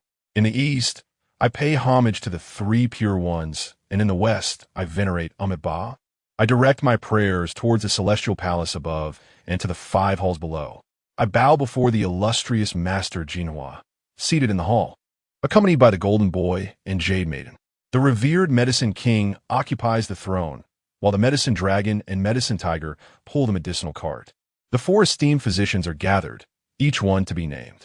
The pulse is examined by Sun Simiao, while the renowned Hua Tuo performs surgery. The skilled Lu prescribes remedies, and Wang Shuha practices gua sha and cupping. The venerable Hu San serves as the commander, followed closely by the Legion. As Mr. Zhang sang this, I began to feel an inexplicable chill and warmth coursing through my body. It seemed as though shadows danced before my eyes, transporting me to an expansive realm where figures gradually converged. All of this unfolded in my mind, akin to a film slowly unveiling its narrative. Noticing my lack of response, Mr. Zhang altered his lyrics and continued to sing. Behold, celestial beings and legions descend from the skies. I first offer my respects to the esteemed family commander. I honor the Yellow Hall's warriors, who gallop joyously before the battlefield. I pay tribute to the serpentine and celestial beings atop the mountains and those traversing the underworld, guiding the souls of the departed. Observe the 3 branches of fragrant herbs held in hand. The old sage watches as the incense wafts forward, savoring its aroma in the air. Old sage, refrain from causing a ruckus or acting foolishly. If you wish to make a name for yourself, you must first humble yourself and articulate your desires. In this instance, I have summoned the old sage to the realm of the myriad horses. Not knowing how many seasons he has lingered in the cave, how many springs, summers, and autumns he has endured, you now tug the great banner down the slope, urging the war horses to advance, 1 mile after another, ascending each hill, as the 4 steeds trample the willows by the riverbank, and the 3 armies crush the pines. 2 swift steeds race back and forth, while a herald calls forth the cavalry in a vibrant red. At this moment, my face is aflame, and a wave of heat courses through my body, akin to an electric charge surging through my skin, as if countless ants were scuttling beneath the surface, restlessly dancing. Mr. Zhang's drumming grows increasingly fervent, and my legs become utterly uncontrollable, moving with an amplitude that feels as though I am about to take flight, bouncing rapidly in rhythm. At this juncture, Hyuchin calls out with great fervor. The old immortal of Woman Mansion has arrived, today taking his seat and making his name known across the seas. Chapter 52. The old immortal registers with Hyuchin's exclamation. A sudden clarity envelopes me. A bright vista unfolds, reminiscent of a cinematic scene being drawn open, revealing a lush expanse of verdant grass, with white clouds drifting lazily in the sky. Before my eyes, a gathering of people and numerous animals appear, rushing towards me from afar. Mr. Zhang's drumming quickens, and he continues to sing. Old immortal, do you hail from Hu or Huang? The name of the old immortal speaks for itself, proclaiming his own title with pride.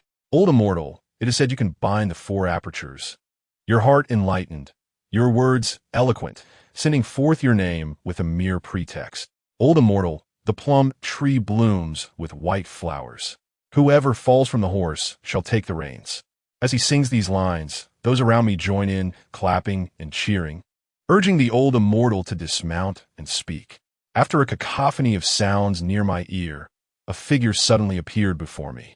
Clad in a resplendent crimson cloak and exuding an air of authority, a man mounted on a grand steed approached. It was the celestial being from my previous dream. Hyuchin seemed to have noticed him at the same moment and exclaimed, Esteemed immortal, your journey has been arduous. Today is a momentous occasion for your ascension. Pray, reveal your name.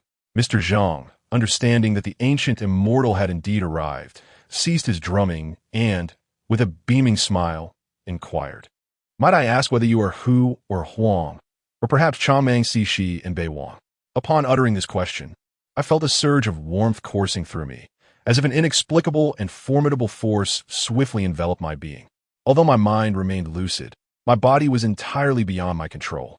Exertions of Zhang Bangbing and the esteemed immortals from various houses, I am Hu Tiangang.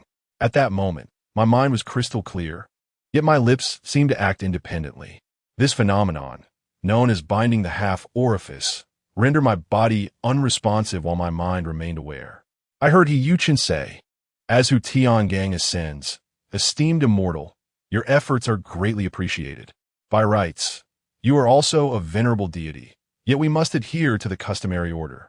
I must consult with the various immortals to ascertain their agreement regarding your appointment as the headmaster. I shook my head. You have misunderstood. I do not seek the role of headmaster. I am here merely to advise the disciples that there will be malevolent spirits invading the assembly today. and it is imperative to complete our preparations before the hour of the dog. At that moment, I could not see He Yu-chen's face, but her voice indicated that she had risen. Thank you, esteemed Hu Tian gang, for your warning. With several factions present here, we need not fear any lurking malevolence. That is good. Esteemed companions, your efforts are greatly appreciated. As a young disciple, I shall rely on your guidance in the future. I take my leave now. Please proceed. Master Hu. Mr. Zhang struck the drum to bid farewell to Hu Tian gang. At this moment, I found myself at a loss for words, unable to control my astonishment. Hu Tian gang had just mentioned that there might be malevolent spirits intruding upon the camp. What could that possibly entail? Yet, it appeared that neither Hu Ma nor He Yu-chen seemed particularly concerned, which offered me some solace. Perhaps this is a rather commonplace occurrence in the realm of the spirit mediums. With their presence, I sensed that all would be well, and besides, Uncle Ma was also here. Thus, I allowed myself to relax, both physically and mentally, listening to Mr. Zhang's rhythmic drumming, which soon rekindled my sensitivity. This time, I yawned several times, pressing my hand upon my thighs. When Mr. Zhang inquired about my name, I smiled faintly and replied, Master of the Hu family, Hu Tianlong. In the realm of northeastern spirit mediums, the Hu family holds esteemed status, and it has long been established that members of the Hu family serve as the masters of various halls. This has become a customary practice, with rare exceptions of Huang Hall spirits or Changmeng serving in such roles. Of course, certain special halls are presided over by the king of the underworld, but such instances are even rarer. It is said that the Hu family comprises 8 brothers. The eldest, Hu Tianzu, and the second, Hu Tiannan, perished in the divine battle and ascended to the ranks of the deities. The third, Hu Tianshan, is the one who commands the multitude of celestial beings in the northeast. The aforementioned 3 have already transcended and do not preside over the halls. Therefore, the masters of the halls are typically led by Hu Si Taigong, known as Hu Tianlong. Following him are Hu Tiangang, Hu Tianqing, Hu Qianba, Hu Tianbao, and the venerable matriarch, Hu Yunhua. However, some masters are not overly strict in their regulations, resulting in various leaders across the halls, such as Hu Qianba, Hu Tianqing, and Hu Tiangang. Eventually, Uma advised me that the most suitable leader would be Hu Tianlong, as he possesses the highest prestige and seniority, ensuring stability within the hall. Following Hu Tianlong, Hu Qianba is also a fitting choice due to his assertive nature, decisive actions, and profound cultivation, which can also maintain order within the hall. Hu Tiangang, characterized by his benevolence and elder-like demeanor, ranks as the 3rd candidate for leadership. However, not all disciples have the fortune to encounter these esteemed figures. At this moment, as Hu Tianlong arrived, He Yu-chen appeared quite elated and inquired with a clear voice, May I ask, Master Hu Tianlong, on which mountain peak do you cultivate? I responded in Shanxi, at Wutai Mountain. Although these words emerged from my own lips, they did not feel like my own. It was a curious sensation, as if my mouth were no longer my own. Huma remarked, Today is a fortuitous day. The old immortal of Wu Men has come forth to shine, gaining renown across the seas. Since the venerable Tianlong is present, please summon your troops and command your generals. At that moment, many celestial beings appeared before me, some in human form and others resembling beasts, shrouded in a veil of mist, their outlines indistinct. After a brief contemplation, I stated, Hu Tianba has arrived. Upon uttering this, a tall black fox emerged before me, exuding a commanding presence, with an air of majesty. Indeed, it was quite imposing. Then, a towering crimson fox came galloping from afar, standing proudly at the front of the ranks, exuding an impressive aura. In my dreams, the crimson fox must be him. Hu Tianhu and Hu Tianbao have also arrived. Hu Tianqing, Hu Tianlei, Hu Tianming, Hu Tianyang, Hu Qianhe, Hu Tianbai, Hu Qianzhua, Hu Tianyu, Hu Tianwei, Hu Tianming, Hu Tianlai, Hu Tianxiu. Hu Tianlong continues to register, and I can hear He Yu-chen rapidly taking notes. As the pace of registration quickens, I witness one celestial being after another stepping forward, sometimes several at once. After registering, they return to the ranks. Nearly 20 have registered in one breath, completing the male celestial names from the Tian and Wan generations. And then they begin to register the female celestial names. According to the rules, the number of male and female celestials must be equal.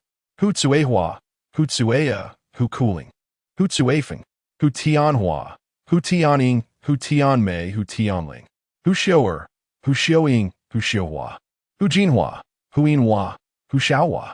After a considerable time, the Hu family celestials have finally completed their registrations. I quietly breathe a sigh of relief. And then Hu Tianlong speaks. You may send me back now. Please summon the Huang family leader. Chapter 53. Invitation to the Monument King. With the registration of the Hu family celestials concluded, the others who had not been summoned quietly retreated, discreetly vanishing from sight. Their exclusion from this election does not imply departure. Rather, they may become potential forces within the halls, cultivating and working under the leadership of other hall masters. They too can partake in the offerings, and upon achieving success in their cultivation, they may still ascend to the ranks of the halls. In essence, the assembly is composed of esteemed leaders, rendering it unnecessary to enumerate the lesser soldiers.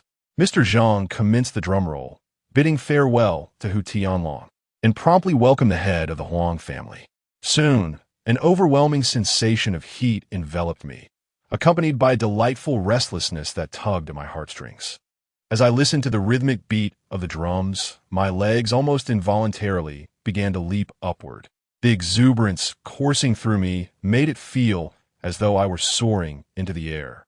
Huang Jiejia, Huang Tianlong. This time, there was no need for He Yuchen to inquire. The head of the Huang family volunteered his name with alacrity. His swiftness in registration was remarkable. As for the names of each celestial being, I shall refrain from elaborating. In summary, the Huang family's celestial beings were to correspond with those of the Hu family, resulting in a total of 48 esteemed figures, comprising both male and female celestial beings. However, the head of the Huang family mentioned that the foundational pillars of our assembly were yet to be fully established. This was due to the pronouncement of the revered Old Monument King, who had specifically summoned some members from the Elder Assembly as reinforcements. These elder members hail from the era of the great ancestors and, by all accounts, some have already fulfilled their missions and attained enlightenment. Their presence would undoubtedly bolster the grandeur and prestige of our assembly. Following the registration of the Hu and Huang families, it was time for Changmeng to step forward. This time, it was none other than Chang Tianlong who came to register. As previously mentioned, the Changmeng family comprises 3 branches: the Changmeng, the Chang family, and the Snake family, with the Meng family being the most prominent, followed by the Chang family, and then the Snake family. In every formal assembly, the inclusion of all 3 branches is essential. However, unlike the Hu and Huang families, these 3 do not require a multitude of members. Typically, the Hu and Huang families handle most affairs, while the Changmeng and Snake families are characterized by their tranquil nature, preferring calmness over activity, and thus, they rarely venture out to engage in tasks. Their expertise lies primarily in 2 domains: healing and combat. Should anyone trespass upon their territory or show disrespect towards the celestial beings, or bully their disciples, they will not hesitate to take action. Furthermore, there is a limit to the number of celestial beings in the Changmeng lineage. Chang Tianlong is well aware that among the 3 celestial families of Changmeng, he has selected 4 male and 4 female celestial beings, totaling 24. The head of the Chang family is Chang Tianlong, while the head of the Meng family is Meng Tianlong, and the head of the Shi family is Shi Tianlong. After registering, Chang Tianlong stated that the Changmeng celestial beings serve as his guardian assembly, with Meng Tianhua appointed as the leader of this assembly. Meng Tianhua, known for his formidable prowess, had previously forcefully intruded into the Buddha Hall. His boldness and skills make him an apt choice for the role of guardian leader. Upon completing the registration for the Changmeng celestial beings, Chang Tianlong also mentioned a few names from the external 5 elemental celestial families. The external 5 elements refer to those beyond the Hu Huang Changmeng, encompassing those who soar through the skies, traverse the land, and swim in the waters. including the Bai Xian and Hui Xian. Certain halls even include flora, such as flowers, grasses, and trees. However, my assembly currently lacks Bai Xian and Hui Xian. Chang Tianlong registered 2 turtle celestial beings and 2 eagle celestial beings, thus fulfilling his requirements. Subsequently, they reached the final stage, the appointment of the Beiwang. This Beiwang leader holds a crucial position within the assembly, sometimes even more significant than the head of the Hu family. Any misstep could destabilize the assembly, causing unrest among the disciples and turmoil within the family. I have witnessed numerous disciples who, despite years of establishment, remain disorganized, suffering from financial decline, career setbacks, family discord, and poor health. Consequently, some have come to view the act of summoning as utterly terrifying. With the slightest negligence, the celestial beings may unleash calamities, leading to perpetual misfortune and unrest. In truth, such scenarios often stem from improper arrangements made by the underworld celestial beings. The Huang Chang python is, indeed, quite benign. After all, creatures engaged in the pursuit of immortality possess a comparatively simple disposition, devoid of ulterior motives. Humans, however, present a stark contrast. They are the most intricate beings in existence, and their hearts are the most challenging to fathom and satisfy. Thus, a slight misstep in the arrangements made by the celestial beings of the underworld can profoundly impact the disciples. Mr. Zhang once again commenced his mournful melody, this time singing of the sorrowful souls. Observe the plight of those unfortunate souls in the mortal realm. How heartrending their tears are. Who among the departed spirits has fallen from grace, and which ethereal figure the gentle breeze has arrived at the camp? The inquiry lingers. It remains uncertain whether the fallen ghost is surnamed Ding, Zhang, Zhao, or Wang. Which line does your esteemed self belong to in the annals of surnames? Gentle breeze spirits, proclaim your names. Let your identities resound. This lament, when sung, resonates with an exquisite beauty. The 2 deities imbue their performance with a melancholic tone, weaving through numerous melodic shifts, steeped in sorrow and lamentation. The sound envelopes the listener, conjuring a profound sense of sadness, as if one has truly departed from this world. As Mr. Zhang concluded his song, the drumming gradually subsided, and he inquired, "Pray, could you reveal which celestial being has fallen and achieved distinction? Whether it be an elder or a peer, do announce your name." As he sang the mournful tune, a chill began to envelop me. My extremities grew icy, and a shiver coursed down my spine. Yet, inexplicably, despite my trembling form, silence reigned, with no one daring to speak. It felt as though I existed in a state of half-consciousness. My mind was aware, and my lips could articulate. Yet I understood that it was not I who should speak, but rather the spirit residing within me. After a while of waiting, Mr. Zhang and Mother Hu inquired 3 or 4 times. Yet I remained silent, devoid of any inclination to speak. At that moment, a hand reached out, gently grasping mine. The delicate and soft touch belonged to He Yuchen. It is a spirit from the underworld. I pondered silently, allowing them to reveal themselves without restraint. Today marks a significant occasion for you. Regardless of who it may be, they are free to express themselves. If there are any grievances or words to share from the heart, they should speak freely.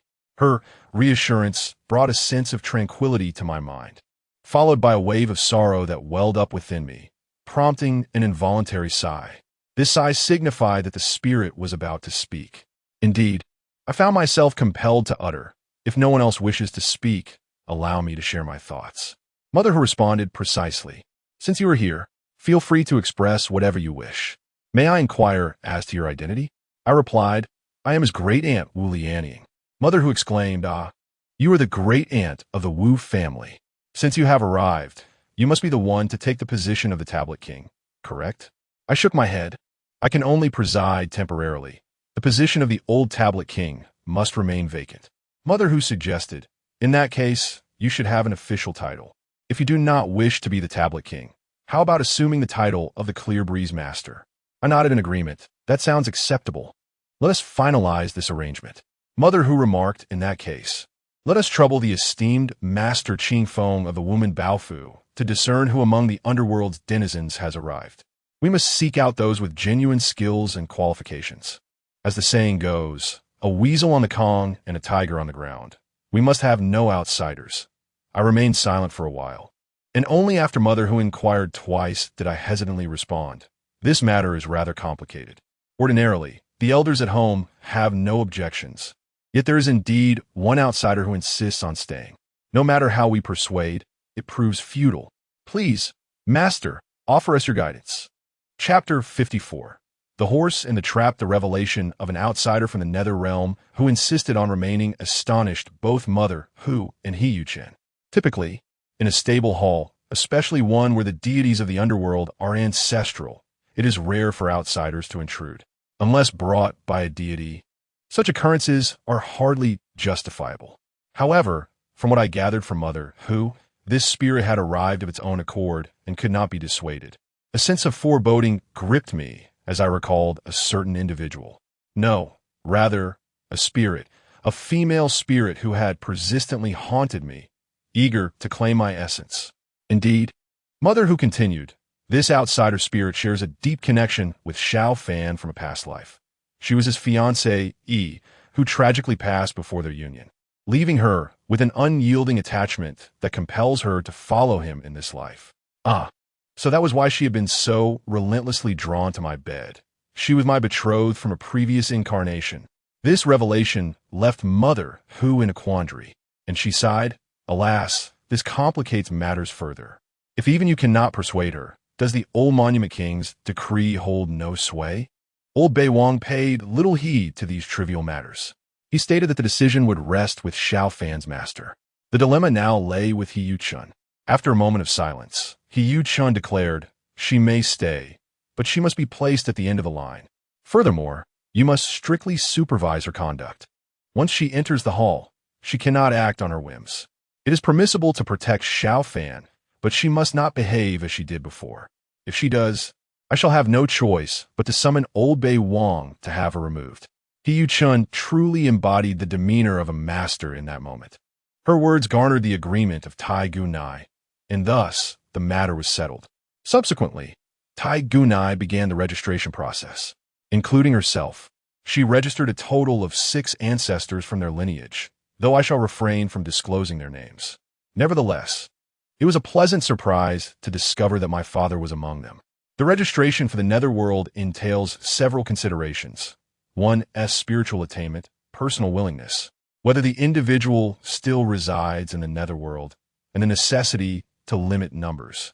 Those with higher spiritual prowess will certainly be prioritized for entry, and some ancestors may not wish to participate.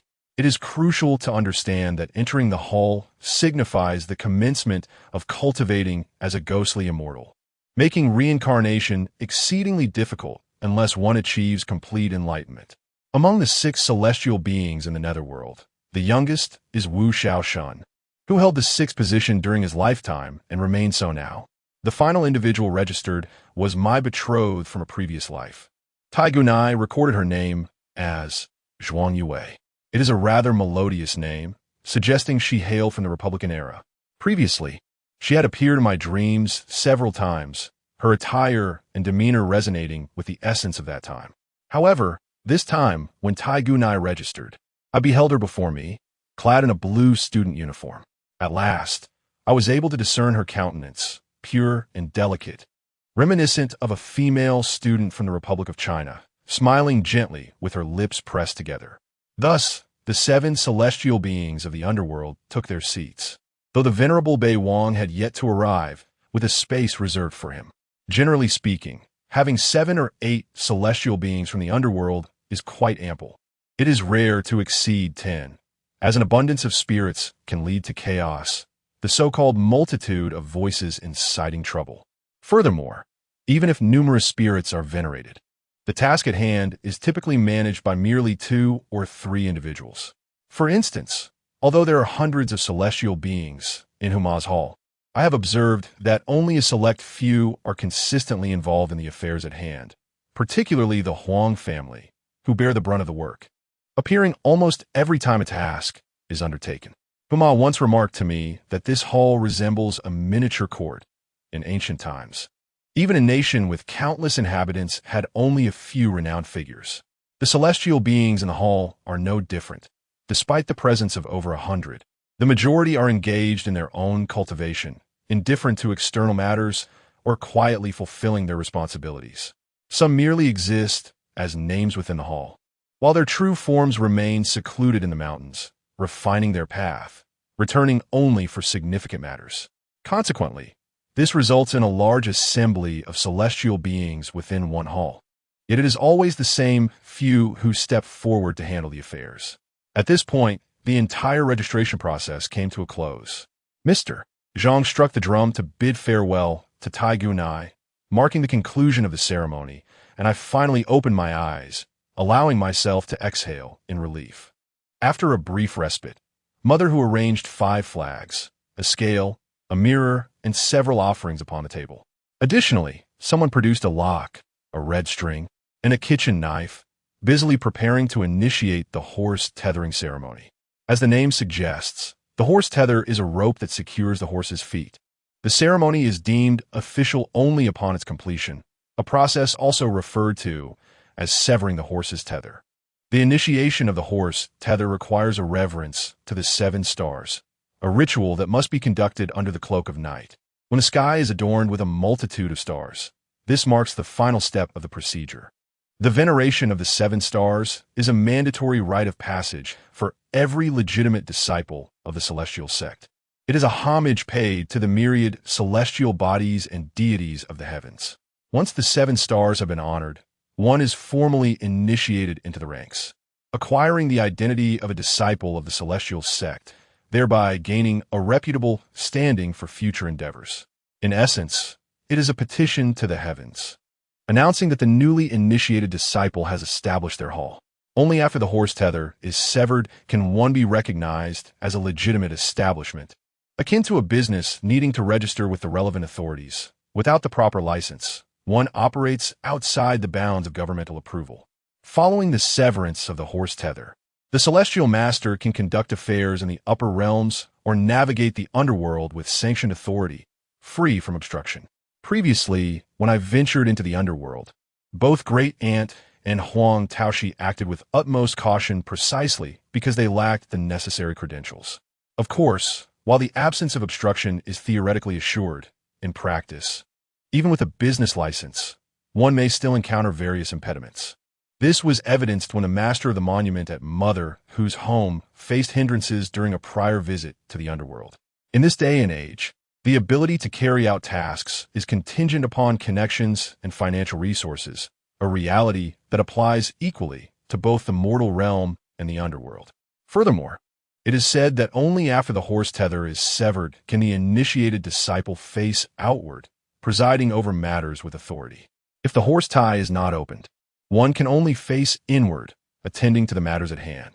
Regarding the invocation of the 7 stars and the opening of the horse tie, there exists a set of incantations, yet I shall refrain from unnecessary elaboration, for time is of the essence, and the hour of the dog approaches swiftly.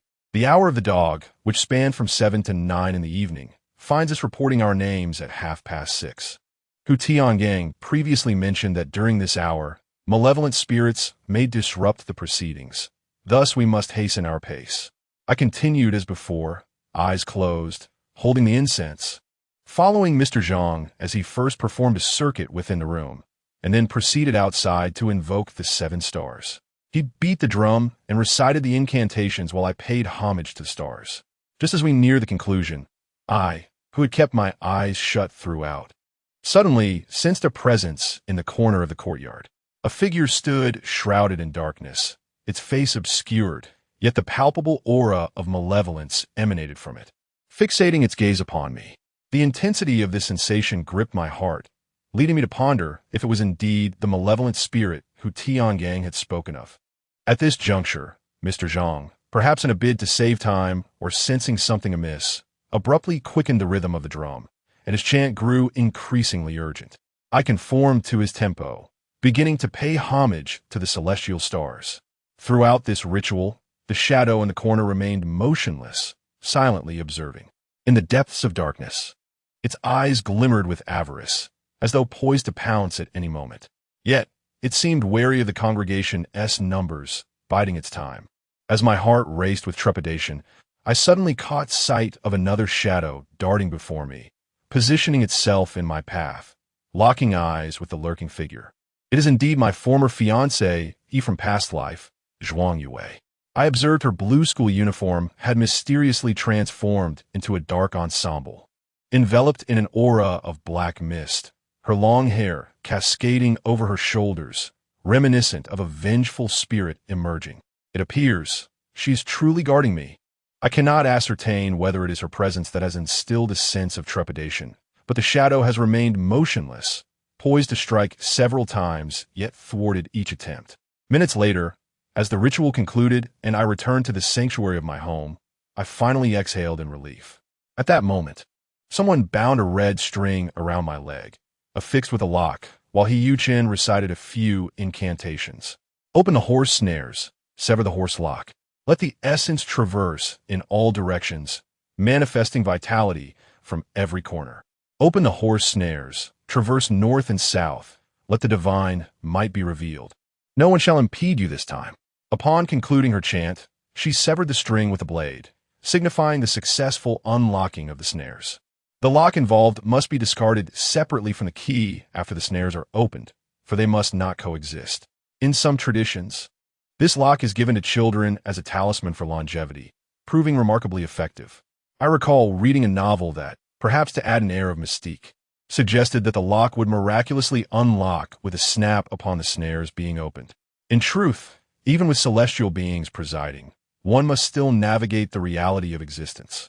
Human affairs require human intervention, while divine matters are the domain of the ethereal. If that lock remains secured, how could it possibly open without the key? Thus, one must not succumb to excessive superstition. Some practitioners have descended into madness through their extreme credulity, mistaking their fantasies for divine communication, ultimately losing themselves in the tangible world. After the initiation ceremony, we arrived at the final segment, the master-apprentice ritual. He Yuchen first invoked the celestial presence and then seated herself. With my eyes closed, I bowed to my master. Her venerable ancestor imparted to me a series of formalities and shared some invaluable insights into the art of divination. These insights are seldom bestowed upon those who have not undergone the initiation, which is why many disciples, upon embarking on their journey, find themselves bewildered and lacking in knowledge. This occurs primarily for two reasons: the absence of a mentor and inadequate intuitive abilities, rendering it impossible for the celestial beings to impart their wisdom. Once this entire procedure was completed, I had formally established my own sect. Next, it was time to draft the sect's roster. The method of writing the roster varies across regions, yet there are commonalities that bind them. One crucial aspect to note is whether to leave a space for the Ma Dao, a blank area in the center of the roster where no characters are inscribed. The names of the celestial beings are inscribed on either side, while the Ma Dao serves as a passage for their celestial journeys. However, in some regions, no such space is left. Instead, the names of the sect leaders are written in the central blank area. It is challenging to declare a definitive right or wrong in this matter. It merely reflects regional differences. Generally speaking, it appears that more rosters tend to incorporate the Ma Dao. Another noteworthy point pertains to the title at the top of the roster. Some write Tontian Master, while others inscribe Jinhua Master, reflecting further variations. This has led to an informal convention. Males write Tontian, while females write Jinhua. However, this is not absolute, as evidenced by He Yuchen having written Jinhua Master for me. When I inquired about her reasoning, she mentioned that I share a fateful connection with the Jinhua Master. As for the nature of this connection, she refrained from elaborating, leaving me in a state of bewilderment. Soon, the altar list was completed, and Huma presented me with another altar list for the upper immortal, instructing me to return home and offer my reverence. To my knowledge, many altars do not pay homage to the upper immortal. Many believe that without a connection to the upper immortal, there is no need to worship. And I have even encountered a novice who, with a disdainful tone, questioned my eligibility to offer to the upper immortal. The implication was that I was unworthy. However, the truth is that we, as practitioners of the horse immortal, are fundamentally devoted to the upper immortal. Moreover, Many disciples and incense boys are actually incarnations of the upper immortal sent to earth to fulfill tasks. Why should we not worship? The advantages of venerating the upper immortal are twofold. Firstly, it facilitates the workings of the celestial beings. Secondly, altars that honor the upper immortal are safeguarded by divine spirits, ensuring that the unruly minor deities within the altar do not misbehave. Should any outsiders dare to disturb the sanctity of the altar, they would think twice. In essence, the primary function of the upper immortal is to stabilize the altar and assist the celestial beings in their endeavors. Later, I became acquainted with a junior sister who had never worshipped the upper immortal, and her altar was in disarray, resulting in a tumultuous career and marriage, with no children after several years of wedlock. While her altar's chaos stemmed from various factors, ever since Yu Chen helped her reorganize the altar and she began to honor the upper immortal, her household has been free of disturbances. Remarkably, just 2 months after the altar was set right, she became pregnant. Isn't that astonishing? Once everything was finally accomplished, I sat down to rest, lifting a glass of water to my lips. Suddenly, I caught sight of a face pressed against the window, with lifeless eyes resembling those of a dead fish, fixated upon me. I nearly choked, pointing toward the window. Yu Chen glanced over calmly, his expression surprisingly serene. You are beset by the malevolent spirits of the 5 ghosts, who are drawn to you, lingering due to our failure to sever the connection. However, there is no need for concern, as you are presently surrounded by numerous protective forces that deter their advances. It is evident from her words that the presence of these spirits has long been known. And who also advised, remember this, thoughts summon ghosts, and the heart births demons. Your current involvement is not born from genuine willingness. Rather, internal barriers remain. Once you truly come to understand yourself, these malevolent entities will naturally disperse. Otherwise, even if the connection is severed now, they shall return. Aunt whose words resonate profoundly.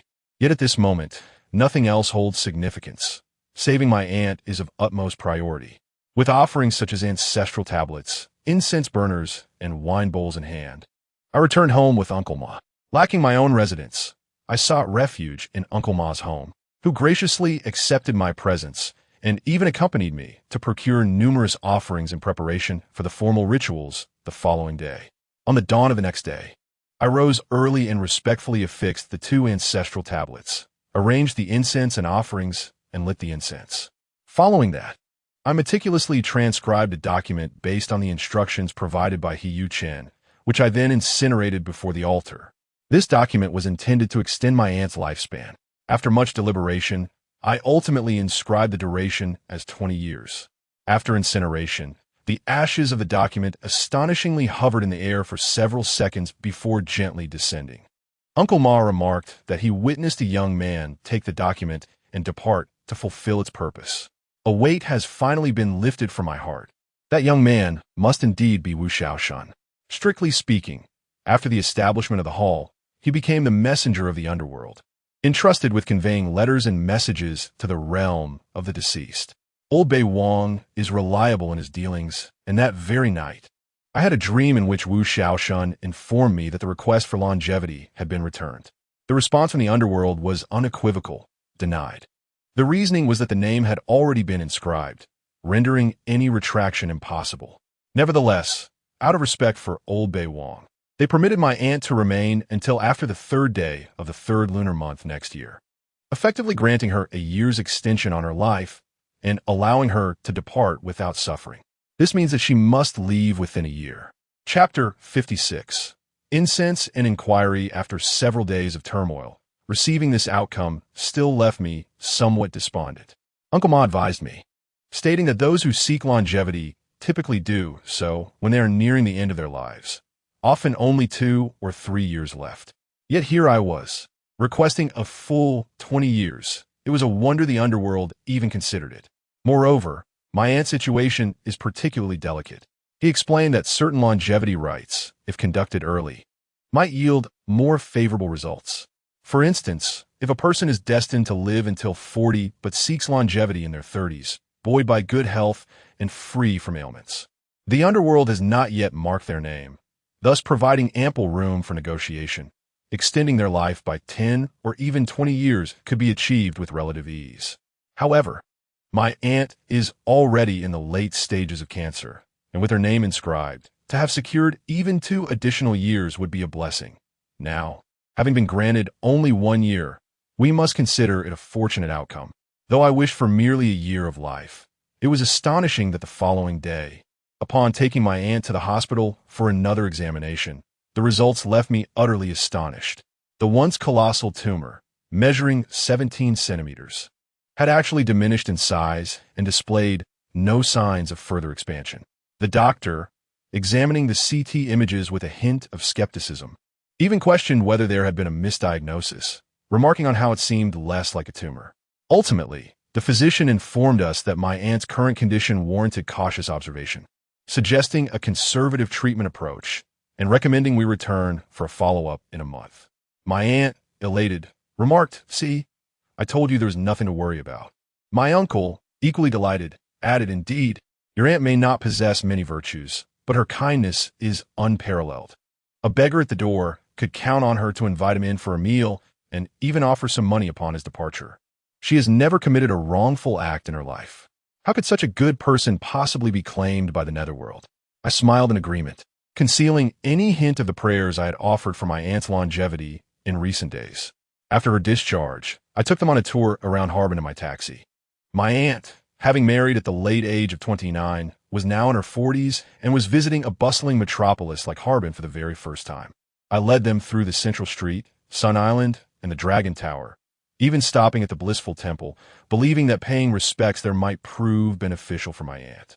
I had initially intended to take them to the zoo, but by then, the Harbin Zoo had relocated outside the city, renamed the Northern Forest Zoo, requiring a round trip of approximately 100 kilometers. My aunt, concerned about her younger sister at home, decided to forego her plans, and I reluctantly acquiesced to her choice. The following morning, they embarked on their return journey by train. I urged my aunt to heed the doctor's advice and attend her follow-up appointments diligently. Grasping my hand, she was at a loss for words, overcome with tears, imploring me to take care of myself. After bidding farewell to my aunt, I felt as though a void had opened within me, and the thought of her possibly departing from this world in a year brought an indescribable sorrow to my heart. Upon returning home, I spent nearly 2 or 3 days in a state of disconnection, feeling as though all of this was somewhat surreal, akin to a dream. The ancestral hall had been erected, yet I felt nothing. I no longer experienced those peculiar dreams at night. During the day, I assisted Uncle Ma in his shop, and when he was absent, I attempted to offer fortune-telling services by interpreting birth charts and performing divinations. However, the complexity of the birth chart calculations overwhelmed me, and having only scratched the surface, I grew weary of memorization. Uncle Ma also intended to teach me the intricacies of Chimin Duanjia and Plum Blossom divination. But while I verbally acknowledged his teachings, I only absorbed half of the information before it slipped away after a meal or a nap. Uncle Ma often expressed his frustration, lamenting that he had initially seen potential in me, only to find a lack of ambition. He warned that if I continued in this manner next year, he would raise the tuition. I countered his remarks by reminding him that I worked as a taxi driver every night, earning $2,000 to $3,000 a month for him. Yet he never mentioned that. In response, he would chuckle and say, "Why should we differentiate between us? If you're not keen on learning, take your time. After all, one cannot expect to gain weight overnight." Thus, I continued to linger at Uncle Ma's establishment for over 2 months. According to He Yuchen's instructions, I am to offer incense to the deities on the 1st and 15th of each lunar month. Beyond that, there seems to be little else to attend to. Practices such as spirit mediumship or fortune-telling hold no relevance for me. I have always thought that the act of divination was perhaps not as daunting as it is often portrayed. However, one day, a woman in her 40s came seeking Uncle Ma's guidance for a fortune-telling session. Coincidentally, Uncle Ma was absent that day, attending a wedding celebration. Upon her arrival, the woman expressed her desire to consult him, lamenting her recent streak of misfortune, plagued by persistent ailments and an overwhelming sense of bad luck. Typically, in such circumstances, Uncle Ma would first inquire about the individual's zodiac sign to determine if they were clashing with the Grand Duke, followed by an examination of their birth chart to analyze their fate and identify any deficiencies. I proceeded to follow this protocol, only to discover that the woman neither clashed with the Grand Duke nor faced any adverse influences in her annual cycle. Her birth chart indicated a prosperous destiny, with ancestral wealth ensuring her material needs were adequately met. Had Uncle Ma been present, he would undoubtedly have discerned the root of her troubles. Alas, I found myself at a loss, unable to provide further insight. I couldn't admit my limitations, as it would be quite embarrassing and detrimental to Uncle Ma's reputation. After some contemplation, I asked the woman to wait a moment while I mimicked Ma's actions and turned to offer incense to the deities in our hall. This marked my inaugural attempt at seeking divine guidance through incense. In truth, I felt uncertain, unsure if the deities would respond to my call or if I would be able to receive their signals. As soon as the incense was lit, a dense plume of black smoke spiraled upward. I recalled the incense divination method that Yu Chen had taught me, and a sense of dread washed over me. I realized that the woman's afflictions were not merely a matter of her birth chart. She had inadvertently disturbed a spirit. After completing the incense offering, I bowed respectfully towards the altar before returning to my seat. I placed my hands upon the table and gazed intently at the woman before me. Her discomfort was palpable under my scrutiny, yet within a mere 10 seconds, the source of the unease became clear. This sensation was astonishing. Moments ago, I had merely observed her with a dim aura and a countenance clouded by misfortune. However, now, an image emerged in my mind, a woman clad in a red cheongsam. Her hair damp, lips painted crimson, and her complexion as pale as death, seemingly attached to her being. Concurrently, I perceived a voice whispering in my ear, revealing 2 words, family ghost. A surge of exhilaration coursed through me. It appeared that the divine connection I sought was indeed potent. Typically, they pay me no heed, yet this incense offering had proven effective. Forgive my directness, but does your family possess a lineage that includes a woman who perished by drowning? She appears to be quite young, perhaps in her early 30s, and rather attractive. Upon hearing my words, the woman across from me turned ashen, quaking as she responded. You mentioned drowning. I am uncertain. How many years has she been gone? I shall inquire with the elders. How many years has she been departed? I mused silently. Who could possibly know? I had not conversed with that ghostly figure. Perhaps it was around the Republic era. Given her attire, it seemed plausible. The Republic. Suddenly, I recognized her identity. The woman's face paled dramatically, and with a trembling voice, she inquired, Young sir, does that mean she has been following me? Initially uncertain, her question bolstered my confidence, and I nodded in affirmation. She has been following you, dressed in a red qipao, seemingly filled with deep resentment. Chapter 57. The Haunting Woman.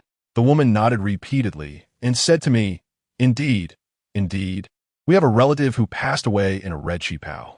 I heard about this from my grandmother, but strictly speaking, she isn't truly a part of our family. She was merely my grandfather's concubine. It seems my calculations were correct. Her family indeed hails from a lineage of affluence, complete with a concubine. How did this concubine meet her demise?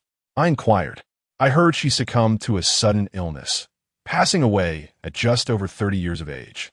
My grandmother was a kind-hearted woman and treated her well, even arranging an elaborate funeral for her, conducted with the same honor as that of a legitimate wife.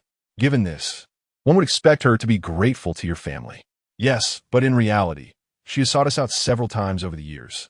As for drowning, I cannot say who that might be, but if it pertains to someone who died in a qipao during the Republic era, it would likely be her. The woman spoke with a hint of agitation, likely having endured much turmoil. However, I felt confident in my perception. The ghost appeared drenched.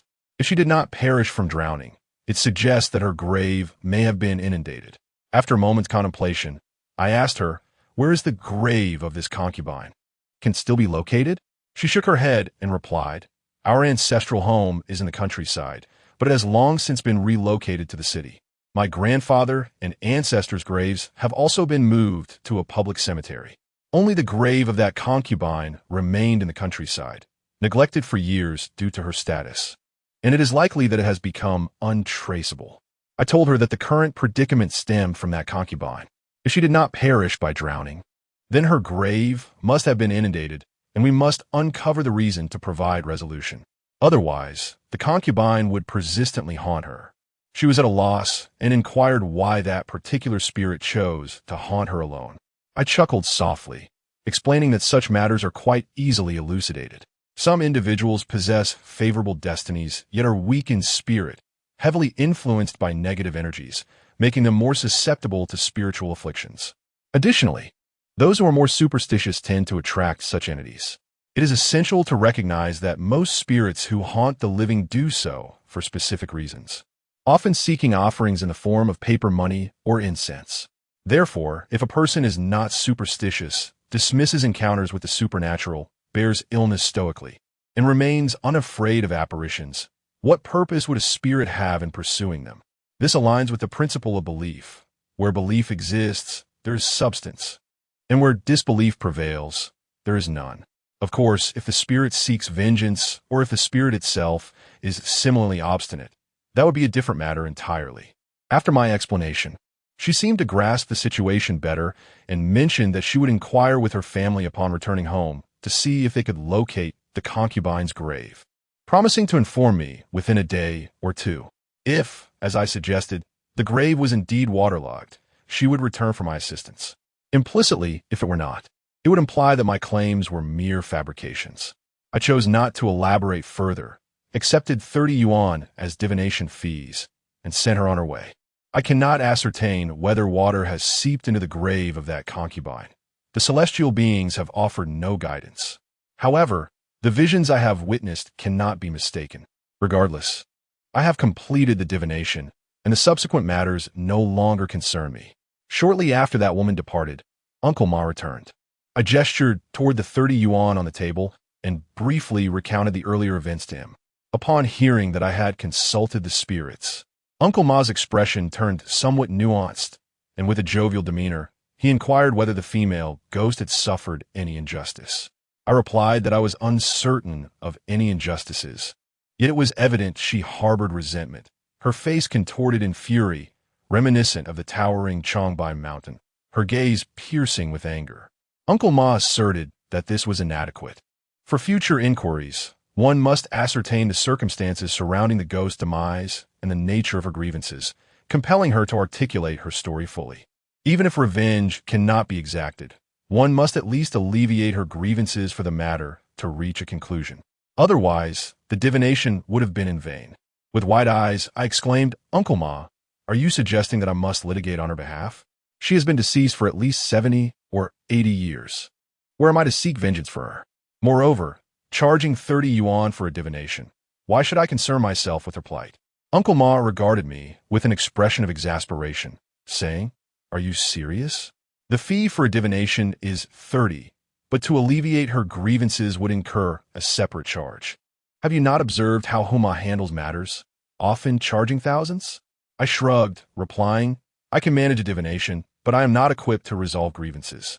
Besides, I have already informed her of the reasons. If she investigates the matter regarding that concubine and finds the truth, she will return. At that point, you can manipulate her as you wish." Uncle Ma remarked, "Do you believe that if she were inclined to investigate, I would write mine reverse?"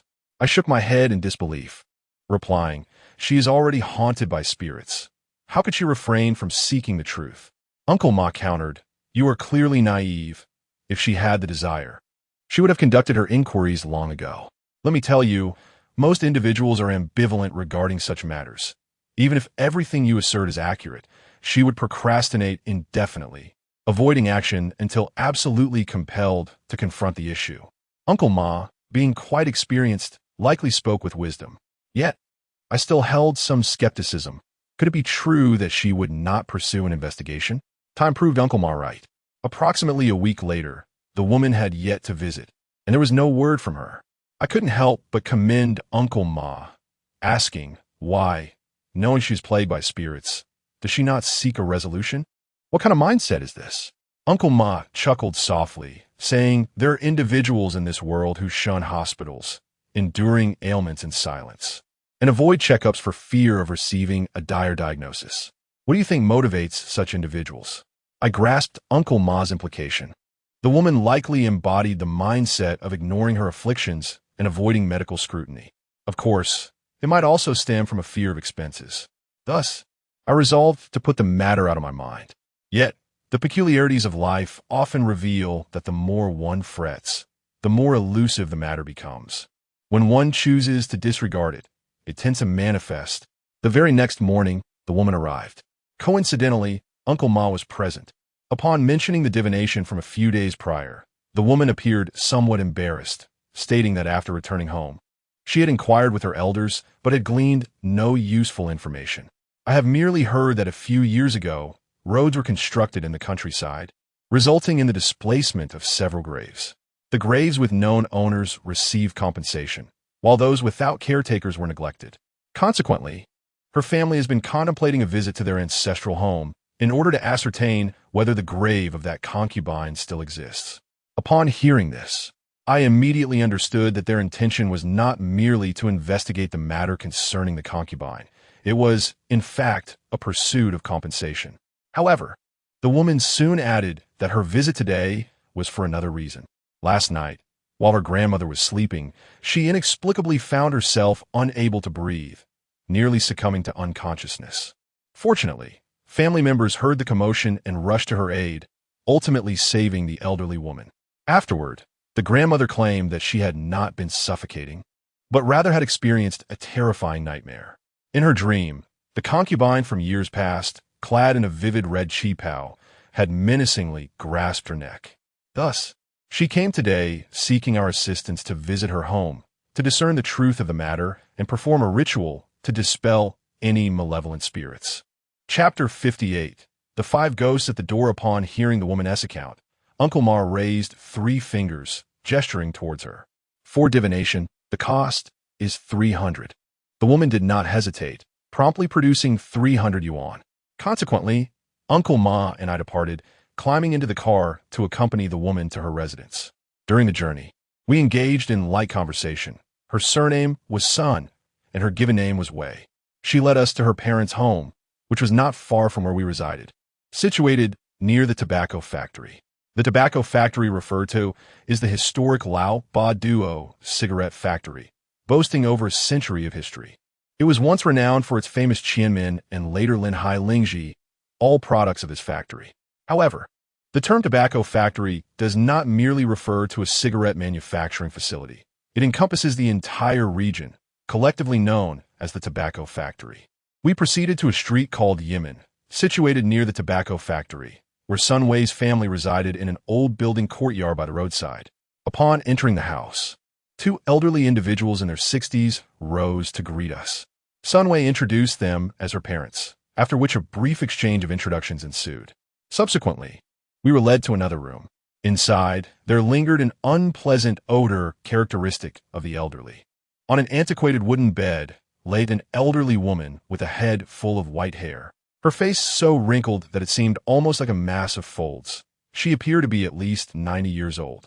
Sun Wei's father, Sun Lianxing, now retired, informed us that the elderly woman had been startled the previous night. She had consumed half a bowl of porridge that morning and had since remained in a deep slumber, unresponsive to any attempts to rouse her. The events unfolded as follows. In the latter half of the night, the elderly woman accidentally knocked over her bedside water cup. Sun Lianxing awoke and rushed over, only to find that she was still asleep, yet her face had turned an alarming shade of purple, as though something were constricting her throat. Strangely, upon turning on the light, she awoke, gasping for breath, and recounted that she had nearly been suffocated in her dream. Upon inquiry, it was revealed that she had dreamt of a concubine who had passed away decades earlier.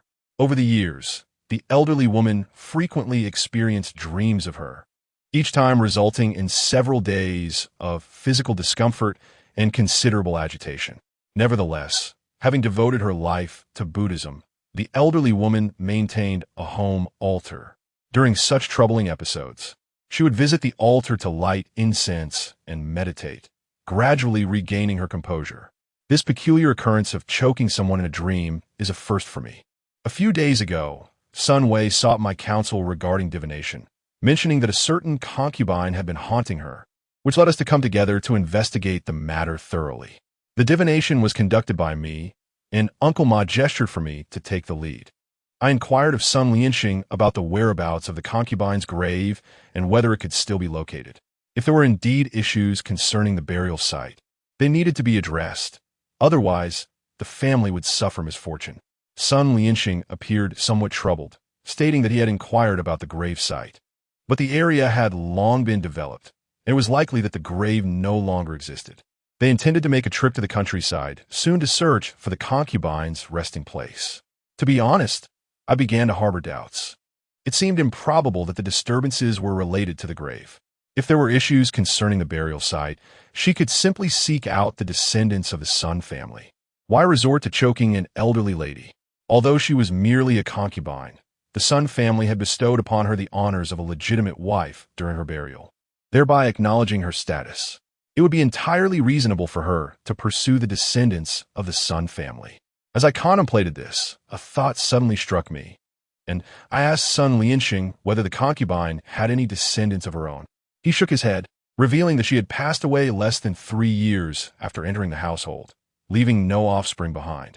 Upon reaching this point in our discussion, Uncle Ma suggested that we visit the family's altar. The Sun residence was quite spacious, and upon entering the altar room, we were enveloped by the fragrant aroma of sandalwood. The altar was beautifully arranged, adorned with a row of Buddhist statues, with a cushion placed before them.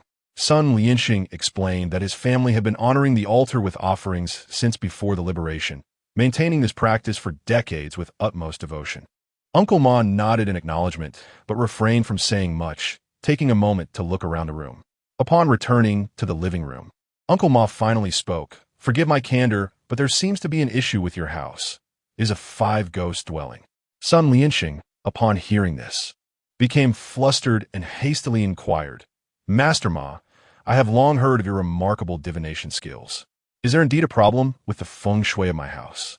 Uncle Ma extended his finger, performing a series of calculations, and then shook his head, saying, "Your house is indeed under the influence of the 5 ghosts, which brings wealth. Thus, your financial fortune should be quite prosperous. However, the presence of the 5 ghosts is quite ominous, especially for the elderly in the household. When their health is robust, they may not feel any effects, but as they grow weaker, the 5 ghosts are more likely to intrude. You should first remedy the feng shui arrangement before seeking out that grave. Addressing both aspects will ensure peace in your home. Otherwise, this elderly lady may struggle to see the new year. Furthermore, once the 5 ghosts have troubled her, it will soon be your turn." Uncle Ma's words held a mixture of truth and exaggeration. I had also observed the house upon entry and confirmed it indeed occupied the 5-ghost position. Though it was not as dire as he suggested, simple adjustments could resolve the issue. Yet, Uncle Ma immediately requested 2,000 yuan. Sun Lianxing, evidently quite affluent, did not hesitate and readily agreed. Thus, Uncle Ma retrieved various tools from his bag, incense, candles, talisman paper, and instructed Sun Lianxing to procure some grains along with a 3-foot length of red cloth. Subsequently, Uncle Ma and I proceeded to the kitchen of Sun Lianxing's home, where we arranged the items and affixed several talismans to the door and walls. The red cloth was then hung at the kitchen entrance, and Uncle Ma began his ritual alone within the kitchen. He toiled with these matters, which I found rather unwatchable, as they merely served to impress the uninitiated. In truth, alleviating the issues of the 5-ghost dwelling is not nearly so cumbersome. However, I understood that for the homeowner, the more effort he exerted, the more justified he felt in his expenditure. After nearly an hour of labor, Uncle Ma was drenched in sweat, wiping his brow as he proclaimed that he had successfully banished the 5 ghosts, claiming it had drained a considerable amount of his energy. I couldn't help but chuckle at his assertions, yet I played along, purifying the residents with grains on behalf of the Sun family. In the end, Uncle Ma instructed Sun Lianxing to visit the Bliss Temple to procure a bronze bell to be placed at the position of the 5 ghosts for stabilization, accompanied by a fish tank to harness the wealth emanating from that position while dissipating the negative energy of the 5 ghosts, ensuring future tranquility. Sun Lianxing expressed his gratitude profusely, likely a man of superstitions, and after Uncle Ma tidied the house, he remarked that it indeed felt different, as if the entire space had become significantly brighter and more vibrant. Whether his words held any truth remains uncertain. Yet the realm of feng shui can often be quite remarkable. A slight adjustment may yield substantial transformations. Nevertheless, I have always maintained that the finest feng shui is fundamentally rooted in the individual. If one lacks ambition and remains mired in despondency, even the most auspicious feng shui is rendered futile. A positive mindset, coupled with favorable feng shui, is of utmost importance. The elderly lady was quite cooperative.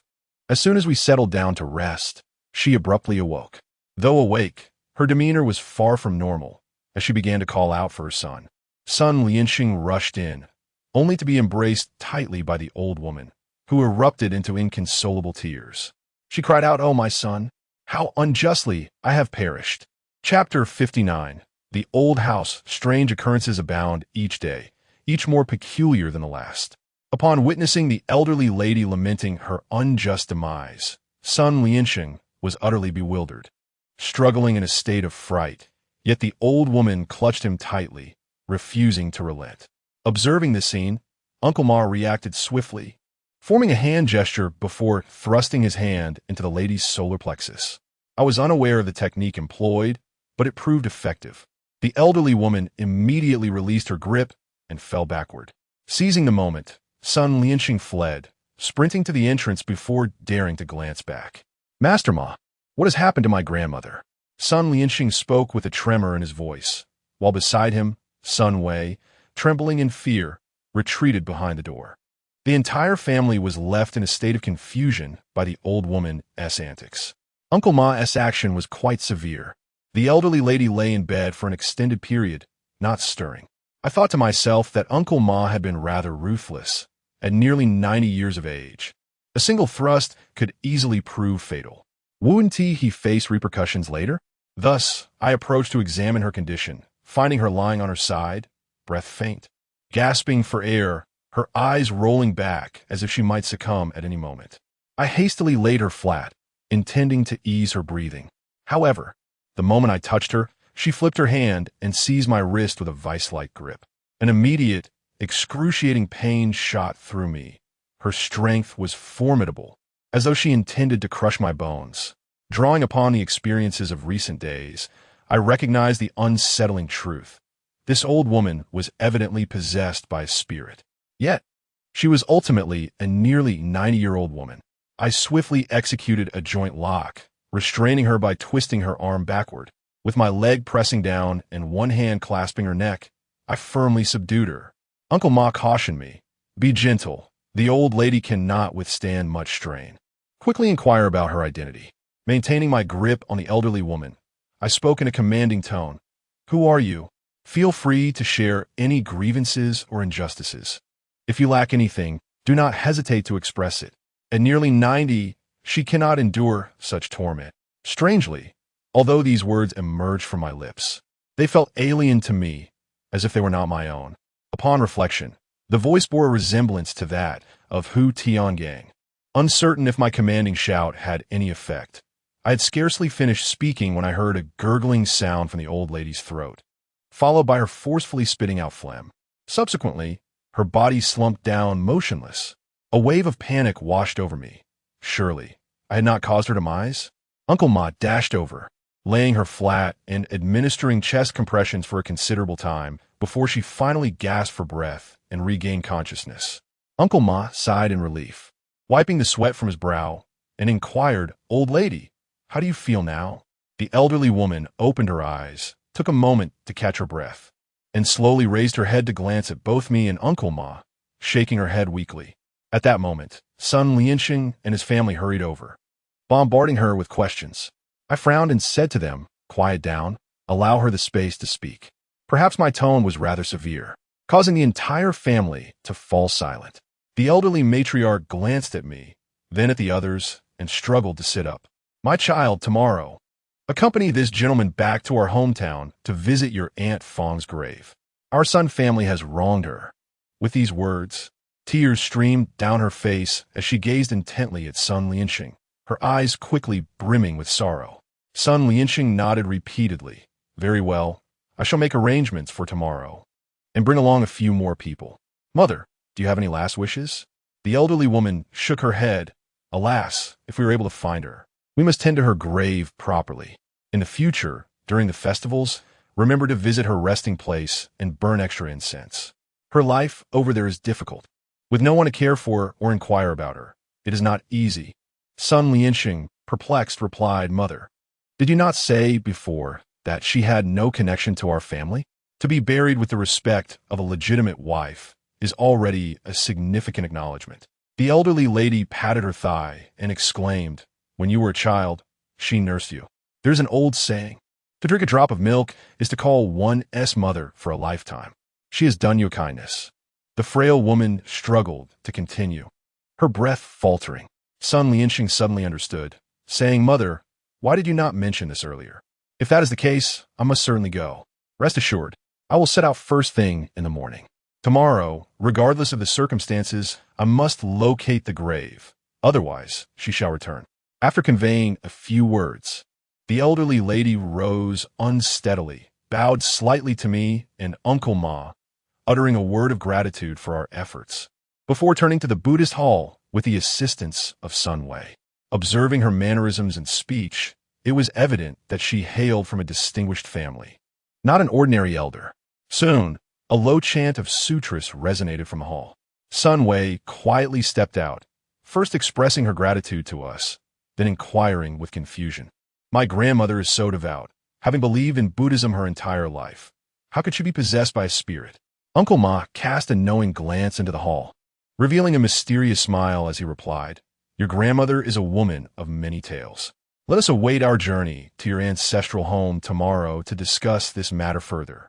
I exchanged a knowing look with Uncle Ma, my heart already understanding that the death of that concubine had been buried deep within the elder's heart for decades. Despite her devout faith, it seemed she had never truly forgotten this incident. Spirits arise from thoughts, and demons are born from the heart. If she were guiltless, that female ghost would not seek her out. Early the next morning, Sun Lianxing, accompanied by his son, son-in-law, and several family members, set off in 2 vehicles. Together with Uncle Ma and myself, we headed towards the ancestral home of the Sun family. Their residence was situated in the outskirts, approximately 30 kilometers away, not too far, yet not particularly close either. By 8 in the morning, we arrived at a place called Fukin. The vehicle halted at the street corner, and Sun Lianxing entered to find the village chief, explaining our purpose. He is a retired official, and the village chief, naturally, greeted us with great enthusiasm as we entered the village committee office. After exchanging a few pleasantries, Sun Lianxing promptly got to the point. Upon learning that we had returned to seek a burial site, the village chief appeared somewhat troubled. His surname was Zhao, and he was in his 40s, a rather unpretentious rural man. He scratched his head and said to us that old burial site should have been leveled years ago, but every time the roadwork reached that area, peculiar incidents would occur. Several workers fell ill, and some even lost their lives. He recounted that the road construction took place 5 or 6 years prior, during which many graves were relocated, and even the most obstinate individuals were compensated to settle the matter. However, the grave of that concubine from the Sun family was different. Whenever workers approached it, they would fall ill, experiencing severe vomiting, diarrhea, or high fevers and fainting, rendering them unable to disturb the site at all. There was one bold worker who did not believe in the supernatural. At noon, he took a pickaxe to the grave and managed to excavate half of it. But just then, a torrential rainstorm descended, accompanied by thunder and lightning, and seeing the impossibility of continuing his work, he returned with the others. That night, however, he vanished. When people found him the next day, he was found kneeling before the concubine's grave, eyes wide open, his mouth and face smeared with blood, long since dead. Chapter 60.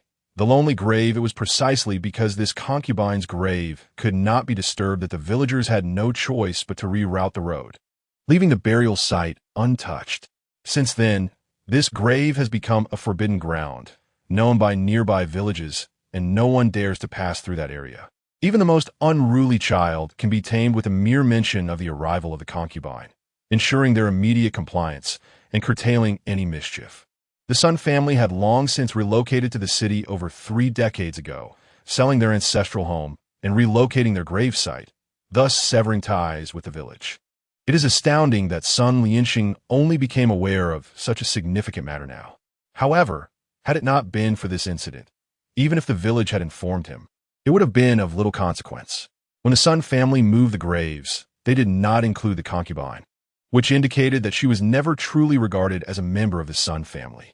Regardless of her outbursts, Sun Lianxing would not have intervened. Yet now the situation is markedly different. The concubine has caused turmoil within the household, and neglecting the matter could jeopardize the safety of the entire family. Uncle Ma suggested that they visit the gravesite to ascertain the truth. However, the costs involved were significant, at least 20,000 if successful, or 5,000 if unsuccessful. After a moment of hesitation, Sun Lianxing gritted his teeth and consented. After all, life is far more precious than money. Subsequently, Uncle Ma compiled a list, and Sun Lianxing provided the funds, while village head Zhao arranged for the necessary purchases. The group set off in grand fashion, embarking on their journey. By mid-May, the southern regions were already vibrant with blooming flowers and lush greenery, while the northern lands were just beginning to awaken from their slumber. The grass along the roadside had only just pierced the earth, and the trees were beginning to sprout new leaves. The sun shone gently, occasionally adorned with early blooming wildflowers, evoking a sense of joyous springtime outings. Regrettably, this splendid day was not meant for leisure, but rather for a visit to the gravesite. We took a considerable detour, descended from the embankment, and finally disembarked from the vehicle, gathering our belongings as we made our way toward a desolate expanse of barren land. This place is overrun with wild grass, while elsewhere the greenery has already begun to emerge. Here, however, it remains desolate and dreary, with the grass towering to a height of nearly a person. The atmosphere is particularly eerie and unsettling. As I cast my gaze around, contemplating how much closer I am to the concubine's grave, I can't help but envision her pallid face and damp hair, sending a chill down my spine. The village chief, Zhao, finally halted his steps, surveying the surroundings before ultimately pointing to a nearby spot, stating, "It's around here." The grass on the grave has grown extensively. Be cautious as you approach. The mound may have flattened, so do not fall, and the few companions from the village dared not advance any further. Uncle Ma nodded, rolled up his sleeves, and bravely led the way. It is no wonder that Sun Lianxing spent his money wisely. In critical moments, Uncle Ma truly rises to the occasion. These individuals followed closely behind, albeit several meters away from Uncle Ma. After a brief moment, he finally stopped amidst a thicket of wild grass. I trailed closely beside him, and, at that moment, I discerned a slightly raised mound of earth within the thicket, already fragmented and overgrown with wild grass, making it nearly indistinguishable as a grave. The gravestone beside it lay toppled on the ground. Together, Uncle Ma and I approached, lifting the gravestone and clearing the soil atop it. The inscription upon the stone became faintly legible: "The grave of the late matriarch, Yao, of the Sun family." From the words on this gravestone, it is evident that the Sun family indeed buried their deceased according to the proper rites of a legitimate wife. The titles of ancient times were steeped in significance. As the saying goes, in life, one is called father, mother, and wife. In death, one is referred to as ancestor, matriarch, and concubine. Thus, the late ancestor signifies the deceased father, while the late matriarch denotes the deceased mother. Thus, the inscription here is, in fact, inscribed in the name of future generations. Not far behind the grave, several tree stumps encircle the burial site. Additionally, there is a gentle slope in front of the grave, with the land rising slightly at the back, flanked by trees, which is also in accordance with traditional practices. Although it may not be considered a prime location for geomancy, it is certainly not unfavorable. Furthermore, I took the liberty of inspecting the site and found no signs of waterlogging around the grave. However, the grave has developed a significant hole, the cause of which remains uncertain, whether it be due to the ravages of time or the burrowing of some creature. Uncle Ma circled the grave and then inquired of village chief Zhao, "When were these tree stumps cut down?" Village chief Zhao, hesitant to approach, peered from a distance and replied, "Those trees were felled the year the road was constructed. The initial plan was to cut down the trees and then level the grave. But once the trees were removed, the grave could not be moved, so it was left here." Uncle Ma remarked, "These trees are problematic, planted too close to the grave." Unsurprisingly, They have already penetrated the casket. This is known as old roots piercing the coffin, which portends great misfortune for the deceased. After saying this, he cleared his throat and raised his voice toward the grave, proclaiming, "Today is an auspicious day. The descendants of the Sun family have come to pay their respects and mourn the deceased. May the spirit not harbor anger or resentment. We have brought offerings of money, grain, and clothing. Regardless of your grievances, do not take out your wrath on future generations. I send you a mantra for a peaceful passage to the afterlife." After this proclamation, Uncle Ma bowed 3 times before the grave, then offered reverence in all directions, before taking out a measuring tape to measure the area around the grave and drawing a boundary. Subsequently, he instructed the members of the Sun family to arrange the offerings they had brought before the grave, to light incense, and to place several bags of paper money along with a few sets of cold clothing. Sun Lianxing knelt on the ground, calling out "Mother" several times, bowing his head in a few gestures of reverence, and symbolically weeping before he began to set the paper money aflame. The act of burning paper money for the deceased is steeped in tradition. According to the customs of northeast China, it is imperative to burn yellow paper, and additionally, one must burn an abundance of gold ingots, colloquially referred to as burning treasures, or in old parlance, burning KZ. Furthermore, one must include the rebirth mantra and heavenly coins, which are inscribed with incantations intended to assist the departed in attaining a swift passage to the afterlife. In addition, Uncle Ma had prepared a written proclamation, claiming it could aid the spirit of the grave's master in absolving sins and ascending to heaven. Observing the Sun family as they burned paper and feigned sorrow, I felt not a flicker of emotion. Rather, I was inclined to laugh. Generally, when the deceased harbors grievances, their descendants visit the grave to mourn and appease the spirit, which is a customary practice. However, these individuals bore no authentic connection to the lady interred within. They could at best be considered distant ancestors. Forcing them to weep in such a manner was indeed a burden. Notably, Sun Lianxing wept for an extended period without shedding a single tear. Uncle Ma, standing beside me with his hands clasped behind his back, whispered, "Young man, do you perceive any issues with this grave?" I replied, "The grave itself is not problematic. It is the people who are."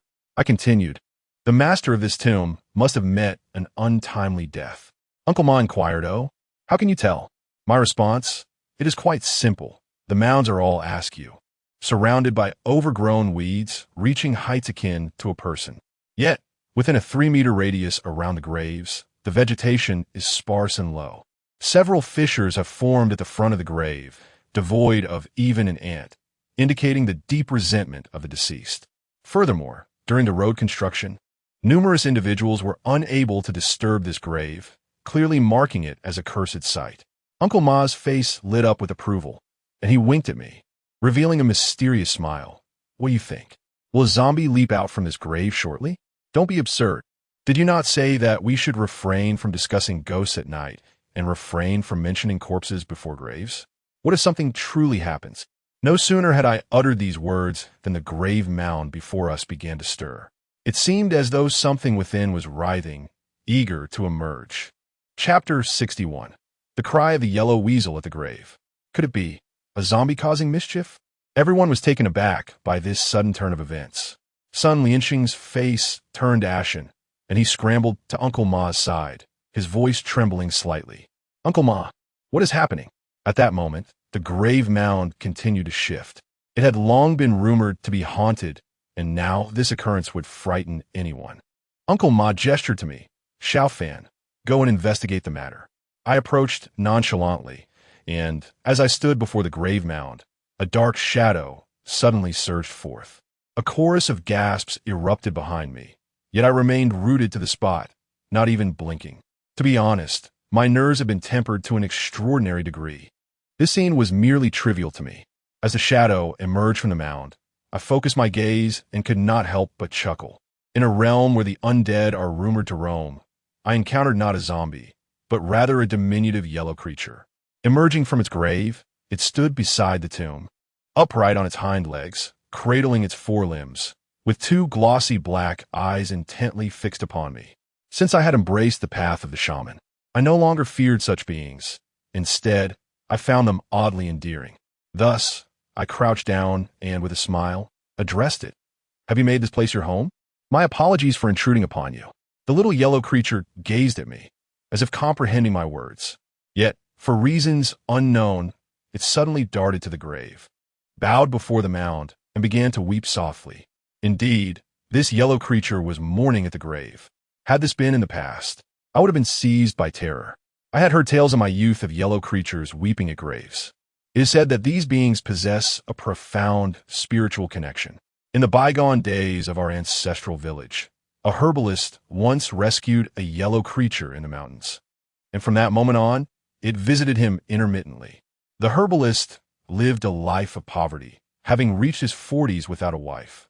Yet he would always find ways to prepare delicious offerings for the yellow creature, even pouring 2 cups of wine, sharing stories as if it were an honored guest. After several visits, the creature would leave satisfied, but on one occasion, it returned bearing a golden pearl. Subsequently, the yellow creature made monthly visits, each time bringing with it a golden pearl. With the acquisition of the golden orb, the man's fortunes flourished, leading him to marry and have children, eventually becoming a local magnate. His friendship with the yellow weasel became a tale of intrigue within the community. Thus, 15 years passed. As he aged, one fateful night, intoxicated, he fell into a river and drowned. Whispers arose, suggesting that he ought to have lived longer, but his unexpected wealth had curtailed his lifespan, resulting in his untimely demise. Others contended that enjoying over a decade of splendor was worth the sacrifice of a few years. However, after his burial, as the crowd dispersed, a yellow weasel appeared, weeping mournfully at the grave for a full hour before slowly departing. From that day forth, the weasel never returned to the man's home. It is said that another 15 years later, the herbalist's son grew up to be a wastrel, squandering the family fortune within a few years, reducing himself to destitution. The community remarked that sudden wealth does not endure and must eventually be repaid. Yet, during this tumultuous period in the land of Huaxia, many landlords faced confiscation of their properties, with some even imprisoned or executed. Strangely, the herbalist's son, having squandered his inheritance, navigated through this upheaval unscathed. This led to hushed speculations among the people, who mused that fate had a hand in these events, suggesting that the yellow weasel possessed foresight, orchestrating these occurrences deliberately. 15 years of prosperity, followed by 15 years of ruin. Such is the ephemeral nature of wealth. As I witnessed the yellow weasel mourning at the grave, I was struck with astonishment, pondering whether there existed any connection between this weasel and the long-deceased Yao family. The yellow weasel wept for a while, then gradually ceased its lamentation. It cast a glance at me before shifting its gaze to Sun Lianqing. Terrified, Sun remained silent, yet the weasel emitted a sharp cry, its eyes flashing with anger. It surveyed the surrounding people and then bolted into the overgrown grass. In an instant, the grass swayed and the weasel vanished from sight. Simultaneously, a sudden whirlwind erupted before the grave, lifting the burning paper money from the ground and swirling it upwards into the sky. The whirlwind grew stronger, sending ashes flying in all directions, and curiously, it seemed to target only the Sun family members. Those individuals, in a state of panic, fled, driven away by the swirling ashes that forced them back several meters. It was only when the whirlwind finally subsided and tranquility returned that the area before the grave was left pristine, with not a trace of ash remaining, all having been whisked away by the tempest. Observing this scene, Uncle Ma furrowed his brow and shook his head at Sun Lianqing, stating, "This matter is quite troublesome. The spirit in the grave harbors too much resentment. The paper money and clothing you offered are entirely unwelcome." With a voice thick with sorrow, Sun Lianqing implored, "Mr. Ma, what shall we do? We cannot simply return home and await our demise, can we?" Nearby, a man filled with rage exclaimed, "This Yao family is utterly unreasonable. Our family treated her fairly in the past, and now we return with offerings of money and clothing, yet she refuses to accept them. If pushed to the brink, I shall procure explosives and obliterate her grave and bones, and then we shall see if she dares to cause further disturbances." He was Sun Lianqing's eldest son, seemingly a fish pond owner, which explained his audacity. I raised my hands in surrender, saying, "If that is the case, then we shall refrain from further involvement. You may devise a plan to blow up the grave. Uncle Ma, please return their money. We shall not bear this burden. Uncle Ma stroked his chin thoughtfully. Well, he began. Sun Lianxing, noticing our reluctance to proceed, shot a stern glare at his son and admonished, "You reckless fool, cease your nonsensical chatter. You witnessed the scene just now. Mr. Ma and Mr. Wu, I must implore you to devise a strategy. We cannot simply await our demise. If necessary, I am willing to increase the remuneration."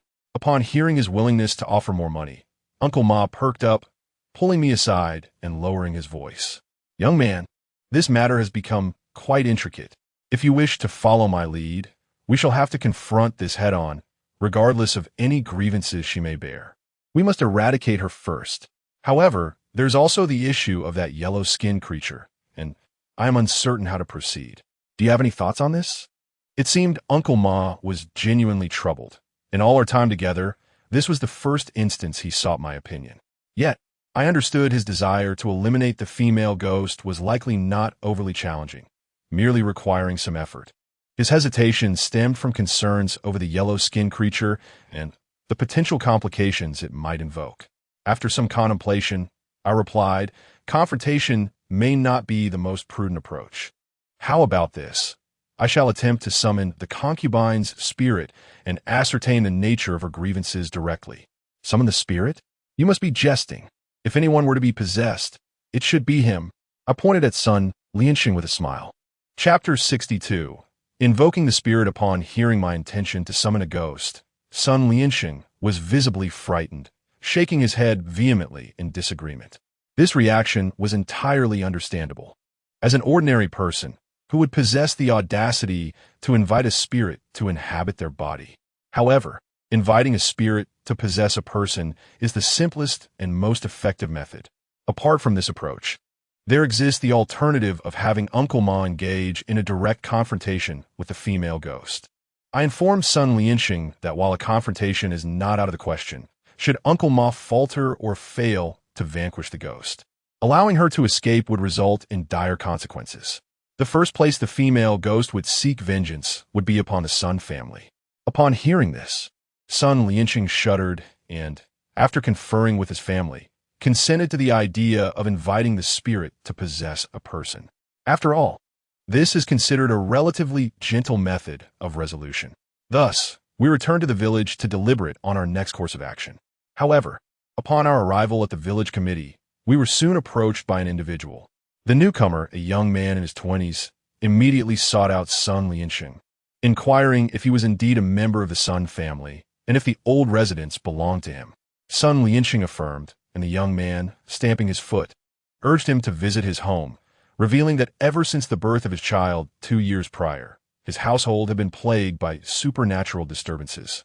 At his behest, we set off in a grand procession to the Sun family's ancestral home. Upon arrival, we discovered that the current occupants were an elderly couple along with their son and daughter-in-law, totaling 5 individuals. They had also purchased the house several years ago, and initially, all seemed well. However, after the child was born, strange noises began to pervade the home, and the infant frequently cried inexplicably during the night. At first, the child, being too young to articulate, left the adults perplexed. Yet, just last month, on a particular night, their 2-year-old child suddenly pointed to a corner of the room, exclaiming that a woman in red was cradling a toy doll and singing. The family was horrified, and upon switching on the lights, they indeed found a toy doll lying on the floor. Since then, the child has occasionally claimed to see a woman in the house. Sometimes, while the family is dining, the child exclaims that the woman has arrived, wandering about the rooms. On other occasions, in the dead of night, the child awakens in tears, insisting that the woman is once again standing at the foot of the bed, watching them with a smile. The family has tried numerous methods, including inviting individuals to draw talismans for exorcism, all to no avail. It was at this juncture that Sun Lianxing arrived. Upon hearing about this matter, it was evident that the specter of that concubine was at play. Yet, we were perplexed as to why the hauntings had only commenced in the past 2 years. Thus, we resolved to summon the spirit. This task was solely mine to undertake, as even Uncle Ma was incapable of managing it. Many may find this perplexing, After all, Uncle Ma hails from a Taoist lineage. How could he be unable to perform such a feat? The answer lies in the fact that many Taoist traditions do not even entertain this option. To allow a spirit to possess a human, regrettably, that is against the established norms. Should a spirit wish to do so, the Taoist doctrine mandates an initial intimidation and expulsion. Should the spirit defy this, it would face dire consequences.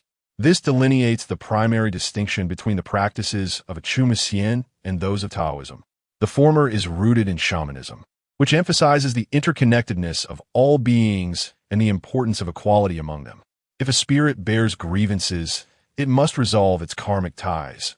One cannot simply exterminate it, lest the karma become entangled and interminable. In simpler terms, Taoism acts as the enforcer of celestial laws, emphasizing regulations and order.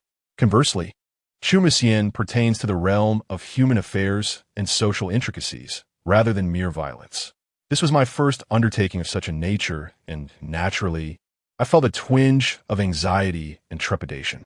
According to tradition, it is imperative to have two deities present, drumming and chanting, to summon the female spirit. However, given the circumstances, I had to simplify the procedure. I carried with me a small incense burner, no larger than the palm of my hand.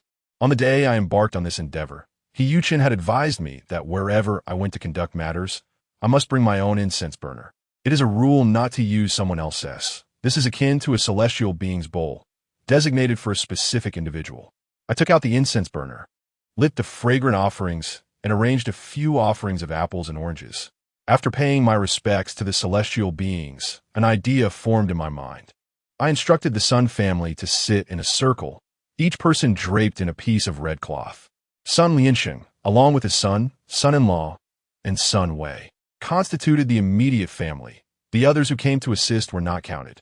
These four were indeed thrust into this situation, compelled to heed my commands. With their eyes closed and the red cloth covering their heads, they awaited the judgment of fate. I had informed them that when the female spirit arrived, she might possess any one of them, depending on her mood and their own physical constitution. Those with weaker constitutions and heavier yin energy were more susceptible to possession. Since I lacked the two deities, we had no choice but to rely solely on the spirit's own agency. Thus, the role of the two deities is not merely to chant a few lines, but is rooted in the history of shamanism as a ritual for mediating between heaven and earth, gradually forming a set of principles. These principles empower the spirit and signify the acceptance of possession. Therefore, celestial beings have an affinity for the sound of drums and the songs of the deities, particularly those whose melodies are pleasing to the ear. It is akin to the older generations in northeast China who take pleasure in listening to the traditional two-person performance. In certain respects, the analogy holds true. Many individuals with a connection to the divine often experience a reaction merely upon hearing the rhythmic beating of the drums. Thus, when I lit the incense and observed them settling in accordance with the instructions, I began to sense an inexplicable feeling. Initially, a wave of goosebumps enveloped my skin, accompanied by a chilling sensation, swiftly followed by an intense warmth. These contrasting sensations manifested simultaneously within me. Though I felt the cold hairs on my body standing on end, my scalp was drenched in sweat, and beads of perspiration soon saturated the tip of my nose. This profound reaction indicated the presence of more than just a couple of spirits, further suggesting that the female ghost in question was indeed extraordinary. Seated before the incense burner, I regarded those around me, my hands resting on my thighs, and I sensed my body becoming almost weightless. Observing the people in my vicinity felt surreal, as if I were watching a film. Such an experience is difficult to convey in words unless one has personally undergone it. To encapsulate it succinctly, at that moment, I was no longer myself. Then, I struck my thigh with a resounding clap. Heaven has eyes, and the earth has eyes.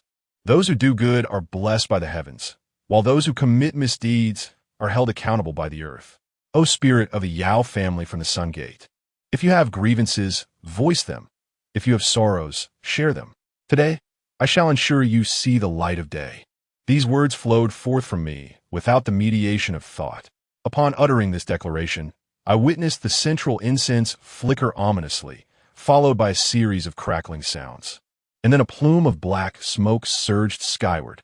When observing the spiritual realm during incense burning, the central stick of incense symbolizes the spirits. In this moment, it was unmistakably evident that a formidable ghost had arrived. Before my eyes, a dazzling sight unfolded as a woman entered from outside, identical to the one I encountered previously. She appeared to be in her 30s, adorned in a crimson cheapao, her figure drenched and her complexion ashen, bearing an expression of resentment. Yet, upon her arrival, she merely cast a fleeting glance in my direction before vanishing into thin air. Almost immediately, I noticed the red cloth covering the heads of Sun Lianxing's family, fluttering as if stirred by an unseen breeze, moving in unison. A sense of trepidation enveloped me as I pondered. Whom would this female specter choose to possess? Chapter 63. The truth from 60 years ago. At that moment, it was not just me. Everyone in the room sensed that something was amiss. The atmosphere grew palpably tense. Uncle Ma sat nonchalantly in the corner, sipping tea, occasionally glancing our way. Yet his gaze was laced with vigilance. A whirlwind swirled around the Sun family, as if it were selecting the most suitable candidate. The red cloth atop their heads rose and fell rhythmically, and all present held their breath, afraid to exhale. After a couple of minutes, I realized the situation was untenable. This female specter was not merely seeking a fitting host. She was toying with them. If this continued, it would not be long before they found themselves utterly terrified. The spirit of the Yao clan. You have but a single incense stick's worth of time. Speak your grievances if you have them. Share your sorrows if you must. If you procrastinate any longer, this opportunity will slip away. As I interjected a warning, no sooner had I spoken than the red cloths atop their heads fell abruptly. Following this was an eerie silence. Moments later, Sun Wei suddenly erupted into a series of unsettling chuckles. The laughter was eerily unsettling, and her body trembled as if in a fit. Her arms and legs quaking, her head shaking incessantly.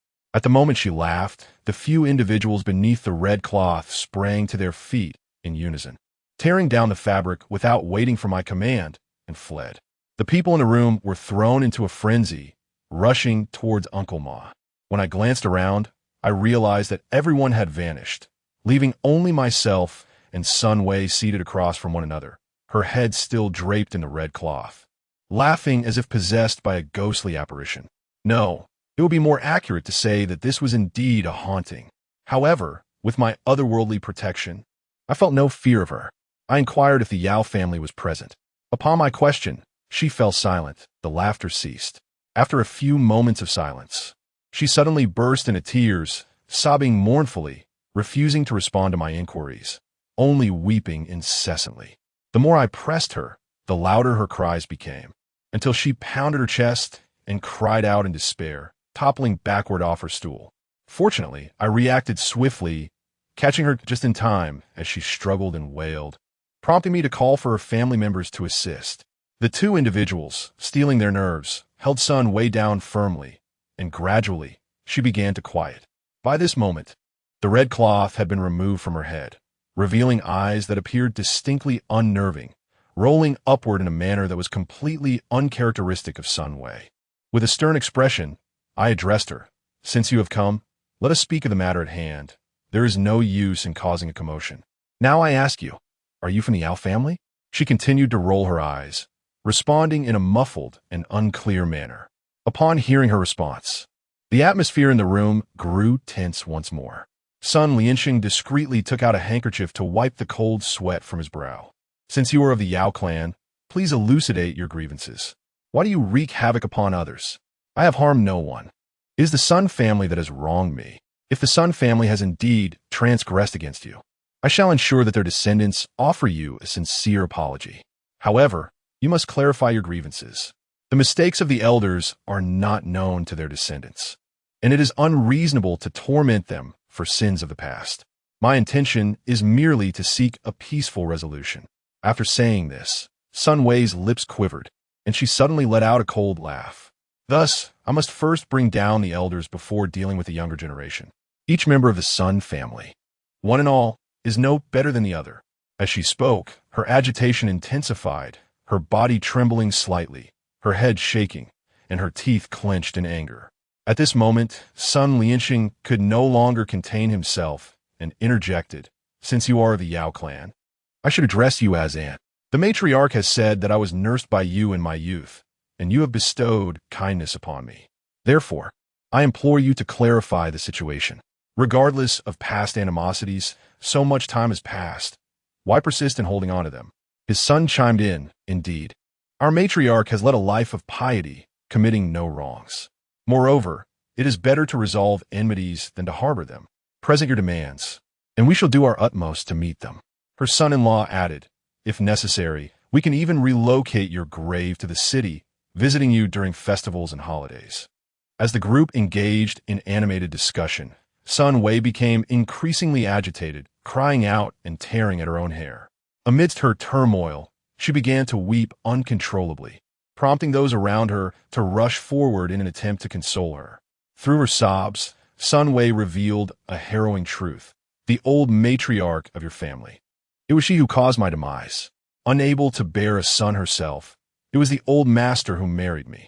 Little did I know, merely 3 years into my marriage, after I had given birth to a son, she feigned companionship during a walk, and in a moment of inattention, she pushed me into the well.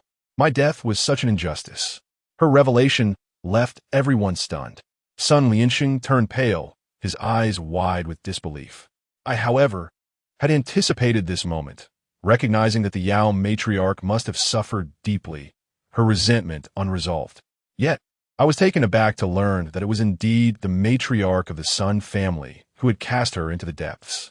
Furthermore, her words unveiled an even more shocking truth: the fact that the Sun family matriarch, unable to bear a son, had led the old master to marry Yao, who eventually gave birth to a son. This implied that Sun Lianxing was, in truth, the offspring of Yao, making her his mother. At this point, Sun Wei was on the verge of losing consciousness, her body stiffening, eyes rolling back. I interjected, saying, "Yao, if all of this is true, feel free to express your desires. I shall assist you in resolving this matter. However, vengeance must be directed appropriately. If you seek retribution against the old matriarch, I will not intervene. But can you spare the descendants of the Sun family?" After a prolonged moment of silence, she finally managed to catch her breath and, with gritted teeth, declared, "I have no demands. I merely seek her life. In those years, she not only took my life, but also tampered with my burial. Ostensibly, I was interred with the honors befitting a legitimate wife. Yet in reality, my soul was ensnared, locked away for 60 long years. For a full 6 decades, I found myself unable to descend to the underworld, nor could I escape from that grave. All of this was the handiwork of that pious old woman, who professed to chant and pray." A sudden realization struck me. It was no wonder that I had been undisturbed for so many years, only to be haunted in recent times. It was indeed the meddling of old Lady Sun that had ensnared the spirit of the Yao family. I cast a glance at Sun Lianxing. His hands trembled uncontrollably, and he was rendered speechless by fear. At that moment, Sun Wei slowly turned her gaze toward him. "You have nursed from me, that much is certain. You consumed my milk for 3 whole months. Alas, that wicked woman could not wait until you were 100 days old before she ruthlessly ended my life, fearing that I might usurp her position, fearing that the old master would favor me over her. You are my son." Her final words, laden with sorrow and lamentation, evoked deep sympathy in all who heard them. However, instead of responding, Sun Lianxing took 2 steps back, clearly unwilling to accept this truth. A ghost who had been dead for over 60 years should not lie. Yet who could accept such an incredulous reality? Chapter 64. Exhumation and Coffin Opening. The pious old Lady Sun, who had devoted her life to chanting and prayer, turned out to be a veritable murderer. This revelation was difficult for anyone to believe. Yet, in truth, from our very first visit to the Sun household, her peculiar behavior had already suggested a burden of guilt within her. Observing the weeping Sun Wei, I pondered for a moment and said to her, as the adage goes, "Heaven watches over the transgressions of man. We are aware of your grievances. If old Lady Sun truly deserves her fate, then it is a matter of divine retribution. Upon hearing my words, Uncle Ma nearly spat out his tea, hastily gesturing for me to alter my statement. I understood his implication. Sun Lianxing was our employer, and it was imperative to speak in favor of his family. At the very least, persuading Yao to relinquish her animosity and grant old lady Sun some mercy. Otherwise, how would we earn our livelihood? I gazed at the sorrowful Yao, recalling how 60 years prior, old lady Sun had maliciously caused her demise, and the phrase evil begets evil echoed in my mind. Yet, my current role was akin to that of a mediator, necessitating a delicate balance of diplomacy. If you have any further demands, please voice them. I shall endeavor to have the Sun family accommodate you and provide compensation. However, the cycle of vengeance is never-ending. It would be wiser to lay down this grudge. I can even arrange for the Sun family to conduct a ritual for your peace, allowing you to find solace. Compensation. Sun Wei managed a bitter smile. Or perhaps it was Yao who wore that expression. Can they truly compensate me for my life? Can they atone for the suffering I have endured over the past 60 years? I was separated from my child just 3 months after giving birth, and now he stands before me, not even recognizing me. How can any of this be compensated? Her voice grew increasingly agitated, prompting me to signal Sun Lianxing to speak more kindly. With a heavy heart, he approached, kneeling on the ground. Mother, we were wrong. We were completely unaware of these matters. Please, calm your anger. I shall send you mountains of gold and silver, so that you may live comfortably in the afterlife. I will even arrange for a suitable resting place for you. During festivals and holidays, I will come to pay my respects. You are indeed my dear mother. This scene is undeniably peculiar. The spirit of Sun Lianxing's mother, who passed away over 60 years ago, now inhabits the body of Sun Lianxing's daughter. Yet, Sun Lianxing finds himself kneeling, fervently bowing his head to his own daughter, addressing her as mother. Upon witnessing his submission, Yao's heart seems to soften, and the two embrace. Weeping bitterly, Sun Lianxing sheds tears as well, though it is uncertain which drops stem from genuine sorrow and which are merely forced. However, at this juncture, it becomes evident that Yao is willing to spare the Sun family. The remaining members of the Sun household breathe a sigh of relief. For the past 2 years, Yao's restless spirit has lingered in the old Sun residence, instilling fear and distress. Now that there appears to be a resolution, they can finally enjoy a peaceful night's sleep. After weeping for some time, Uncle Ma cleared his throat and rose to speak. Enough. The spirit has lingered too long. The living cannot bear it. Yao, if you trust us, we shall ensure this matter is resolved. As for old lady Sun, she is nearing 90 and has little time left. Let heaven take her. Understanding Uncle Ma's intent, I interjected. Rest assured, the entire assembly of Wu Min Fu can attest to this. Should the descendants of the Sun family wrong you in the future, I shall be the first to oppose it. It is time for you to depart. She gradually ceased her weeping and presented another request. 2 years ago, a celestial spirit aided me in my predicament, causing a stir at the Sun family residence, which was indeed part of its affairs. Now, you must construct a temple for this spirit and offer some gold ingots as tribute. I am aware of the spirit's involvement. Otherwise, it would not have manifested at the gravesite earlier, weeping over the tomb. Furthermore, the Yao family's relief from their troubles is likely due to the hole the spirit created atop the grave. It is quite customary for the Yao family to render some benefits to this celestial being. Thus, we all acquiesced to their requests. Yao nodded towards me, expressing gratitude to the celestial beings of the Wu Gate before bowing her head in silence. After a few moments, the others dared to approach, discovering that Sun Wei had fainted. They hastily assisted her to a nearby spot to rest, and after some time, she regained consciousness, completely unaware of the events that had transpired, nor did she recall her own utterances. Upon relaying Yao's words, Sun Wei turned pale, exclaiming in disbelief. I rose and offered a bow to the incense burner, gradually alleviating the strange sensation that had enveloped me. The presence of a celestial being and the medium's spirit are intricately connected. Many believe that mediums possess magical powers, which is not entirely inaccurate, yet it necessitates dedicated practice. As a novice, I can only claim to have opened my spiritual senses far more acute than those of an ordinary person. However, during rituals, The presence of the celestial being is essential. It is said that humans are accompanied by spirits, and together they form a unified force to unleash their fullest potential. Otherwise, in isolation, I am merely a novice. Without the protective spirit, should Yao have lunged at me as she did earlier, I would have faltered. Having spoken many kind words to Yao, it is now time to fulfill those promises. Master Ma remarked that the spirit of the Yao family had been confined within the grave for decades. The foremost task was to relocate the grave to a more auspicious site, followed by the ritual of offering sacrifices. While Master Ma was not adept at invoking spirits, he was well-versed in the art of grave relocation.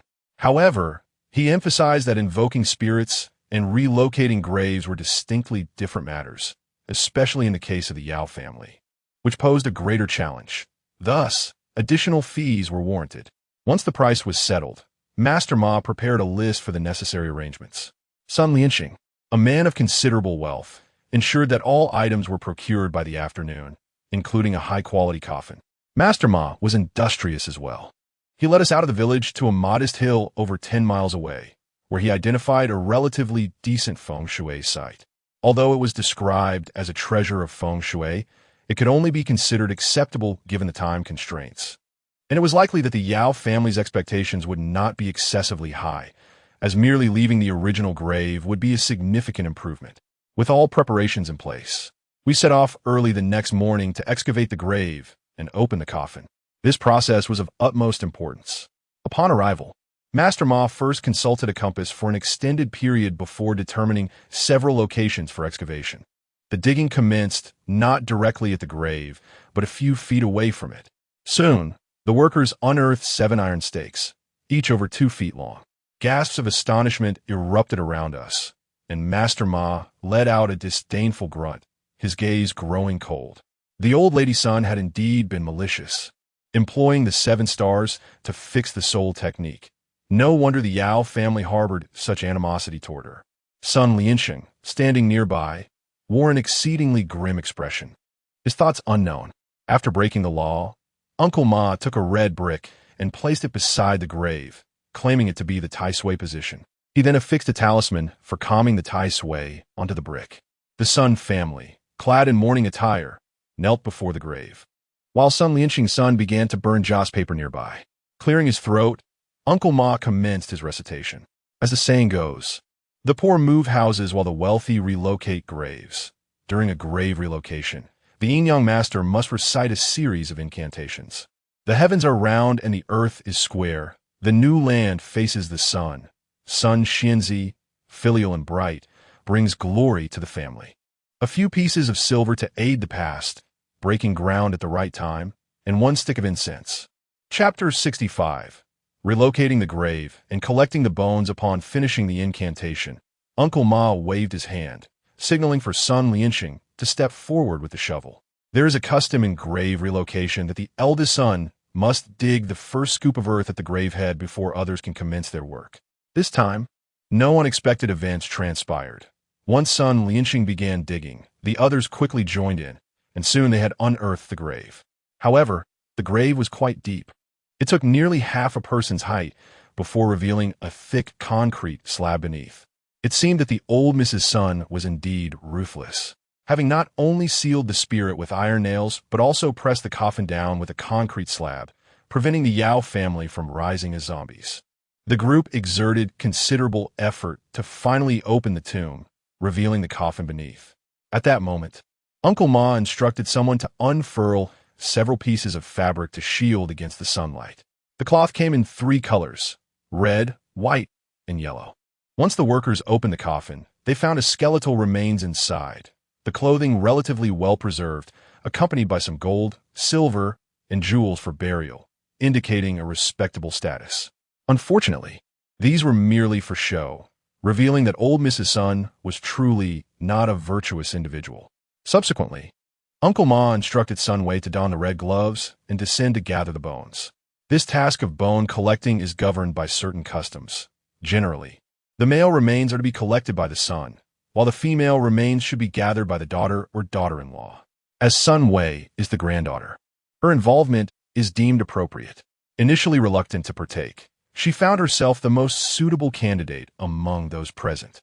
With no alternative, accompanied by several young men, Sun Wei apprehensively approached the coffin, collecting the bones as Uncle Ma continued to recite auspicious phrases nearby, a prestigious lineage praised by neighbors, inviting revered ancestors to their new abode. The head is the head, the feet are the feet, nothing is amiss with the golden form. The heart is the heart. The lungs are the lungs. One's own skeletal remains must be intact. It must be noted that the latter two lines were indeed rather unsettling. Sun Wei's legs trembled uncontrollably as she squatted there, weeping while collecting the bones, uncertain whether her tears stem from sorrow or fear. The process of bone gathering adheres to certain protocols. Typically, the first bones to be collected are those of the hands. This serves a dual purpose. First, to invite the deceased to rise, akin to the handshake exchanged as a gesture of politeness and respect. Second, to prevent any loss of skeletal remains by following a prescribed order, beginning with the hands, proceeding from feet upwards through the lower legs, thighs, and upper body, ultimately concluding with the skull. Under Uncle Ma's guidance, Sun Wei meticulously collected the remains, which he then accepted and arranged within the coffin. As this was a relocation of the grave, only the bones needed to be contained, thus a small coffin was procured. The arrangement of the bones also carries significance. They must be positioned according to the natural anatomical structure, with the left hand placed on the left side, the right on the right, ensuring that no disarray occurs in their positioning. Soon, the collection of bones was completed. Sun Wei climbed up, while Uncle Ma placed a radish in the grave pit, accompanied by 9 coins, symbolizing that 1 radish corresponds to 1 grave. Sun Lianxing then filled the pit with the first shovelful of earth, and Uncle Ma instructed me to scatter a handful of sorghum inside, signifying the basic completion of the ritual. After leveling the grave pit, the old coffin and burial garments were incinerated on the spot. These items could neither be retained nor taken to the new grave, hence they must be burned. Finally, the group lifted the coffin to commence the procession, with the Sun family raising the ceremonial flags and scattering money for the journey along the way to the new grave. The burial at the new site required the drawing of a city to break the ground. Upon arrival, Uncle Ma commenced by orienting the new grave and began the drawing. First, he depicted the heavenly gate opening. Second, the earthly door closing tightly. Third, the ghostly path being blocked. Fourth, the human road being unobstructed. After completing the drawing, he recited the earth-breaking incantation. The heavens are round and the earth is square with the laws of 9 chapters. Today we break the ground auspiciously as the golden spade rises, bringing auspiciousness to the hills. Malevolent spirits depart to distant lands as the golden spade rises again. We establish tranquility in the grave to last for 1,000 autumns and 10,000 years, with everlasting wealth and prosperity. Generally, after completing these rites, the yin-yang master would also perform the dragon summoning, known as calling the dragon. This term is rather lengthy, and practices vary widely, so I shall not delve into details. In any case, after calling the dragon, Uncle Ma shouted loudly, "We respectfully welcome the ancestral spirits of the Sun and Yao families to ascend to the dragon's seat. May the dragon god flourish and bless the ancestral grave, and may the Yao ancestors bless their descendants with abundant wealth and fortune in every household, with talented individuals esteemed through generations. The Yao ancestors sit in the dragon hall, and may the dragon god bestow blessings for eternity, with wealth and fortune flourishing in every household, and talented individuals thriving through generations. We beseech the Supreme Lao Jun, urgently, as per the decree." After this intricate series of rituals, the formal burial commenced.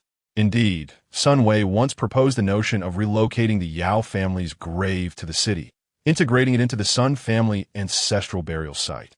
Though Yao was merely a concubine, she was in essence Sun Lianxing's mother, the matriarch of this entire lineage, and it seemed inappropriate to abandon her outside. However, upon careful deliberation, we concluded that such an action would be ill-advised. Firstly, should we proceed with this plan, it would involve too many complications. The late patriarch of the Sun family, in this matter, played an unknown role, if Yao's grave were to be moved to the city and she encountered the patriarch. A conflict could very well ensue. Secondly, given that Yao met her demise in a violent manner, tradition dictates that she should not be interred in the ancestral grave. Otherwise, calamity would surely follow. The burial process was swift, with Uncle Ma reciting a few auspicious phrases. Backed by mountains, stepping upon rivers, may descendants flourish beyond compare. As the earth presses upon the coffin, may blessings enfold future generations with nobility. The azure dragon extends its claws, the vermilion bird looks back. The flow of the dragon's vein is favorably aligned. Auspicious times and favorable days, may the deceased rest in peace. With this, all procedures regarding the relocation of the grave were thoroughly completed. Before the grave, we burned a significant amount of paper money, clothing, and various items, including houses, cars, and appliances. With this matter resolved, we followed Yao's wishes to offer monetary donations to the temple of Huang Xian, but that is a tale for another time. After completing all these tasks, we returned to the city, and our first order of business was to visit the elderly matriarch. In the past 2 days, she and her daughter-in-law had been anxiously awaiting our news at home. Sun Lianxing felt a profound sense of conflict. Having called her mother his entire life, he was now confronted with the unsettling truth that it was Sun Laotai who had caused his biological mother's death. Who could easily traverse such an emotional chasm? Ultimately, should he continue to regard Sun Laotai as his mother, or should he see her as the perpetrator of a heinous act?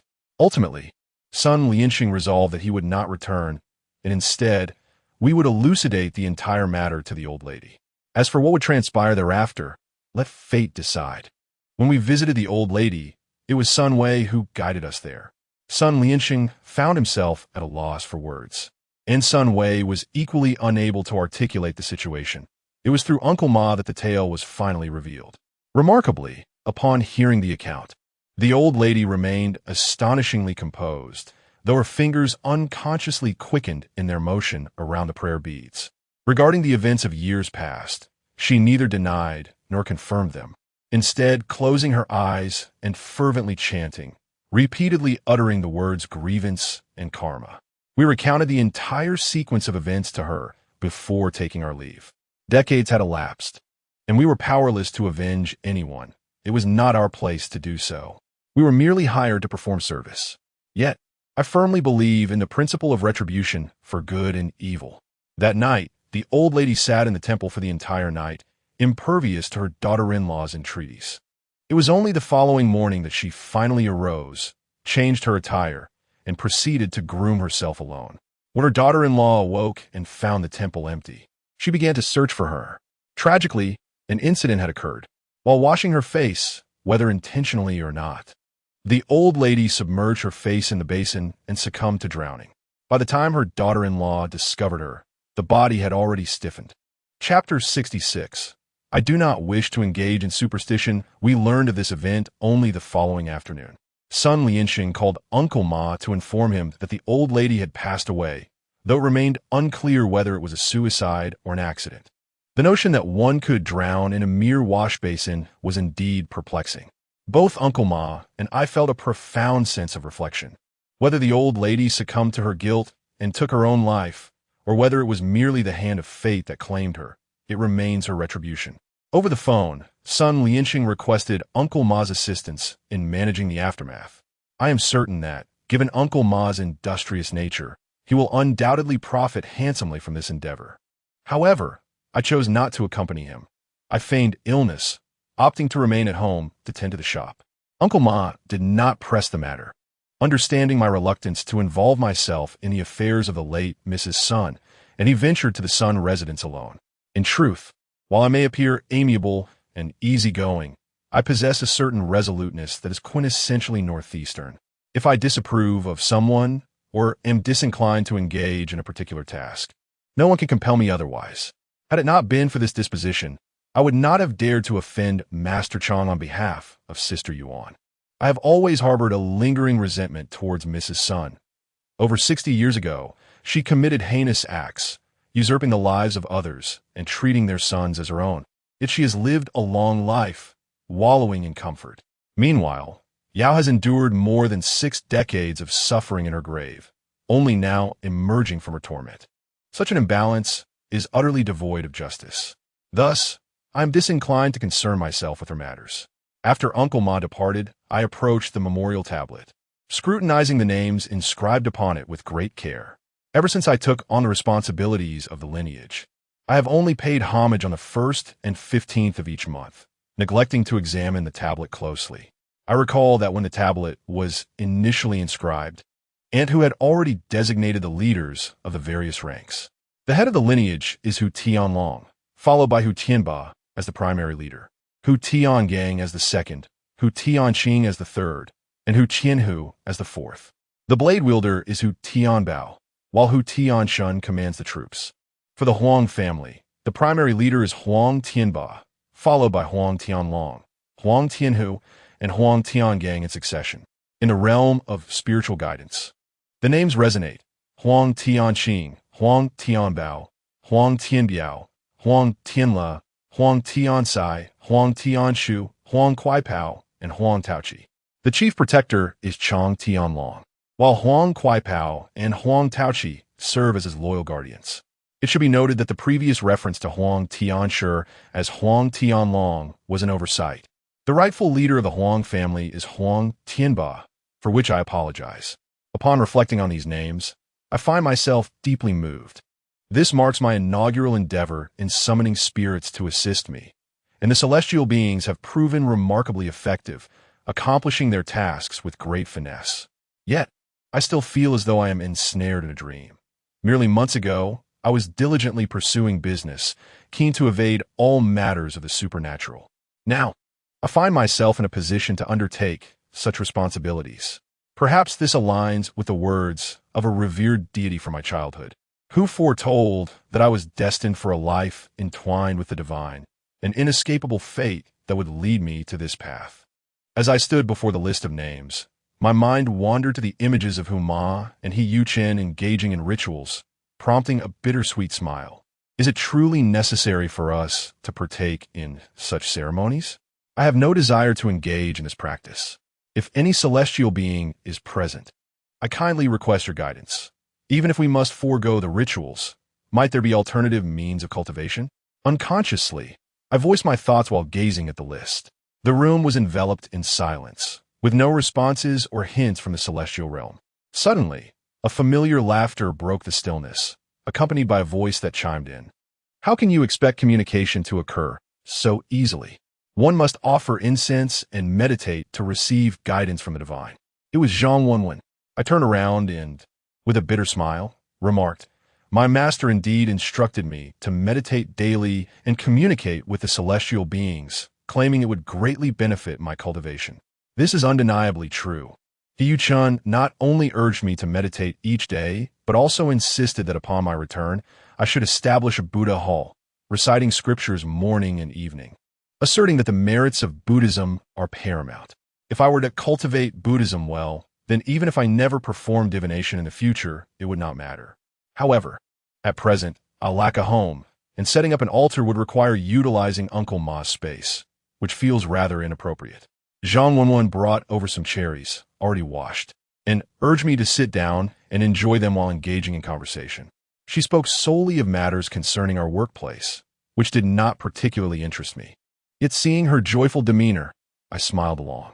Nevertheless, my thoughts lingered on the earlier issue, causing me to be somewhat absent-minded. Noticing my distraction, Zhang Wenwen suggested, "Perhaps I should not disturb you any longer. If you have questions, simply meditate and inquire earnestly with the celestial beings." In truth, I had no pressing matters. I merely wished to avoid performing divination. A few days ago, Huma called me to assist with breaking through a barrier, insisting that I should learn to handle such tasks in the future, but I genuinely did not want to. It felt too embarrassing. Upon hearing this, Zhang Wenwen chuckled and said, "But that should not be an issue, for did you not mention that this is a literary hall, allowing you to refrain from performing divination like the others?"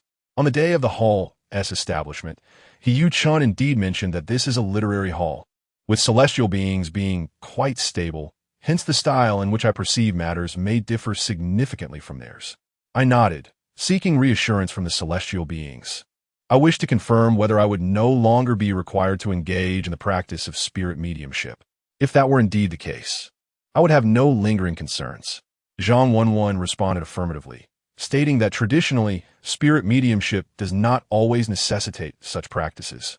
In my region, there are many who serve as mediums, and once they have established their presence, they carry on with their daily lives, working and farming without interruption. My cousin, after becoming a medium, has experienced a significant uplift in her spirits. Just a few days ago, she began working at a beauty salon, and she does not engage in spirit mediumship either. Her words brought me a measure of comfort. To be honest, as long as I'm not required to perform spirit mediumship, I am quite agreeable to assisting others with their inquiries and ailments. Zhang Wenwen had come to attend to her own matters and could only spare a brief visit of about 10 minutes before departing. After her departure, a thought arose within me. Just as I was grappling with the matter of spirit mediumship, Zhang Wenwen appeared to provide me with solace. As Amma had mentioned, there are times when celestial beings may not directly offer their disciples guidance or responses, but instead convey wisdom through others in alternative forms. In this light, her visit was indeed fortuitous. Filled with joy, I lit incense and settled down to meditate before the altar. This was not my first experience with meditation. However, I had often found my mind restless, unable to remain seated for more than a few minutes without any significant sensations. Perhaps it was the newfound trust one felt towards the celestial beings, coupled with a sense of release, that allowed me to close my eyes. Within just 2 minutes, I sensed my heart gradually settling. Then, it seemed as though I entered a wondrous realm where the surroundings faded away, and above me was a vast, azure sky, enveloped in tranquility. This time, I did not dwell on the matter of invoking spirits. Rather, I silently pondered, which celestial being is present, and is there any guidance for the disciple? After repeating these thoughts several times, I sensed the presence of a figure before me. This sensation was truly enchanting. In truth, every individual should have experienced something akin to this. When one closes their eyes, if someone stands quietly nearby, although unseen and unheard, there remains an instinctive awareness of their presence. Human perception encompasses 5 senses: sight, hearing, smell, taste, and touch. However, there exists a 6th sense, intuition, often referred to as thought or intention. In Buddhist philosophy, there is a notion that encompasses form, sound, fragrance, taste, touch, and phenomena. This constitutes the 6 cognitions, or the 6 roots. The figure before me appeared to be a woman, adorned in yellow attire, likely in her 20s, possessing striking beauty, with a hint of spirit in her features and slightly raised brows that suggested a fiery temperament. Recognizing this as a communication from a celestial being, I smiled inwardly and silently inquired about her identity. Soon, I received a response in my heart. She revealed herself as Huang Tianhua. Chapter 67. Huang Tianhua. Huang Tianhua, a member of the Huang family from the celestial lineage. At that moment, my eyes were closed, and upon sensing this name, I thought to myself, is this name present on the roster? Am I merely conjuring this in my mind? In fact, many novice disciples often grapple with such doubts. Even those who have been practicing for several years may find themselves questioning their experiences. This form of perception, as Yu Chun aptly puts it, is known as heart communication, an exceedingly convenient and immediate means of interaction, which most novice practitioners experience in this manner. However, the ability of spiritual perception can easily lead to errors. Practitioners often struggle to discern whether their thoughts are mere imaginings or genuine divine messages. Beyond spiritual perception, there are also other faculties, such as clairvoyance and clairaudience. At that moment, as my thoughts began to take shape, Huang Tianhua let out a soft hum and remarked, "You, wanting us to communicate with you, and now that I am here, you doubt whether it is merely your imagination. What do you truly desire?" Her voice was melodious and clear, her words direct and assertive, imbued with a certain elegance, yet tinged with a distinct northeastern accent. I hastily recited in my mind, No, I merely tend to overthink. I recognize you as Huang Tianhua. Might I inquire, esteemed elder, if you have any wisdom to impart to your disciple?" In the realm of spirit mediums, it is customary to address the celestial beings as elder or esteemed elder, a term of respect. However, to my surprise, as soon as I uttered this phrase, Huang Tianhua shot me an indignant glare and retorted, "Who are you calling esteemed elder? Am I that old?" I thought to myself, "Oh no, I've misspoken," but I reasoned that it was a perfectly acceptable address. Why then the reprimand? I quickly clarified, No, I merely spoke out of habit. You're not old at all. You're quite youthful. Youthful and beautiful." She let out another huff, adopting a rather proud tone as she replied, "I have come today not for any other purpose, but to advise you against your incessant overthinking. If you do not wish to perform spirit mediumship, that is perfectly acceptable. Our lineage is one of scholarship.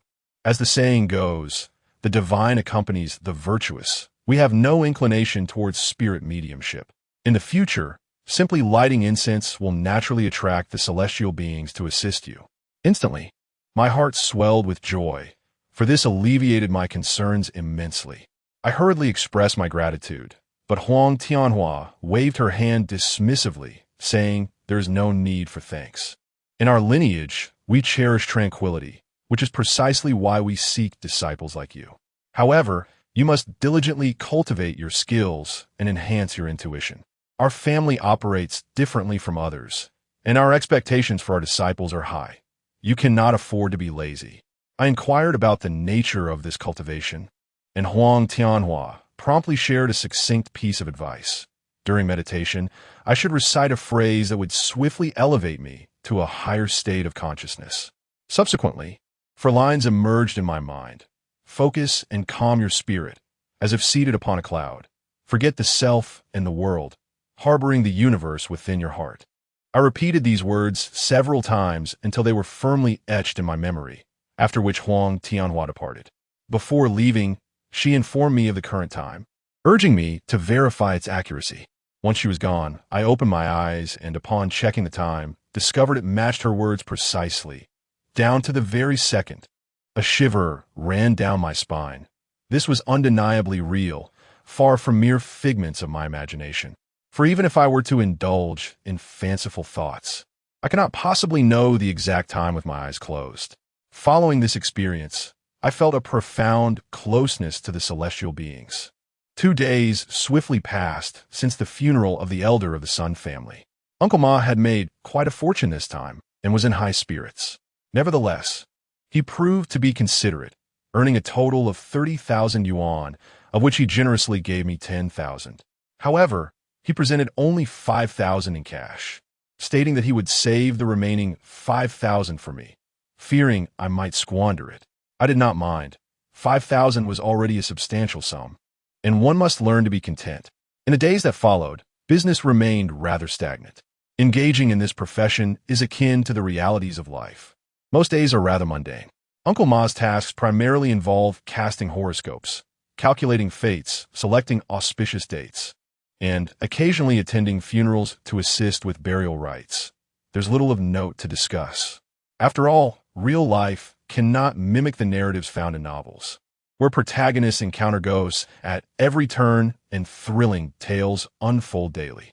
However, I learned through indirect inquiries that on the 7th day, following the passing of Elder Sun, a peculiar incident occurred at the Sun family's residence. That night, a torrential downpour ensued, accompanied by fierce winds that flung open the windows of the Buddhist shrine. The string of prayer beads, which Elder Sun had cherished for years, fell to the ground and shattered. Additionally, a lotus lamp situated before the altar was toppled. That night, Sun Lianxing experienced a dream in which 2 strange figures escorted Elder Sun back home, wandering through the house. Elder Sun wept profusely, scattering the beads and toppling the lamp, though she refrained from damaging the statue of Buddha. As she departed, she uttered a poignant remark.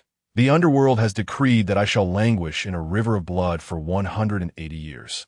Despite a lifetime of piety and devotion, I have been unable to atone for my sins. Ultimately, it has all been in vain." That very night marked the return of souls.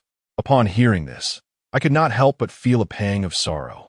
Although Elder Sun's dedication to vegetarianism and prayer afforded her some merit, her heinous acts of murder and cruelty rendered her irredeemable, and even decades later. The underworld would not release her from judgment. During that period, I found myself rather fortunate.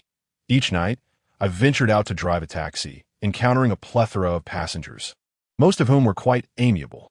This brought me joy, for as a taxi driver, one inevitably meets a diverse array of individuals. As a novice driver, I have managed to navigate the roads without a single accident for quite some time, and I have refrained from engaging in any disputes, an achievement in itself. I feel that the aspirations of my childhood have finally come to fruition. Now, with the protection of celestial guardians, I no longer find myself subjected to bullying without recourse. This realization brings me a profound sense of security. At times, I even reflect with regret on my previous aversion to these celestial beings and my refusal to acknowledge their presence. Having grown up without parental guidance, lacking both a home and a stable livelihood, I wandered aimlessly. Now, these celestial guardians represent a bastion of support in my heart. However, reality has proven that my idealistic notions may be overly optimistic. That summer, it was already quite late when I transported a patron who had indulged in alcohol. From the Anzi district to the Yellow River Road in the development area, I traversed a route with which I was not entirely familiar, especially in an era devoid of navigation systems. Upon reaching Yellow River Road, the fare exceeded the usual price by merely 1 yuan. By all that is just, it was truly only an additional yuan. However, perhaps due to the effects of the alcohol, the patron became obstinate, insisting that I had taken a longer route and claimed that I could have made a shortcut at the previous intersection. I replied that my home was not in this area, and how could I possibly know of a shortcut? If he was aware, why did he not mention it earlier? He retorted, questioning why I, as the driver, was unaware of such a route. Rather than engage in further argument, I told him to keep the extra yuan and to exit the vehicle promptly. To my surprise, he refused to comply and threatened to file a complaint against me. In a fit of anger, I pulled the car to the side of the road and told him to proceed with his complaint. I would wait right there for him, and even if he chose to involve the police, I would not be deterred. The atmosphere was charged with tension. He pretended to fiddle with his phone for an extended period before telling me that, considering my youth, he did not wish to complicate matters for me or incur any fines. All he wanted was to have this fare waived. Upon hearing this, I thought to myself, is he trying to take advantage of me? The man appeared to be in his 40s and was of modest stature. I assessed my ability to confront him and seized his collar. I declared, "You better settle the fare honestly. I can forego an extra penny, but if you intend to bully me, I shall refuse to drive today and will confront you directly." Chapter 68.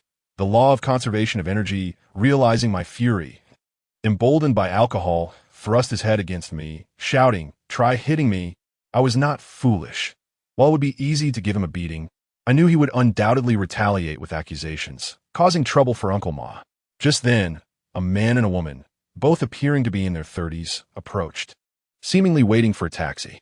An idea struck me. As the drunken man pressed against me, I took 2 steps back and collapsed onto the ground. This was not an attempt to deceive him, but rather a strategic move, as it would imply he instigated the altercation. Furthermore, with witnesses present, it would work in my favor. The drunken man, momentarily taken aback by my fall, hesitated, and I seized the opportunity to spring up and grasp him, delivering 2 swift punches to his abdomen. These strikes landed on a tender area, inflicting no visible injury, yet he could not withstand the pain, doubling over and clutching his stomach while crying out in agony. The 2 individuals also approached, and upon witnessing the altercation, they halted at a distance of over 10 meters, casting a glance in our direction before turning away and departing.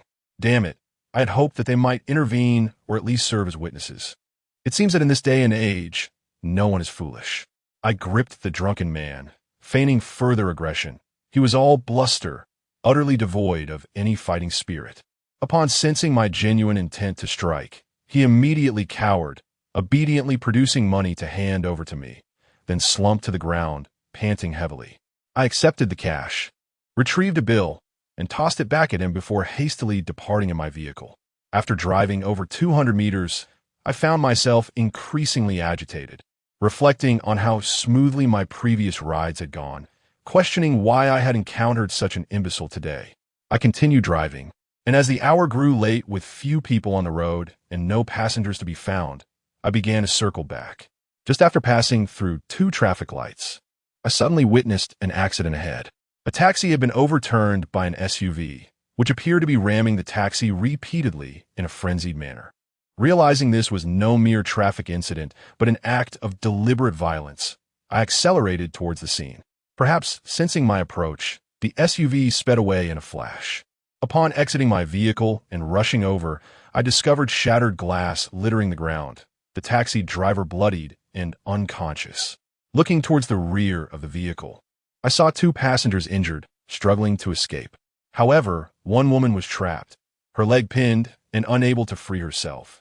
Upon closer inspection, I recognized these individuals as the very ones who had earlier attempted to confront me, only to retreat upon witnessing the brawl. I scarcely had time to ponder, hastily rushing to save the individuals in peril. First, I extricated the woman, followed by the driver, both of whom I placed in my vehicle. Upon arrival at the hospital, after a series of ordeals, I was relieved to discover that they sustained no severe injuries, although the unfortunate driver required over 10 stitches to his head. The gratitude expressed by these individuals was overwhelming, particularly from the male passenger, who insisted on pressing money into my hand, urging me to keep this incident a secret. Intrigued, I inquired about the situation, and he leaned in to whisper that he and the woman were involved in a clandestine romantic affair that had lasted 2 years. The man driving the SUV was the woman's husband, who had evidently taken notice of their illicit relationship. Had it not been for my intervention, their lives could have been in jeopardy. It dawned on me that I had inadvertently rescued 2 individuals entangled in an affair. However, this was not the crux of the matter. The true significance lay in the fact that if it weren't for that drunken man who had detained me for so long, I would likely have been caught up with the couple. Subsequently, the woman's husband, driving the SUV, would have pursued us. Thus, I realized that I could have been the one needing stitches on my head. I had previously lamented my encounter with the inebriated man, having exchanged harsh words and even engaged in a scuffle. Yet, upon reflection, it became evident that this was a stroke of divine intervention, a means by which a minor disturbance had averted a far graver calamity. As for the fate of the 2 embroiled in their scandalous affair, I remain oblivious.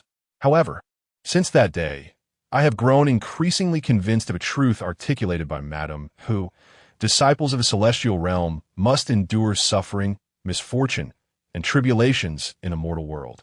Yet, one should not expect divine entities to resolve all dilemmas, for certain experiences are inescapable and must be faced personally. This statement has long eluded my understanding.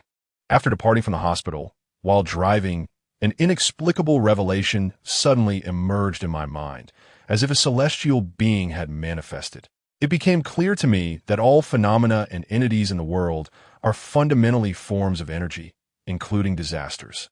If we were to elucidate this through the lens of your so-called science, it aligns with the law of conservation of energy. Energy cannot spontaneously vanish. Likewise, disasters cannot simply dissipate. They inevitably transform into another form, manifesting in different ways in our lives. Hence, the complete eradication of calamities is neither feasible nor advisable. Rather, one must seek alternative methods to transmute them, which represents the most prudent approach. What the celestial beings can accomplish is to silently assist you, diminishing major calamities into minor ones, and ultimately resolving the minor. For instance, if a disaster is rated at 70%, the celestial being may alleviate 50%, leaving you to endure 20%. Should the disaster be total, the celestial being might still mitigate 50%, yet you would bear the remaining 50%. I remain uncertain which celestial being imparted such profound wisdom upon me, elucidating these principles and even possessing knowledge of the law of conservation of energy. For the first time, I realized that the practitioners known as Sien are far more complex than mere superstitions as perceived by the common folk. If one truly delves into understanding and experiencing this, one would recognize that these mystical beings, often associated with animals, are earnestly devoted to their spiritual practice, utilizing the foundational theories of Taoism to interpret the world.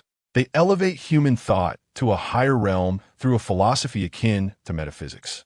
This, indeed, is what we might call esotericism. Huang Tianhua remarked that the celestial beings in my temple differ significantly from those in others, and it appears that this observation holds true.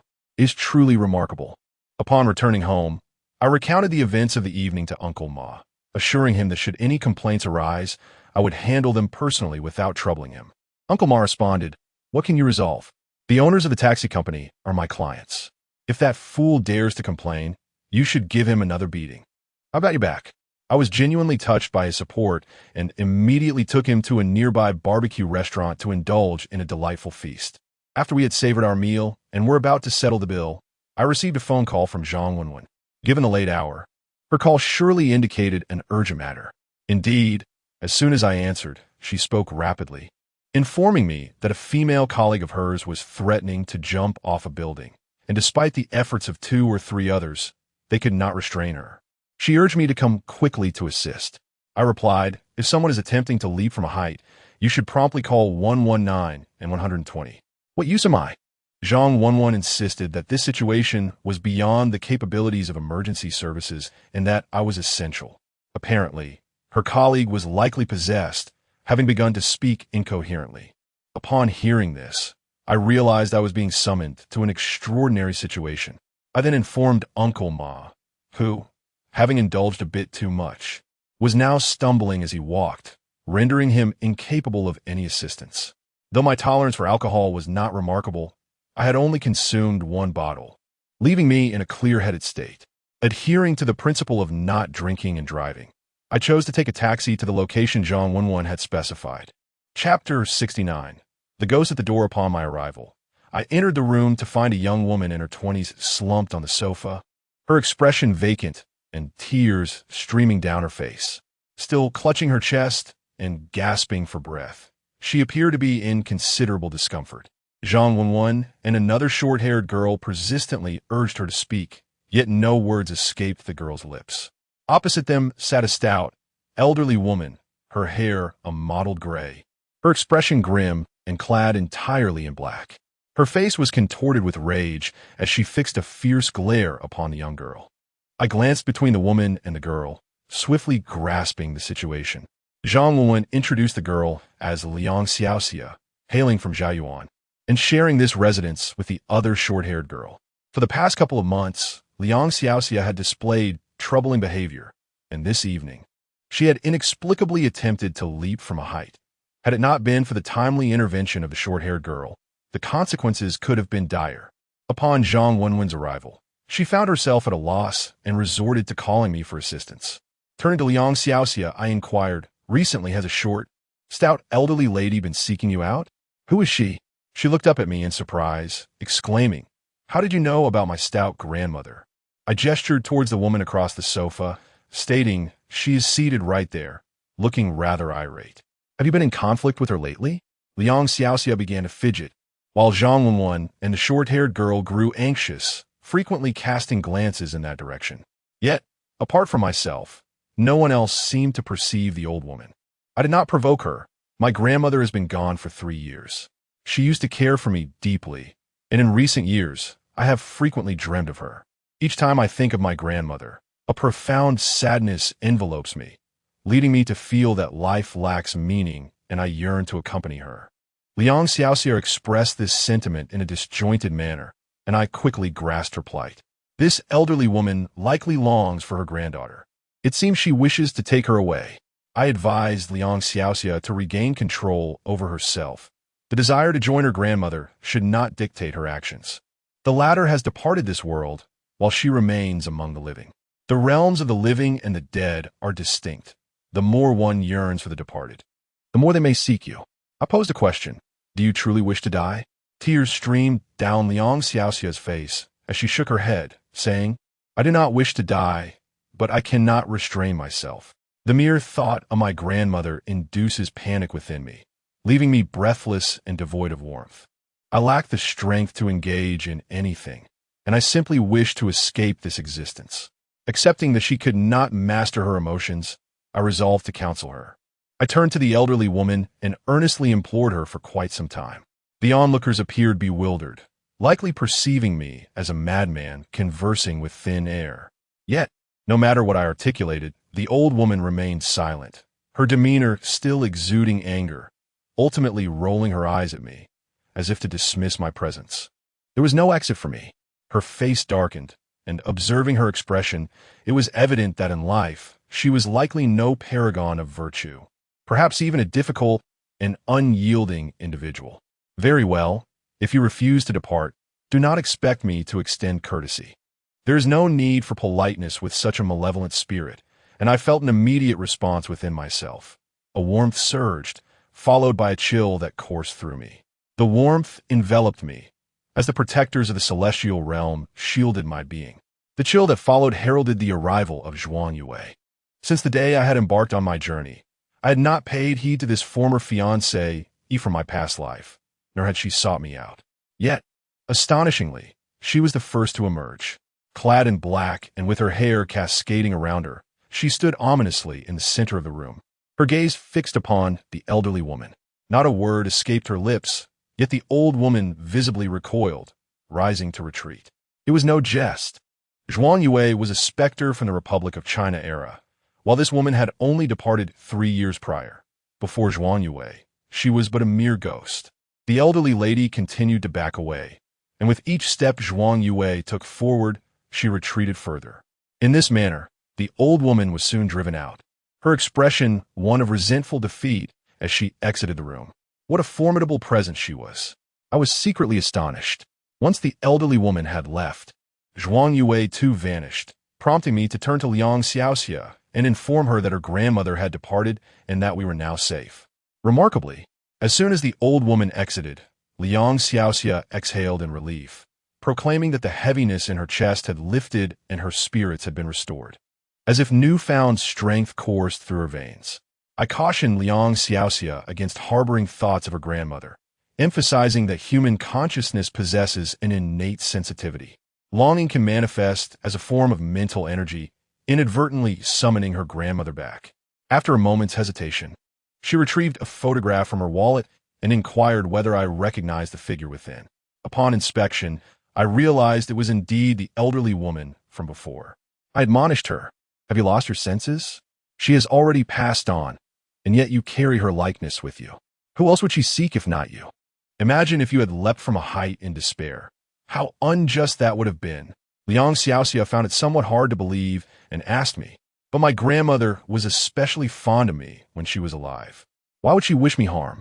Is it merely to summon me to accompany her? I sighed and replied, the essence of existence changes after death.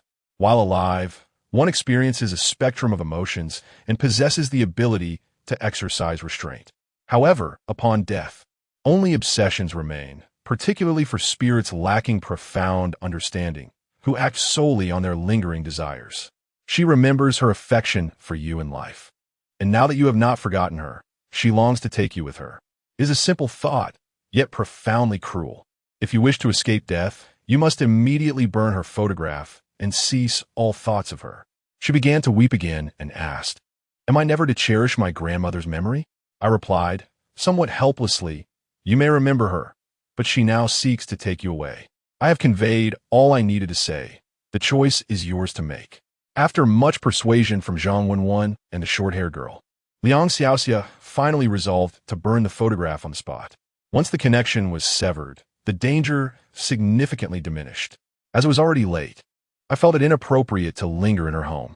After offering her a few words of comfort, I departed with Zhang Wenwen. However, considering she was a friend of Zhang Wenwen, I took out a talisman and affixed it to her door. This would prevent the old lady from entering. Liang Xiaoxia expressed her gratitude profusely, but she was undoubtedly terrified. Even after we had walked a considerable distance, the lights in her house remained on, likely because she dared not extinguish them for the rest of the night. It was already past 1 in the early morning when Zhang Wenwen, somewhat embarrassed, confessed to me that she had hurried out and forgotten her keys. Moreover, at this hour, her dormitory colleagues had long since retired to sleep, leaving her with no means to knock on the door. It took me at least 10 seconds to grasp her implication. Was she suggesting that she wanted to? Well, to be candid, I had already missed such an opportunity once before. Today, my mind was in turmoil, grappling with conflicting thoughts, when Zhang Wenwen's phone rang. Upon answering, I could hear the anxious voice of a short-haired girl. She urgently informed me that Liang Xiaoxia was having another episode, laughing and crying in her room. At that moment, a heat surged through my body, and a vivid image flashed through my mind. Just moments ago, I'd seen the old woman outside Liang Xiaoxia's door, desperately clawing at the door. At her feet was a dark, shadowy creature, roughly 2 feet tall, resembling a yellow spirit. The old woman, with an expression of fury, was shouting something while scratching at the door, which creaked ominously. The scene was utterly terrifying. Chapter 70. Capturing the spirit horse without a second thought, I seized Zhang Wenwen and dashed back. The image that had invaded my thoughts was not a mere figment of my imagination. It was a vision bestowed upon me by the celestial realm. Initially, I had assumed that the old woman was merely a minor ghost without any significant power, not realizing that she had the assistance of the yellow spirit. While the talisman could repel malevolent spirits, it might not be effective against that yellow entity. As it turned out, my instincts were correct. By the time we returned to the door, the old woman had vanished, presumably having entered the room. I approached and knocked on the door, and the short-haired girl hurried over to unlock it, gesturing towards the interior with a tearful expression. Upon my entry, I found Liang Xiaoxia rolling on the ground, caught in a tumult of laughter and tears, tugging at her hair and striking her own face. It became evident that the talisman meant to subdue her had been torn to shreds by her own hands. The elderly woman stood fuming, hands on her hips, vociferously chastising Liang Xiaoxia for her ingratitude, accusing her of seeking external means to confront her own grandmother. Nearby, a yellow-tinged spirit squatted, blinking its small eyes as if relishing the spectacle. I had miscalculated, underestimating the resolve of this elderly woman. In an instant, a certain celestial presence manifested, evoking a surge of warmth within me, compelling me to raise my hand and gesture towards the old woman. In that moment, it felt as if an invisible barrier had emerged, effectively isolating her on the other side. The elderly woman, taken aback, flailed her arms in a futile attempt to advance. Yet the barrier held firm, preventing her passage. Indeed, there was no tangible wall, and I could not perceive it with my eyes, yet in my mind, I was convinced of its existence. With the elderly woman confined, Liang Xiaoxia ceased her lamentations, sitting on the ground, her gaze timidly scanning her surroundings as she stifled her sobs. "What is it that you truly desire, old woman? Time and again, you torment your granddaughter, even enlisting a yellow spirit to aid you. If your family possesses a spiritual lineage and seeks to capture the spirit of a horse, you ought to consult a master for proper discourse. After all, she is your own kin. Is it right to behave in such a manner? If you were to drive her to despair, I would be most curious to see how you would handle the aftermath." I admonished the elderly woman with a stern expression, for it had become apparent to me that she likely belonged to a familial spiritual lineage, albeit one of lesser significance, accompanied by only a few spirits. If she were to conduct herself in a manner befitting a proper spiritual practice, especially concerning her own granddaughter, such excessive actions would be wholly unwarranted. The term refers to the act of grabbing, a phrase from the vernacular of the practitioners. It implies that the elder deity is seeking out a disciple. However, the word seeking carries a gentler connotation, suggesting a sense of fate, in contrast, and convey a more forceful and aggressive attitude.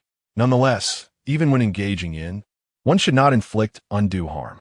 After I expressed my thoughts, the elderly woman shot me a disdainful glare and retorted angrily, "Mind your own business, you inexperienced fool. You've only just begun. Do you even know what is going on in my family? Given that I am currently under the protection of the celestial guardians." I was not intimidated and responded in kind. "Whether I have only just begun is trivial. What matters is the high cultivation of my elder deity. Should you refuse to listen to reason, let us extend our hands and ascertain who is superior." No sooner had I spoken than a formidable figure appeared in the void, a general of the Hu family, clad in black armor and helmet, exuding an imposing presence, brandishing a dark lance. I recognized this general immediately. It was the Blade King, Hu Tianbao. Previously, I mentioned that the Hall of the Disciples comprises 4 pillars and 8 supports, though interpretations vary across regions, with each master imparting distinct teachings. The four pillars represent the four family leaders, a concept that remains largely consistent. According to some accounts, the hall is said to have four prominent figures, referred to as the four great princes, collectively amounting to the eight supports. Among these princes are the Blade Prince, the Seven Stars Prince, the Soul Gathering Prince, and the Troop Retrieval Prince.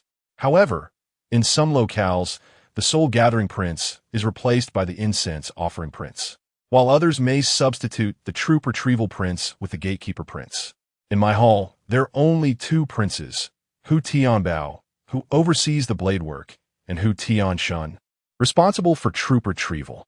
The concept of mobilizing troops is rather straightforward. The sword-wielding generals are typically responsible for breaching defenses and leading the charge. In the event of a confrontation at the hall, he assumes the role of the vanguard. Hu Tianbao and Hu Tianhu, being siblings, exemplify this principle. Wherever there is a tiger, there is also a leopard. They should not be separated. At this moment, Hu Tianbao emerged, accompanied by several celestial beings, their identities momentarily eluding me. Additionally, Zhuang Yue made her entrance. She has always been a solitary figure, choosing not to align herself with Hu Tianbao and his companions, instead standing apart, observing the elderly woman with cold detachment. The elderly woman, visibly agitated, appeared to swell with indignation, despite my efforts to encircle her. Her companion, the yellow celestial, seemed to grow anxious, blinking nervously as he addressed her. "Hey, are you leaving or not? If you choose to stay, I might just take my leave." In comparison to the celestial beings accompanying me, this yellow celestial was woefully lacking in prowess, having yet to achieve human form, and he dared not raise his voice in the presence of Hu Tianbao and his entourage. Noticing the elderly woman's refusal to depart, the yellow celestial lowered his stance, offered a timid smile to Hu Tianbao and the others, and then swiftly retreated, moving faster than a rabbit. With the yellow celestial's departure, the elderly woman found herself at a loss, yet her tongue remained sharp as she berated me. "You all have stepped forward. While I am daily coerced into a desperate situation, I have no means to offer gifts or settle debts, nor do I receive any offerings at my ancestral grave, and I am deprived of sustenance. If I do not seek you out, who else could I turn to? Mark my words, if you refuse to accept this incense offering, I shall return. Do not underestimate your celestial's power. I am not one to be trifled with."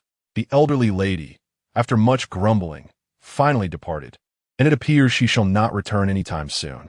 I breathed a sigh of relief and waved farewell to Hu Tianbao and the others as I escorted the celestial being away. In truth, Hu Tianbao and his companions were unlikely to take action against her. Their intentions were merely to intimidate. As she left, Hu Tianbao remarked, "This old woman has many matters to attend to. Make sure to keep an eye on her. If you fail to placate her, she will surely return in a few days." My inexperience was evident.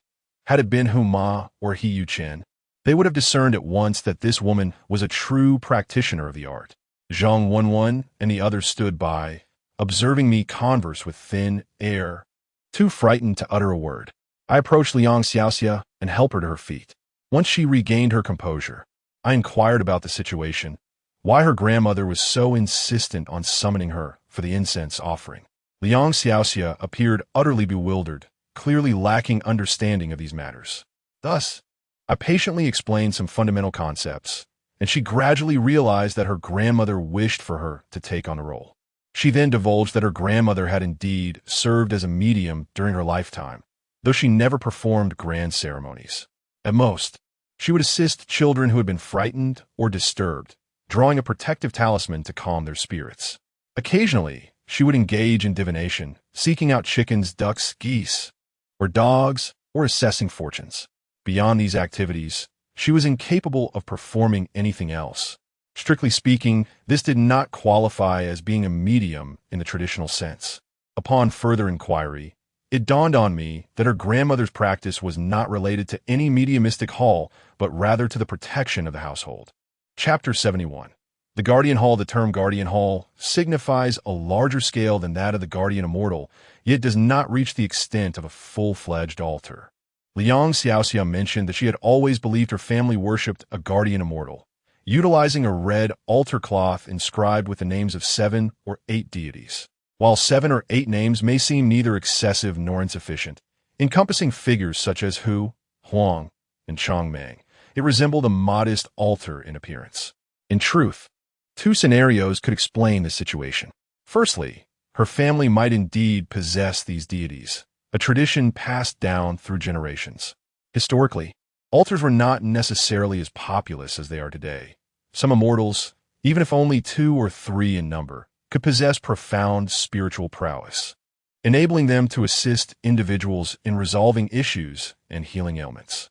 Secondly, it is possible that her family merely worshipped the guardian immortal, albeit erroneously using the red altar cloth, resulting in an increasing number of deities manifesting in their home, gradually transforming it into a guardian hall. Typically, a guardian hall encompasses additional functions beyond those of an ordinary guardian immortal, as the deities also harbor aspirations for merit and require disciples to lead them. However, it does not equate to a full-fledged altar, and the capabilities of the disciples are rather limited. Generally speaking, the spiritual attainments of the immortals are not excessively high. The term leading the immortals is a colloquial expression among spirit mediums, synonymous with offering incense. Liang Xiaoxia further recounted her childhood struggles with ailments, during which her grandmother encouraged her to pay homage to a fox deity listed on the altar as her dry grandmother. Following this act, her health significantly improved. For many years, it is said that this dry grandmother consistently protected her.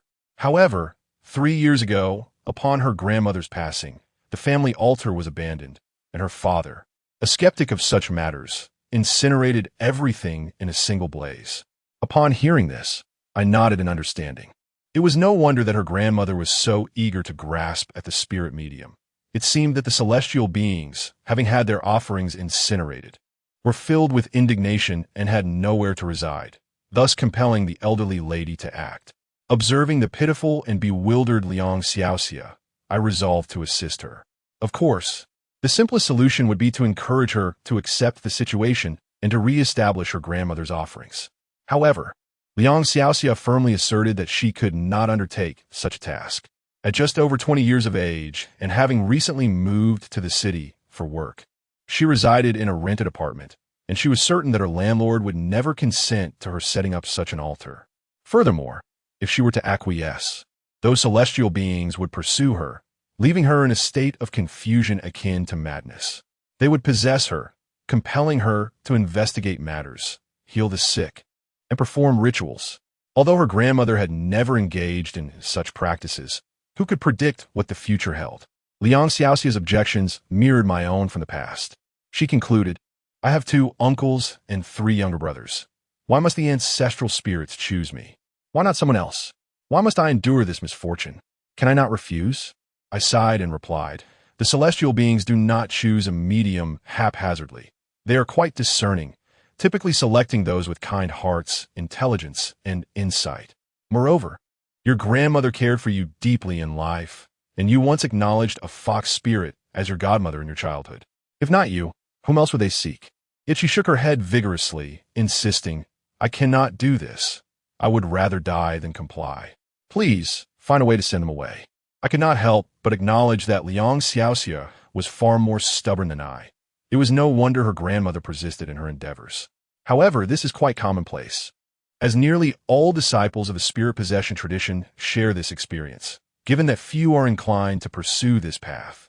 Another reason is that many disciples possess a stubborn, forthright nature, often speaking their minds without reservation.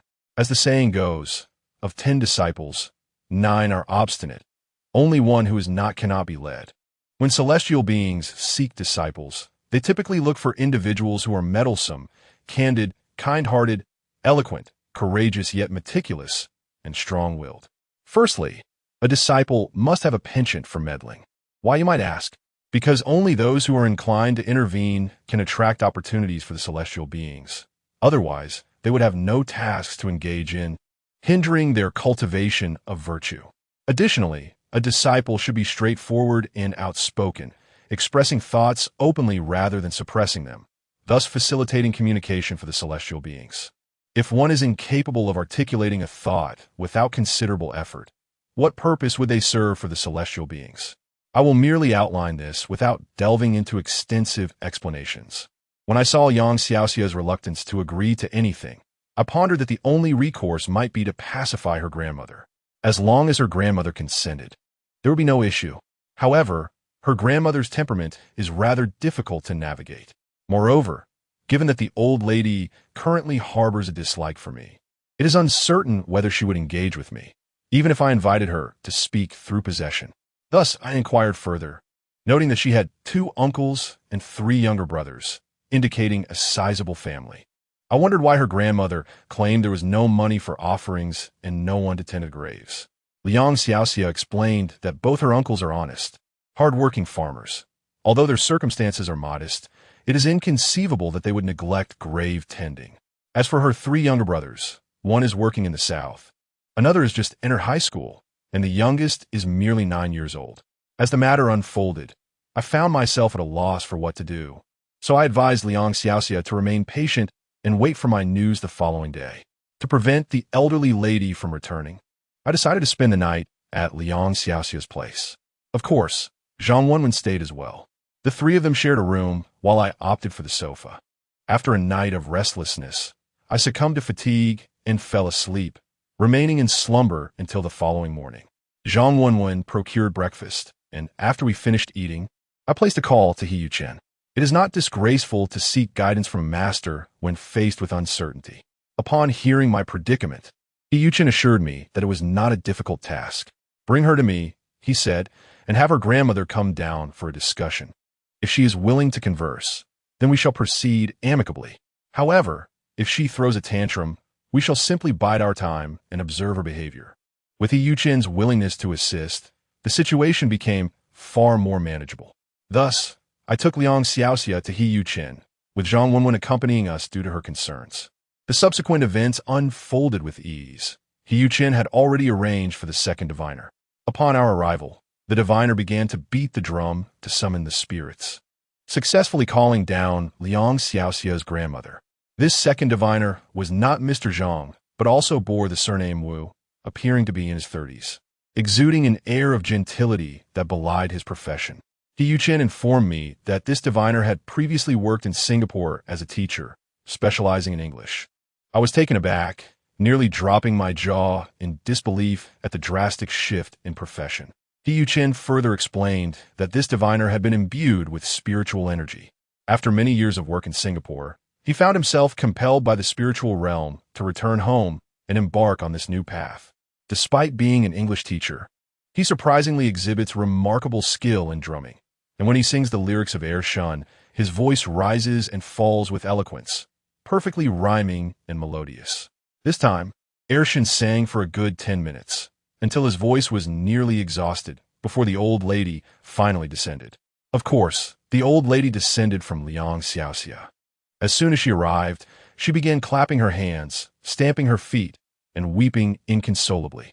After weeping for quite a while, she finally spoke, lamenting that all the elderly women in the village had already participated in the ritual, receiving blessings, and she felt the most unfortunate of all, as her family had burned the offerings for her, hoping her granddaughter would carry on the tradition, but the granddaughter refused.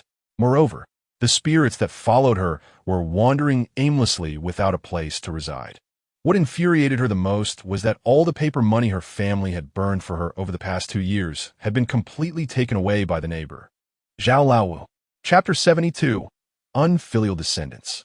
It was the first time I had heard that someone could have their offerings snatched away while visiting a grave. Upon further inquiry, I discovered that the old lady's grave was adjacent to that of Zhao Laowu in their village. Although they were neighbors, the standards of their graves were worlds apart. The old lady lamented that Zhao Laowu's family was affluent, and their burial site was impressively constructed, surrounded by a wall, with a cemented area in the middle, and a grave made of bricks, adorned with a high-quality tombstone. In contrast, her grave stood lonely beside it, lacking a wall or brickwork with the cheapest kind of tombstone, upon which the inscription was even misspelled. When it rained, Zhao Lao's grave remained undisturbed while hers was inundated with water. causing the area before her grave to be a continuous stream.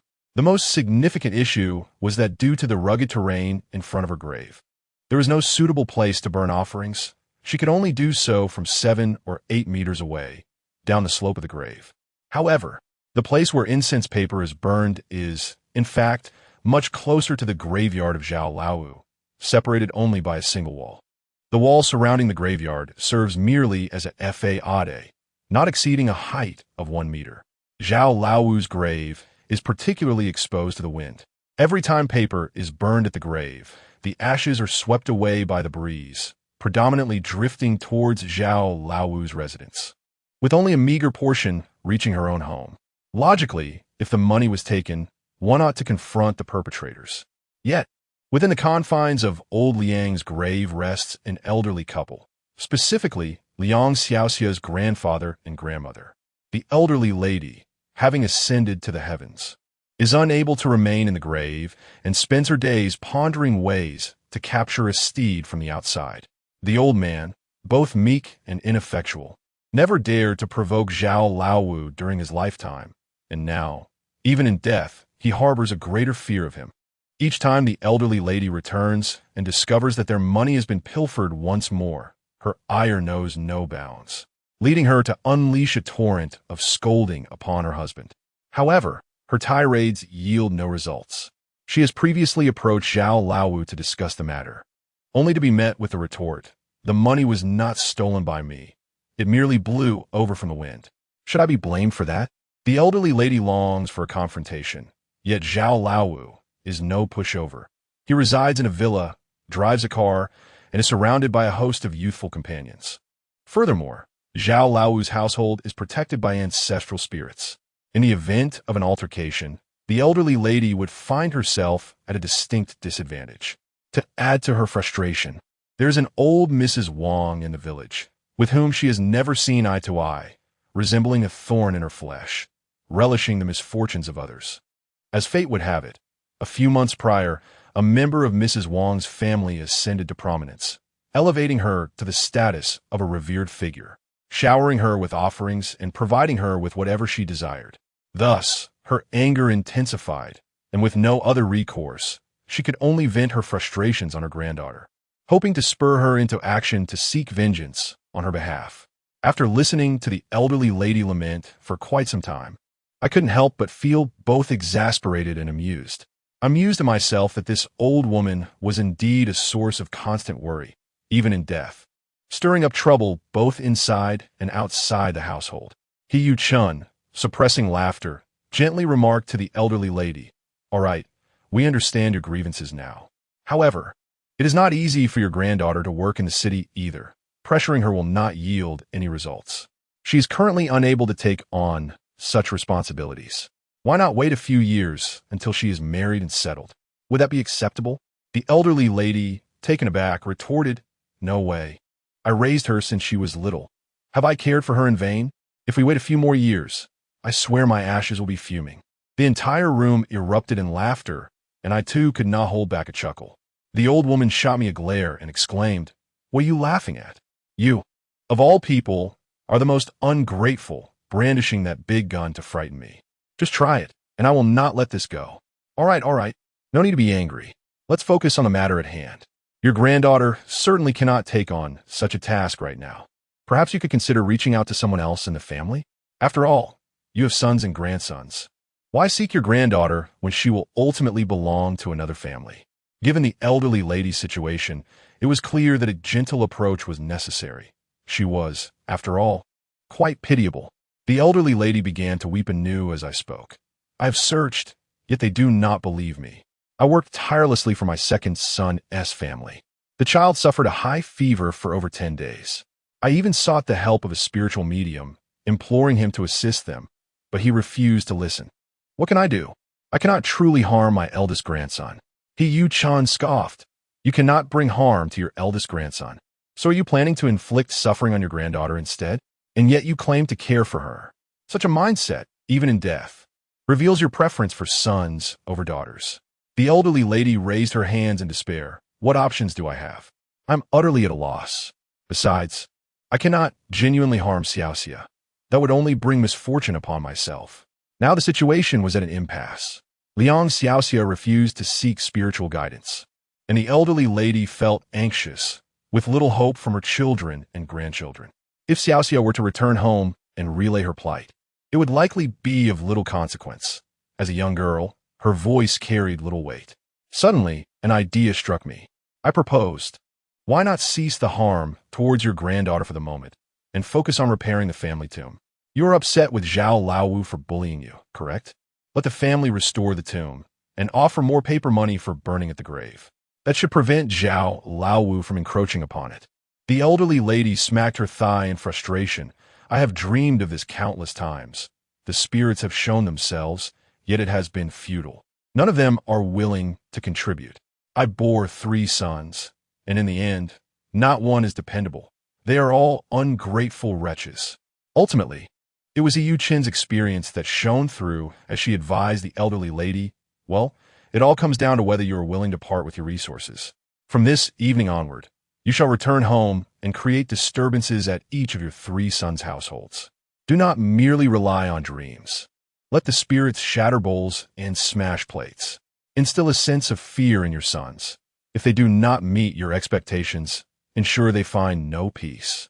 The elderly lady hesitated for a moment, expressing concern about becoming the subject of gossip in the village. Yu Chen chuckled, reassuring her that there was no shame in this. Rather, it would demonstrate her spiritual prowess. Consider, for instance, Mrs. Wang from the village who has already taken to the temple. What do you lack? If you cannot even tend to the grave, the villagers will have even more to gossip about. I added with embellishment that as long as they yield, the next steps would be straightforward. Should you wish for someone to lead the spirits, simply seize them, and those who dare to defy shall face consequences. The elderly lady finally grasped the idea, slapping her thigh in determination. Then I shall go all out. Tonight, I will return home to cause a ruckus. Those rascals are my own flesh and blood. Who dares to defy me shall be dealt with. In summary, after much deliberation, we concocted this mischievous plan, and the elderly lady stormed off, spirits in tow, leaving a gust in her wake that even knocked over a broom at the entrance. When Liang Xiaoxia regained her composure, we recounted the elderly lady's words, and she expressed her astonishment, mentioning that her father was notorious for his frugality. Among the 3 brothers, her father was the most well-off, yet he always leaned on his 2 younger siblings. As for her uncles, despite their honesty, they were each more miserly than the last, living their lives with meticulous calculations, even opting for the cheapest paper for her grandmother's grave, fearful of incurring a loss. When her grandmother passed away, the 3 brothers nearly came to blows over funeral expenses. Now, attempting to persuade them to tend to the grave seems to pose quite a challenge. Yu Chen smiled at her and said, this time the old lady is quite determined. It is likely to have some effect. Tomorrow, give your family a call, embellish it a bit, and coordinate with your grandmother to strive for your father to repair her grave. However, resolving this matter won't be swift. It will probably take a few days. I couldn't help but chuckle. Indeed, it was a collaboration of the living and the supernatural, all aimed at addressing the ingratitude of the 3 brothers of the Liang family. In Chapter 73, The Ancestral Secret, it can be said that Yu Chen and I have significantly aided Liang Xiaoxia, successfully redirecting the focus and allowing the old lady to return home to confront her sons. Liang Xiaoxia felt a pang of anxiety, expressing that her grandmother was domineering while alive, having bullied her grandfather and shown little maternal affection towards her 3 sons. Yet she had always treated Liang Xiaoxia well. Now, with her grandmother returning to stir trouble, would it not lead to dire consequences?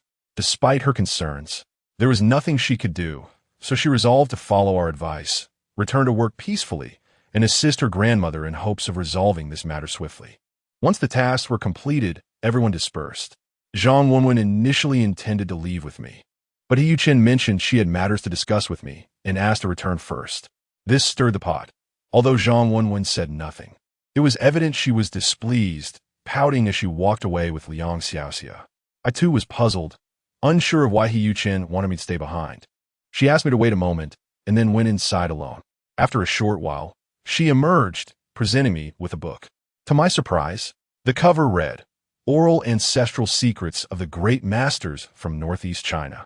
Upon opening the book, I found it filled with handwritten notes. Somewhat hasty in script, yet remarkably detailed. It chronicled the origins of the Northeast spirit medium practice, the distinctive customs of various celestial beings, and the methods for interpreting incense, investigating matters, drawing talismans, exorcising spirits, taking pulses, diagnosing hysteria, overcoming malevolent forces, and communicating with the divine. Indeed, it resembled a miniature encyclopedia on spirit mediumship.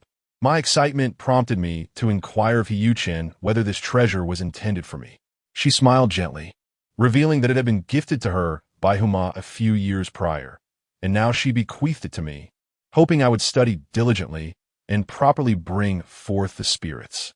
She conveyed that the celestial beings faced great challenges, as their practices stemmed from animal-like cultivation and were not recognized by orthodox traditions.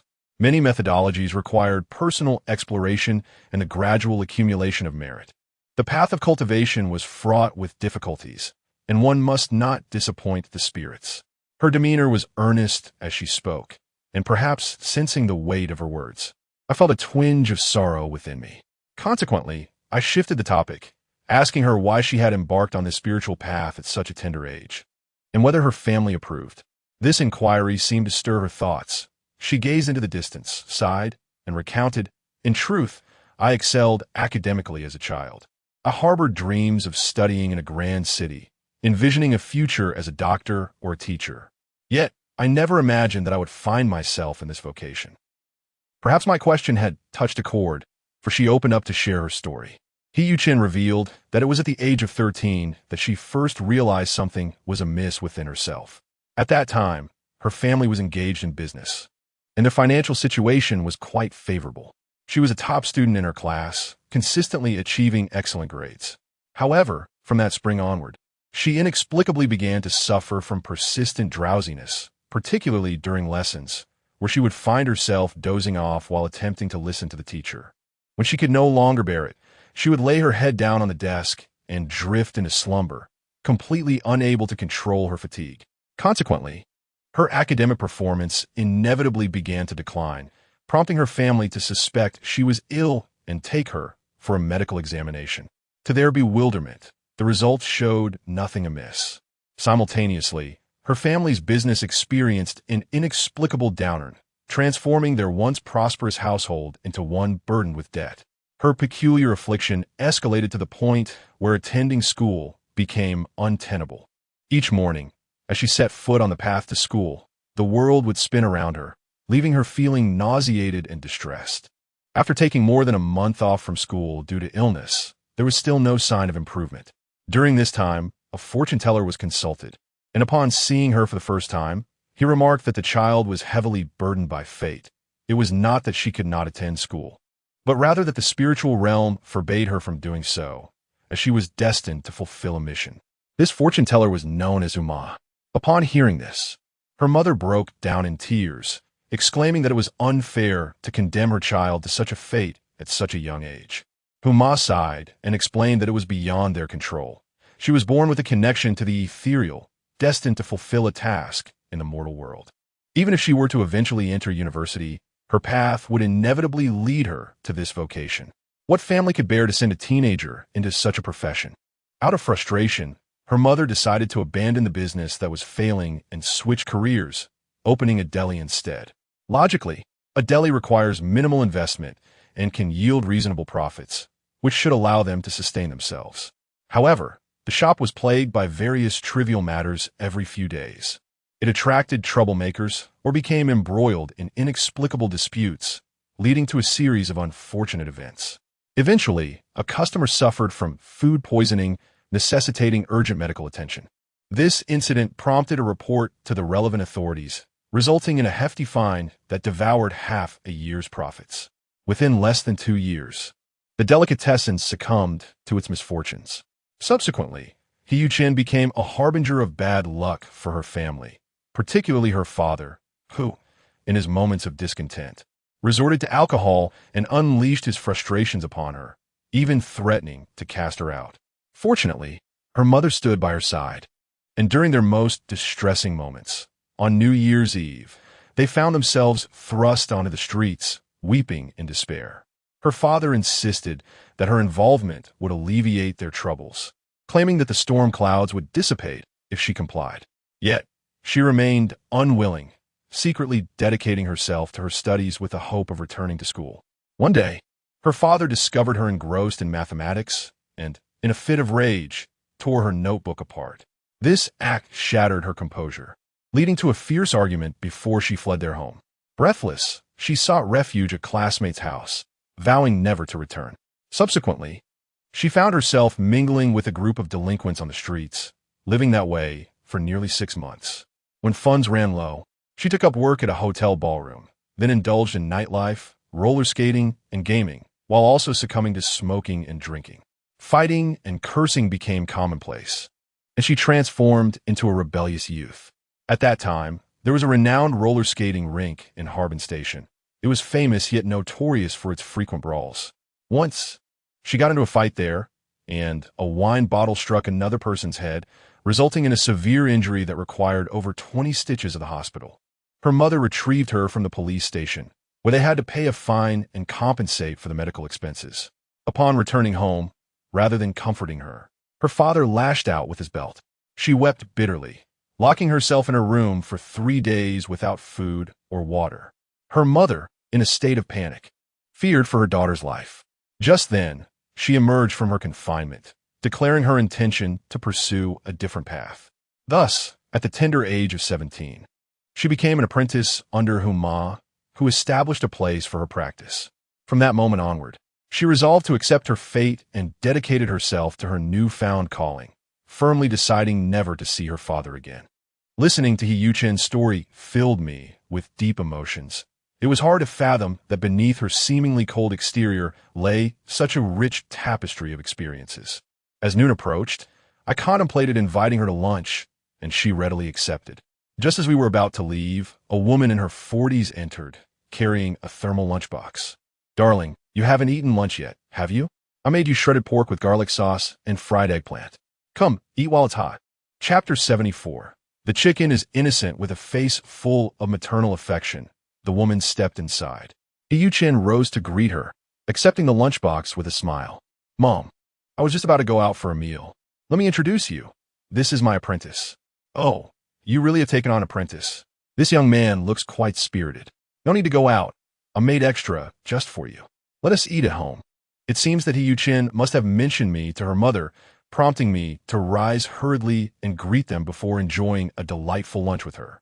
In the presence of her mother, Hiyuchen finally exhibited a semblance of youthful charm, playfully urging me to partake in the meal. To speak candidly, the fish-flavored shredded pork was remarkably exquisite, rivaling that of any restaurant, and the fried eggplant was equally delectable, accompanied by fragrant rice. I indulged in 3 bowls in one sitting. Her mother, delighted by my enthusiastic praise of the dishes, later ventured out to buy us ice pops, perhaps viewing us as children once more. I savored a long-lost sense of maternal affection. During our casual conversation, I inquired of Hiyuchen about the adage that no Hu Huang crosses the Shanhaiguan, pondering why the individual surnamed Wu, even in Singapore, could not evade capture by the celestial beings. Before Hiyuchen could respond, her mother interjected, remarking that such sayings have lost their relevance in contemporary times, as the Qing dynasty has been gone for many years. Reflecting on this, I recalled that the original decree was purportedly established by either Emperor Kangxi or Qianlong, ostensibly to ensure the protection of the northeast dragon vein by forbidding celestial beings from crossing the pass. With the fall of the Qing, it was evident that such regulations had long since been rendered obsolete. In this moment, I gained a deeper understanding of Hiyuchen, and I must admit, I felt a twinge of compassion. I am without a home, while she faces the pain of an unreachable one. Her earlier words echoed in my mind. Does having a home guarantee happiness? Will the next life be any better? Life is so exhausting. I would rather pursue immortality. At last, I comprehend the sentiment behind her words. Indeed, the journey of life can be arduous. If the next life might prove even more challenging, and if the pursuit of immortality could grant me respite from my worries, I would certainly embark on that path. Upon returning home, I continue to lead a humble existence. Yet each evening before 10 o'clock, I return my vehicle and engage in quiet meditation in the hall, perusing the ancestral tome gifted to me by He Yu Chen, relishing in my own sanctuary of tranquility and peace. Huang Tianhua visits me almost every night, sharing brief conversations, and I often seek her counsel whenever uncertainties arise. As she departs each day, she kindly informs me of the current time, and upon opening my eyes to verify, I find her accuracy is almost unfaltering. This only serves to bolster my confidence further. As days pass, I feel a profound transformation within myself. Even when encountering ill-mannered passengers while driving, I find myself unperturbed. After all, as a practitioner of immortality, what need do I have to engage in petty disputes with mere mortals? Indeed, during that period, I often contemplated the mundane existence of others, observing the bustling crowds on the streets, and I experienced a sense of transcendence. He Yu Chen remarked that my journey into the world of the supernatural has been relatively smooth. Many individuals encounter a phase of disorientation after establishing their foundations, often succumbing to self-doubt. Some, eager to profit from their connections with older practitioners, inadvertently stray from their true path. Regarding wealth, perhaps due to my youth and solitary status, I possess little understanding of its significance. I merely feel content with having enough to spend. Why strive for more? Furthermore, the ominous trials of my 3-year tribulation have yet to manifest, and I remain uncertain about my ability to endure or even survive.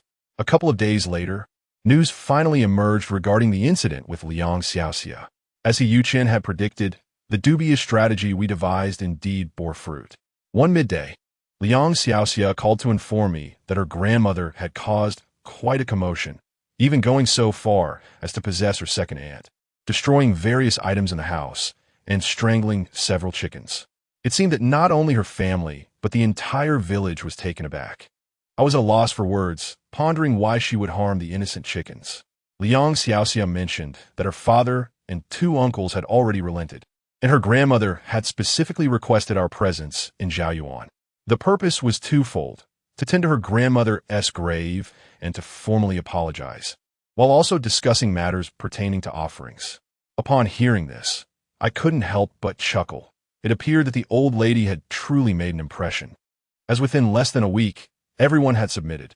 However, I informed Liang Xiaoxia that resolving this matter would require 2,000 yuan, and if we were to visit in person, an additional 1,000 would be necessary. Moreover, the costs associated with tending to the grave were not included, as that was the responsibility of Uncle Ma. In reality, a sum of around 1,000 yuan would suffice, given that Zhaoyuan was only a little over 100 kilometers away, and with the grave tending, a few hundred more would be adequate. After all, during that era, many individuals earned merely around 1,000 yuan a month. Even hosting a modest gathering would only cost a few hundred yuan. Yet, I was keen on having them part with a bit more money, as this family was notoriously stingy even with their own parents. They shouldn't benefit without some cost.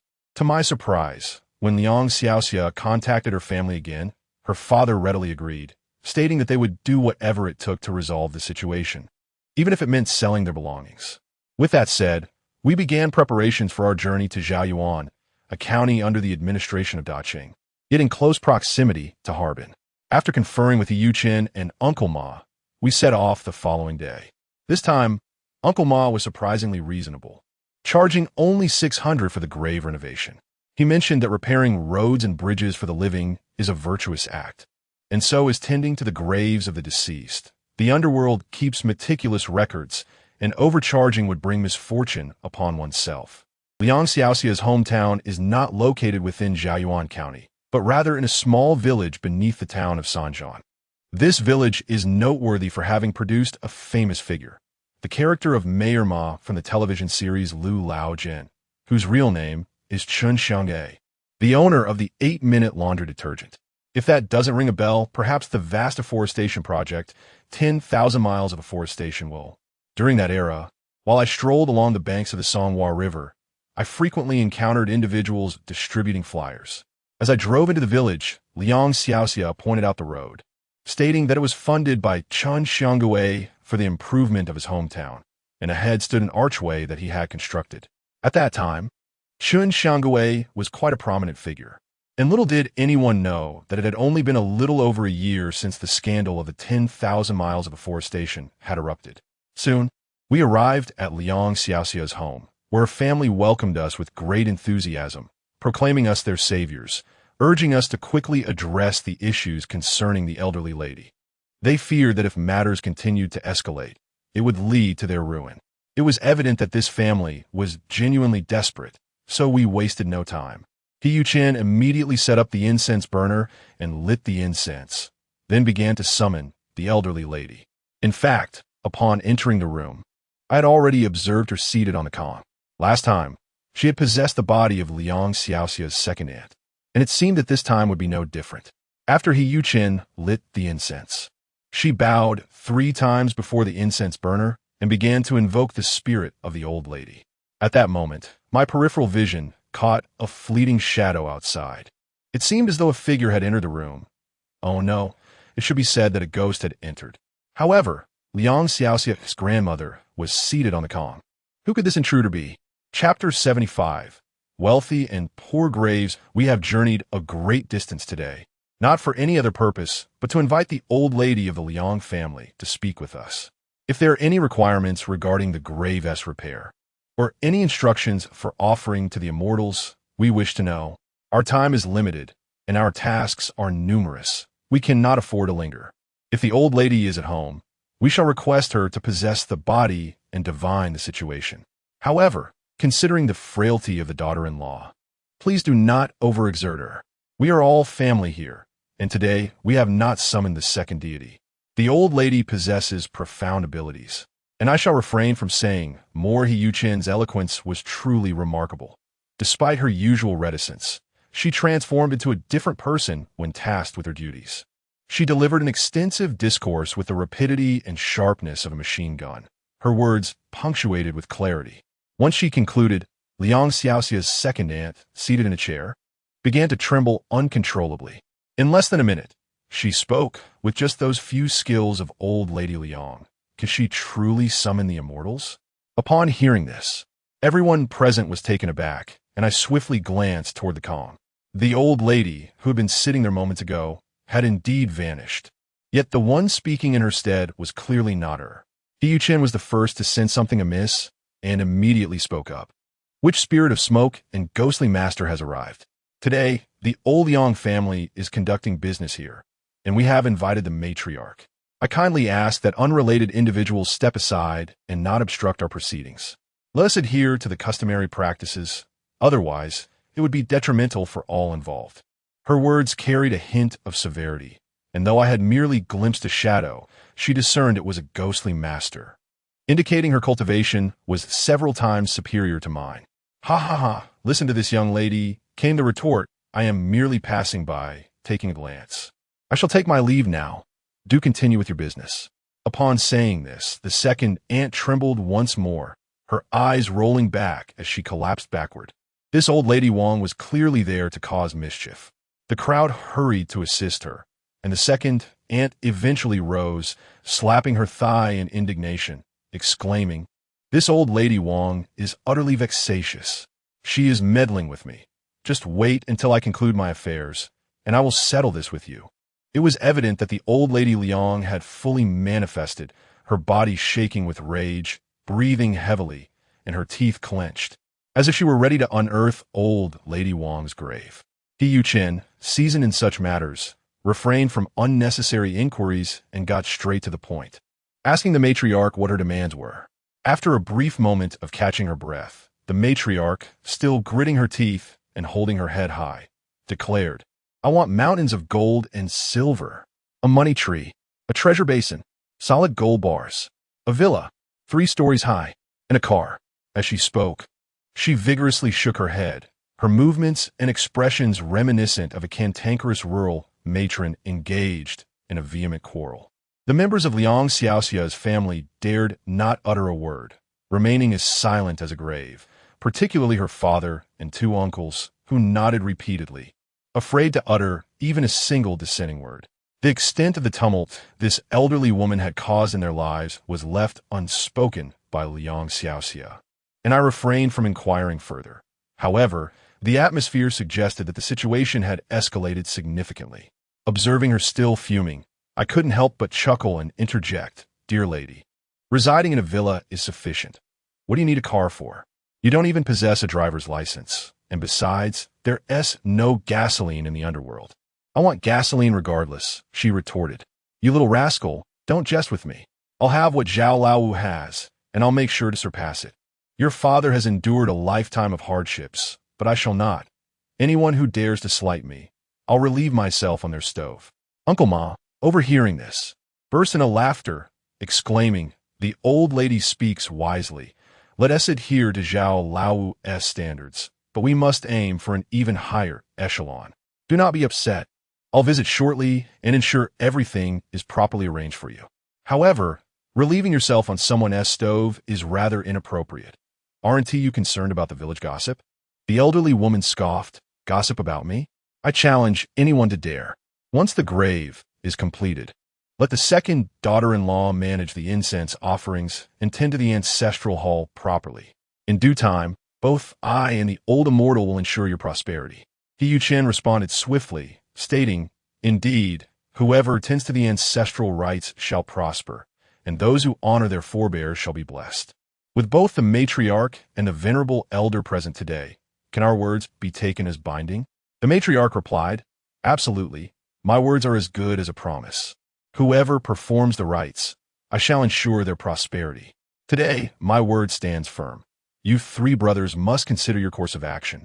At this, the three brothers exchanged glances. Urgency etched upon their faces. The seemingly docile second brother spoke up first. "Mother, I will heed your wishes. Once the tomb is completed, let my wife take on the rites, and you and the elder shall visit our home." The eldest brother quickly chimed in, "Mother, the second brother's wife is frail and cannot endure the strain. It will be better for Xiaoxia to handle the rites, as you have always favored her." The second brother interjected, "It's no problem. My wife may be weak, but she is well suited for the rites. If necessary, my son can take over." At this moment, the youngest brother realized the situation.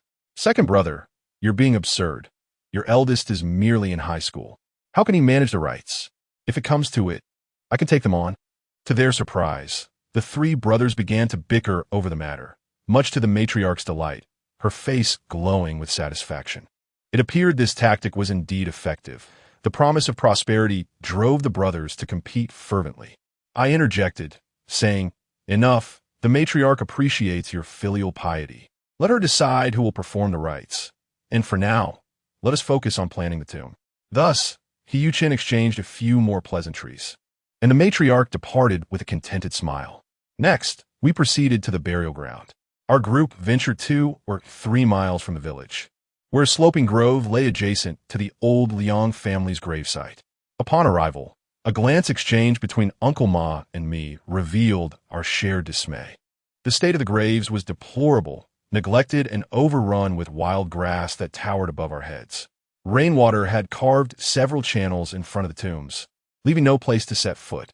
As the saying goes, a poor grave signifies a poor ancestor, leading to generations of impoverishment. This wisdom cannot be overlooked. One can hardly blame the elderly lady for her ire. If my descendants were to tend to my grave in such a manner, I would surely retaliate in kind. In stark contrast, we observed the burial ground of Zhao Laowu, which exuded opulence. The ground was paved with concrete, surrounded by red brick walls, and the gravestones stood erect and proud, set atop mounds of red brick. This family cemetery contained 4 tombs, each adorned with an array of offerings, fruits, pastries, fresh flowers, and even a bottle of erguo too.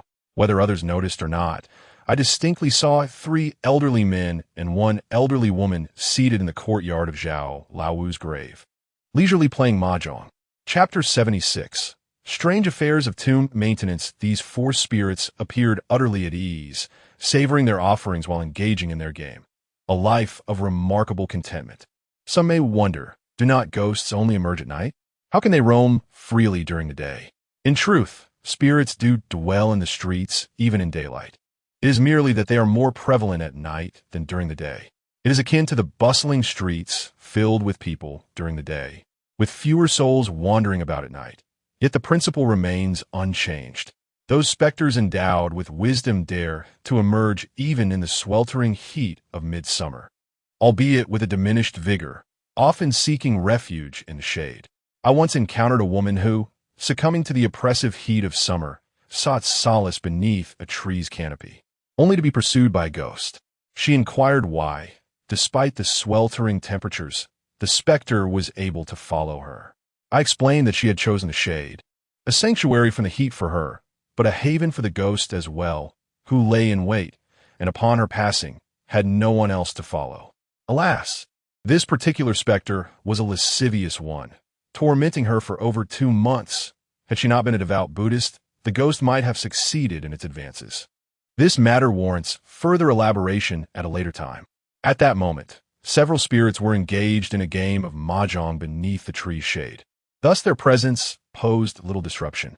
Observing us as we measured and prepared the grave, one long-faced specter, who I surmised to be Zhao Laowu, gazed upon us with a countenance of schadenfreude. Yet he adhered to the unspoken rules and refrained from intruding. Uncle Ma promptly conveyed the details of the grave restoration to the Liang brothers, who dared not slacken their efforts, diligently taking notes. In truth, Uncle Ma's role was merely to articulate the plans, leaving the procurement of labor and materials to others. Following his directives, all necessary items were assembled by afternoon, and Uncle Ma selected an auspicious moment to commence work at dawn the next day. Restoring a grave is considerably less complex than relocating one, with fewer taboos to navigate. The initial task involved clearing the surrounding weeds, cutting down low-hanging branches, and uprooting any crooked trees, ensuring that nothing was left behind. This graveyard, also referred to as a resting place, bears a striking resemblance to the existence of the living, as it too emphasizes the importance of cleanliness and tidiness. For families possessing ancestral graves, it is imperative to engage in regular maintenance and repairs, for negligence is not an option. Should our forebears find themselves in discomfort, the descendants are unlikely to flourish. Particularly, the overgrown weeds, low-hanging branches, and thickets must be removed, as they symbolize the trivialities of familial affairs. Only by ensuring a pristine environment can life proceed smoothly and prosperously. Tall and majestic trees beside the grave signify the potential for descendants to achieve greatness, while crooked and twisted ones hint at unworthy progeny. Although these notions may not be absolute, the customs surrounding funerals have been passed down through millennia in our land. Thus, it is wise to heed and believe in the wisdom of our ancestors, provided one does not become overly obsessed. Next, there's the task of filling the grave with earth, also known as soil cultivation, which follows specific protocols. Initially, a shovelful of earth is excavated from the original grave and set aside for later use. Liang Laoda and his team transported several carts of soil from afar to elevate the grave mound.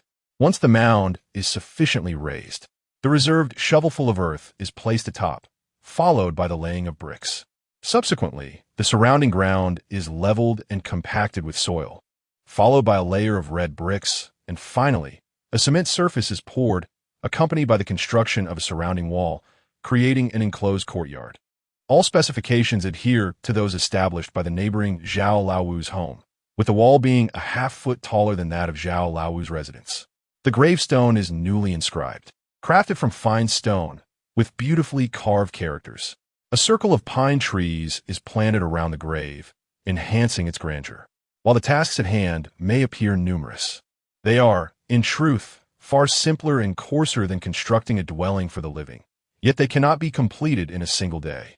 At the earnest request of the Liang family, we stayed here for a night, intending to complete the preparations for the old lady's ancestral hall before departing. However, the following morning, we were met with peculiar news. The individuals who had been tending to the grave the previous day had all succumbed. Some were afflicted with stomach ailments, others with fevers, and one was shivering uncontrollably, insisting that someone had stuffed ice cubes down his neck. This was indeed a strange occurrence. We hastily made our way to investigate, and it was true. Those men had collectively fallen ill, with none spared from the affliction. Uncle Ma's countenance shifted dramatically, and he exclaimed in anger, "It must be that Zhao Lao's doing. He was present yesterday, while we were at the grave, and exhibited a most unsavory demeanor. I initially intended to disregard him, but this fellow actually dared to resort to foul play. Just wait, I shall deal with him immediately." Uncle Ma seldom allowed his temper to flare, but when he did, he meant business. If he claimed he would confront Zhao Lao, it was likely that misfortune awaited the latter. Nonetheless, He Yuchen intervened, advising Uncle Ma, "Calm yourself, uncle. After all, the two families share a graveyard, and they will be neighbors. If you confront him now, their enmity will only deepen." He Yuchen proposed that the family's elder, Old Bei Wang, visit Zhao Laowu to assess the situation and attempt a reconciliation. Should Zhao refuse to heed his counsel, then action could be taken. However, she harbored some concerns about Old Bei Wang's temperament. What if he resorted to violence upon arrival? After contemplating the situation, I suggested an alternative approach. Rather than sending both parties to confront one another, it would be wiser for me to dispatch someone to Zhao Laowu first to gauge his intentions. If that proved ineffective, we could then enlist Old Bei Wang's assistance. They all consented, so I instructed He Yuchen to draft a formal document expressing his stance, which was subsequently burned at the entrance. The only person I could rely on for the task was Wu Xiaoshan. He emerged, took the document, and departed. I informed He Yuchen that he was going to my establishment's Tongyin Tongzi, who was the 6th in rank. He Yuchen remarked, "Little Lu is working hard. As long as we deliver the letter, if he is amenable and releases a few workers, all will be well. If not, return and inform us." Wu Xiaoshan scoffed, expressing his dissatisfaction. "You younger generations lack basic courtesy. I have been dead for decades, and you cannot even address me as 6th master." This was a private jest known only to me, and after he left, I offered a wry smile to He Yuchen. She was initially taken aback, then burst into hearty laughter. She said, "Your Tongyin Tongzi is quite amusing. He was merely a teenager at the time of his demise, yet desires to be called 6th master. Allow me to tell you about my family's Old Bei Wang. He was once a bearded bandit, a man of violence. Ordinary spirits tremble at his presence. I was aware of the formidable reputation of the Old Bei Wang, yet I remained unfazed, for my family's Old Bei Wang had commanded legions in the underworld. Before long, Wu Xiaoshan returned, informing me that the letter had been delivered, but Zhao Laowu stated that this matter did not concern him. He claimed he did not intend to bully the old Liang family. It was merely a lesson for Mrs. Liang, who had been quite arrogant in life. The instigator of the disturbance was Mrs. Wang. Zhao Laowu further stated that in order for the old Liang family to successfully conduct the burial, they must clarify a matter from years past with the old Wang family. Otherwise, the enmity between the two families would remain unresolved, and the issue would persist. Chapter 77. The Dead Child. After much ado, it became evident that there was a grudge between these two families, suggesting that the old Liang family had not been entirely forthright. Thus, I instructed Liang Xiaoxia to summon her father. The three of us sat before one another, and Uncle Ma, with a decisive thump on the table, demanded that they disclose the truth about the animosity they held towards the old Wang family. The three brothers exchanged bewildered glances, seemingly unaware of the situation at hand. Ultimately, Liang Xiaoxia brought her great-aunt, an elderly woman who settled onto the Kong, a traditional heated bed, and addressed the three men. "I am well aware of this matter. Years ago, Mrs. Wang had a child who was merely 3 months old, and it was due to your mother that the infant met an untimely demise." She continued, explaining that this incident had occurred several decades prior, and few remained who were privy to it. At that time, both elderly women were young brides in their 20s, and they shared a cordial relationship, almost akin to a sisterhood. In those rural times, purchasing garments was rare. They crafted their own clothing by hand. Mrs. Wang possessed remarkable sewing skills and was known for her warm-heartedness. One winter, Mrs. Liang sought her assistance in making a pair of cotton trousers. At that time, Mrs. Wang had recently given birth and had laid her baby on the Kong while she went to help Mrs. Liang. Upon her return home, after completing the task, she discovered a grave situation had unfolded. In northeast China, winter warmth was obtained by heating the Kong, and fearing her child would be cold, Mrs. Wang had added a handful of firewood to the Kang's opening before leaving. Unexpectedly, the fire blazed too fiercely, and the child, swathed in heavy blankets, succumbed to the stifling heat before Mrs. Wang returned home. The infant had already lapsed into unconsciousness, leaving no opportunity for rescue, and thus perished in a tragic manner. While it is true that Mrs. Wang neglected to supervise her child adequately, the root of the calamity lay in her assistance to Mrs. Liang in crafting cotton trousers. Throughout this ordeal, Mrs. Liang never uttered a single word of apology. Consequently, a bitter enmity developed between the two women. Though outwardly unspoken, a deep-seated resentment festered within them. Mrs. Liang, too, harbored discomfort, feeling that while she had indeed received help in making the trousers, it was not her fault that the fire was kindled in Mrs. Wang's stove. For decades hence, the two women engaged in a silent rivalry, each unable to tolerate the presence of the other. Until her death, Mrs. Wang awaited an apology from her former friend, yet the animosity remained unresolved. Now, as Mrs. Wang stands before the altar, having assumed the role of a memorial figure, she deliberately disrupts the peace, seeking to undermine the Liang family and, particularly, to make life difficult for Mrs. Liang. This sheds light on the misfortunes that have befallen Mrs. Liang's household, as she carries the weight of a life owed and offers no apology. In rural life, the demise of an infant may not be regarded as particularly unusual, given the historical struggles with living conditions and medical care. However, a child is a piece of one's own flesh. To have caused the death of a healthy child merely for the sake of sewing trousers, and to offer no remorse, is indeed a grave injustice. In contemporary times, such a matter would undoubtedly lead to legal action. The matter is not particularly difficult to resolve. It fundamentally revolves around reason. If Mrs. Liang wishes to proceed with the grave restoration smoothly, she must first extend an apology and adopt a conciliatory stance. Should she remain obstinate and unyielding, indifferent to the consequences, we shall refrain from intervening further, allowing her to confront Mrs. Wang on her own. However, we cannot take a stand in this matter. As the saying goes, the one who ties the bell must untie it. After deliberation among the Liang brothers, they decided to visit the Wang family in hopes of finding a way to communicate and resolve the issue. The Wang family now has a temple, and the spokesperson is Mrs. Wang's daughter. Their lineage has long been rooted in incense offerings, having been disconnected for several generations until now.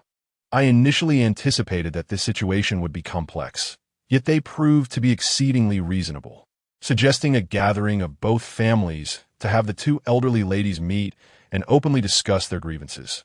Everyone seemed to agree with this proposal, but upon further reflection, I found it rather inappropriate.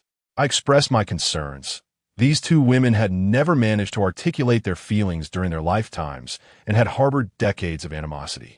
If we were to invite them both together now, a confrontation would undoubtedly ensue.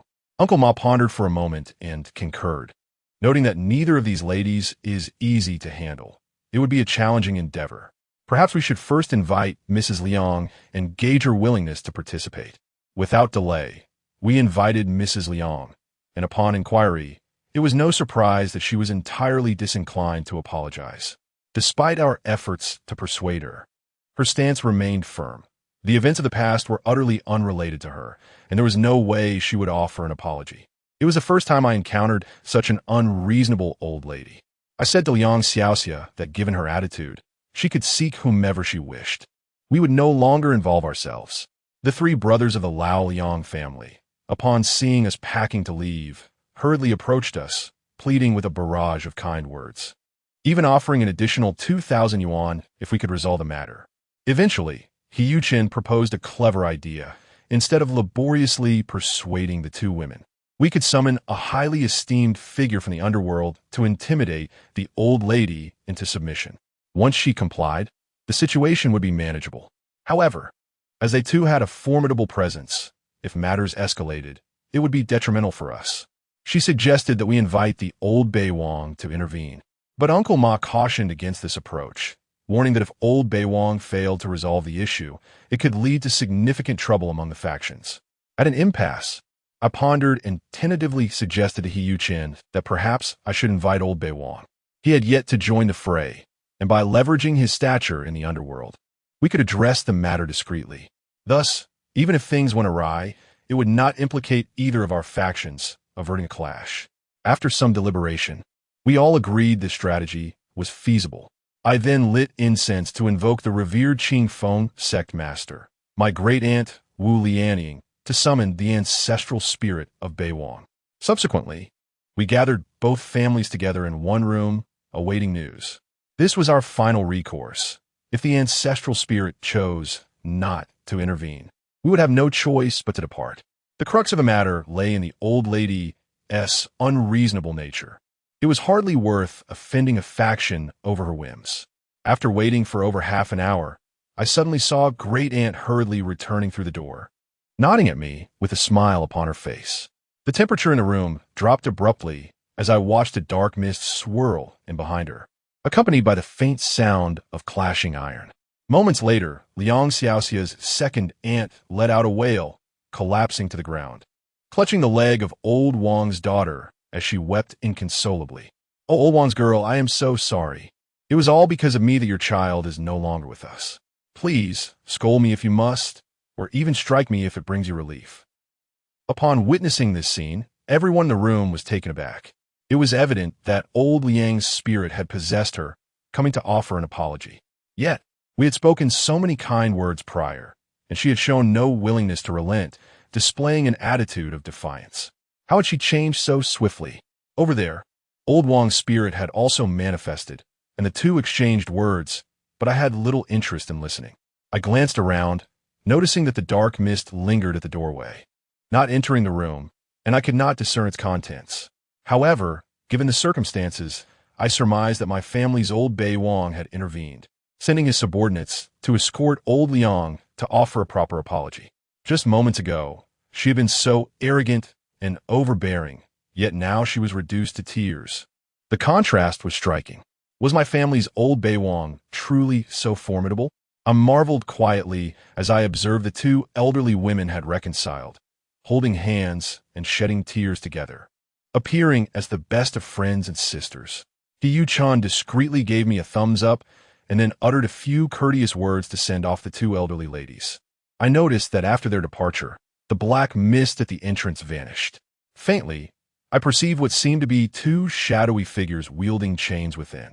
In the blink of an eye, a brewing storm dissipated into nothingness. Everyone appeared to be in high spirits, and the workers quickly resumed their tasks, rejuvenated. The remaining matters were rather straightforward.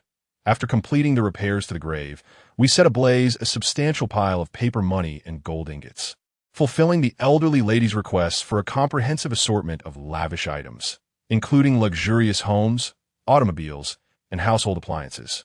It was as if we had suddenly ascended to affluence, transforming into wealthy gentlemen. The elderly lady was elated, and during the burning of the paper offerings, her late husband also appeared, showering us with gratitude. Both Yu Chun and I witnessed this, yet we exchanged only silent smiles, refraining from uttering a word. Subsequently, it was time to attend to the celestial matters. After He Yu Chun sought the guidance of the deities, it was revealed that the ancestral spirits of the Liang family were insufficient to establish a proper altar. They could only erect a guardian spirit. To avert future complications, the altar list was inscribed on yellow paper, with the corners folded, signifying that no further recruits would be sought, and thus, it would not evolve into an altar of its own. The deities appeared somewhat dissatisfied, yet they had little choice. The fact that they were being venerated was already a considerable blessing. However, I surmised that these spirits might not be entirely content and would likely impart some insights and abilities to Aunt Liang Xiaoxia, allowing her to perceive certain matters with ease. As for whether they would genuinely bless the Liang family with prosperity and smooth sailing in the future, that was no longer our concern. Indeed, that Zhao Laowu is quite cunning. Upon witnessing the resurrection of the protective deity of the Lao Liang family, he displayed his perceptiveness by presenting 2 bags of gold ingots as a congratulatory gift, thus easing tensions between them. It is said that even in this realm of spirits, the intricacies of human relationships persist, There exists an understanding of the strong and the weak, along with a unique undercurrent of ghostly society. Following this incident, my curiosity regarding Lao Bei Wang intensified. During my evening meditations, I endeavored to establish communication with him, yet I was met with failure each time. At times, while gazing at the name inscribed in the hall, I longed to reach out to my father and inquire about his well-being in the afterlife. When I initially embarked on this journey, I contemplated the potential benefits. At the very least, I would be able to converse with my father. Regrettably, my attempts at communication were fruitless, and I could only conjure fleeting images of him in my mind, clad in black garments, standing in a pitch-black space, silent yet smiling gently at me. I sought counsel from He Yu-Chen regarding my persistent inability to connect with my father. She explained that this was due to his lack of spiritual prowess. He was merely an ordinary ghost, much like my grandparents who, despite having passed away some years ago, had died of natural causes. Such spirits typically possess little to no spiritual power, at best being akin to minor apparitions.